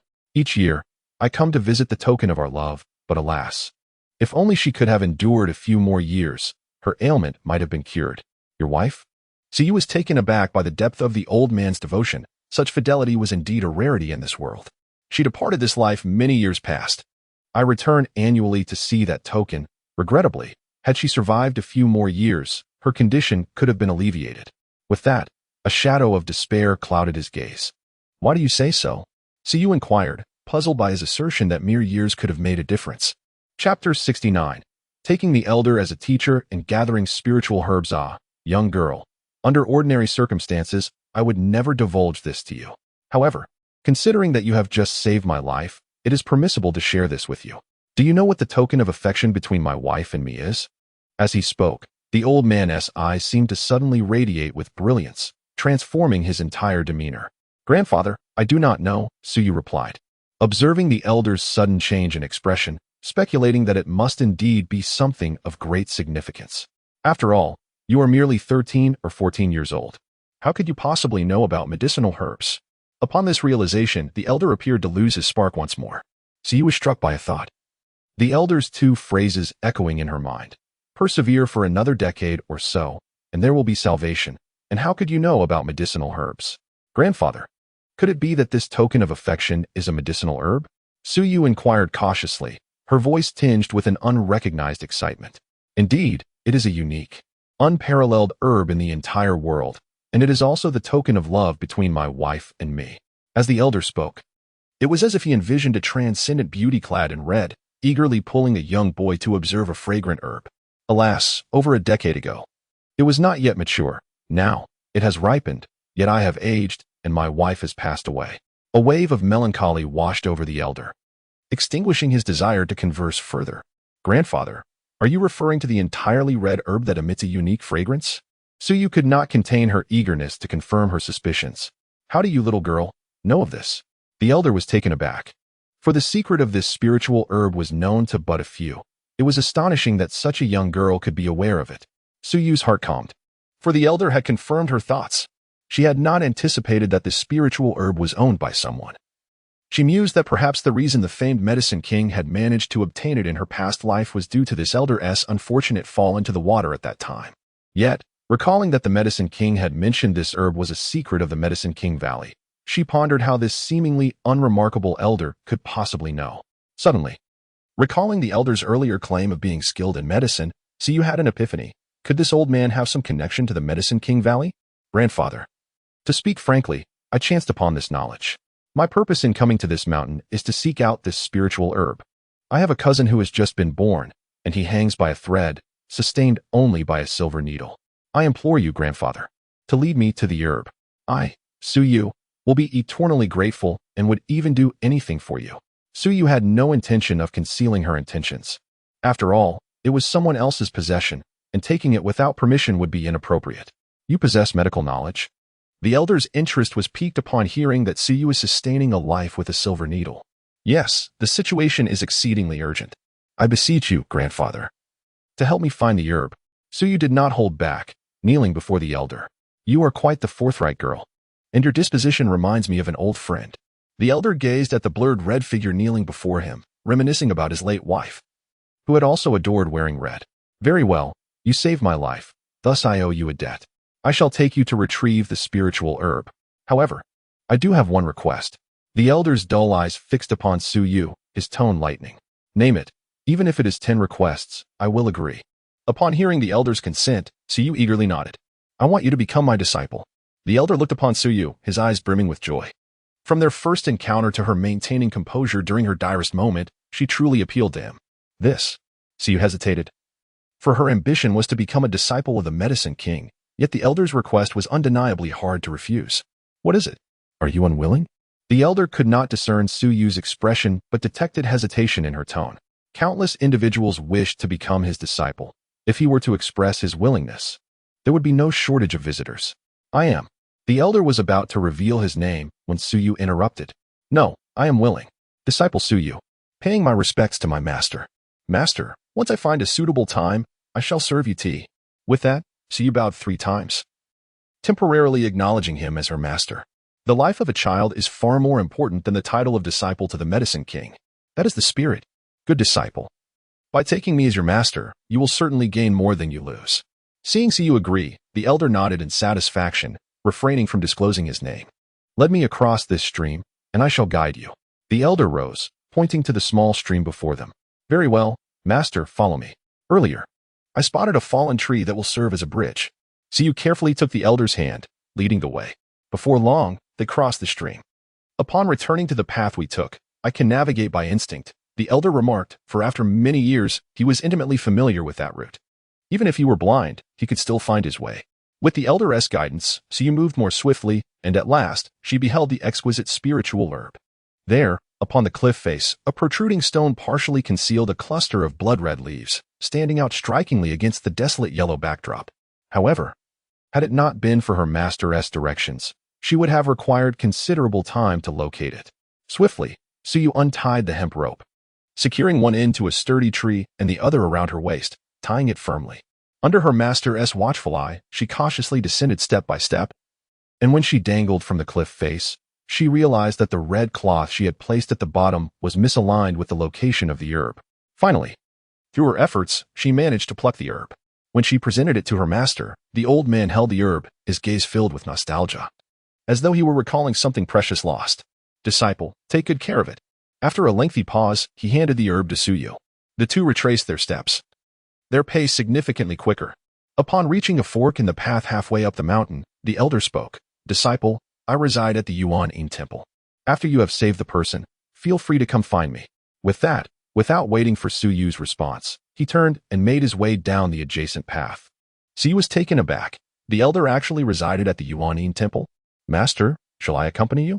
She softly inquired, watching the elder's slowly retreating figure. No need. Saving a life is paramount. Do not let this delay you. The elder did not turn back, merely waving his hand. Master, I will come to see you in a couple of days. How shall I find you then? Suyu called out. Simply ask for Wuchen. Wuchen. This was clearly a title for a monk, yet her master had not taken monastic vows. Shaking her head, Suyu chose not to dwell on it. Her focus must remain on saving a life. Upon returning to the foot of the mountain, the sky was still bright, and she excitedly approached the spot where she had tied her horse, only to discover that it was missing. A surge of alarm coursed through Suyu. The silver needle could only sustain life for a day and a night. Without her horse, she would surely be late returning. The Yuan temple was situated in the mountains, where horses were scarce, and the vicinity was desolate and uninhabited. The excitement she had felt earlier transformed into panic. Hee-haw. Suddenly, Suyu heard the sound of a horse neighing nearby, accompanied by indistinct shouts. Chapter 70. Kidnapped to Cheonghua village following the direction of the voice. Suyu stealthily approached, and as she drew nearer, the words became increasingly clear. Damn it, how peculiar. Why won't this horse follow us? She heard one of the men exclaim. Suyu observed a short distance away as two men struggled to pull the horse, slipping with every step. Their expressions twisted in frustration. A smile crept across her face. This horse was her father's favorite, imbued with a remarkable spirit, particularly sensitive to unfamiliar scents. It simply could not be compelled by anyone whose scent it did not recognize. This was likely why the horse remained nearby even after her prolonged absence. Old Five, should we try riding it again? Suggested the burly man beside him. The one referred to as Old Five, caked in mud and in a sorry state, appeared to have just fallen from the horse after attempting to ride it. I'm not riding it again, dog egg. You ride if you dare. This horse is fierce and nearly threw me to my death. Old Five grunted, exerting all his strength to hold onto the horse. I can't ride either, Dog Egg muttered, and the two men resumed their futile attempts to drag the horse along. Gentlemen, that horse is mine, Suyu interjected, having deduced that they believed the horse to be without an owner. As the two men continued their struggle, her sudden voice startled Dog Egg, causing him to slip and land on the ground. What the hell? When did a little girl appear? He exclaimed upon seeing Suyu, a mere child of 13 or 14, before getting back to his feet and brushing off his clothes. Old Five regarded Suyu with a curious expression, seemingly lost in thought. I reiterate, that horse is mine, she asserted. When they remained silent, she repeated herself. Just because you say it's yours, does that make it so? Do you have any proof? Old Five questioned, displaying a steadiness that contrasted with Dog Egg's surprise. Indeed, this horse responds to my commands. Suyu replied confidently, moving closer to demonstrate her claim. However, as she approached, she felt a sudden gust of wind behind her. followed by a sharp pain in her neck, causing her vision to fade to black. "Hey, Old Five, what is going on?" Dog Egg exclaimed, shocked by Old Five's abrupt action of knocking Su unconscious. "Stop calling me Old Five. When we get to the village, you will address me as Chief Wu. Have some decorum," Old Five retorted, lifting Su and placing her atop the horse before taking the reins. The horse, sensing a familiar scent, ceased its resistance and obediently followed. "Hey, Chief Wu, you know, this horse really does belong to the girl. Just look at it now, so well behaved." "You're not planning to?" Dog Egg remarked, knowing Old Five too well. "Indeed, I intend to bring back another woman for our village chief," Old Five replied, glancing at Su, whose frail appearance left him questioning her potential to bear children. "Are you out of your mind? Aren't you afraid?" Dog Egg stuttered, taken aback by Old Five's declaration. "What is there to fear? She's just a girl. If the chief takes a liking to her, he'll simply cast aside that tigress of a wife. Then we can finally enjoy some peace in Chonghua village," Old Five said, his irritation evident at the thought of their village's name, a moniker imposed by the chief's wife, who deemed it lacking in elegance. "You make a fair point. That tigress has made our lives miserable." Dog Egg nodded in agreement, and the two hastened their pace, escorting the unconscious Su toward the village. Shortly thereafter, they arrived at Chonghua village, where dozens of men observed as Chief Wu returned leading a horse with a woman slumped atop it. While her features remained obscured, her striking golden hair caught everyone's attention. Chonghua village lay not far from the Yuan-in temple, populated by a ragtag group of about 30 men. All too lazy to farm, they had previously subsisted by robbing pilgrims heading to the temple, indulging in a life of leisure filled with food and drink whenever they had money, and venturing out for more when they were short on cash. A truly idyllic existence. However, years prior, the chief had brought back an injured woman whose recovery revealed her formidable martial prowess, instilling chaos within the village. Even the village's watchdog, a burly dog, cowered in her presence. Eventually, this woman had captured the chief's heart, compelling him to marry her. Yet, her new role as the chief's wife did not quell her ambitions. She incessantly preached about the virtues of farming, forcing the previously idle men to take up hoes and cultivate the land against their will. The most egregious act was the expulsion of several men simply for their reluctance to work the fields. Despite the oppressive atmosphere she created, a few audacious souls still ventured out to earn some money. "Quickly summon the chief and tell him I have brought him a beautiful girl," Chief Wu declared, his demeanor brimming with excitement, as if he sensed a change in fortune for his comrades. With the tigress absent from the village that day, he felt as though fate was on his side. Before long, Su was jolted awake by a splash of cold water, only to find her hands bound. Glancing around, she discovered herself encircled by 30 or more men of various shapes and sizes. Realization dawned upon her. She had indeed been kidnapped. Assessing the daylight, she noted that it was still bright outside, indicating she had not been unconscious for long. She needed to devise an escape plan quickly. "Chief, what do you think of this girl?" a familiar voice inquired, and Su turned her cold gaze to see it was Old Five. Standing a short distance away was a middle-aged man clad in a green robe, observing her with a look of resignation.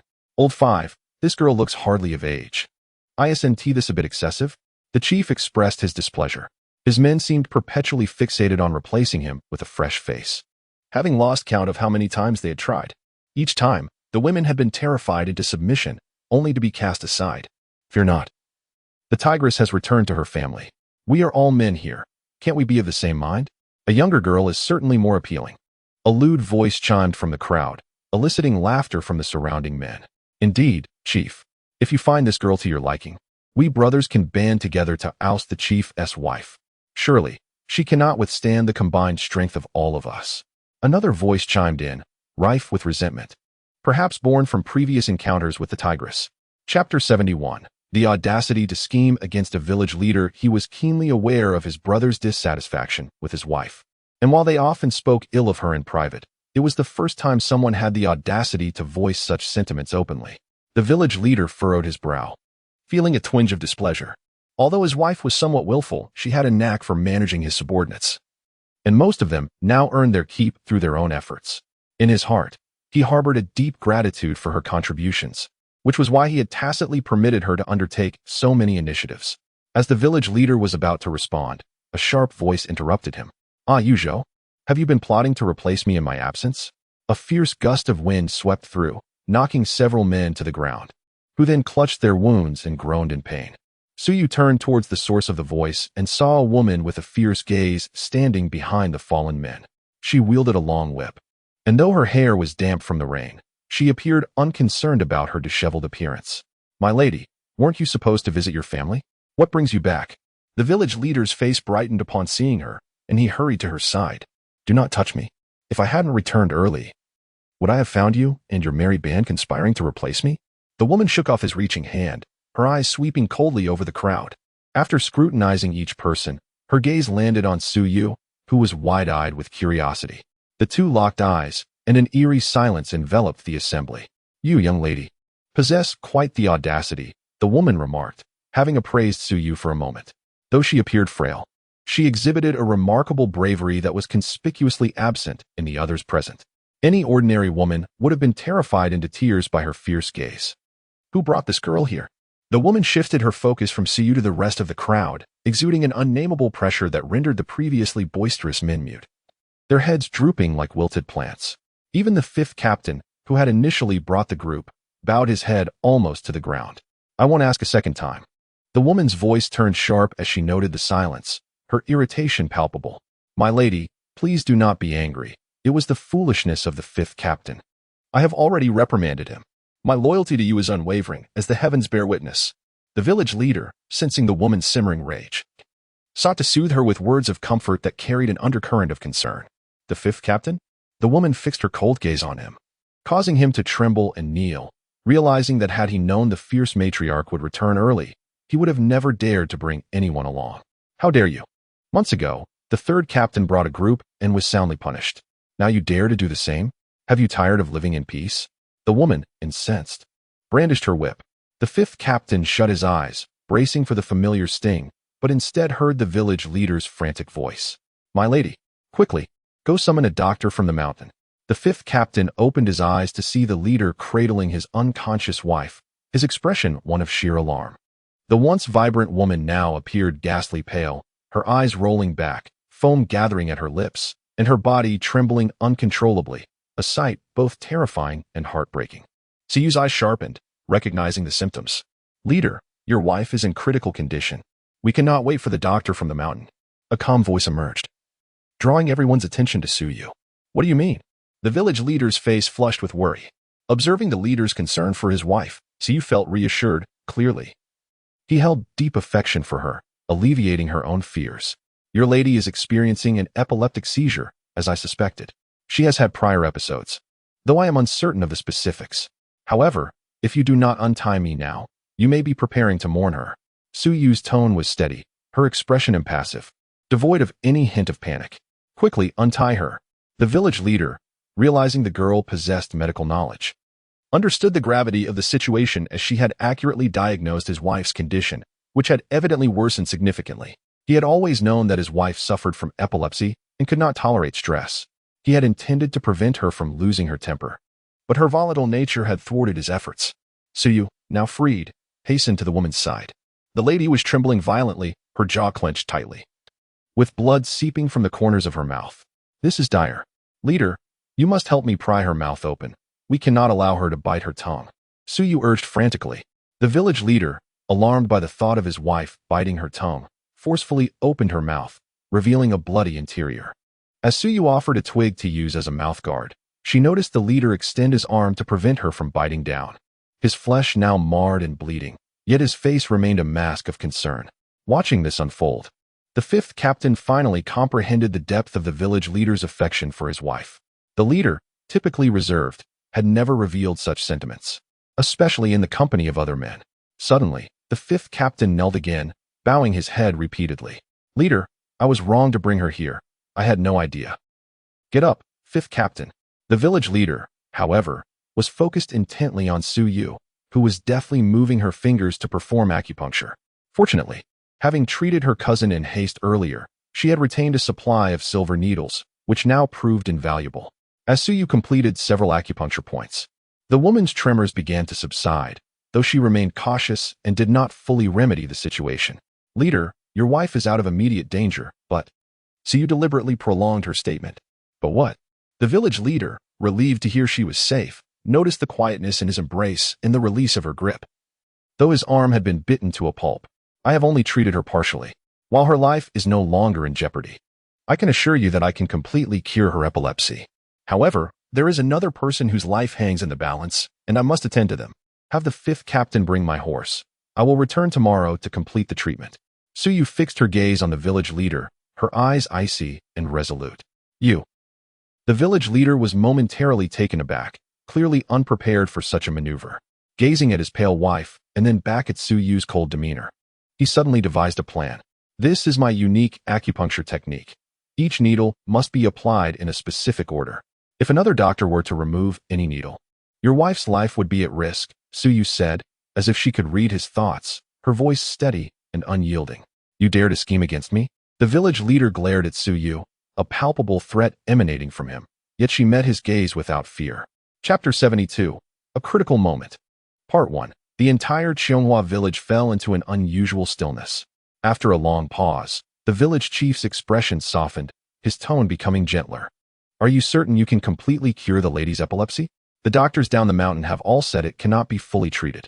Absolutely, without a doubt. I stake my life on it, Suyu replied gravely. Very well, I shall trust you. Old 5, bring the horse. There are still horses in the village. You will ride with this young lady. This is your chance to atone for your past mistakes. The village chief turned to Old 5, his face serious. Upon hearing that they could depart, Suyu let out a long sigh of relief, just as she and Old 5 galloped towards the old Gu residence. An unexpected turn of events unfolded there. Due to the overwhelming stench of blood within, the crowd worked together to move the Luo mother and child to a more pleasant room, cleaning them up in the process. To facilitate the care of the unconscious old lady, they even brought in another bed to place alongside hers. At that moment, the old lady stirred slightly, showing signs of awakening. Father, mother is waking up. Gushir was the first to notice the old lady's eyes fluttering open and hurriedly called for the old gentleman Gu. Child, how is the child? The old lady, just regaining consciousness, struggled to rise. Mother, the child still has a breath left, waiting for Yuer to return and heal him. Gushir quickly assisted her to her feet. As she looked around the room, she saw that everyone who should be there had arrived. What? Waiting for Yuer? Why not call for a doctor? The old lady trembled as she made her way to the bed of the Luo child, her eyes widening at the sight of a long silver needle protruding from his temple. Heavens! How could such a tiny child withstand such a thick silver needle? Who did this? The old lady exclaimed in shock, instinctively reaching to pull out the needle. Startled, Granny Fong, who had been terrified by Su Yu's earlier words, swiftly grasped her arm. Oh dear, what are you doing? If you remove that needle, my little life is forfeit. Su Yu's stern warning echoed in everyone's ears, and the crowd rushed forward to stop the old lady. In her heart, Granny Fong lamented her misfortune, although she had assisted in childbirth for decades. She had only recently moved to the area, having paid to spread her name. She never expected to attract the attention of such a powerful family. Now fearing for her own life, this needle was indeed inserted by Yuer. The old lady, feeling obstructed, grew increasingly displeased and asked in a low voice. The crowd exchanged glances, and finally, the old gentleman Gu spoke up. This needle was indeed placed by Yuer. She claimed she has a way to treat him, and asked us to wait. Yes, mother, Yuer assured us she could save the child. We have been waiting all day. The others chimed in, eager to explain. Grandmother, please do not be angry. Cousin said she could definitely save little brother, chimed in Xiaoling Yang, tugging at the old lady's sleeve and offering a comforting word. How absurd. Is your father muddled, and do you all follow suit? This Yuer is only 14 years old. What does she know of medicine? You allowed a child to do this and waited an entire day for her. The old lady's emotions flared, leading to a fit of violent coughing, swallowing back her comforting words to Xiaoling Yang. Gushir and Chenshir hurried to her side, one pouring tea while the other patted her back. Once the old lady had calmed, she scolded, How could you trust the words of a child? The boy is still alive. Shouldn't you hasten to summon a doctor? Do you truly wish to gamble with my dear grandson's life? As her emotions surged, she felt a wave of heat rising, prompting another cough. Grabbing the tea Chenshir offered, she gulped it down, feeling a bit better. The crowd hesitated, remembering Su Yu's repeated warnings not to remove the needle under any circumstances. With a resounding crash, the old lady, seeing no one move, smashed her half-empty teacup on the ground. Have you all lost your senses? You believe this child's words so readily? Fine, if you refuse to go, I shall. With that, She attempted to rise, preparing to leave. Seeing his mother in such a state, Gu Pingji rushed forward to stop her. "Mother, your health is delicate. You cannot endure the journey. I shall go. I will go." Without looking back, he dashed out the door. Upon seeing Gu Pingji rush out to call for a doctor, the old lady felt a sense of relief wash over her. Her tone softening. "Everyone is here, and I cannot fathom what kind of spell Yuer has cast upon you all to make you believe her words. Madam, Yuer has repeatedly assured us that upon her return, the child will be saved." The old gentleman Gu, though the family head, was somewhat intimidated by his wife's fury. His voice wavering. "You are all fools. This child is in such a condition, and you chose to wait an entire day? Had you summoned a doctor sooner, perhaps he would have been saved by now." Once more, the old lady took a step toward the child, causing Granny Fong to tense, fearing she might attempt to remove the needle again. "Look, who among you would insert such a long needle into a child's temple if they possessed any medical knowledge?" "Oh, my dear grandson." The old lady's heart ached, prompting her to weep loudly and lunge forward, ready to pull it out. Fortunately, Granny Fong was vigilant and intercepted her once more, kneeling before the old lady in tears. "Madam, I beg you, please do not touch that needle. I truly do not wish to die." The sight of someone kneeling before her, weeping more profusely than herself, momentarily halted the old lady's cries. The crowd stood in confusion, as none had heard Su Yu's warnings. Just as the standoff persisted, the doctor was hurriedly brought in by Gu Pingji. "Mother, this is the best doctor in the vicinity. Dr. Xiao, I have summoned him," Gu Pingji announced as he pulled the doctor forward for the old lady to see. Upon seeing the doctor, with his snow-white hair and gray robe, carrying a large medicine box on his back, the old lady noted that he was sweating lightly from his haste. The faint scent of herbs clung to him, revealing his long-standing relationship with medicinal remedies. "Very well," the old lady nodded in satisfaction. "Thank you, Dr. Xiao, for coming to save my grandson." She gestured for him to approach the Luo child. Dr. Xiao's expression grew serious as he examined the child's complexion, taking his pulse before noticing the silver needle embedded in the boy's temple. "Who inserted this needle?" he asked, alarmed at the sight of such a crucial acupoint being compromised. "It was done by my daughter." Gu Shi stepped forward, hesitating as she spoke, sensing the gravity of the doctor's tone. Chapter 73, A Moment of Utmost Urgency. Part 2. Confusion, utter confusion. Such a crucial acupuncture point. Needling it. How could it be done? Upon hearing Gu's words, Dr. Xiao began to reproach. The audience was taken aback by his words, as it implied that Su Yu had erred. "I ask you, who performed the acupuncture?" Dr. Xiao pointed at the child's head, his tone tinged with accusation. "It was my daughter." Gu, sensing the gravity of the situation, felt a wave of anxiety wash over her. The doctor's demeanor suggested something was amiss. "I observe that you, madam, do not appear to be of advanced age. Your daughter must be quite young as well. How could you permit a mere child to act so recklessly?" Dr. Xiao laid down his instruments in a display of disappointment. "Doctor, what is the matter with this needle?" Upon hearing Dr. Xiao's words, Elder Gu's heart raced. She had sensed something was wrong from the outset and had intended to remove the needle, but someone had intervened. "Elderly lady, the temple is one of the most vital acupuncture points in the human body. To insert a needle into such a point on a child so young is sheer folly." With that, Dr. Xiao stepped forward to extract the needle. Upon hearing this, Granny Fong realized that the girl had indeed made a mistake, but recalling the threats she had received from the girl, she felt conflicted. However, seeing the doctor attempt to remove the needle, she instinctively lunged forward to block him. "Madam, who are you to obstruct my efforts?" Dr. Xiao expressed his displeasure at being hindered. "She is the midwife I engaged," Chen finally interjected, her voice barely above a whisper, evidently aware of her own wrongdoing. "Preposterous. A mere midwife? Why do you impede Dr. Xiao? My dear grandson's well-being is at stake. How many lives would suffice to repay for his plight?"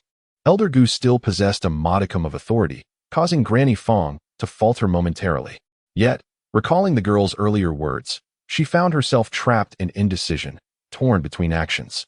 Thus, she succumbed to a heart-wrenching wail, her cries piercing the air, causing discomfort to those present. A weak cough intermingled with her cries. "Mother, you have awakened. Do you still feel pain? I saw you lose so much blood." Little Ling Dang, quick to react, rushed to the bedside, her large eyes filled with concern. The attendees regarded Luo Shi with mixed emotions. Her awakening in such dire circumstances was indeed troubling. "Mother, I am fine." Luo Shi gently stroked her daughter's head. Though she still felt excruciating pain within, she mustered strength in front of her child. What happened to the child? Luo Shi scanned the faces around her, forcing a faint smile. No one responded. Sensing something was amiss, she lowered her gaze to find her child's face ashen. This. Luo Shi gasped in shock as Gu hurried to her side, recounting the events of her unconsciousness in detail. For a long moment, Luo Shi was speechless, while Dr. Xiu remained uncertain whether to extract the needle, given that the child's mother had awakened and had yet to voice her opinion. If he proceeded and complications arose, it would tarnish his reputation. Good child, allow the doctor to remove the silver needle. This girl is still a child. How can we place our trust in her? Elder Gu, seeing Luo Shi awake, hesitated to insist on removing the needle and thus spoke gently. Mother, Luo Shi's expression faltered. Though she recognized the doctor's exceptional skill, the memory of her brief acquaintance with Su Yu, along with the child's resolute demeanor, made her inexplicably inclined to trust the girl. Alas, my dear, it has been a day since Su Yu left. The sun has set, and if she were to return, she would have done so by now. We must prepare for contingencies. Observing Luo Shi's indecision, Elder Gu rose and patted her hand reassuringly. Just then, as Luo Shi's emotions fluctuated and Granny Fong continued to sob, a voice rang out. Madam, Mother. In the midst of their hesitation, Elder Gu seized the moment and decisively removed the silver needle from the child's temple. If you cannot make a decision, then I shall take it upon myself. With the needle in hand, she addressed the assembly. However, the next instant, a cry erupted. Oh, the child is spitting blood. Little Ling Yang, positioned closest to the child, was the first to notice the alarming change. Panic ensued as everyone rushed to the child's side. How could this be? Doctor, quickly. Elder Gu, now frantic, tossed the silver needle aside and screamed. Dr. Xiu, witnessing Elder Gu's swift action, was momentarily stunned. Upon hearing the cries, he hurried over, placing his fingers on the child's pulse, only to discover that what had been a weak heartbeat was now racing uncontrollably.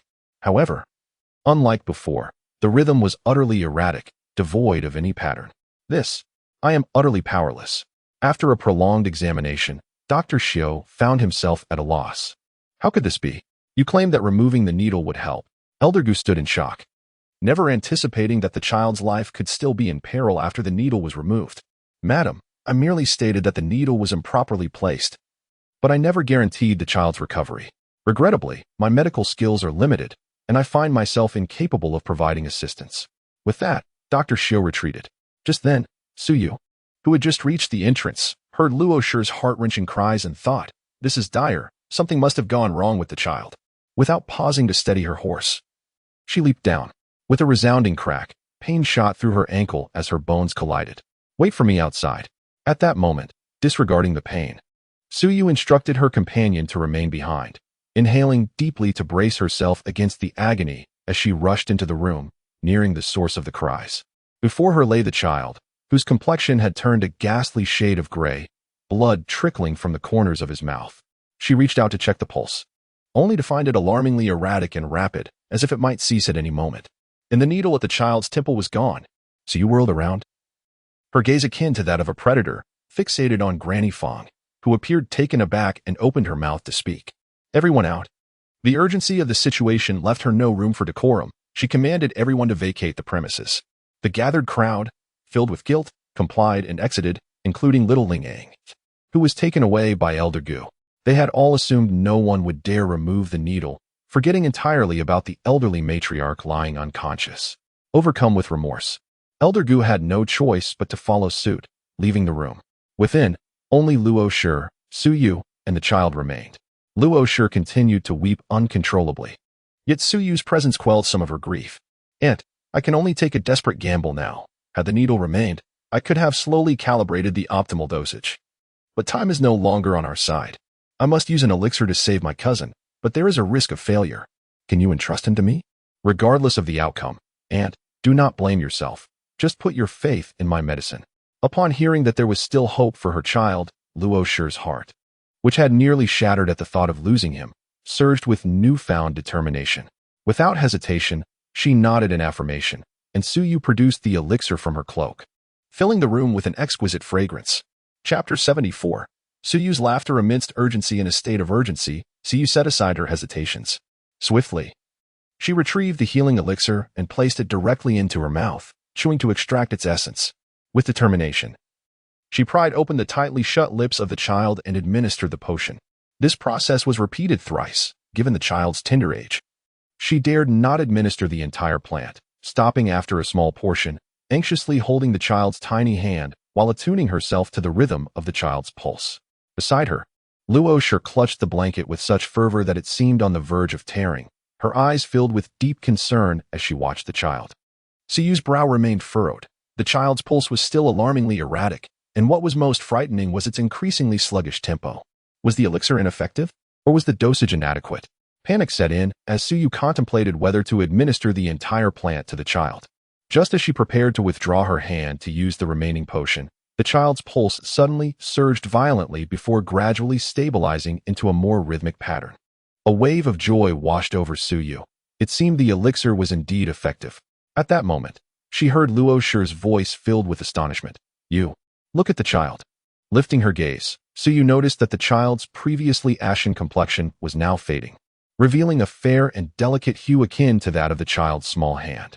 Moreover, the child's breathing transitioned from weak to discernible. Everything was progressing positively. To her astonishment, the elixir possessed such miraculous effects. Seeing the child improve, Luosher felt a surge of happiness and was inclined to embrace the child, yet hesitated, fearing her impulsiveness might cause harm. Third aunt, the child's pulse has begun to normalize. There is no serious danger. A few days of warm restorative medicine should suffice, Suyu declared, exhaling a deep sigh of relief. With her spirit eased, she became aware of a previously unnoticed sharp pain radiating from her ankle. Discreetly, she examined her right ankle and was relieved to find it merely sprained, with no bone damage. "Is it truly so? I had no idea this elixir was so potent," Luosher remarked, gazing at the child's now slightly rosy face and the elixir resting beside Suyu. "Third aunt, I have a request." Hearing Luosher's unintentional praise, Suyu's expression shifted.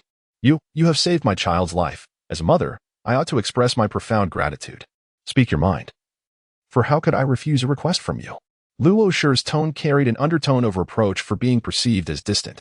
Upon hearing Luosher's intention to kneel in gratitude, Suyu quickly interjected, "Third aunt, I am but a junior. If you were to kneel, I would surely lose years off my life." Luosher chuckled softly at this, relinquishing her playful tone and inquiring seriously, "What is it that you wish, you?" Suyu glanced at the remaining elixir, estimating that about 3/4 remained. She tucked it away securely and said earnestly, "Third aunt, I wish to keep the matter of this elixir confidential." This urgency was precisely why she had previously asked everyone to leave. Luosher, sensing the gravity in Suyu's demeanor, recalled how the elixir had saved her son from the brink of death. If word were to spread, it would undoubtedly bring harm rather than benefit to Suyu. "Do not worry, my dear. I vow to keep this secret for you, no matter the cost," Luosher declared with unusual seriousness, even contemplating an oath to reassure Suyu. Suyu grasped Luosher's upright hand and smiled. "There is no need for oaths. I trust your word." Luosher smiled gently, filled with maternal satisfaction, as she stroked the child's cheek. The child, who had been barely clinging to life, was now breathing steadily. "Third aunt, do you know who removed the silver needles from the child's head?" Noticing the child's stabilized condition, Suyu felt a sense of relief and casually asked. Luosher's expression tightened at Suyu's inquiry, sensing that her tone hinted at seeking retribution. "My dear, I must confess, it was your maternal grandmother who removed the needles. She was worried for the child and meant no harm," Luosher revealed, ultimately deciding that it was best for Suyu to be informed, allowing her to approach the situation with clarity. Suyu felt a surge of frustration. She had almost forgotten about her grandmother, who was known for her domineering nature and her insistence on her own beliefs. The removal of the needle was not entirely surprising. "I understand now. I shall handle it. You and the child should rest," she said, tidying up the bedding before stepping outside. The door creaked open, and outside, those who had been waiting finally heard the familiar sound.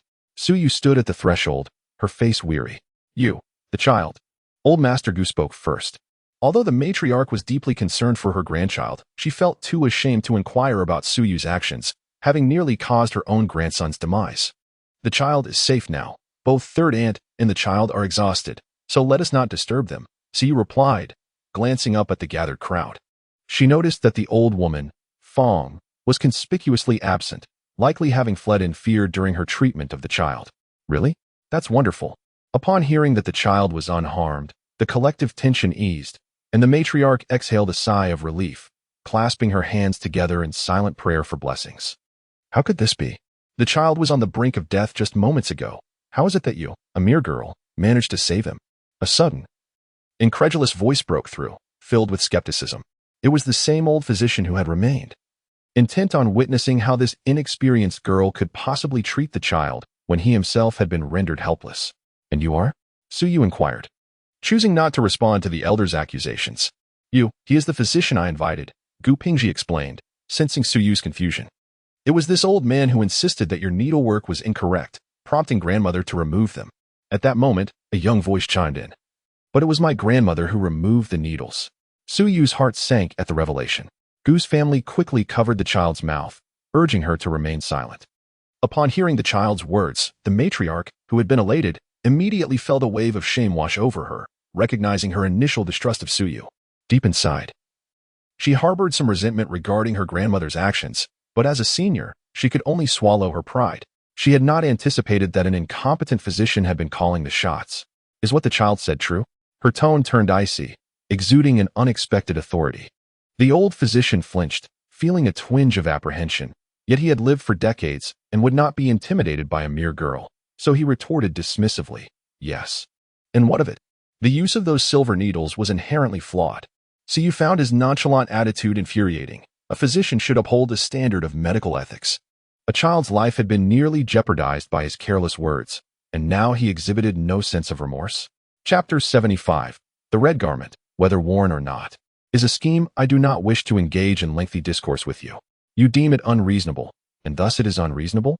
If you find it justifiable to remove it, then, having just done so, does it not exacerbate the child's condition? Furthermore, if one is instructed to remove it, why is it that healing cannot ensue? As a physician, are you not aware that a single word, a mere action, or even a single erroneous character on a prescription could result in the loss of a precious life? Is this truly reasonable? Suyue limped towards Dr. Xiao, her piercing gaze causing him to instinctively take several steps back. Child, what has happened to your foot? Gu Shi was the first to notice Suyue's abnormal gait, exclaiming in alarm, her face etched with worry. Mother, I am fine. It is merely a slight sprain. A bit of rest will suffice, Suyue assured her, turning back to Gu Shi with a calm expression. You impudent girl. I have practiced medicine for decades, while you are but a child. Even if you had begun practicing in your mother's womb, you could not surpass my years of experience. How dare you lecture me? It was only upon observing the exchange between Suyue and Gu Shi that Dr. Xiao realized he had been intimidated by the young girl, which incited a flicker of irritation within him. I am not lecturing you. I am warning you. Before undertaking any action, consider whether you can bear the consequences. Moreover, the practice of medicine is not determined by age. Suyue's icy glare sent a shiver down Dr. Xiao's spine. Humph, I will not waste more breath on you. As Dr. Xiao, unable to contend with Suyue, prepared to leave with his medical case, she called out, Stop. Did I permit you to leave? The cold tone made him pause. Upon turning back, he realized it was that insufferable girl once more. What do you intend to do? He was compelled to ask, having been bewitched into waiting for her to emerge. You have misdiagnosed today and nearly cost my cousin his life. Uncle, seize this quack immediately and report him to the authorities. Let them investigate how many lives this charlatan has harmed. Suyue's reprimand resonated with conviction. Such a charlatan could not have exclusively afflicted the Gu family over decades. This. Dr. Xiao's visage paled as Suyue's words struck home, revealing his numerous past misdiagnoses. Gu Pingji, already displeased with the quack's encouragement of his mother to remove the silver needles, felt an even greater surge of anger upon hearing Suyue's analysis. He grasped the old man's arm and dragged him away. At over 60 years of age, Dr. Xiao proved no match for Gu Pingji. Resembling a fledgling chick as he was towed along, his cries of injustice echoing from a distance. You girl, allow your grandmother to apologize. I truly did not know. At that moment, the elderly matriarch approached Suyue, trembling with contrition. Grandmother, it is of no consequence. You were merely misled by a quack. As a younger generation, how could I possibly blame you? Suyue offered a comforting smile, and after reassuring the matriarch, she signaled for Xiaohe to bring the medicine box. Meanwhile, old Fifth, who had been waiting outside for what felt like an eternity, observed the resolution of the situation and intended to call for Suyue. Just then, he caught sight of her limping back inside, supported by a maid carrying a box. Old Fifth, I will accompany you tomorrow. We must not delay in addressing your wife's ailment. Aunt, please prepare a room for her to stay. Suyue turned, directing Old Fifth accordingly. As night had fallen, it was impractical to venture to Qianghua village with Old Fifth, as they would inevitably need to spend the night there, a situation that could spark trouble with the household's elder sister. Observing Suyue's limping gait, Old Fifth recognized her need for rest and refrained from pressing her further, following Chancellor instead. The following day, after respectfully serving morning tea to her grandparents, Suyue accompanied Old Fifth back to Qianghua village. Upon arrival, she completed the remaining procedures, and the village chief's wife awakened, overjoyed to find her epilepsy fully cured. She clutched Suyue's hand, insisting she must stay for lunch before departing. After a hearty meal, the village chief removed his personal jade pendant, declaring it a token of authority. Should there be any future need for assistance, he instructed her to present the pendant. Suyue accepted it graciously, bidding farewell to the chief and his wife before returning to the Gu family's ancestral home, accompanying Gu Shi back to the prime minister's residence. 2 days later, the day arrived for their visit to Yuanin Temple. Early in the morning, Suyue prepared herself, assisted by Xiaohe, as they exited the door. Upon reaching the entrance, she discovered that this trip to Yuanin Temple involved more than just her sisters. 3 carriages awaited at the gate, where Su Exine stood early, waiting for Suyue. Upon noticing Suyue's limp, Su Exine's expression shifted, masking her delight as she feigned concern and approached to support her. Sister, what has happened to your foot? Su Exine inquired, feigning ignorance. She had already heard of Suyue's injury from her return visit to the Gu family the previous day. Suyue, aware of her sister's subtle joy, responded, I am fine, it is merely a sprain. Sister, this time we are all going to Yuanin Temple together. Grandmother has heard of our plans and wishes to accompany us. After all, the situation at the residence has been rather unsettled lately, and she seeks to ensure our safety. You do not mind, do you?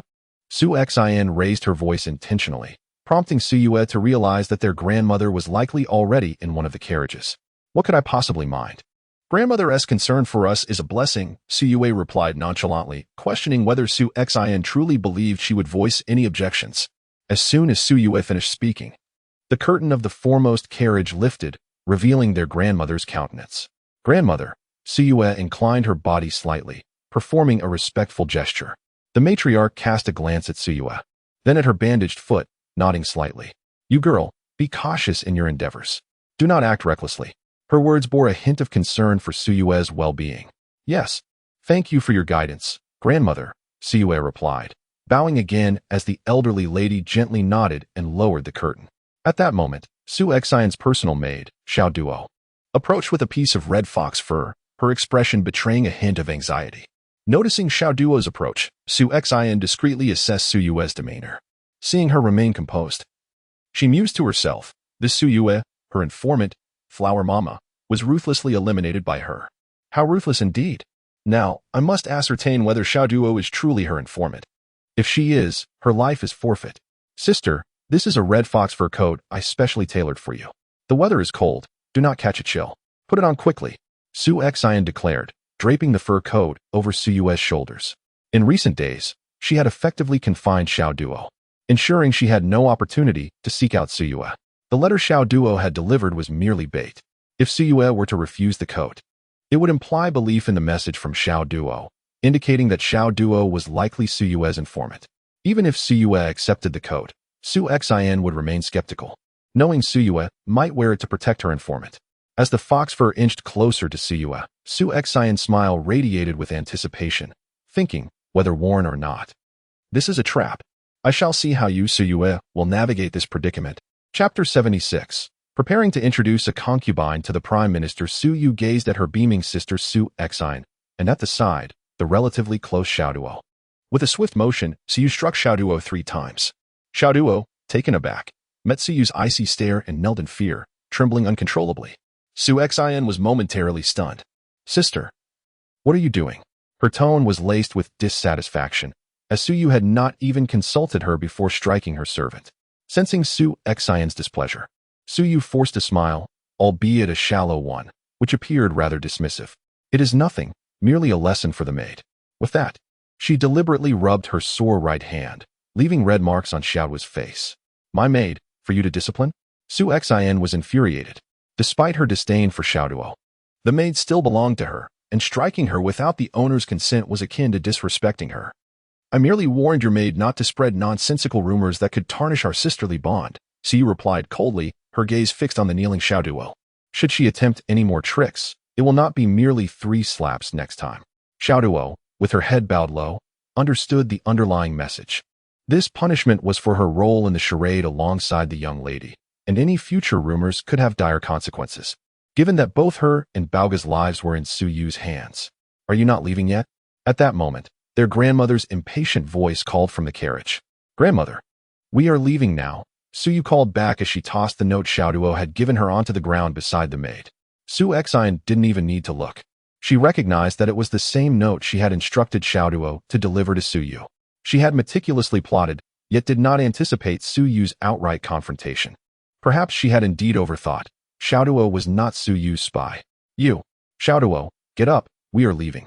Su Exine wanted to say more, but refrained due to her grandmother's presence, simply instructing Xiaoduo to rise. As they passed Su Yu, she huffed disdainfully. Su Exine then crumpled the red fur coat in annoyance, tossing it to the ground. Xiaoduo hurriedly picked up the coat and followed Su Exine to the carriage. Hearing Su Exine call for Xiaoduo, a barely perceptible smile tugged at Su Yu's lips. From Su Exine's tone, it seemed Xiaoduo had managed to retain her position as a spy.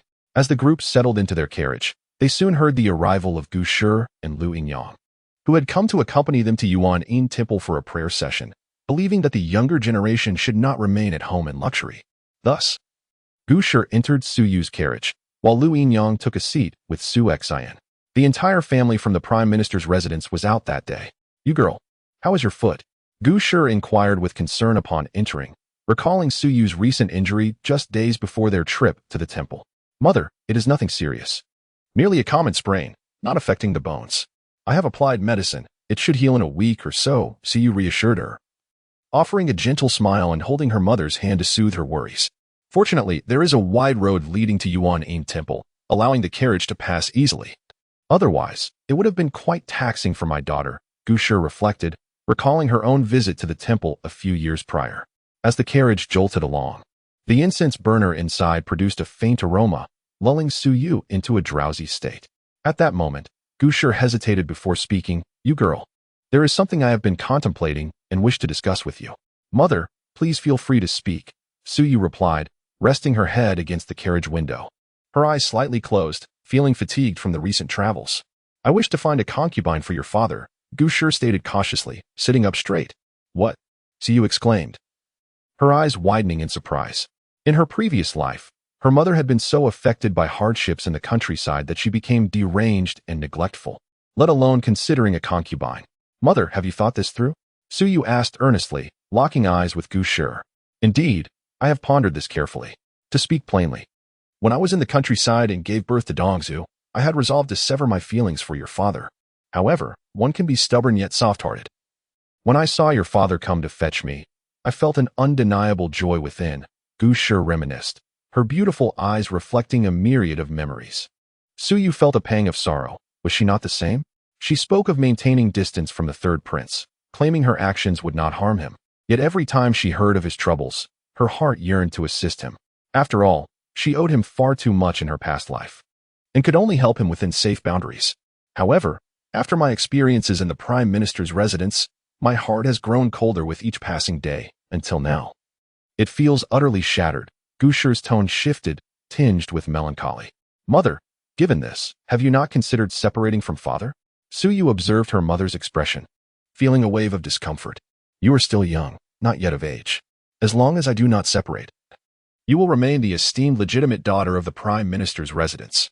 Gu Shi did not finish her thought, but Su Yu understood that everything her mother was doing was for her sake. Tragically, the only support she had for her revenge was indeed her status as the Prime Minister's legitimate daughter. Mother, Su Yu choked back tears, large droplets slipping down her cheeks. This was the first time since her rebirth that she felt utterly powerless, knowing her mother was trapped in a quagmire while she was unable to pull her to safety. Silly girl, do not cry. Your third uncle is currently flourishing, and your father has been quite courteous to me lately, Gu Shi said, feeling distressed at the sight of her daughter's tears, hastily offering comfort. Mother, Your intention to find a concubine for father is also for my benefit, is it not? Suyu leaned against Gu Shi's knee, speaking softly. Which woman would wish for her husband to have multiple wives? Since we returned, Lu Yinyang and her daughter have been quite scheming. I wish to divert Lu Yinyang's attention. Gu Shi gently stroked Suyu's hair, responding tenderly. Although she had not always been by her daughter's side, she was aware of certain matters. Furthermore, with a new love in the Prime Minister's life, he would likely not seek her out anymore, as her feelings for him had turned to coldness and disdain. However, she did not share this reason with Suyu. Upon hearing this, Suyu felt a wave of emotion. Indeed, her mother's actions were ultimately for her. Mother, rest assured, there will come a day when I will possess the ability to free you from your burdens and allow you to separate. Suyu spoke with determination. Her head still lowered, yet her firm tone startled Gu Shi. Her daughter had truly grown up. Chapter 77. The sincere climb of the Su family bloodline. Unlike the previous scene where Suyu galloped on horseback, the current journey in the swaying carriage progressed rather slowly. After approximately an hour of travel, they had yet to arrive at Yuan Temple. As the carriage traversed the mountainside, the head steward, Su, suddenly spotted a figure tumbling down from the slope.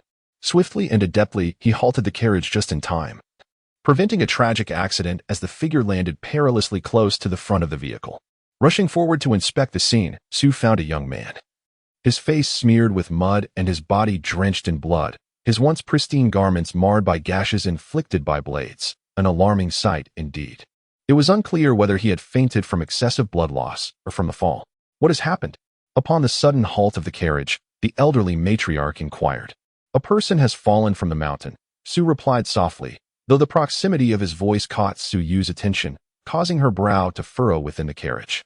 Could it be that this fallen individual was the renowned medicine king? Yet, having gathered the precious herb herself, there seemed no reason for him to have descended and subsequently fallen. Without a moment's hesitation, Suyu was the first to disembark from the carriage, hastening towards the scene. Surrounding the injured man, a group of servants and maidens were murmuring amongst themselves, some of the more timid ones even shielding their eyes in fear. As Suyu approached, the crowd instinctively parted to allow her passage. Upon closer inspection, she noted that the young man, despite his muddy visage that obscured his features, was indeed not the medicine king. The wounds he bore suggested he had been pursued and attacked. With great difficulty, Suyu knelt beside the injured man, gently patting his face. Is he dead? Su Xian, curious about the commotion, stepped out of the carriage, though her instincts prompted her to retreat a couple of steps upon witnessing the bloodied figure. The injured man, roused by the touch, struggled to open his heavy eyelids, but found only darkness before him, faintly registering the sounds of voices nearby. Fortunate indeed, he still lives. Suyu observed as she noticed the movement of his eyes beneath his closed lids and felt the warmth of his skin when she touched him. Madam, what should we do about this individual? Su, unsure of how to proceed, turned to the elder matriarch for guidance. Let us continue on our pilgrimage. It is better to avoid unnecessary trouble. The matriarch began to respond, but Su Xian interjected, her tone laced with disdain. Grandmother, our intention in visiting Yuan Temple is to seek blessings and dispel evil. Perhaps this man is a test from the heavens. The Buddha teaches that saving a single life is worth more than constructing a 7-story pagoda. To turn a blind eye to his plight, Suyu deliberately left her statement unfinished. Su, bring him with us. The matriarch's voice emerged from the silence that had enveloped the carriage, indicating her agreement with Suyu's sentiment. Very well, but this man appears gravely injured, and our carriage is already full, Su replied, glancing between the young man and the two ladies. Do not look to me for assistance. As an unmarried maiden, it would be improper for me to be in the company of a man, Su Xian protested vehemently, clearly reluctant to comply. Join me. I will not delay. Suyu stated firmly. Sister, he is a man. Aren't you afraid? Su Xian was taken aback by Suyu's unexpected benevolence. Suyu smirked, aware that as long as Su Xian and her mother kept their mouths shut, no one would dare gossip. Fear not. The carriage is not solely occupied by me. Our mother is present as well, she reassured, gesturing to the steward. Consequently, he commanded the others to lift the injured man into Suyu's carriage. Seeing this, Su Xian ceased her objections, casting a final glance at Suyu's carriage before retreating to her own. Inside, Suyu took a moment to wipe the mud from the young man's face, revealing a visage she recognized from a past life. Suyu smiled. Though his face had been obscured by filth, she could discern his identity from his features, realizing that indeed, it was him. albeit looking considerably younger now. Who is this? Gu, observing her daughter tending to the stranger and applying medicine, felt curiosity stir within her. I do not know him, Suyu replied, choosing not to disclose his identity at that moment, as they were indeed strangers to one another in this current existence. Very well, Gu acquiesced, watching her daughter with wonder, pondering when her child had acquired such medical skills. As they neared the foot of Yuan-in Temple, the carriage came to an abrupt stop once more. Suyu frowned, sensing that this pilgrimage was fraught with unforeseen challenges. Robbery. A harsh shout rang out from the front of the carriage. How dare you? Do you know whom you are robbing? Su's authoritative voice boomed, though it failed to intimidate the assailants. I care not for whose house you hail from. If you do not hastily hand over your valuables, we shall take matters into our own hands. The sound of horses growing restless and the clash of weapons filled the air, accompanied by the cries of the wounded. Could this be part of Su Xian's scheme? Su Yu's gaze narrowed, her expression betraying uncertainty. Moreover, with the matriarch having emerged, many guards had also followed, making it unlikely that typical robbers would gain anything of value. On the other hand, the sounds of conflict outside startled the horses, causing Su Xian and her mother to shriek in fear, their faces pale with terror. Su Yu had misjudged. The robbers were indeed not part of Su Xian's design, which accounted for their panic. You, my dear. Gu gripped Su Yu's hand. Anxiety etched on her face. Do not fear, mother. The guards from the Prime Minister's estate are numerous. We shall be fine, Su Yu reassured, patting her mother's hand. After a lengthy period, the sounds of battle began to wane. Trusting in the guard's capabilities, Su Yu remained composed, not betraying a hint of alarm. Nor did she lift the carriage curtain. After a while, the clamor subsided, and Su Yu heard the earlier shout of brothers, "We cannot win. Let us retreat." Finally, Su Yu lifted the curtain to observe a group of 10 or so men fleeing into the distance, while the Su family sustained minimal injuries. Matriarch, my apologies for the fright. Let us proceed, Su commanded, and the carriage resumed its journey up the mountain toward Yuan-in Temple. Just as they were about to ascend, Su Xian's voice rang out from behind, prompting her to hastily approach the matriarch's carriage and glance back at Su Yu's vehicle. Grandmother, I dreamed last night that the Buddha instructed me that to ensure the Su family's safety, those of our bloodline must ascend the mountain on foot to demonstrate sincerity. Su Xian declared, her eyes glinting with determination as she gazed up at the towering mountain. While you, Su Yu, received a divine dream, must I not also heed the Buddha's guidance? Su Xian's resolve strengthened, her thoughts brimming with resolve. I shall see how you, Su Yu, can refuse this challenge. You shall ascend this mountain on foot, and perhaps you will emerge from it unscathed, if not limping. Chapter 78. Su Xian's failed scheme. Upon hearing Su Xian's words, Su Yu furrowed her brows. Wasn't the Su family's lineage solely represented by the two of them? It appeared that this so-called good sister, upon witnessing her foot injury, sought to add further complications. Xianer, your sister has sprained her foot. You saw it yourself. If we were to climb this mountain, her foot would surely be ruined. Gu Shi was the first to succumb to her frustration, lifting the curtain and expressing her discontent. Mother, I am aware that my sister is injured, but the Buddha's decree is not to be trifled with. She cast a troubled glance at the old matriarch's carriage. You girl, come here. At this moment, the old matriarch had also lifted the curtain, evidently unsure of the truth behind Su Xian's claims. Just as Su Yu was about to approach, Gu Shi quickly blocked her path, shaking her head in concern. Mother, it's all right. Su Yu offered Gu Shi a reassuring smile before disembarking from the carriage, limping with the support of Xiao He as she made her way to the old matriarch. Gu Shi gazed at Su Yu's retreating figure with determination. She had resolved that should it truly come to making you climb the mountain, she would not acquiesce, even if it meant clashing with the old matriarch. The old matriarch observed Su Yu's limping gait, her brow furrowing in worry. It seemed the girl's injury was quite severe. Meanwhile, Su Xian's eyes gleamed with uncontainable glee. Although the two sisters had not openly quarreled, Su Xian was certain that due to Su Yu's handling of Mama Hua, this sibling would harbor no semblance of sisterly affection towards her. Why then should she feign kindness? Grandmother. Su Yu released Xiao He's hand and bowed respectfully to the old matriarch. The matriarch acknowledged Su Yu's decorum with a nod. You girl, this mountain. The old matriarch gazed at the towering peak, pondering its daunting height. If she were to compel Su Yu to ascend, given her foot injury, it seemed implausible that she could endure the climb. Yet, the Buddha's instruction could not be dismissed lightly, leaving the old matriarch in a quandary. Grandmother, I have something to inquire of my sister. Su Yu noted the hesitation in the old matriarch's eyes. Clearly, her grandmother did possess some concern for her. Speak.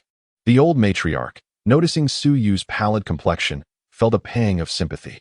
Sister, may I ask if you are certain that the Buddha's decree necessitates the Su family bloodline? Su Yu turned to Su Xian, her gaze piercing. Of course. Su Xian's impatience was evident. After all, it was a foregone conclusion that Su Yu must climb the mountain. Was it not a waste of time to entertain her questions? Very well, for the stability of the Su family, I shall endure this hardship on behalf of my sister. Su Yu's face bore a smile, yet her eyes were cold as ice. What?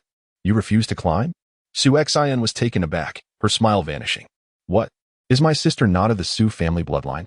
Su Yu raised her voice deliberately, causing the expression of Lu Yinyang, seated at the rear of the carriage, to shift. Her delicate hands instinctively tightened around her handkerchief. Su Yu's tone suggested she was privy to information that should remain undisclosed. Yet, this could not be. It must be a mere illusion. With this thought, Lu Yinyang felt a measure of relief. What nonsense are you spouting? I am undoubtedly of the Su family bloodline. Su Xian's face paled, as if unjustly accused by Su Yu's baseless conjecture, her beautiful eyes shimmering with unshed tears, on the brink of weeping. You girl, do not speak recklessly. The old matriarch interjected, her tone carrying a note of warning, clearly displeased with Su Yu's insinuation. Grandmother, you err merely spoke in haste. If my sister truly is of the Su family bloodline, then climbing the mountain would be quite reasonable. For the Buddha only specified that a member of the Su family bloodline must ascend. Su Yu's long eyelashes fluttered, her large eyes feigning a realization as she glanced at Su Xian, then at the old matriarch. Sister wouldn't wish for you to climb, would she? Su Yu's tone shifted, her voice trembling with mock sorrow. It is not that I, Su Yu, refuse to climb. If my ascent could ensure the Su family's stability, I would be duty-bound to do so. However, if I were to climb this mountain and become a cripple, what would become of the daughter of the Prime Minister? My father. Su Yu feigned a troubled demeanor, which illuminated the old matriarch's understanding. Indeed, if this was truly the Buddha's will, then Su Xian was also of the Su family bloodline. Furthermore, Su Yu's assertions were valid. There was no specification on how many members of the Su family bloodline were required. If Su Yu were to climb and become a cripple, it would bring disgrace upon the Prime Minister's household, and her father would likely become discontented. After all, Su Xian had already caused embarrassment in court by publicly disrobing. Another incident would be intolerable. The old matriarch's gaze shifted between Su Xian and Su Yu, as if grappling with a difficult decision. After a long pause, she sighed heavily. Xianer, you have my gratitude for your sacrifices. Su Xian stood in stunned silence. The matriarch's intent was clear. Su Yu would not be climbing the mountain. Was she then to be left empty-handed, having risked her life for nothing? Grandmother. Su Xian bit her lip, her voice laced with grievance. Enough, Xian girl. For the sake of the Su family, you shall bear this burden. You girl, return to the carriage. Su Guanjia. Retain a few servants to accompany the young lady up the mountain. After issuing her commands, the old matriarch cast a final glance at Su Yu's injured foot before lowering the curtain. Thus, it fell upon Xian to sacrifice for the stability of the Su family. Surely, her father would find solace in her noble actions. As Xiaohe approached to support Su Yu, the latter smiled at Su Xian. The words spoken were pleasant, yet the challenge in her eyes was unmistakable. Even a fool could discern it. Humph. Su Xian watched as the carriage moved away, her foot stamping in frustration, feeling utterly powerless. Lu Yinyang's carriage did not follow suit, but trailed closely behind Su Xian. Xianer, why not join me in the carriage? Lu Yinyang lifted the curtain, her face etched with worry as she observed her daughter slipping with each step, fearing she might fall at any moment. Mother, I am striving for our Su family's blessing. Let me finish this trek on foot. Su Xian loathed the slippery, squelching ground beneath her feet, yet she could do nothing but silently grind her teeth in frustration. She longed to ascend to the carriage, but her grandmother's command to have Su Guanjia retain a few servants was ostensibly for her protection. In truth, the old matriarch wished for these individuals to monitor whether she completed the climb. After all, if the Buddha's instruction held any truth, Su Xian's ascent would surely benefit the Su family. Even if it were false, her climbing would not result in any significant loss for the family. Thus, Su Xian had dug herself into a trap. As she continued to struggle, not far from the site of the recent robbery, the second prince, Shangguan Nanfeng, glared darkly at the few bandits who had just been driven off by the Su family. Chapter 79. Just a little amusement between brothers. Shangguan Nanfeng exuded an icy aura as he observed the robbers trembling on the ground. Useless scum, he muttered, his expression darkening at the words of their leader. He had orchestrated this robbery, specifically informing Shangguan Nanxing, and had chosen not to accompany him, anticipating a meeting at Yuanin Temple. Yet, instead of a heroic rescue, he found himself confronted by a few injured men, while Su Yu was nowhere to be seen. My lord, it is not our fault. We believed it would be easy with just a few servants. And we had more than a dozen strong men. Who could have anticipated the presence of so many guards? The leader, bearing numerous knife wounds, spoke with a tone of grievance. His brothers had merely been hired hands, and now they bore injuries that likely exceeded their earnings. I have no patience for excuses. Useless is simply useless. Shangguan Nanfeng regarded the kneeling men with evident disdain. Second brother, what a surprise to encounter you here. A gentle voice floated from the distance, prompting a change in Shangguan Nanfeng's demeanor. He gestured for the kneeling men to withdraw. Third brother, you arrived quite swiftly. As Shangguan Nanxing's carriage drew near, Shangguan Nanfeng replaced his scowl with a congenial smile. Second brother, how could I be negligent when we had an agreement? Shall we travel together? Shangguan Nanxing noted the retreating figures, his eyes narrowing slightly, yet he chose to remain silent. Together. Haraha. With the invitation extended, Shangguan Nanfeng no longer hesitated and boarded Shangguan Nanxing's carriage. Upon entering, he was met with the unmistakable scent of medicine. His curiosity piqued, he casually inquired, Third brother, what ails you? Despite being favored by the emperor, Shangguan Nanxing's health issues had unexpectedly granted Shangguan Nanfeng a chance at the throne. It is merely an old ailment. Second brother, the weather outside is damp and chilly. A cup of tea will warm you, Shangguan Nanxing replied, pouring 2 cups of hot tea and handing one to his brother before downing his own in one gulp. As Shangguan Nanfeng accepted the cup and took a sip, Shangguan Nanxing's eyes narrowed playfully. Aren't you afraid I might have poisoned it?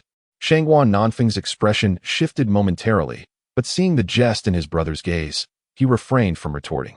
After all, he had observed the tea being poured from a pot and had watched Shangguan Nanxing drink first. Third brother, you jest. We are bound by blood. There is no need for such treachery, he replied, feigning nonchalance as if to dismiss the notion entirely. Shangguan Nanxing chuckled, recognizing that his elder brother was not as naive as he pretended. Second brother, I was merely teasing. However, I did suffer from poisoning recently, though I remain uncertain as to who orchestrated it. He deliberately mentioned the incident, knowing it would stir a reaction. What? Such a thing occurred? Shangguan Nanfeng slammed his cup down on the table, feigning anger. Do not fear. I shall report this to father tomorrow and insist on a thorough investigation. Pausing, he regarded Shangguan Nanxing with suspicion. You wouldn't insinuate that I poisoned you just to frighten you, would you? Their eyes met, each scrutinizing the other. Of course not. It was merely a jest between brothers. Do you not recall how, during our childhood, you often teased me when I was downcast? Shangguan Nanxing smiled, reminiscing about the times when his elder brother had frightened him with snakes to elicit laughter. The memories of their youth, once a source of reliance on their father, had become tainted by the growing distance between them.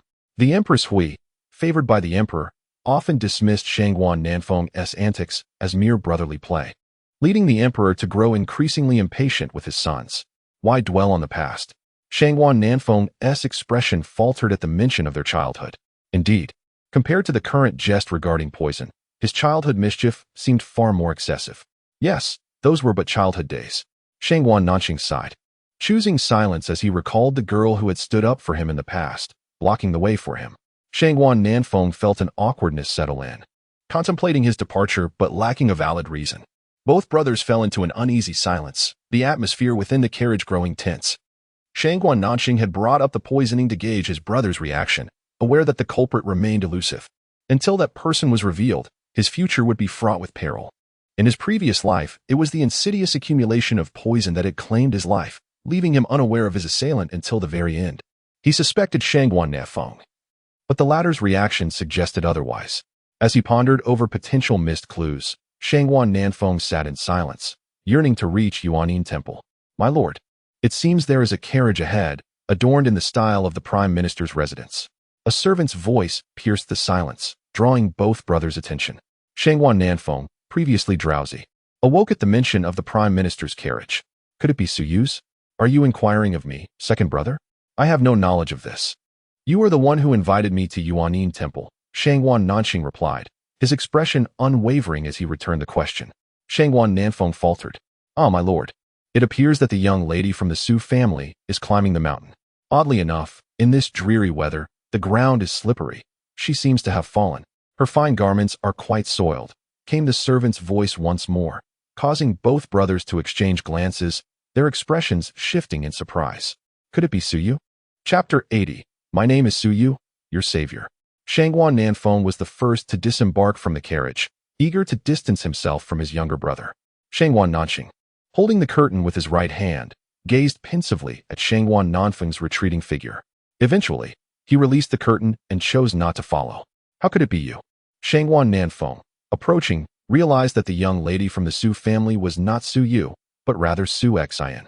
At that moment, Su Xian, having fallen numerous times, was covered in mud, her once meticulously styled hair now in disarray. Upon hearing what seemed to be the voice of the second prince behind her, Su Xian hastily pulled out a handkerchief to wipe her sweat and shield her face. She could not allow her once proud beauty to be seen in such a state by the second prince. Second prince, please forgive my rudeness. I, Xianer, am here to pray for the Su family, having made a sincere journey on foot to Yuanin Temple. Her delicate voice emerged from beneath the handkerchief, and her frail demeanor evoked a certain sympathy. The servants present, upon realizing that the man before them was the second prince, all knelt in greeting, including Aunt Lu from within the carriage, who quickly descended. Meanwhile, the third prince, who had been resting in the carriage, recognized Su Xian's voice and relaxed, draping a nearby fox fur over himself and propping his head up, feigning sleep. Please rise. Rare is your concern for the Su family. But where is Su Yu? The second prince, observing Su Xian's state, recalled their previous encounter in the Imperial Garden, feeling an inexplicable sense of distaste. Casually glancing back, he noted that his younger brother had not followed him down. He frowned slightly at the stillness of the third prince's carriage before turning his attention back to Su Xian. Your sister is quite young. How could she manage such a climb? Moreover, Su Xian deliberately refrained from mentioning Su Yu's injured foot, her beautiful eyes darting about as a plan formed in her mind. And what is it that you cannot say? Why this hesitation? Shangwan Nanfeng, suddenly irritable, found Su Xian's manner of speaking reminiscent of the palace's concubines, always evasive. Second prince, please do not misunderstand. I merely believe that mentioning this matter might adversely affect my sister's reputation, which is why I hesitate to speak. Su Xian discerned the impatience in the second prince's tone and, feeling anxious, rushed to explain. Oh, what could possibly tarnish Su Yu's reputation? Shangwan Nanfeng raised his voice deliberately, casting a discreet glance at the carriage behind him. Following his gaze, Su Xian saw a luxurious carriage adorned with a golden star insignia not far away. Her expression shifted. Was that not the third prince, Shangwan Nanxing? The girl, Yu, is sharing a carriage with a young man. They must have already arrived at Yuanin Temple. Being astute, Su Xian raised her voice intentionally. Shangwan Nanxing, who had been feigning sleep inside the carriage, slowly opened his captivating peach blossom eyes, revealing a hint of inscrutable emotion. What young man? Shangwan Nanfeng, who had been observing the activity of his brother's carriage, felt an unsettling unease wash over him upon hearing Su Xian's words. Su Xian concealed the fact that the young man was injured, and when pressed for details by Shangwan Nanfeng, she feigned difficulty, leaving the nature of Su Yu's relationship with the young man ambiguous. Forget it. Take your time climbing. I shall proceed with the third prince. Shangwan Nanfeng felt weary from conversing with Su Xian, as 7 out of 10 of her words required interpretation. Very well. Su Xian clenched her teeth, suppressing her dissatisfaction to avoid raising the second prince's suspicions, watching as the carriages of the two princes receded into the distance, her eyes reflecting a complex mix of emotions. After a long moment, Su Xian sighed, resolutely deciding that one day, she would ride in one of those carriages as a prince's consort. Meanwhile, Su Yu, having just arrived at Yuanin Temple, was guided to one of the more secluded rooms by several monks. As Su Xian had not yet arrived, the elderly matriarch thought it best to prepare the accommodations, waiting for Su Xian to join her in prayer. The unconscious young man had been given a separate room. Su Yu had previously instructed her servants to tidy up, and now the young man appeared clean and well cared for, with his injuries treated and bandaged. Who are you? Just as Su Yu finished applying medicine to his wounds and prepared to leave, the young man opened his eyes, his amber gaze filled with wariness. Instinctively reaching for something in his bosom. Are you looking for this? Suyu produced an exquisite object resembling a brush. Its golden sheen suggesting it was crafted from pure gold, adorned with a blue gemstone. When she pressed the gemstone, a slender steel needle sprang forth from the brush's tip, gleaming ominously under the light, clearly not an ordinary item. Suyu, examining the peculiar weapon in her hand, recalled the assassin from earlier. It seemed he had not followed today, leaving her uncertain whether he had forgotten or encountered some misfortune. You, the young man, seeing a young girl with his personal weapon, unhesitatingly activated its mechanism as if he had known it to be a concealed weapon from the start. It was designed to resemble a brush, making it nearly indistinguishable to the untrained eye. Who exactly was this girl? There's no need to be alarmed. I am your savior. We are not enemies, at least not now. Suyu did not miss the astonishment that flickered in the young man's eyes. Toying with the concealed weapon, she asserted, "This is now in my possession as a token of gratitude for saving your life. You don't mind, do you?" With a playful tilt of her head and a mischievous smile, her large eyes sparkled at him. "Do I have the privilege to refuse?" The young man, momentarily swayed by Suyu's smile, quickly regained his composure and replied coldly, noting how well his wounds had been bandaged. "Of course not. Your life is worth far more than this trinket." Suyu, unperturbed, tucked the weapon into her sleeve. You are nothing but a thief." The young man seemed indignant.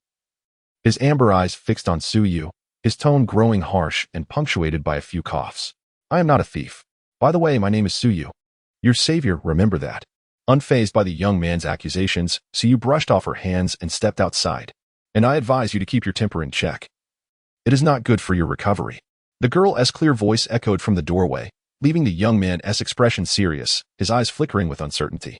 Chapter 81. The Medicine King is actually my senior brother. As Suyu stepped outside, her spirits soared. This concealed weapon was undoubtedly the finest tool for self-defense. Once she returned to her room, she would apply some poison.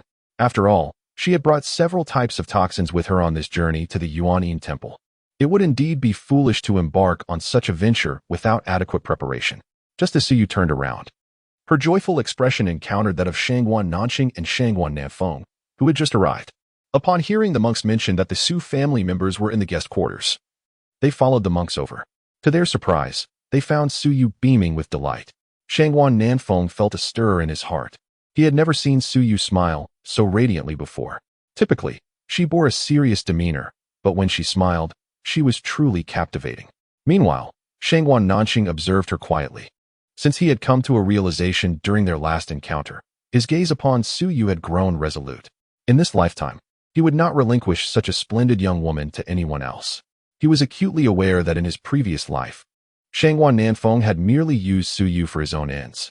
"Greetings, third prince, second prince," Suyu said, suppressing her smile and adopting a respectful demeanor as she bowed. "Rise," Shangguan Nanfeng replied. "What is it that brings you such joy? Might it be shared with this prince and my brother?" Although he felt a twinge of displeasure at being addressed as third prince, he masked it with curiosity. In response to the second prince, "There is nothing of significance," Suyu said, casting her gaze downwards to Shangguan Nanfeng's pale blue boots. A few indistinct memories flashed through her mind. Shaking her head, she recalled Shangguan Nanqing's illness. The spiritual medicine she carried should be capable of healing him. She needed to find time to tend to brother Nanqing's ailment. If she succeeded, Shangguan Nanfeng's fixation on the throne would likely come to naught. "Since there is nothing amiss, I shall take my leave," Suyu declared, not waiting for a response as she swiftly departed. "Brother, I can't shake the feeling that this girl harbors disdain for me, yet I have never wronged her," Shangguan Nanfeng remarked, watching Suyu's retreating figure. "Is that so?"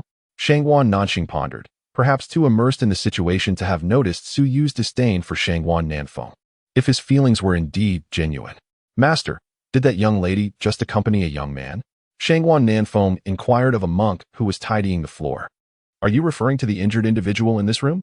The monk pointed towards the room where the injured man was resting. "Injured?" Both Shangguan Nanfeng and Shangguan Nanqing turned their attention to the tightly shut door, lost in contemplation. The young man, who had just been treated by Suyu, overheard their conversation and his expression darkened.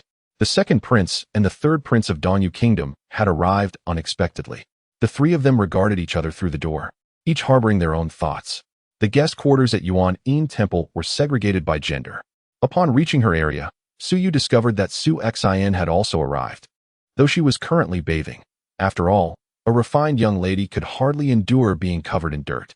Second miss, the matriarch just sent word that in an hour, we are to go to the main hall to offer incense and pray for blessings, Xiao He said, rising to greet Suyu as she approached.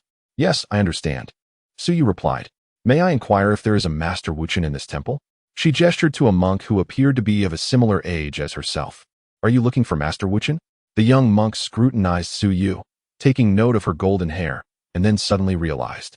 Lady, please wait for me. He dashed off, leaving Suyu to return to her guest quarters, feeling rather bored. A short while later, a knock sounded at the door. Suyu opened it to find the young monk returning, holding a book. Master Wuchen was taken away a few days ago, but he specifically instructed me to give this book to a lady with golden hair who would be seeking him, the young monk explained. I lingered outside the guest quarters, hoping to encounter the lady, and lo and behold, here you are. He handed the book to Suyu, who gratefully accepted the tome, wrapped in gray cloth. The monk then uttered a respectful Amitabha before departing. Upon unwrapping the cloth, Suyu discovered an unnamed book, not particularly thick, but worn and tattered, suggesting it had been read many times before. As she opened it, a letter slipped out. After reading it, she was left utterly astonished. Her master was the former head of the Medicine King Valley, which meant that the current Medicine King was her senior brother. Suyu was momentarily speechless. She had suspected her master had connections to the Medicine King Valley, but she never imagined he had once been its leader. With a sense of shock, she quickly perused the book, and when she closed it, she found herself in a state of lingering unease. It became clear that this book was not merely a volume. It was a collection of notes chronicling her master's encounters with perplexing ailments and their remedies.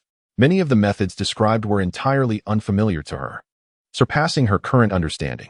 It even contained numerous medicinal herbs and their effects that she had never seen before. Cautiously, Suyu tucked the book into her robe. If word of her possession of this notebook were to spread, it would undoubtedly spell trouble for her. Thus, she must swiftly internalize its contents and then incinerate it. Her master had explicitly noted at the end of the letter that this notebook existed in a single copy. Not even her Medicine King senior brother had seen it. Suyu was uncertain why her master chose to entrust this to someone he had met only once rather than to the Medicine King himself. However, everyone has their own reasons for their actions, and she did not wish to speculate further. When her master deemed it appropriate to reveal something, she would surely know. An hour later, as Suyu returned to her guest quarters from the main hall, feeling utterly exhausted, night had fallen. During the incense offering and exorcism, her elder sister had refrained from troubling her, instead gifting her a knowing smile as she departed. Suyu sensed that this night would not be an easy one. After freshening up, she donned her usual attire, stuffing all her poisons and concealed weapons into her robe. It was bound to be a challenging night. Once she completed her preparations, she began to meticulously study her master's notes by the light of the lamp. The myriad of information opened the door to a new world for her, and the long night passed without a hint of drowsiness. Just as she was marveling at a particular case and its resolution, a rustling sound suddenly drifted from outside. Suyu's expression hardened. Had they arrived? Chapter 82. Have you ever heard of the flesh-eating worms? Suyu gripped her pen-like hidden weapon tightly, her thumb cautiously pressing against the gem positioned near the door. This concealed needle was coated with a potent anesthetic. A single prick would incapacitate even the fiercest beast. The rustling sounds outside grew increasingly close, causing Suyu to break into a nervous sweat. With a creak, the external noise ceased, and her door was pushed open. Hiding behind the door, Suyu glimpsed a shadow entering. The figure hesitated for a moment, but then moved toward the inner chamber, clearly aiming for Suyu. In the next instant, with lightning speed, she pressed the gem, and the steel needle shot forth.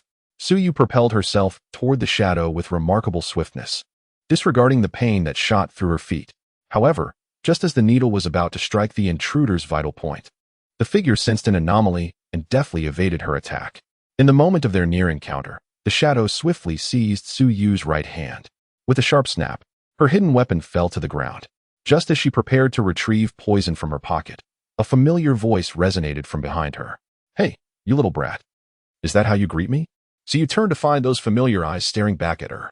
Yunyi? She called out hesitantly. It's me. I was delayed with something during the day, but as soon as I was free, I came straight here. I just happened to catch a little monk to learn your whereabouts. I didn't expect you to try to take my life upon our first meeting. Realizing Suyu recognized him, Yunyi released his grip, spotting the 3-inch-long steel needle on the floor, glinting ominously. Instinctively, he tensed. That little brat had surely poisoned the needle. Your timing is impeccable. Suyu approached the needle cautiously, picking it up and retracting it after pressing the gem again, ensuring it was safely stored in her sleeve. What do you want me to do? Yunyi asked, observing her actions as he walked to the table and poured himself a cup of tea. The winter air was frigid, and the tea had long grown cold. As Yunyi took a sip, he involuntarily shivered. Help me lie in wait. Whoever enters next, just help me deal with them. With Yunyi, a skilled martial artist present, Suyu felt reassured enough to extinguish the lamps, plunging the room into darkness. Had it not been for Yunyi's presence, she would never have dared to extinguish the lights. You little girl, have you stirred up trouble? Do you need me to clean up your mess? Yunyi remarked, observing her cautious movements as he set his cup down. This is none of your concern. Just know that when someone enters, you're to subdue them. I trust your skills, Suyu declared, instinctively patting Yunyi on the shoulder. Yunyi's expression shifted slightly at her touch, but the night concealed any changes from Suyu. Half an hour passed swiftly, and just as Suyu began to feel drowsy, Yunyi's voice broke the silence. Someone's coming. His eyes, filled with caution, were fixed on the door. The footsteps were light, indicating someone with martial prowess. Had he not come tonight, Suyu likely would have been unable to handle the situation alone. Can you hear them? How many? Suyu's expression sharpened, her sleepiness vanishing. To her ears, there was no sound outside. Just one. Hand me the hidden weapon you had earlier. This person is no ordinary opponent. I cannot guarantee I can incapacitate him. Yunya's demeanor grew serious. When he arrived, he had not concealed his footsteps intentionally. Otherwise, given Suyu's lack of martial skill, she would not have noticed his arrival. Just one. After handing the weapon to Yunyi, Suyu pondered deeply. It seems Su Xian had truly invested heavily, even hiring a martial artist. Taking the hidden weapon, Yunyi swiftly positioned himself behind the door. Just as Suyu concealed the weapon, he had noted the mechanism's location. With a creak, the door opened once more, and in the faint light of the night, Suyu caught sight of a much larger shadow slipping inside. The intruder moved so lightly that Suyu had no time to react before he lunged toward her bedside, striking down, hiding behind a nearby screen. Suyu inhaled sharply at the intruder's swift movements. Had Yunyi not arrived, she would have likely succumbed to this assailant's ferocity in mere moments. The rough male voice betrayed a hint of surprise at finding Suyu absent from her bed. From the moment the black-clad figure stepped inside, Yunyi transformed into a hunter lurking in the night, waiting for his prey to reveal a weakness. As the intruder hesitated, bewildered by the absence of Suyu, Yunyi seized the fleeting opportunity. He pressed the gem, and with a flick of his wrist, the steel needle shot forth like a flying dagger, piercing the assailant's right shoulder. As excruciating pain surged through the intruder, his entire right arm began to numb, rendering even the simple act of raising it a struggle. In the next moment, Suyu flicked the lamp back on. The shadow lay sprawled on the ground, only his fierce eyes remaining, fixed on Suyu. It's you? Suyu was astonished to recognize the intruder as Elder Wugwa from the Yuan Yin Temple, who had spoken with her grandmother earlier that day. Despite appearing to be in his early 30s, he had not even removed his monk's robe upon entering her room. Su Xian had remarkable capabilities to have managed to summon an elder from Yuan Yin Temple. Ignoring the murderous gaze of Wugwa, Suyu approached him, extracting the steel needle from his shoulder and meticulously cleaning it with a handkerchief. Speak. What is your plan? She pressed the hidden weapon against Wugwa's chin, her expression dark and fierce. Humph. Wugwa scoffed, showing no intention of responding. Suyu was not perturbed, after all. Admitting defeat upon capture would not align with the code of the martial world. Yunyi, do you know there exists a type of venomous worm in this world? It is said that these worms have an insatiable appetite for human flesh. Once, a man wounded in the wild attracted them with the scent of blood, and within an hour, he was reduced to nothing but bones. I have yet to encounter such a creature, Yunyi replied honestly. Although he understood Suyu was threatening the middle-aged man before them, he was unfamiliar with these flesh-eating worms. Consider yourself fortunate today. I happened to capture a few just a few days ago. Suyu then produced a porcelain vial from her robes, shaking it with feigned nonchalance. There are quite a few of these venomous worms, but Elder Wugwa, you have no wounds for them to exploit. Suyu's large eyes scanned Wugwa's body, making him feel increasingly uneasy. Yunyi, pass me your dagger. With a smile, Suyu reached out her right hand toward Yunyi. Chapter 83. My heart is truly with Aunt Lu. Yunyi swiftly drew a dagger from his bosom and tossed it to Suyu. Without hesitation, Su seized the dagger and inflicted several cuts upon Wu Gu's right leg, blood oozing forth as she smeared something on the wound. In the next moment, she poured a bottle of writhing insects onto the injury, the creatures voraciously attaching themselves as if devouring flesh and blood. With a broad smile that belied her innocence, Su looked up at Wu Gu. I almost forgot you were under the influence of anesthetics. What a pity. You shall not experience the agony of having your flesh consumed. She deliberately glanced at the squirming insects. Wu Gu, taken aback, had previously underestimated Su Yu, considering her merely a young girl easy to handle. He never anticipated her to be so ruthless, allowing the insects to feast upon his flesh. With horror in his eyes, Wu Gu imagined his own bones exposed. Although he felt no pain, the visual was terrifying. Helpless, he could only watch as the insects writhed upon his wound. If you tell me now, I shall spare you. Furthermore, let me remind you, the effects of the anesthetic 1T dissipate quickly. There will be ample time for these insects to consume your leg, Su Yu remarked, her smile chilling as the pale insects became stained with crimson. Yun Yi, observing from the side, felt an involuntary shiver. He was grateful that Su Yu had not employed such creatures against him in the dilapidated courtyard. Otherwise, he would have gone mad. I command you to remove these insects. Wu Gu, scrutinizing Su Yu's gaze, hesitated before ultimately choosing to concede. Now you're being sensible. Should you waste more of my time, I wouldn't mind tossing you into the snake den in the back mountains. Speak, and if I am satisfied, I shall remove these carnivorous insects. Su Yu nodded in satisfaction, casting a glance at the insects without making an attempt to remove them. Miss Su instructed me to knock you unconscious and then. Wu Gu's eyes darted nervously, stammering as he dared not continue. Go on, Su Yu urged, twirling the dagger in her hand, fully aware of her sister's character. Strip you of your clothing, and then we shall lie together. Igniting the woodshed as a signal for Miss Su to arrive with her entourage to catch us in the act. Closing his eyes, Wu Gu spoke with reckless abandon, revealing his intentions, while the woodshed lay not far from Su Yu's quarters. Oh, this is rather unexpected. However, I am curious, what incentive did Su Xin offer you? It is quite surprising for you, an elder, to engage in such conduct. Su Yu remained unfazed by Su Xin's scheme, while Yun Ye's eyes widened in disbelief at the malice of the Su family's eldest daughter. I may be an elder of the Yuan Yin Temple, but I do indulge in minor vices, such as gambling, Wu Gu admitted, his gaze lowered, leaving the rest unsaid. A monk who enjoys gambling, Yun Yi exclaimed, astonished, realizing the depths of the Yuan Yin Temple's hidden intrigues. How much did my dear sister provide you?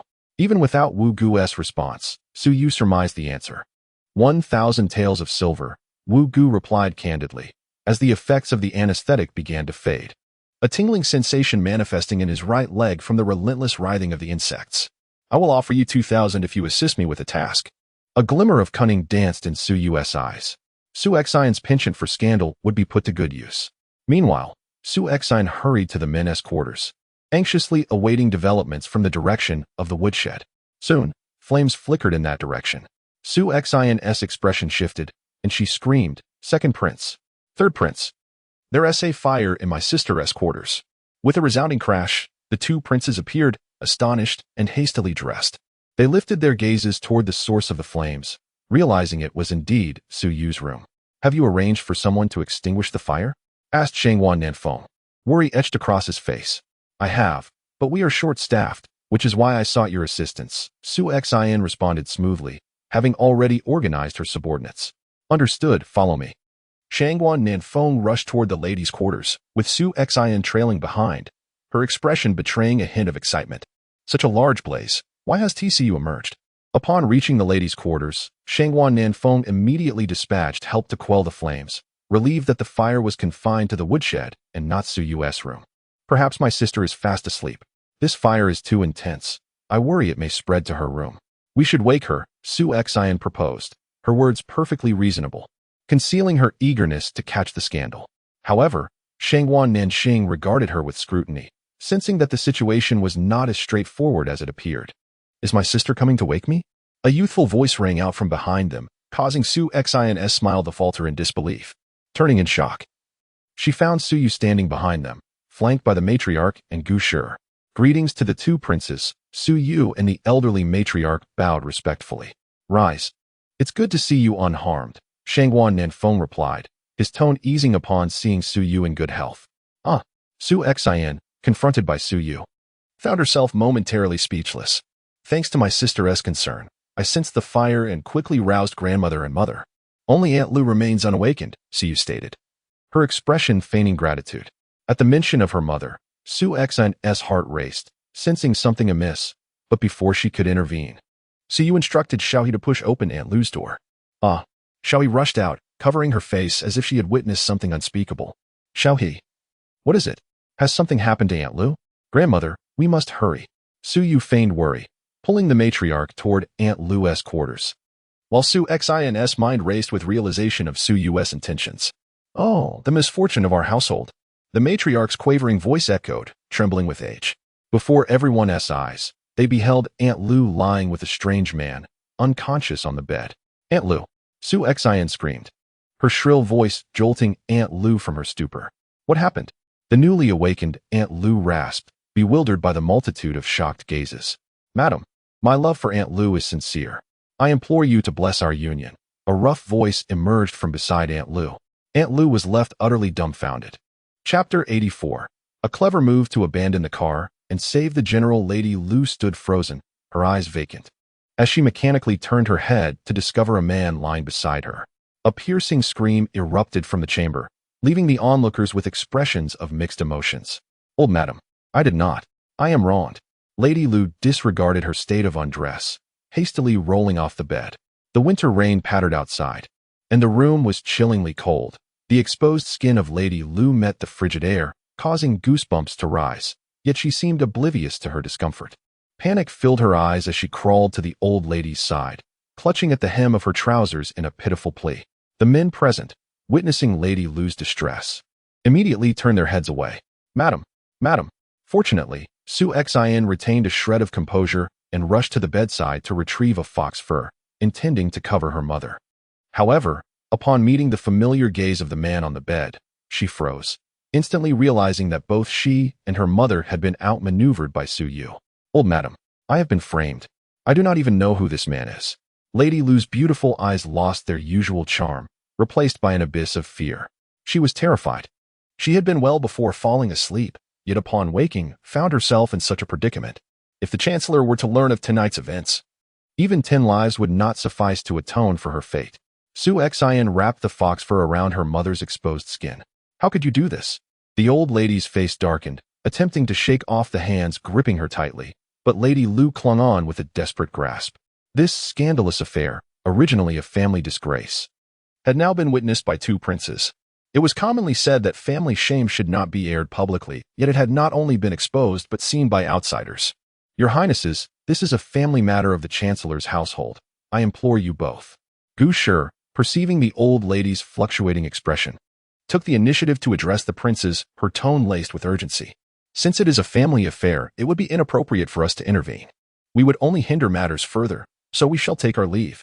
The 2 princes, Shangguan Nanqing and Shangguan Nafeng, prepared to exit when a female voice called out from behind. Your Highnesses, please keep today's events confidential. Gu Shi bowed respectfully, making a solemn request. Rest assured, your ladyship, we have witnessed nothing. Both princes, their expressions serious, understood the gravity of the Chancellor's predicament.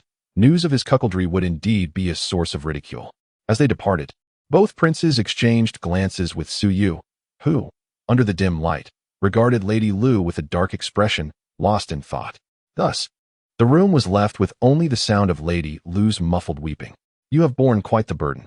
The old lady noted Gu Shi's calm demeanor in handling the situation, approvingly nodding.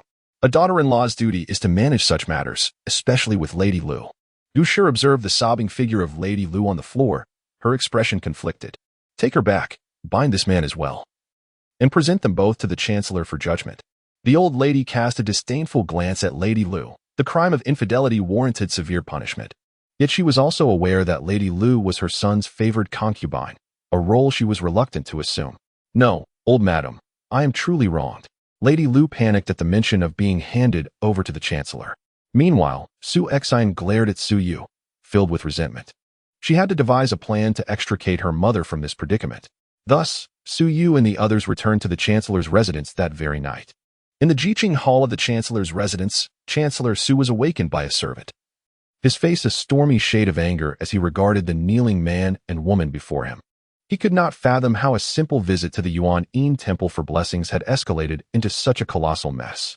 With a resounding crash, he shattered a fine porcelain cup he had recently acquired. Wretched woman, what is the meaning of this? The Chancellor's gaze bore down upon Lady Lu. His thoughts filled with murderous intent. Nothing irked him more than being cuckolded. My lord, I am wronged. Lady Lu's eyes were crimson, having wept all her tears. The man, who had previously sought to convince the old lady to forgive his affair with Lady Lu, now shrank back, wishing to disappear into the ground under the Chancellor's fierce glare. Wronged? Explain how you are wronged when this man stands before us. The Chancellor's fury surged as he regarded the bald, greasy monk, his temper boiling. Surely, he was not so unfortunate as to be outshone by this monk. Had Lady Lu truly lost her senses? My lord, Lady Lu attempted to defend herself. Enough. I do not wish to hear any more. Both you and this monk shall face execution. The Chancellor clutched his head, clearly having lost his composure in his rage. This monk was startled into a panic. He had merely sought wealth, not a death sentence. Upon hearing her father's decree, Su Yu's expression shifted. Her father was indeed intolerant of any disgrace, which explained his mercilessness towards her mother in her past life. Father, my mother is innocent. Su Xian, alarmed at the thought of her mother being executed, cried out. You claim innocence, but is there any evidence? The Chancellor, dismissing Su Xian's outburst as mere maternal instinct, remained unconcerned. There is. This man was hired for 1,000 taels of silver to frame my sister. I did not anticipate he would end up in my mother's bed. Su Xian took a deep breath, revealing everything, prepared to face whatever consequences her actions would bring. Su Yu, intrigued, noted that her sister was indeed clever. This admission could serve to safeguard Lady Lu. What? You plotted against your sister?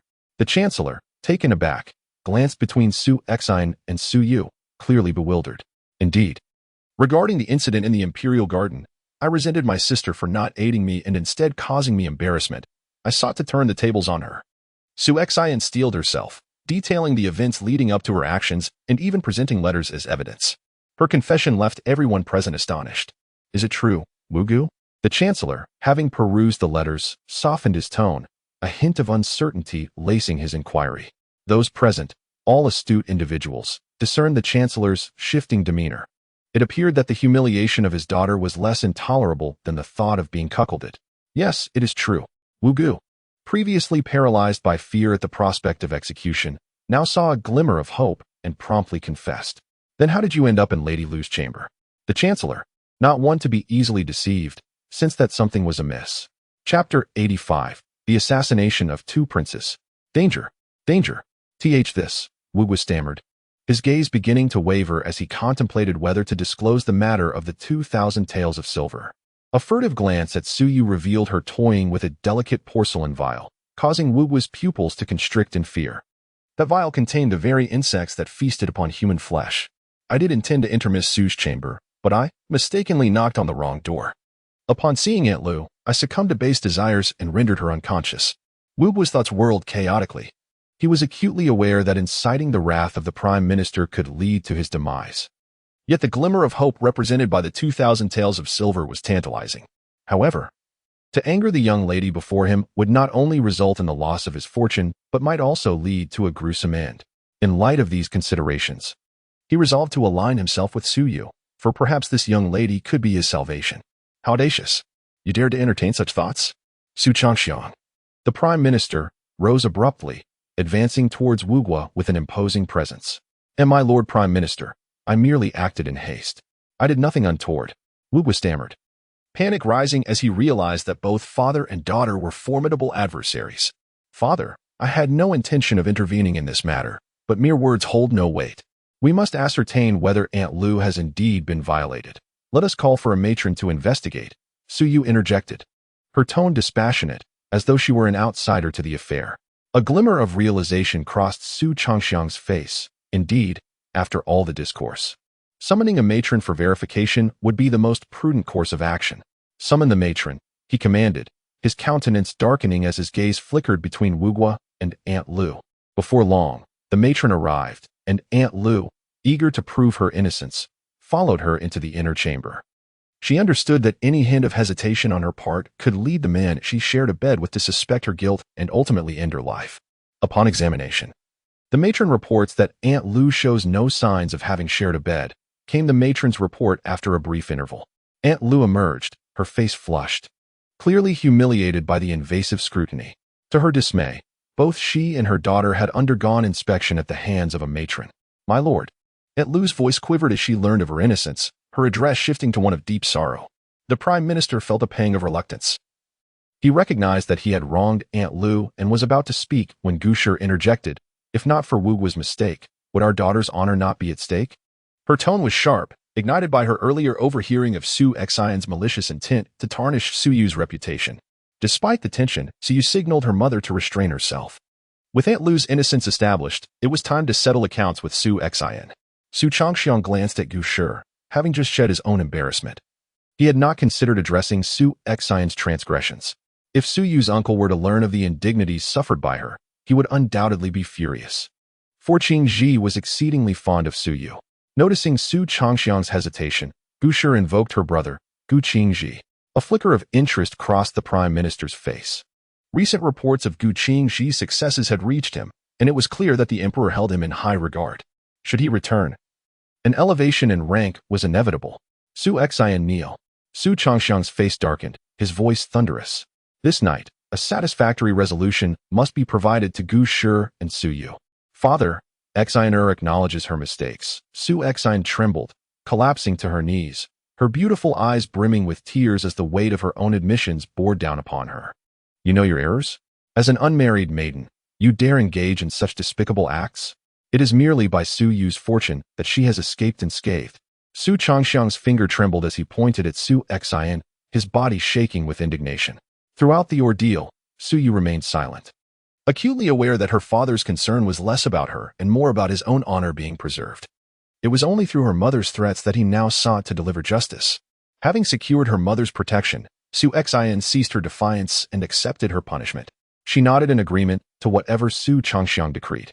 Ultimately, due to her contrite demeanor, Su Xian received 20 lashes and was sentenced to kneel before the ancestral altar for 10 days. Wu Guo, having been influenced by Su Yu's subtle remarks, was dealt 50 lashes and cast out. However, being a man of resilience, he bore the punishment with relative ease.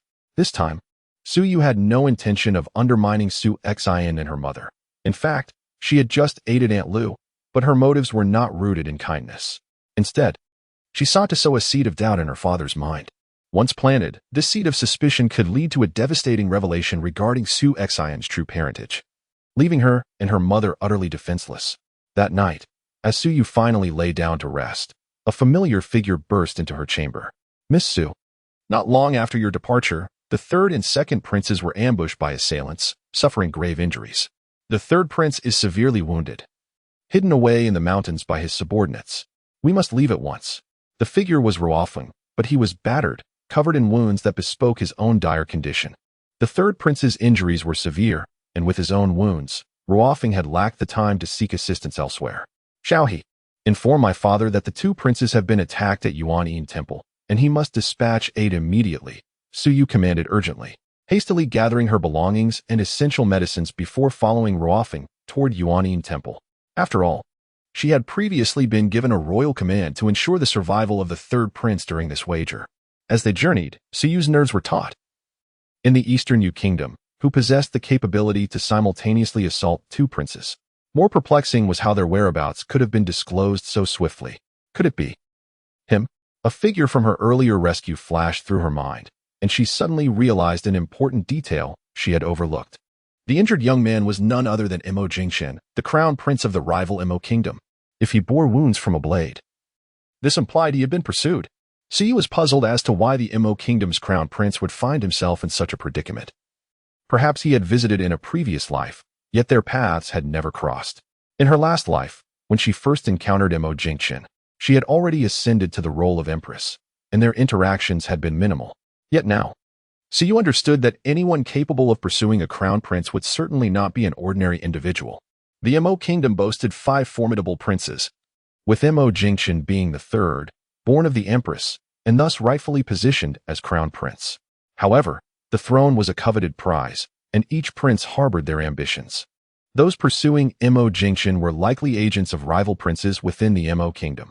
Was it possible that they had traced his whereabouts to Yuan Temple, only to discover the Eastern Yu Kingdom's princes were also present, intending to eliminate them all in one fell swoop?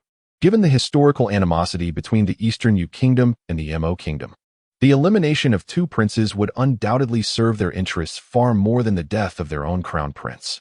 As her thoughts spiraled, Su Yu felt a surge of dread, yearning to sprout wings and fly directly to their aid. She had never perceived the journey to Yuan Temple as so interminable. Chapter 86. Do not fear, Yuer, I am here. Second miss, follow me. The main road is fraught with ambushes. We shall take this path. Ruo Feng guided Su Yu, traversing the rugged mountain trail as they distanced themselves from the Yuan Temple. Previously, he had seized a horse in the chaos, darting through the enemy's defenses. But that route was now untenable. Ruo Feng, how much longer? Su Yu inquired, her gaze fixed on the dimming sky, a flicker of anxiety crossing her features. Ruo Feng paused, taken aback by her recognition of his name. At that moment, the situation was dire. The guards of the estate did their utmost to fend off the attackers, yet the third prince sustained several wounds. I risked my life to help him escape through the back door of the chamber. His voice faltered as his keen eyes scanned their surroundings, his mind racing to recall the location of the cave where he had concealed the third prince. However, I was incapable of ensuring the third prince's safety alone. And given his grave injuries, it was imperative to request your assistance. It matters not. I am elated that you thought of me first. Su Yu nodded gently, her gaze falling upon Ruo Feng's right hand, which was stained with blood from his vigorous movements. At last, they halted before a secluded cave. The third prince is within. Let us proceed. Ruo Feng sighed in relief, grateful for his acute sense of direction, which had prevented them from straying off course multiple times. Quickly, search everywhere. The second and third princes have escaped, and we must locate them to provide an explanation. As they prepared to enter, raucous sounds echoed from a distance, revealing that their adversaries had not yet departed. Second miss, the third prince is now your responsibility. I shall divert their attention. Ruo Feng's expression shifted as he grasped his weapon, ready to depart. Take this, the medicine will be of use to you. Shake them off as swiftly as possible and tend to your wounds. If you cannot evade them, delay them as best you can. My father should arrive with reinforcements shortly. Be cautious, the third prince awaits your return. Su Yu earnestly imparted her instructions, handing Ruo Feng several packets of medicine. Ruo Feng accepted the supplies, nodding in acknowledgement before dashing toward the source of the commotion. Over there, something is amiss. Let us investigate. With Ruo Feng's departure, the excited voices of the enemies echoed nearby, soon fading into silence. Su Yu suppressed her anxiety, inhaling deeply as she pushed aside the withered grass beside the cave and cautiously slipped inside, carefully restoring the foliage to its original position. The early dawn light had yet to break, and the cave was shrouded in darkness, leaving Su Yu unable to see clearly. She advanced gingerly, feeling her way forward. Ruo Feng, is that you? A familiar male voice, laced with caution, resonated from the depths of the cave. It is I, third prince. How do you fare? Su Yu inquired anxiously, her voice trembling unbeknownst to her. Why has Ruo Feng brought you here? This only places you in peril. Shangguan Nanxing's tone was laced with anger and reproach, punctuated by a few coughs that betrayed his distress. Su Yu felt a sudden sting in her nose. Guided by the sound, she hastened her steps, only to stumble over a stone and fall to the ground. Yuer, what has happened? Hearing the distressing sound, Shangguan Nanxing, who had been resting, struggled to rise and reach towards Su Yu. I am fine, truly. You are injured. Do not move. I shall come to you. Though her fall was not severe, it aggravated her previous injury, and disregarding the sharp pain, she hurried to her feet and pressed forward. In her haste, she unexpectedly found herself enveloped in a warm embrace, the familiar scent overwhelming her senses, causing her cheeks to flush. Where are you injured? Shangguan Nanxing released her. Concern etched on his face. In the dim light, their features became discernible, though Su Yu's flushed cheeks were obscured by the shadows. I'm unhurt. Su Yu instinctively patted her face, her fingers brushing against his cool hands, which helped her regain some composure. That is a relief.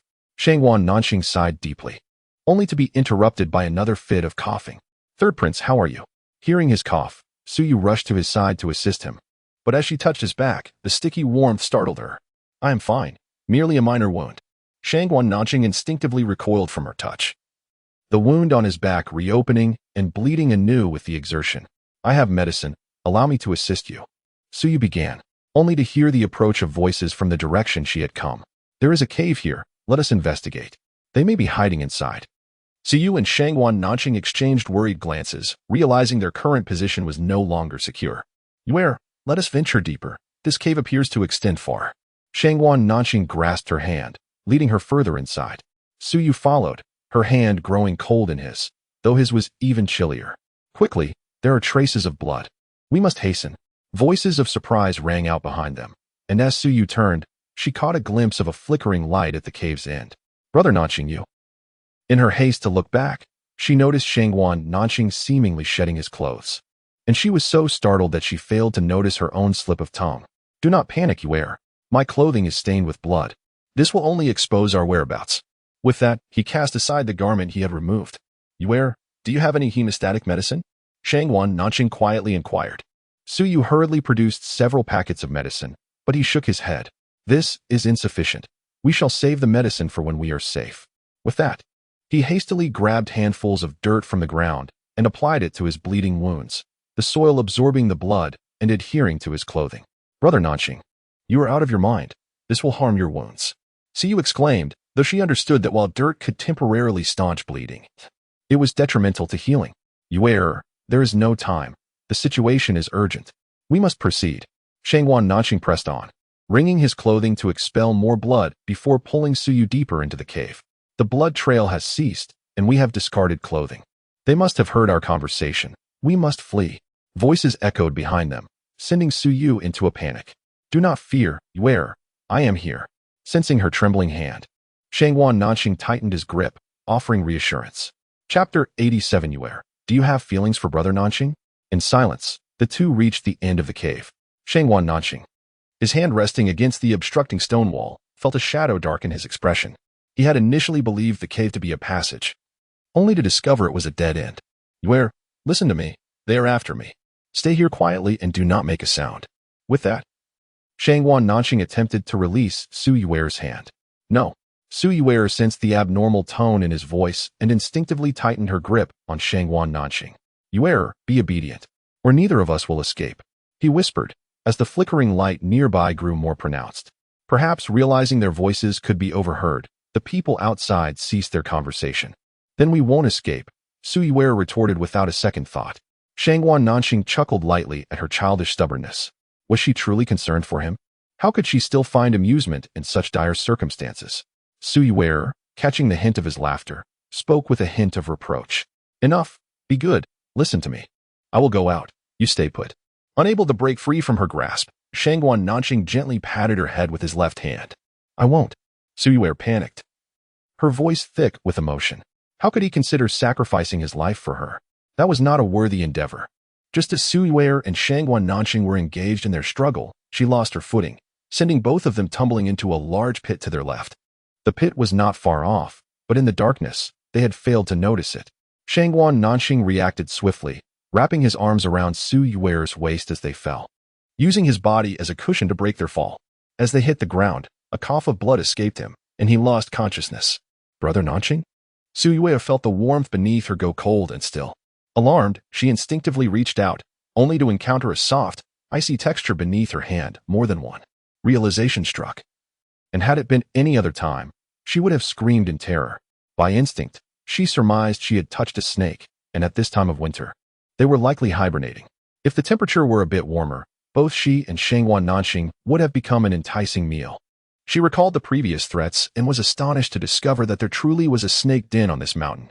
The fall had disturbed a number of dormant snakes, and she could feel them beginning to awaken.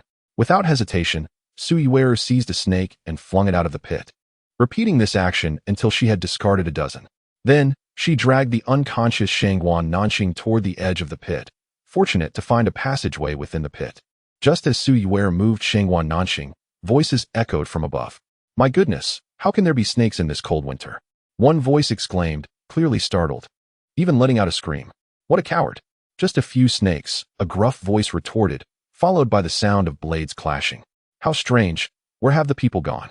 Another voice queried.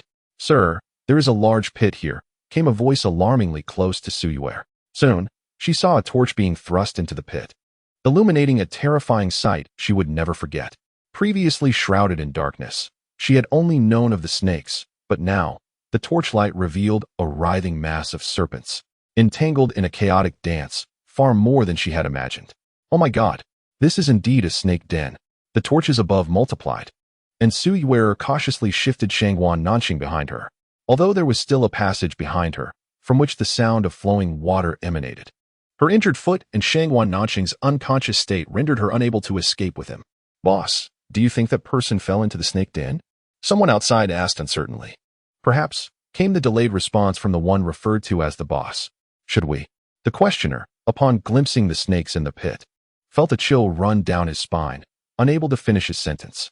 The boss, recognizing the warmth from the torches stirring the sleeping snakes, declared, Let's toss our torches down and wait here. How astute, boss.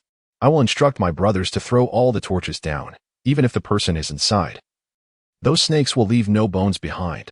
The sharp voice brimmed with excitement, and Su Yuer's heart sank. With so many snakes, if they were truly awakened, the consequences would be unimaginable. She patted Shangguan Nanqing's face, finding him still unconscious. Determined, she bit her lip and extracted a healing herb, chewing it to extract its essence, intending to administer it mouth to mouth. Unfortunately, Shangguan Nanqing's teeth were clenched tightly, making it impossible to feed him.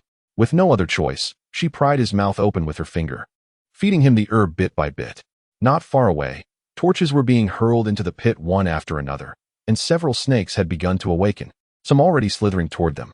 Su Yuer could only monitor Shangguan Nanqing's pulse with her right hand while her left hand gripped a hidden weapon, swiftly stabbing at the approaching snakes, rendering them motionless.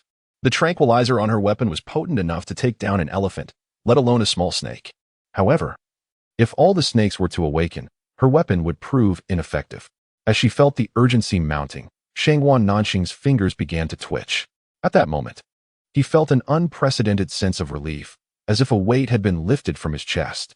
Taking a deep breath, he opened his eyes to see Su Yuer, her back turned, holding a steel needle, facing a growing number of awakened snakes. Without a moment to spare, Shangguan Nanqing seized Su Yuer and sprinted toward the passage behind them. He felt as though he had been reborn, the debilitating sensation that had plagued him since birth dissipating entirely. Observing Su Yuer limping due to her injured foot, he swiftly lifted her into his arms. Su Yuer was astonished. She had always known the healing herb was powerful, but she had not anticipated its effects would be so potent on him. Perhaps due to the jostling of their escape, she instinctively clung tightly to his neck. As Shangguan Nanqing felt her proximity, his heart darkened, and words long buried escaped his lips. Yuer, Brother Nanqing likes you. What about you? Do you like Brother Nanqing? In the darkness, his warm voice, slightly hoarse from running, paused Su Yuer in her tracks. Chapter 88. I truly wish to hold her forever. Am I developing feelings for Shangguan Nanqing? Su Yu questioned herself. In her previous life, she had been ensnared in the gentle trap of Shangguan Nanfeng, unable to extricate herself, leaving no room for other considerations. She was aware that Shangguan Nanqing had always treated her exceptionally well, yet she had always perceived it as a bond typical of a brotherly affection towards a sister. After all, in her past life, she felt immensely fortunate that Shangguan Nanfeng had shown her any affection at all. How could she dare to believe that the third prince might harbor feelings for her as well? Now, having been given a second chance at life, her emotions towards Shangguan Nanqing had grown increasingly complex. Initially, she felt a sense of indebtedness towards him, for if not for her actions in the previous life, he might have ascended to the throne. Previously, she had sought to atone for her past mistakes, and, driven by the desire for vengeance, had no intention of dragging Shangguan Nanqing into her turmoil. Yet, Su Yu introspected, did she truly harbor no feelings for the third prince at all? Just moments ago, when he was prepared to sacrifice himself for her survival, did her heart not flutter even slightly? The answer was glaringly obvious, yet she remained silent. A final vestige of reason whispering to her that she could not involve him in her plight. Shangguan Nanqing, awaiting a response from the maiden in his embrace, was met only with an extended silence. Yuer, it's all right. I can wait. Whether he was merely waiting or employing subtle tactics to do so, that was a matter for another time. Brother Nanqing, I am not worthy, Su Yu murmured softly, burdened by a deep animosity and now intent on methodically dismantling the duo that had wronged her. Worthiness is for me to determine, Shangguan Nanqing yearned to inquire. Yuer, if you do not love me, do you love Shangguan Nanfeng? However, he hesitated, fearing the answer might indeed be affirmative. He felt grateful to fate for granting him a second chance at life, an opportunity to carve his own destiny. He was plotting step by step to draw closer to her, even having bribed the Astronomical Bureau to facilitate her return ahead of schedule. During her time back, he had kept a close watch on her movements through Ruofeng. In this life, Shangwan Nanfeng had yet to make his move. He had meticulously orchestrated the timing and circumstances, always staying one step ahead of Shangwan Nanfeng. Yet he had not accounted for the fact that the maiden in his arms was also a reincarnate. In her previous life, she had adored Shangwan Nanfeng so fervently that he had witnessed it firsthand. Thus, in this life, did he still stand a chance? As he tightened his embrace around Suyu, her unique fragrance enveloped him, and he selfishly entertained the thought of holding her forever. Yet, it remained merely a thought. At the end of the tunnel, a glimmer of light appeared, indicating that dawn had broken and the perilous night had seemingly passed. Third Prince, I am unharmed. The exit is cold. The snakes will not come here. Suyu struggled to free herself. Shangwan Nanxing gently set her down. But just as she sought to discern their surroundings, he pulled her back towards him. Their lips, laden with the scent of medicine, met in a fleeting kiss. While his arms encircled her waist, Suyu's eyes widened as Shangwan Nanxing's eyelashes brushed against her face, igniting a tempest within her heart. Her heart raced as if it might leap from her chest. She found herself at a loss for how to position her hands, leaving them awkwardly suspended. Shangwan Nanxing made no further advances. Their lips remained touching, enveloped in a charged atmosphere. After what felt like an eternity, he finally released her, a satisfied smile playing upon his lips.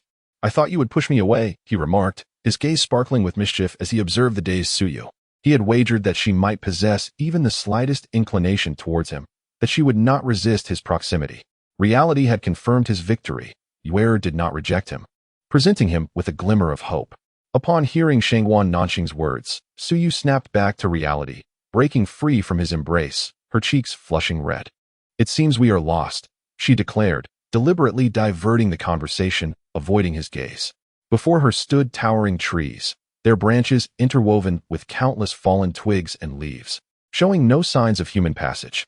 Not to worry, your father's reinforcements should be arriving soon, Shangwan Nanxing noted, easily discerning the maiden's bashfulness. He chose not to address it, instead following her gaze forward. Yue, I am in pain. After a long silence, seeing Suyu's attention focused elsewhere, he spoke in a tone tinged with playful coaxing. In pain? Where does it hurt? Suyu turned back, her heart racing anew at the sight of his teasing eyes. Are you teasing me? She retorted, a mix of embarrassment and irritation washing over her as she instinctively reached to swat him, only to hesitate, feeling it was too intimate a gesture, and lowered her hand. Shangwan Nanxing, keenly aware of her actions, feigned ignorance. Yue, did you give me something to eat?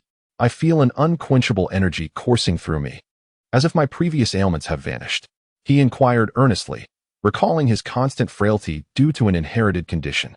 I gave you a miraculous herb, a rare medicinal treasure capable of snatching life from the jaws of death. Unfortunately, there exists only one in this world, Suyu confessed candidly, recognizing the evident effects of the medicine, unable to feign ignorance any longer. Suddenly, a thought struck her, and her face flushed anew. A miraculous herb? Shangwan Nanxing pondered, having never heard of such a thing, interpreting her rosy cheeks as mere shyness. Extend your hand. I shall check your pulse. Suyu nodded gently, grasping his hand and expertly placing her fingers on his wrist. Shangwan Nanxing's pulse throbbed robustly, and Suyu discerned that his affliction had been eradicated. She sighed in relief. One of her obsessions from her rebirth had been fulfilled. Observing her expression soften, Shangwan Nanxing, without hesitation, seized her small hand when she was distracted. Hey, Suyu exclaimed, only to find herself being pulled deeper into the woods by Shangwan Nanxing. He was acutely aware that lingering in one place was unsafe, especially if their enemies were on their trail. I can walk on my own, she protested, attempting to free herself from his grasp, but he exhibited an unexpected strength. The ground is too slippery. I fear you may fall and worsen your injury. Would you prefer for Brother Nanxing to carry you? If you wish. I would not mind at all. He stepped ahead, carefully clearing branches from their path. Suyu fell silent, glancing at their interlocked hands. Her brow furrowed with worry, no longer resisting. She sensed that things were veering toward an uncontrollable direction. What she did not realize was that Shangwan Nanxing, leading the way, wore a triumphant smile. Chapter 89. Shangwan Nanfeng must take action. The journey unfolded in remarkable tranquility. Leaving the fate of their adversaries uncertain, whether they had been captured or had fled. Third prince, third prince. As the two neared the brink of losing their way, they faintly heard someone calling out. Suyu and Shangwan Nanqing exchanged glances, both opting not to respond. The identity of the caller, friend or foe, remained ambiguous, and a hasty reply could lead to peril. They stealthily followed the voice, which grew increasingly louder, until Shangwan Nanqing recognized an extremely familiar tone. Ruofeng, I am here. A sigh of relief escaped Shangwan Nanqing. The tension that had gripped her nerves began to dissipate. Upon hearing her response, Ruofeng rushed over, his face etched with concern. However, upon noticing the intertwined hands of the third prince and Suyu, he hesitated, the words of concern lodging in his throat. Following Ruofeng's gaze, Suyu realized their hands were still clasped, and, startled, she immediately withdrew her hand like a frightened rabbit. Shangwan Nanqing made no effort to insist, allowing her to break free. By the time Ruofeng led them back to the Yuan-Yin temple, daylight had fully arrived. The temple was now heavily fortified, with soldiers stationed at every entrance. Upon learning of the assassination attempt on his two sons, the emperor had summoned a military force, issuing strict orders to apprehend the assailants.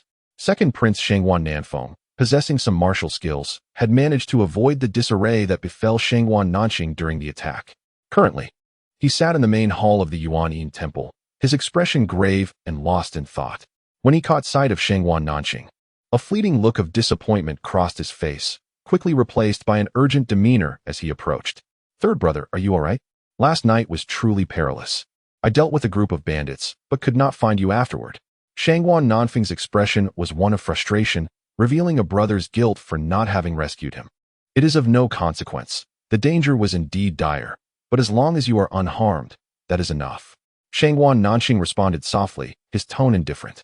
Greetings, second prince. So you stepped forward from behind Shangwan Nanqing to pay her respects. It was only then that Shangwan Nanfeng noticed Suyu's presence. He glanced between her and Shangwan Nanqing, his expression inscrutable. Miss Su, how is it that you are with third brother? Did you chance upon each other this morning? Shangwan Nanfeng inquired uncertainly, recalling the scandal that had plagued the Su family, which had driven them away hastily the night prior. Suyu began, but Shangwan Nanqing seized her hand without hesitation. Replying candidly, last night was fraught with peril.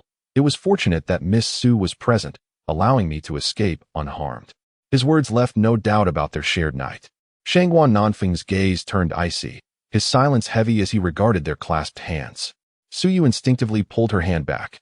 Ahem, Shangwan Nanqing feigned a violent cough, deliberately shaking off the blood-stained dirt from his garments. Suyu recognized his act, yet she understood that revealing his recovery at this juncture would be unwise. After all, Shangwan Nanfeng was a cunning wolf in sheep's clothing. His restraint in dealing with Shangwan Nanqing stemmed from his belief that his third brother's terminal illness was beyond remedy, thus deeming it unnecessary to expend energy. This belief echoed the sentiments Shangwan Nanfeng had expressed in their past life.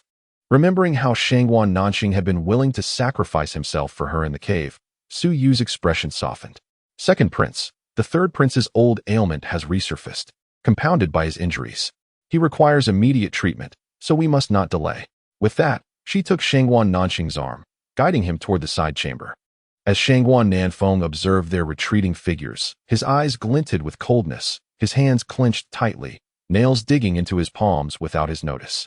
Something seemed different about the pair, setting off alarm bells within him. After all, Suyu was the legitimate daughter of the prime minister.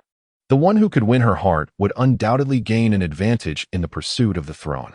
The cunning old fox, Prime Minister Su, would be compelled to assist only after his daughter was wed to him. It was clear that he must take action.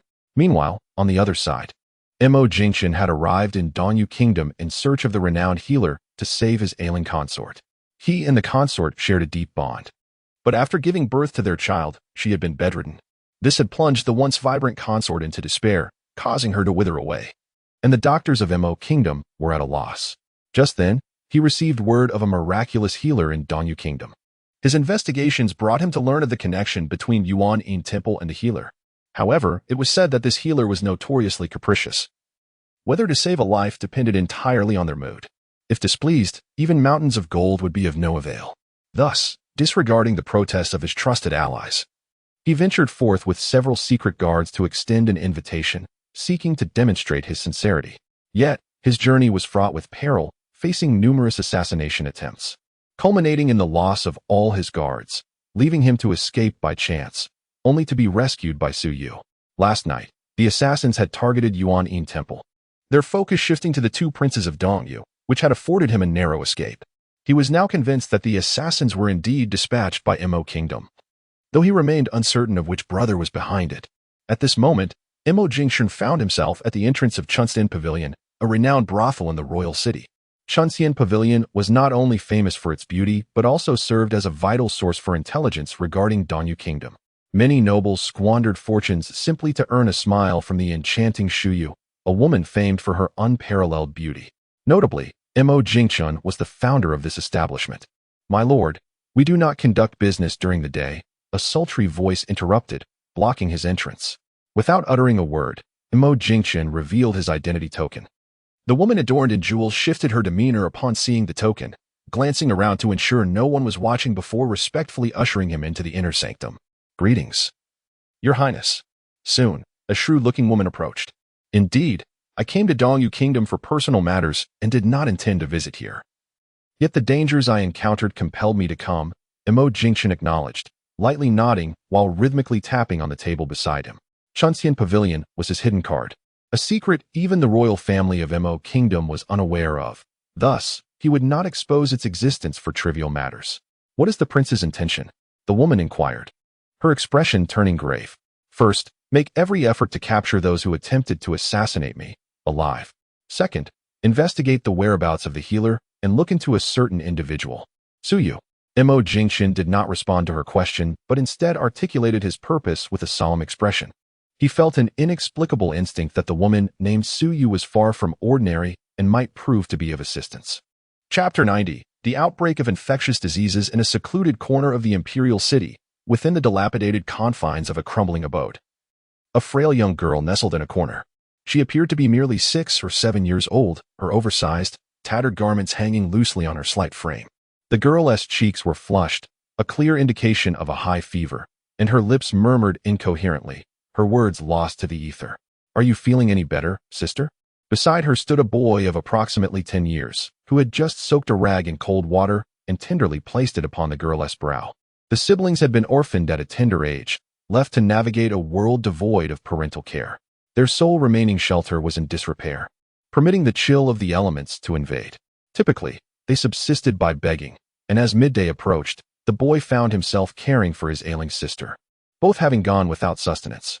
He gently felt her forehead. The abnormal warmth persisted, prompting him to draw a deep breath and resolve to venture outside. After all, he could endure hunger for days, but his sister could not, nor could her illness afford delay.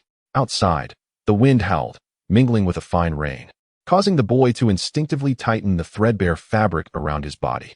Earlier, fearing his sister might become cold, he had draped his only cotton jacket around her shoulders.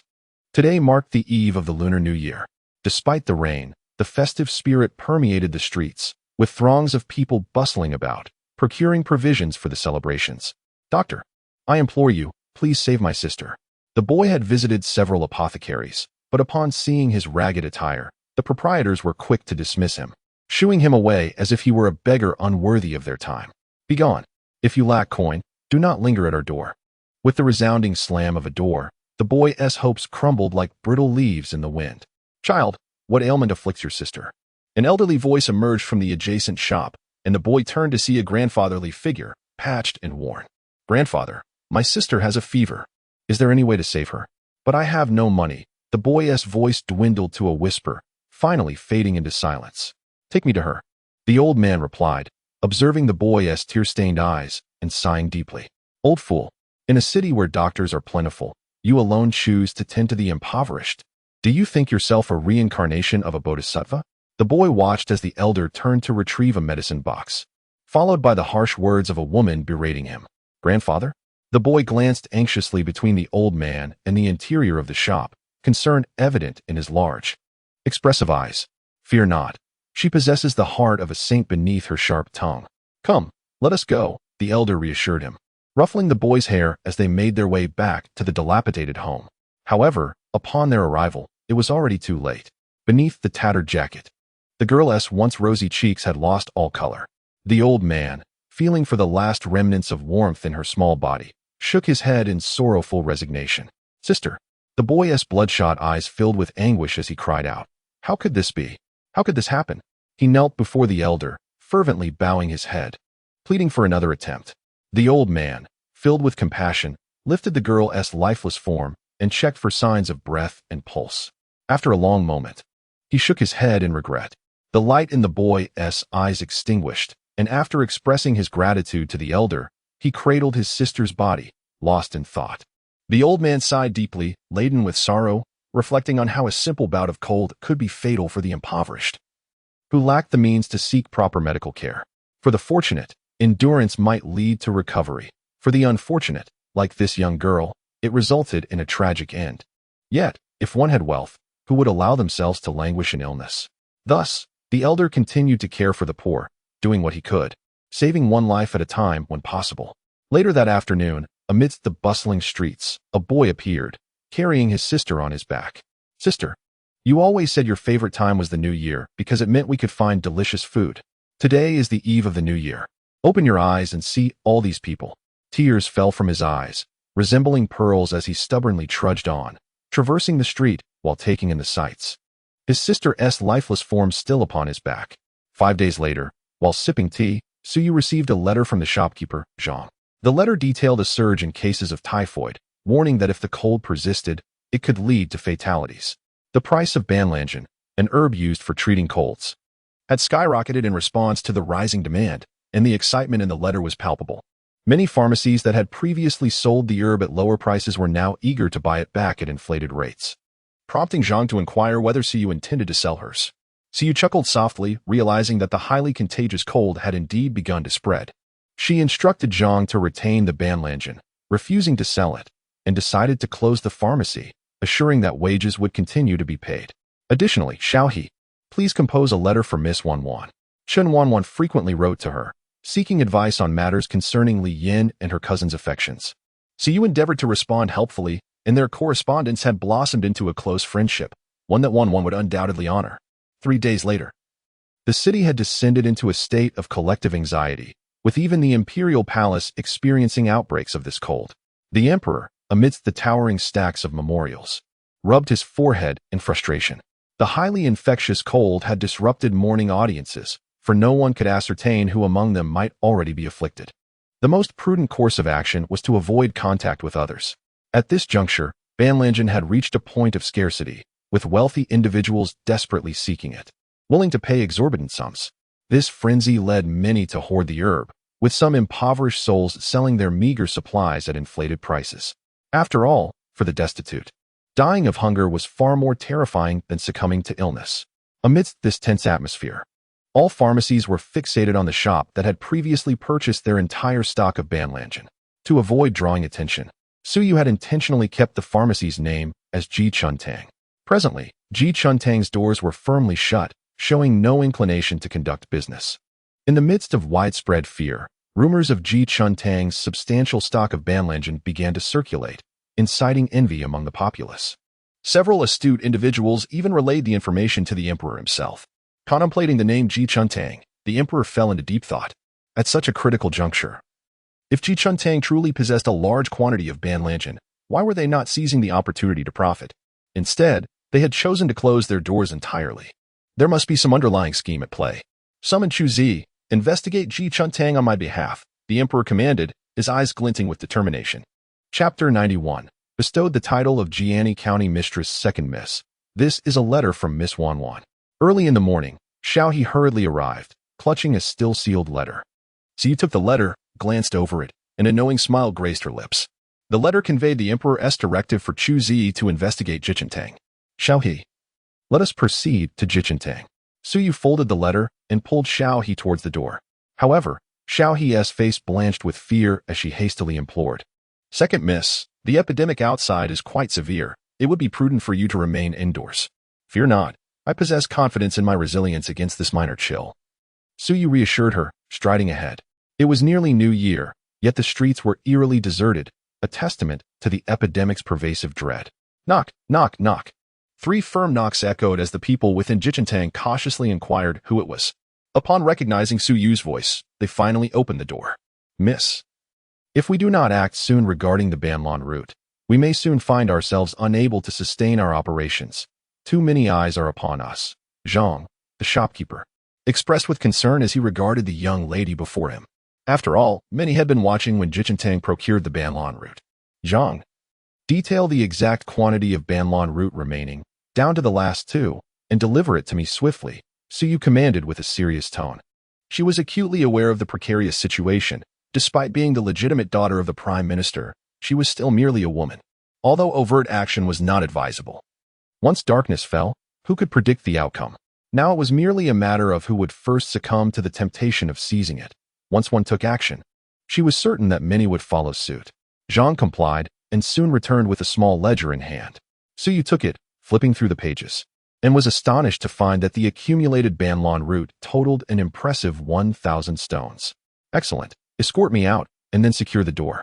We shall reopen only when the imperial edict arrives. Suyu closed the ledger, her large eyes glinting with cunning. After orchestrating her plans for so long, she could not afford a misstep. Thus, Suyu, clutching the ledger, made her way to the drum tower outside the palace. Suyu, daughter of Prime Minister Su, presents 1,000 stones of Banlon route in response to the grave epidemic afflicting the city. Suyu, daughter of Prime Minister Su, presents 1,000 stones of Banlon route in response to the grave epidemic afflicting the city.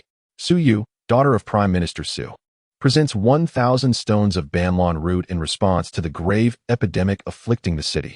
Her voice rang out thrice, each iteration clearer and more resonant than the last, drawing the attention of numerous citizens who emerged from their homes to witness the spectacle. Your Majesty, the daughter of Prime Minister Suyu, has struck the drum. Within the palace, the emperor was lost in thought, contemplating the words before him. Previously, Chuzi had reported that the proprietor of Jichentang was none other than Suyu. The accumulation of Banlon route was also the first and only endeavor she had undertaken since taking over Jichentang. This Suyu, who had previously wagered on 3 months of rain, now seemed to possess an uncanny foresight in stockpiling Banlon route. Who exactly was she? Announce her. Summon her to the Golden Luan Hall. Since the founding of the dynasty, it was imperative for the emperor to formally receive anyone who struck the drum. Upon departing his desk, the emperor noticed a piece of white paper that bore the name Su Yu in bold characters. Because Suyu had struck the drum, all officials who had been resting at home hurriedly donned their court attire and rushed to the Golden Luan Hall. Among them, the one most astonished was naturally Prime Minister Su, who, while aware that his daughter had struck the drum, was entirely ignorant of the matter's specifics, his heart racing with trepidation. Meanwhile, the citizens of the city, upon hearing that Suyu willingly offered all the Banlon route, shared the joyous news with great enthusiasm. Suyu, you struck the drum to present the Banlon route? The emperor, seated regally on the dragon throne, regarded Suyu standing in the Golden Luan Hall, his tone tinged with uncertainty. Indeed, Your Majesty, I do not wish to conceal the truth. During my time in the countryside, I was fortunate enough to learn some medical skills. In such damp and cold weather, many fall ill with the common cold, and the remedy is Banlon route. My wager with Your Majesty remains. It has been nearly 2 months of rain. In these conditions, the common cold is bound to arise. Thus I took the liberty to stockpile a considerable amount of Banlon route. Suyu articulated her words clearly, seemingly omitting any semblance of concealment. Did you not hoard the Banlon route with the intent to profit? The emperor's voice held a hint of skepticism, as it was only natural for anyone to assume that Suyu's stockpiling was motivated by profit. In response to Your Majesty, I initially did stockpile for profit. However, I have since realized that this common cold is unlike any I have encountered before. Its highly contagious nature has caused great distress among the populace. As the daughter of the Prime Minister, who benefits from the state's salary, it is my duty to alleviate the emperor's worries. Suyu raised her head, her large eyes filled with sincerity as she sought to convince the emperor of her honesty. Her words of righteousness caused Prime Minister Su, who had been standing on the sidelines, to hold his head high, his expression proudly proclaiming, "This is my daughter." The emperor observed Suyu in silence, contemplating the veracity of her statements.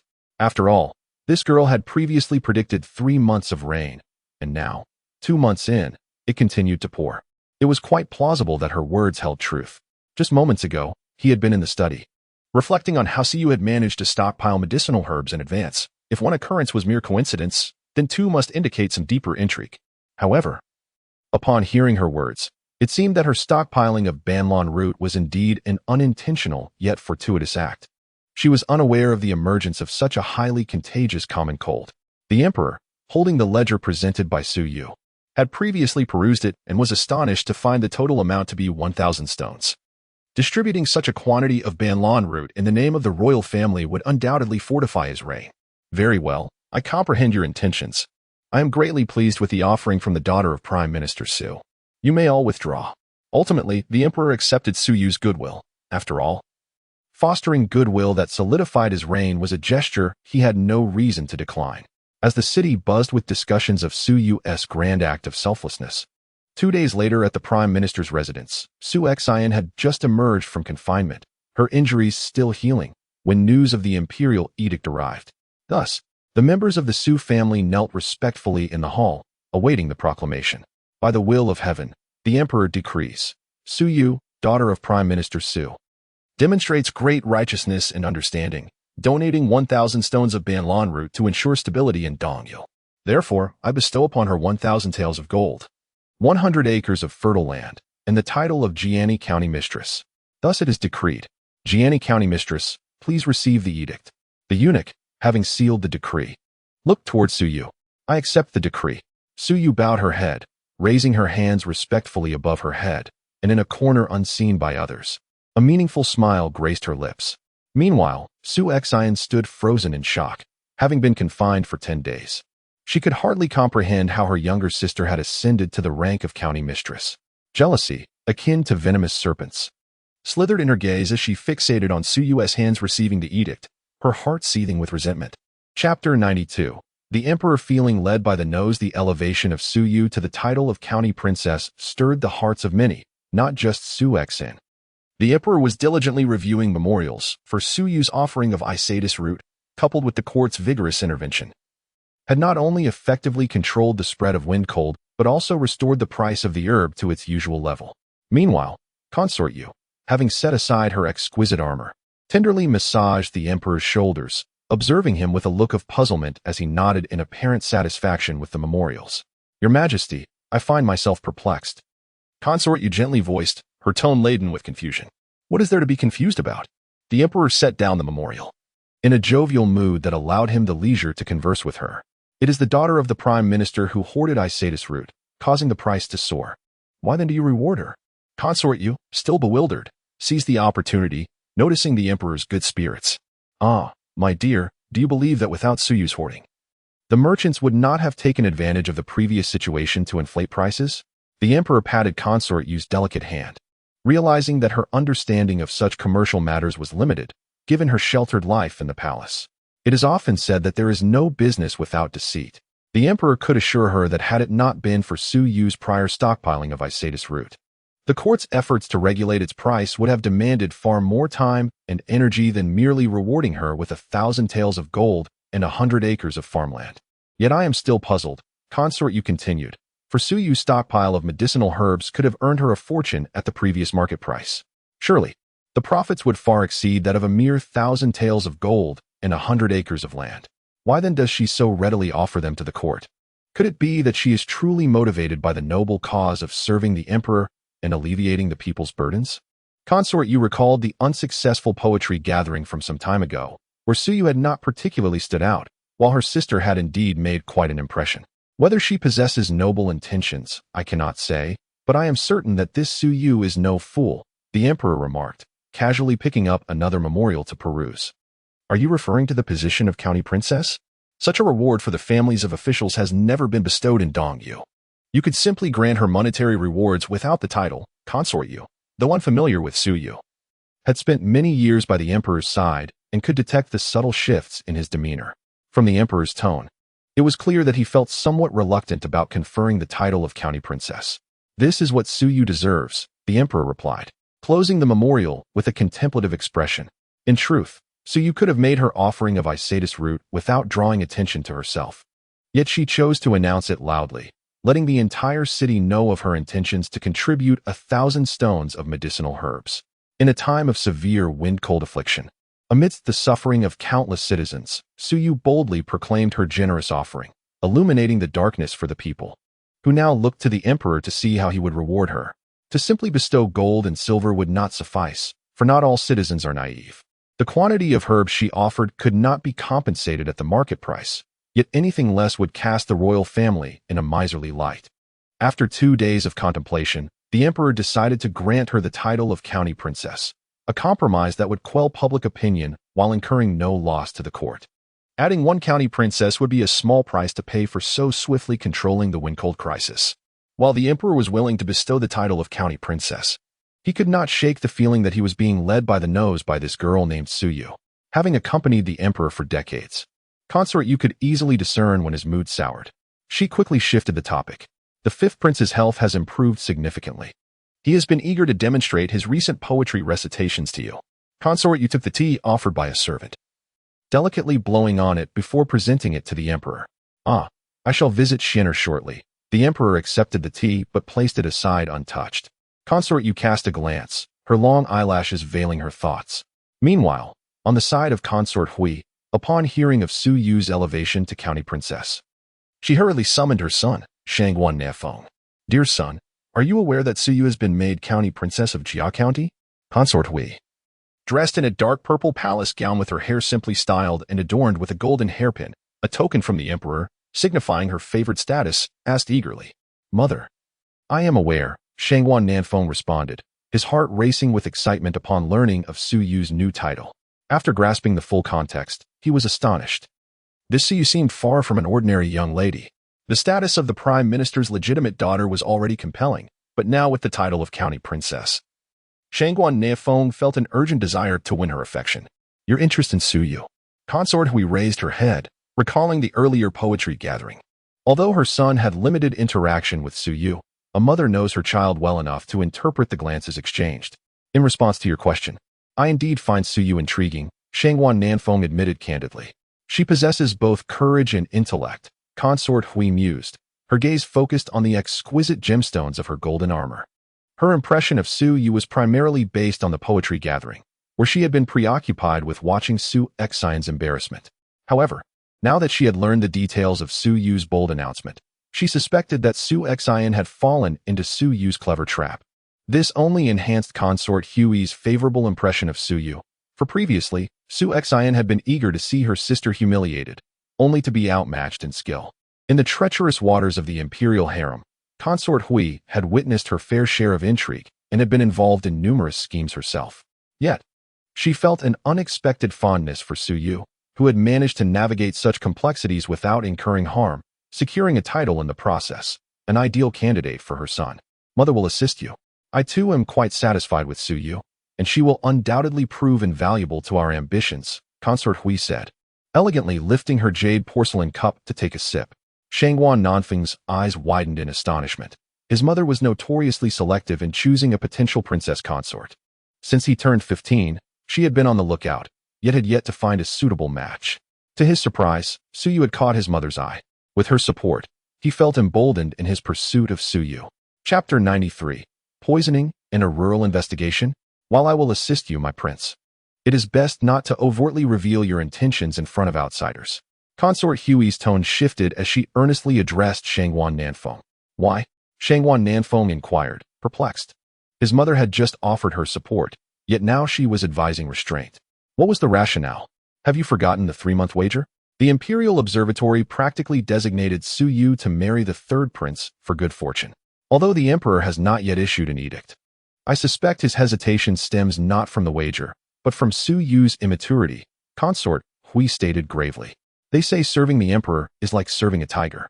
While his temperament is capricious, his concern for Shangguan Nanxing is unwavering. What do you mean, mother? So you predicted rain for 3 months, and it has rained for 2. I believe she will win the bet, Shangguan Nafeng responded, his countenance darkening. He deduced that his imperial father might still compel Su Yu to marry for good fortune. My prince, you do not comprehend your father. Even if Su Yu wins, he will not issue an edict. However, for the sake of the third prince's health, he will exhaust every means to persuade Su Yu to willingly marry Shangguan Nanxing. Consort Hui disclosed the harsh reality to Shangguan Nafeng. How can this be allowed? Shangguan Nafeng exclaimed, a surge of indignation rising within him. His mother implied that Su Yu was destined for Shangguan Nanxing. The memory of their encounter at Yuan Yin Temple resurfaced, casting a shadow over his face. How can it not be allowed? You must remember, your father is the emperor. Consort Hui stated, acknowledging her son's displeasure, but emphasizing the necessity of clarity. Mother, is there truly no recourse? You offered your assistance earlier, but now. Shangguan Nanfeng lamented, his initial confidence replaced by dejection. There is a way, Consort Hui replied, noting her son's dispirited demeanor. She surmised that his feelings for Su Yu were more profound than she had realized. Mother, what is it? Tell me, Shangguan Nanfeng implored, his spirits lifting at the prospect of a solution. The solution is to make her fall in love with you before her coming-of-age ceremony. Make her devoted to you, so that even if the emperor forces her, she would rather die than be separated from you, Consort Hui declared, a glint of calculation in her eyes. It is not that simple. I sense that Su Yu dislikes me, yet I have done nothing to warrant it, Shangguan Nanfeng confessed, seeking his mother's guidance. To win a girl's heart, sweet words are essential. Furthermore, create difficulties for her and appear to assist her in her most vulnerable moments, Consort Hui advised. And remember, my prince, do not reveal your intentions to outsiders, especially your father. He views Su Yu as the third prince's remedy and will not tolerate anyone coveting her. Very well. I shall heed your counsel, Shangguan Nanfeng replied cautiously, understanding his mother's strategy, to make Su Yu fall in love with him by any means necessary. Mother, I must take my leave. The hour is late. Shangguan Nanfeng observed the dark clouds gathering over the imperial city, realizing the urgency of his task. Meanwhile, Su Yu, after storing the emperor's gifts and her mother's dowry, sat in her chamber, her expression serene. The sound of meowing cats drew her attention to the open window. She noticed Xiao Duo standing by the dilapidated courtyard gate. Su Yu donned a fox fur coat and proceeded to the broken courtyard. Xiao Duo, who had been absent since Su Xian's confinement, had likely come with news of some mischief. Approaching the gate, Su Yu observed Xiao Duo's anxious demeanor, as if something significant had occurred. My dear sister, what do you want? Su Yu inquired, looking down at Xiao Duo. Reporting to the second miss. The eldest miss flew into a rage upon learning of your title as county princess, and vented her anger on the servants, Xiao Duo explained tearfully. My sister has always been envious.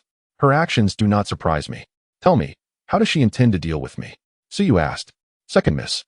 The eldest miss plans to poison you, Xiao Duo revealed. Also, Consort Lu was present, and they discussed sending someone to the countryside to investigate you. Oh? What poison?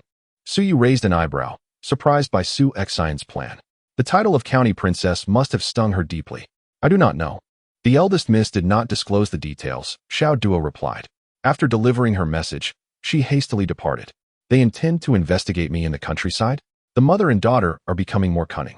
But what will they discover? Su Yu pondered. Xiao He, summon the steward, Su Yu instructed.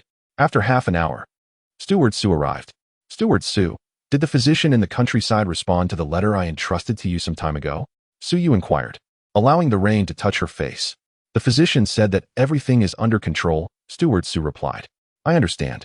You may leave, Su Yu said. My sister truly wishes me dead, but am I not the same? Chapter 94, the country estate's servants wish to accuse the second miss on New Year's Eve. Early in the morning, a messenger from the Prime Minister's residence arrived with news that the entire Su family would gather for dinner that evening. Ever since Su Yu was granted the title of County Princess, the Prime Minister's attitude towards her had undergone a remarkable transformation, after all. It was unprecedented for a daughter of the family to receive such imperial favor in the Eastern Yu Kingdom. Now, the Prime Minister eagerly anticipated attending court daily, with officials vying to curry his favor, thus erasing the previous shame brought upon the Su family by Su Xian. Once the messenger departed, Gu Shi, Su Yu's mother, unexpectedly arrived. Mother, what brings you here? Shouldn't you be quite busy on this New Year's Eve? Su Yu greeted her mother with haste. Following the incident with concubine Lu, the matriarch had praised Gu Shi's handling of affairs, leading the Prime Minister to entrust all matters of the household to her. Henceforth, Gu Shi's position as the head of the family was firmly established. It is merely to oversee a banquet. I had already instructed Steward Su and the others to prepare in advance. I have come to discuss a prior matter with you, Gu Shi said, taking Su Yu's hand as they walked into the room. In recent days, the Prime Minister's demeanor towards Su Yu had improved due to her new title. And while this should have brought her joy, she now craved solitude, marking the urgency of addressing the matter of a concubine. Upon entering the room, Xiao He attentively poured 2 cups of warm tea and adjusted the warm stove closer to the hall. Is this about finding a concubine, mother? Su Yu inquired. handing a cup of tea to her mother. Yes, in recent days, I have sought several young ladies and wish to discuss this with you further, Gusher replied, taking the tea, yet not drinking, instead placing her cold hands against the porcelain cup to absorb its warmth. Given Father's age, even if he internally agrees to take a concubine, he would likely refuse publicly, as he is quite concerned with his reputation, Suyu noted, her words trailing off. But Gusher understood her implication. At his age, the idea of taking a concubine would undoubtedly invite ridicule from court officials. I came specifically to ask if you have any suggestions, Gusher stated, directly revealing her purpose for the visit. To her, Suyu had matured to the point where her opinions could sway her decisions. Mother, consider the initial intention behind wanting father to take a concubine, Suyu countered, refraining from directly suggesting a method. Gusher pondered for a moment, her eyes suddenly lighting up as she placed her cup on the table. You mean that it is acceptable not to take a concubine as long as I achieve my desired outcome? She exclaimed, her tone brightening. Indeed, mother. It is merely a matter of finding a suitable young woman. There is no need to seek out someone of noble birth. After all, concubine Lu was also of humble origins. It is simply a matter of talent, not lineage. As long as she can please father, that is what truly matters. Suyu elaborated, dissecting the situation layer by layer, and Gusher listened intently, her eyes shining with understanding. Yes, my intention in seeking a concubine was to attract the Prime Minister's attention and to diffuse the animosity from concubine Lu and her daughter. Thus, there is no need to pursue virtuous ladies. I should seek those who possess some cleverness, Gusher concluded. You are correct. I had overlooked this. I shall send someone to search anew, Gusher replied, and after exchanging pleasantries with Suyu, she departed from Pingwuxian. Second miss. We have received letters from the second and third princes, Xiaohe announced as she entered, holding 2 letters. Understood. You may leave, Suyu replied. First opening the letter from the third prince, Shangwan Nanxing, which invited her to watch the fireworks that evening. Then she opened the letter from the second prince, Shangwan Nanfeng, which extended the same invitation. After contemplating for a while, she returned both letters to their envelopes and began to write her responses, summoning Xiaohe to send them off. Her sister, who had been quiet for several days, would undoubtedly seize the opportunity to stir up trouble during the family reunion dinner. As the evening approached and the darkness deepened, families across the Eastern Kingdom began to serve their finest dishes in anticipation of the new year. After a year of toil, even the most ordinary households endeavored to prepare a lavish feast, let alone the Prime Minister's residence. The Prime Minister's family gathered in the main hall, with servants continuously bringing in dishes. The elder Su sat at the head of the table, while the others took their seats according to their seniority. Only on this day was concubine Lu allowed an exception to dine at the table. Do try this jade tofu. It is your favorite, Gusher said warmly, placing the dish before Suyu, her eyes filled with affection. Thank you, mother. Suyu replied with a soft smile, discreetly glancing at Su Xian across the table, who was glaring at her with a dark expression. Prime Minister. There are people outside crying for justice, claiming that they wish to. A servant rushed in, kneeling before the assembly, his face etched with anxiety. Claiming what? Who dares to cry for justice at the Prime Minister's residence? What grievance could warrant such a declaration on New Year's Eve? The Prime Minister, having just lifted his chopsticks to sample the squirrel fish, was interrupted, and with a hint of irritation, he set them down, reporting to the Prime Minister. They are servants from the country estate, and they wish to accuse the second Mississippi. The servant, sensing the Prime Minister's impatience, steeled himself to continue, as he had already received a benefit for his report. Second miss. What is this all about? The Prime Minister inquired, puzzled by the mention of the country estate servants. In response to father, is unaware of the matter at hand, He replied calmly, delicately picking up a piece of tofu, carefully removing the green onions before tasting it. Among the country estate servants, aside from Cui and her companions, who else could there be? It seemed that Su Xian had provided them with enough benefits to make them forget their earlier fears. My lord, why not let them in to clarify the situation? Concubine Lu suggested, deftly selecting a piece of the squirrel fish and expertly removing the bones before serving it to the Prime Minister. Her gaze flickering towards Siyu with a hint of intent. Let them in, the Prime Minister agreed, as he enjoyed the dish prepared by concubine Lu. Meanwhile, Suyu noted the fleeting smile of triumph in Su Xian's eyes upon hearing her father's consent to summon the intruders. Chapter 95. The Brazen Malice of the Wicked Slave. Is there a mastermind behind this? Before long, A gaunt woman appeared, leading an elderly lady, followed by two men carrying a stretcher. Upon it lay none other than Zhang Dong. Now, Zhang Dong lay lifelessly on the stretcher, his gaze vacant and devoid of vitality. Upon closer inspection, the woman was revealed to be Cui, indicating that during this time, the mother and son had subjected her to considerable torment. Once plump, she now seemed on the verge of collapse after just a few steps. Su merely raised her eyes to glance at the three of them. Recalling the letter she had sent to Dr. Wang, wherein she specifically instructed him to visit the residence every few days to check the pulses of the mother and son, making it clear that it was at her behest. She intended for Dr. Wang to keep a vigilant watch over Cui, ensuring that the care for Zhang Dong's family was executed without any negligence. Observing Cui's emaciated condition now, it appeared that the care was indeed thorough. What a misfortune it is to have one lying down during the new year. Upon seeing Zhang Dong sprawled out, Minister Su felt a twinge of discomfort. My lord, please advocate for this servant. Cui suddenly fell to her knees with a thud, her piercing cries resonating in the hall, causing Su Yu to furrow her brow tightly. This Cui, despite the passage of time, still possessed quite a vocal presence. Yunjia, nearby, also knelt down, her mouth uttering incoherent sounds, tears streaming down her face. Due to having her tongue cut out by Su Yu previously, she was now rendered speechless. You are Yunjia? Why can't you speak? Minister Su, unfamiliar with Zhang Dong and his wife, recognized Yunjia, as she had always been present in the old residence. Upon hearing the minister's inquiry, Yunjia's expression turned frantic as she pointed at Su Yu, continuing her cries. Silence. Su Yu's voice was cold as she cast a sharp glance at Yunjia, silencing her instantly. My lord, it is all the doing of the second miss. She has trampled upon lives. Cui, equally intimidated by Su Yu's glare, glanced at Su Exine and then at Aunt Lu, recalling the promises they had made. A surge of courage arose within her. What do you mean by trampling lives? Minister Su's brow furrowed deeply, irritation evident in his demeanor, yet he was not foolish. The woman's claim insinuated that this entire matter was somehow related to his second daughter. Cui, it has been a long time, and you seem to be doing rather well, even having the strength to come to the Su residence. Su Yu set down her chopsticks, delicately dabbed at the corner of her mouth with a handkerchief, and fixed a chilling gaze upon Cui. In response to the minister, my mother-in-law has had her tongue severed, her right hand rendered useless, and my husband has been paralyzed, his right hand severed, all at the hands of the second Mississippi.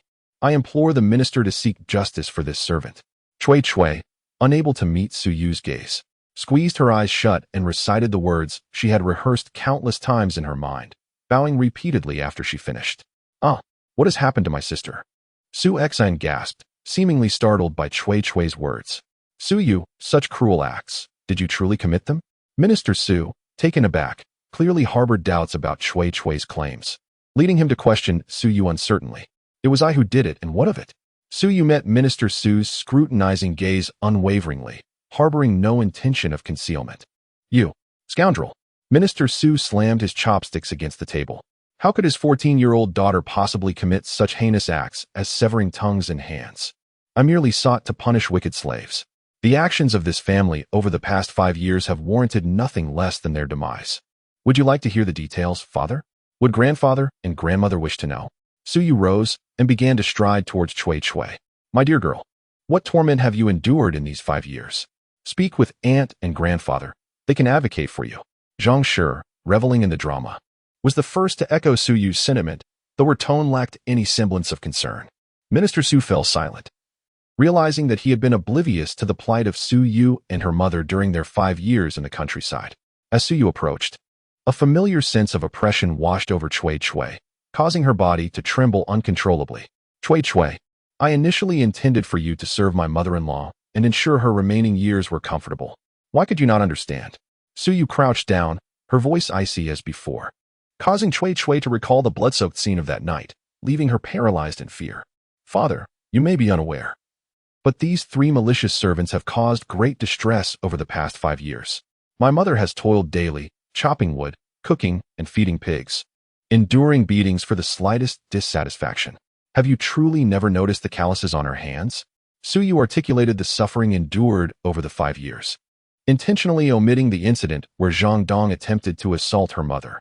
Her words struck Minister Su deeply, He had indeed noticed the calluses on Gusher's hands, having observed them just recently when he picked her up from the carriage, though he had chosen not to voice it.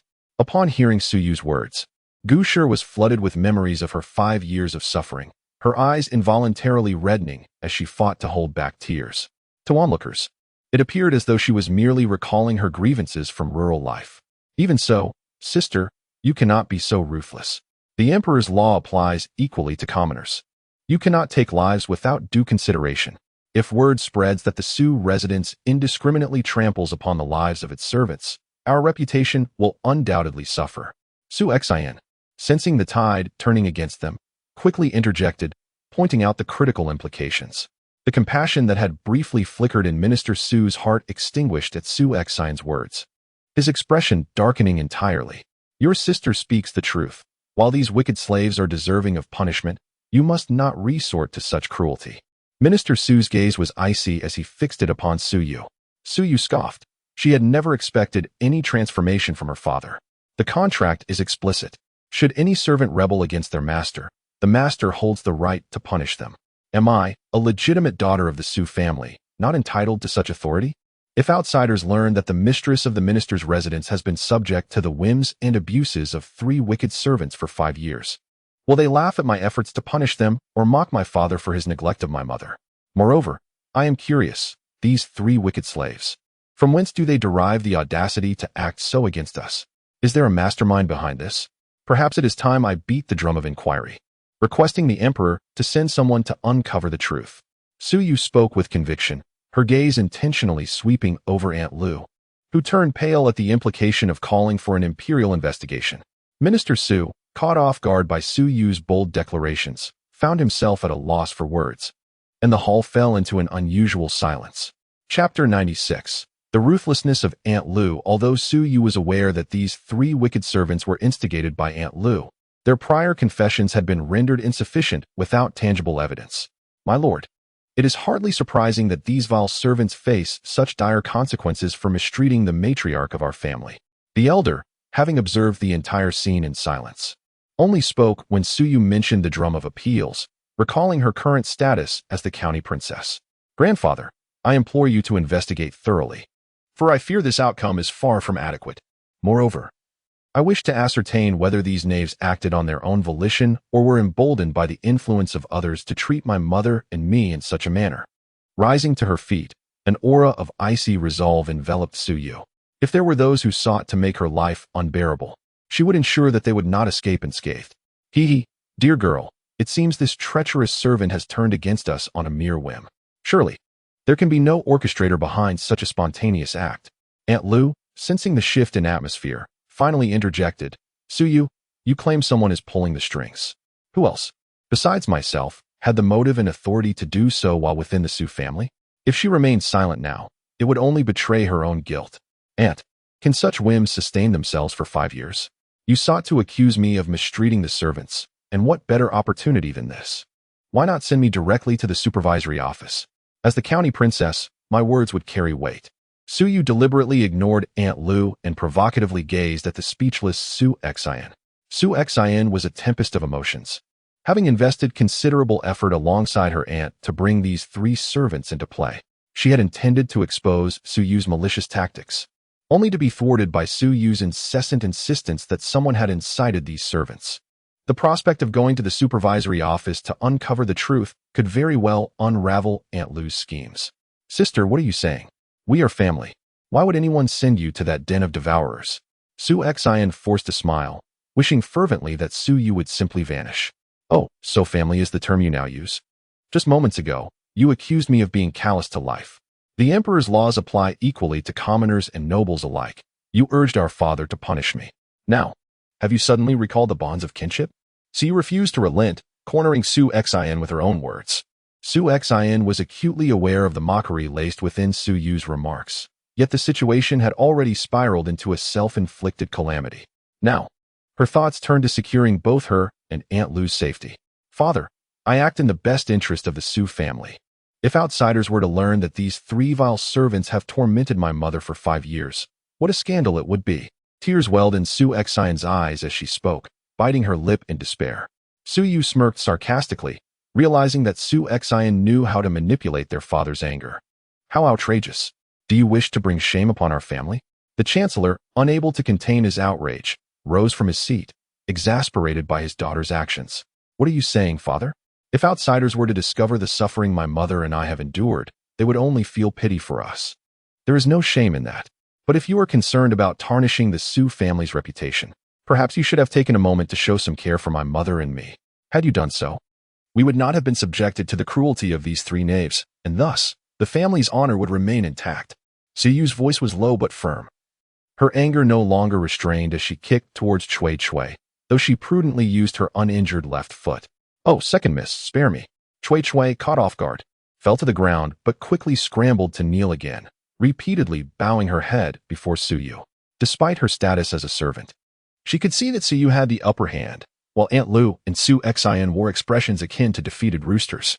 Yun Ma, merely a passive observer, knelt quietly, understanding that her supposed allies were now utterly powerless. Do you wish to become mute as well? Su Yu, increasingly irritated by Chui's shrill voice, lowered her head and threatened ominously. Upon hearing this, Chui promptly silenced herself. Dear girl, let bygones be bygones. You are a lady. Refrain from speaking of violence. The Chancellor softened his tone, realizing that his daughter had become unruly. She had previously dared to strike the drum of appeals. Any further trouble with the supervisory office would not be a trivial matter. For now, he needed to placate her. Aunt Lu and Su Xian, sensing the Chancellor's change in demeanor, recognized their defeat that day. However, Su Xian remained undeterred, knowing she still had cards to play. The utmost priority was to ensure that Chui did not reveal Aunt Lu as the instigator. Father, it is not I who speaks of violence, but rather I must protect my mother in this household. Who else will safeguard her if I do not? Su Yu locked eyes with her father, her large eyes reflecting unambiguous disappointment. These three knaves are now in your hands. Do with them as you please. The Chancellor, rarely inclined to prolong discussions with Su Yu, adopted a more neutral stance. His unspoken message was clear. He would not pursue the matter of her mistreatment of servants further. Moreover, in compensation for the suffering endured by the two women over the past 5 years, he would leave their fates in her hands. And my lord, upon hearing the Chancellor's intention to hand her over to Su Yu, Chui trembled uncontrollably. Even Yun Ma, shaken, crawled toward the elder, having served her for some time. Otherwise, she would not have been tasked with guarding the Su family estate. Yun Ma, you have erred. You must face the consequences of your actions, the elder admonished. Observing Yun Ma's fear-ridden face streaked with tears, though her heart ached. Recalling Su Yu's numerous grievances, she found no justification to shield such a person. At the elder's words, Yun Ma, having raised her left hand in hope, let it fall in despair. Suddenly, as if struck by inspiration, Yun Ma lunged toward Aunt Lu. Yes, it is Aunt Lu who has been directing me to mistreat the second miss and the madam. Otherwise, I would not be in this predicament. Quick, protect the Chancellor. With a piercing scream, Aunt Lu seized a nearby teacup, aimed it at Yun Ma's head, and struck with force. The cup shattered upon impact, causing Yun Ma to collapse, blood streaming from her head while Aunt Lu's delicate fingers were cut. To the onlookers, it appeared as though Yun Ma had attempted to attack the Chancellor. Mayor, are you unharmed? Seeing Aunt Lu injure herself in an attempt to protect him, the Chancellor quickly grasped her hand to examine her wound. Meanwhile, Su Yu rushed to Yun Ma's side, only to discover her sprawled on the ground, a considerable amount of blood pooling beneath her. After checking her pulse, she realized, to her horror, that the woman had already succumbed. Su Yu's eyes darkened. Aunt Lu's cruelty was indeed merciless.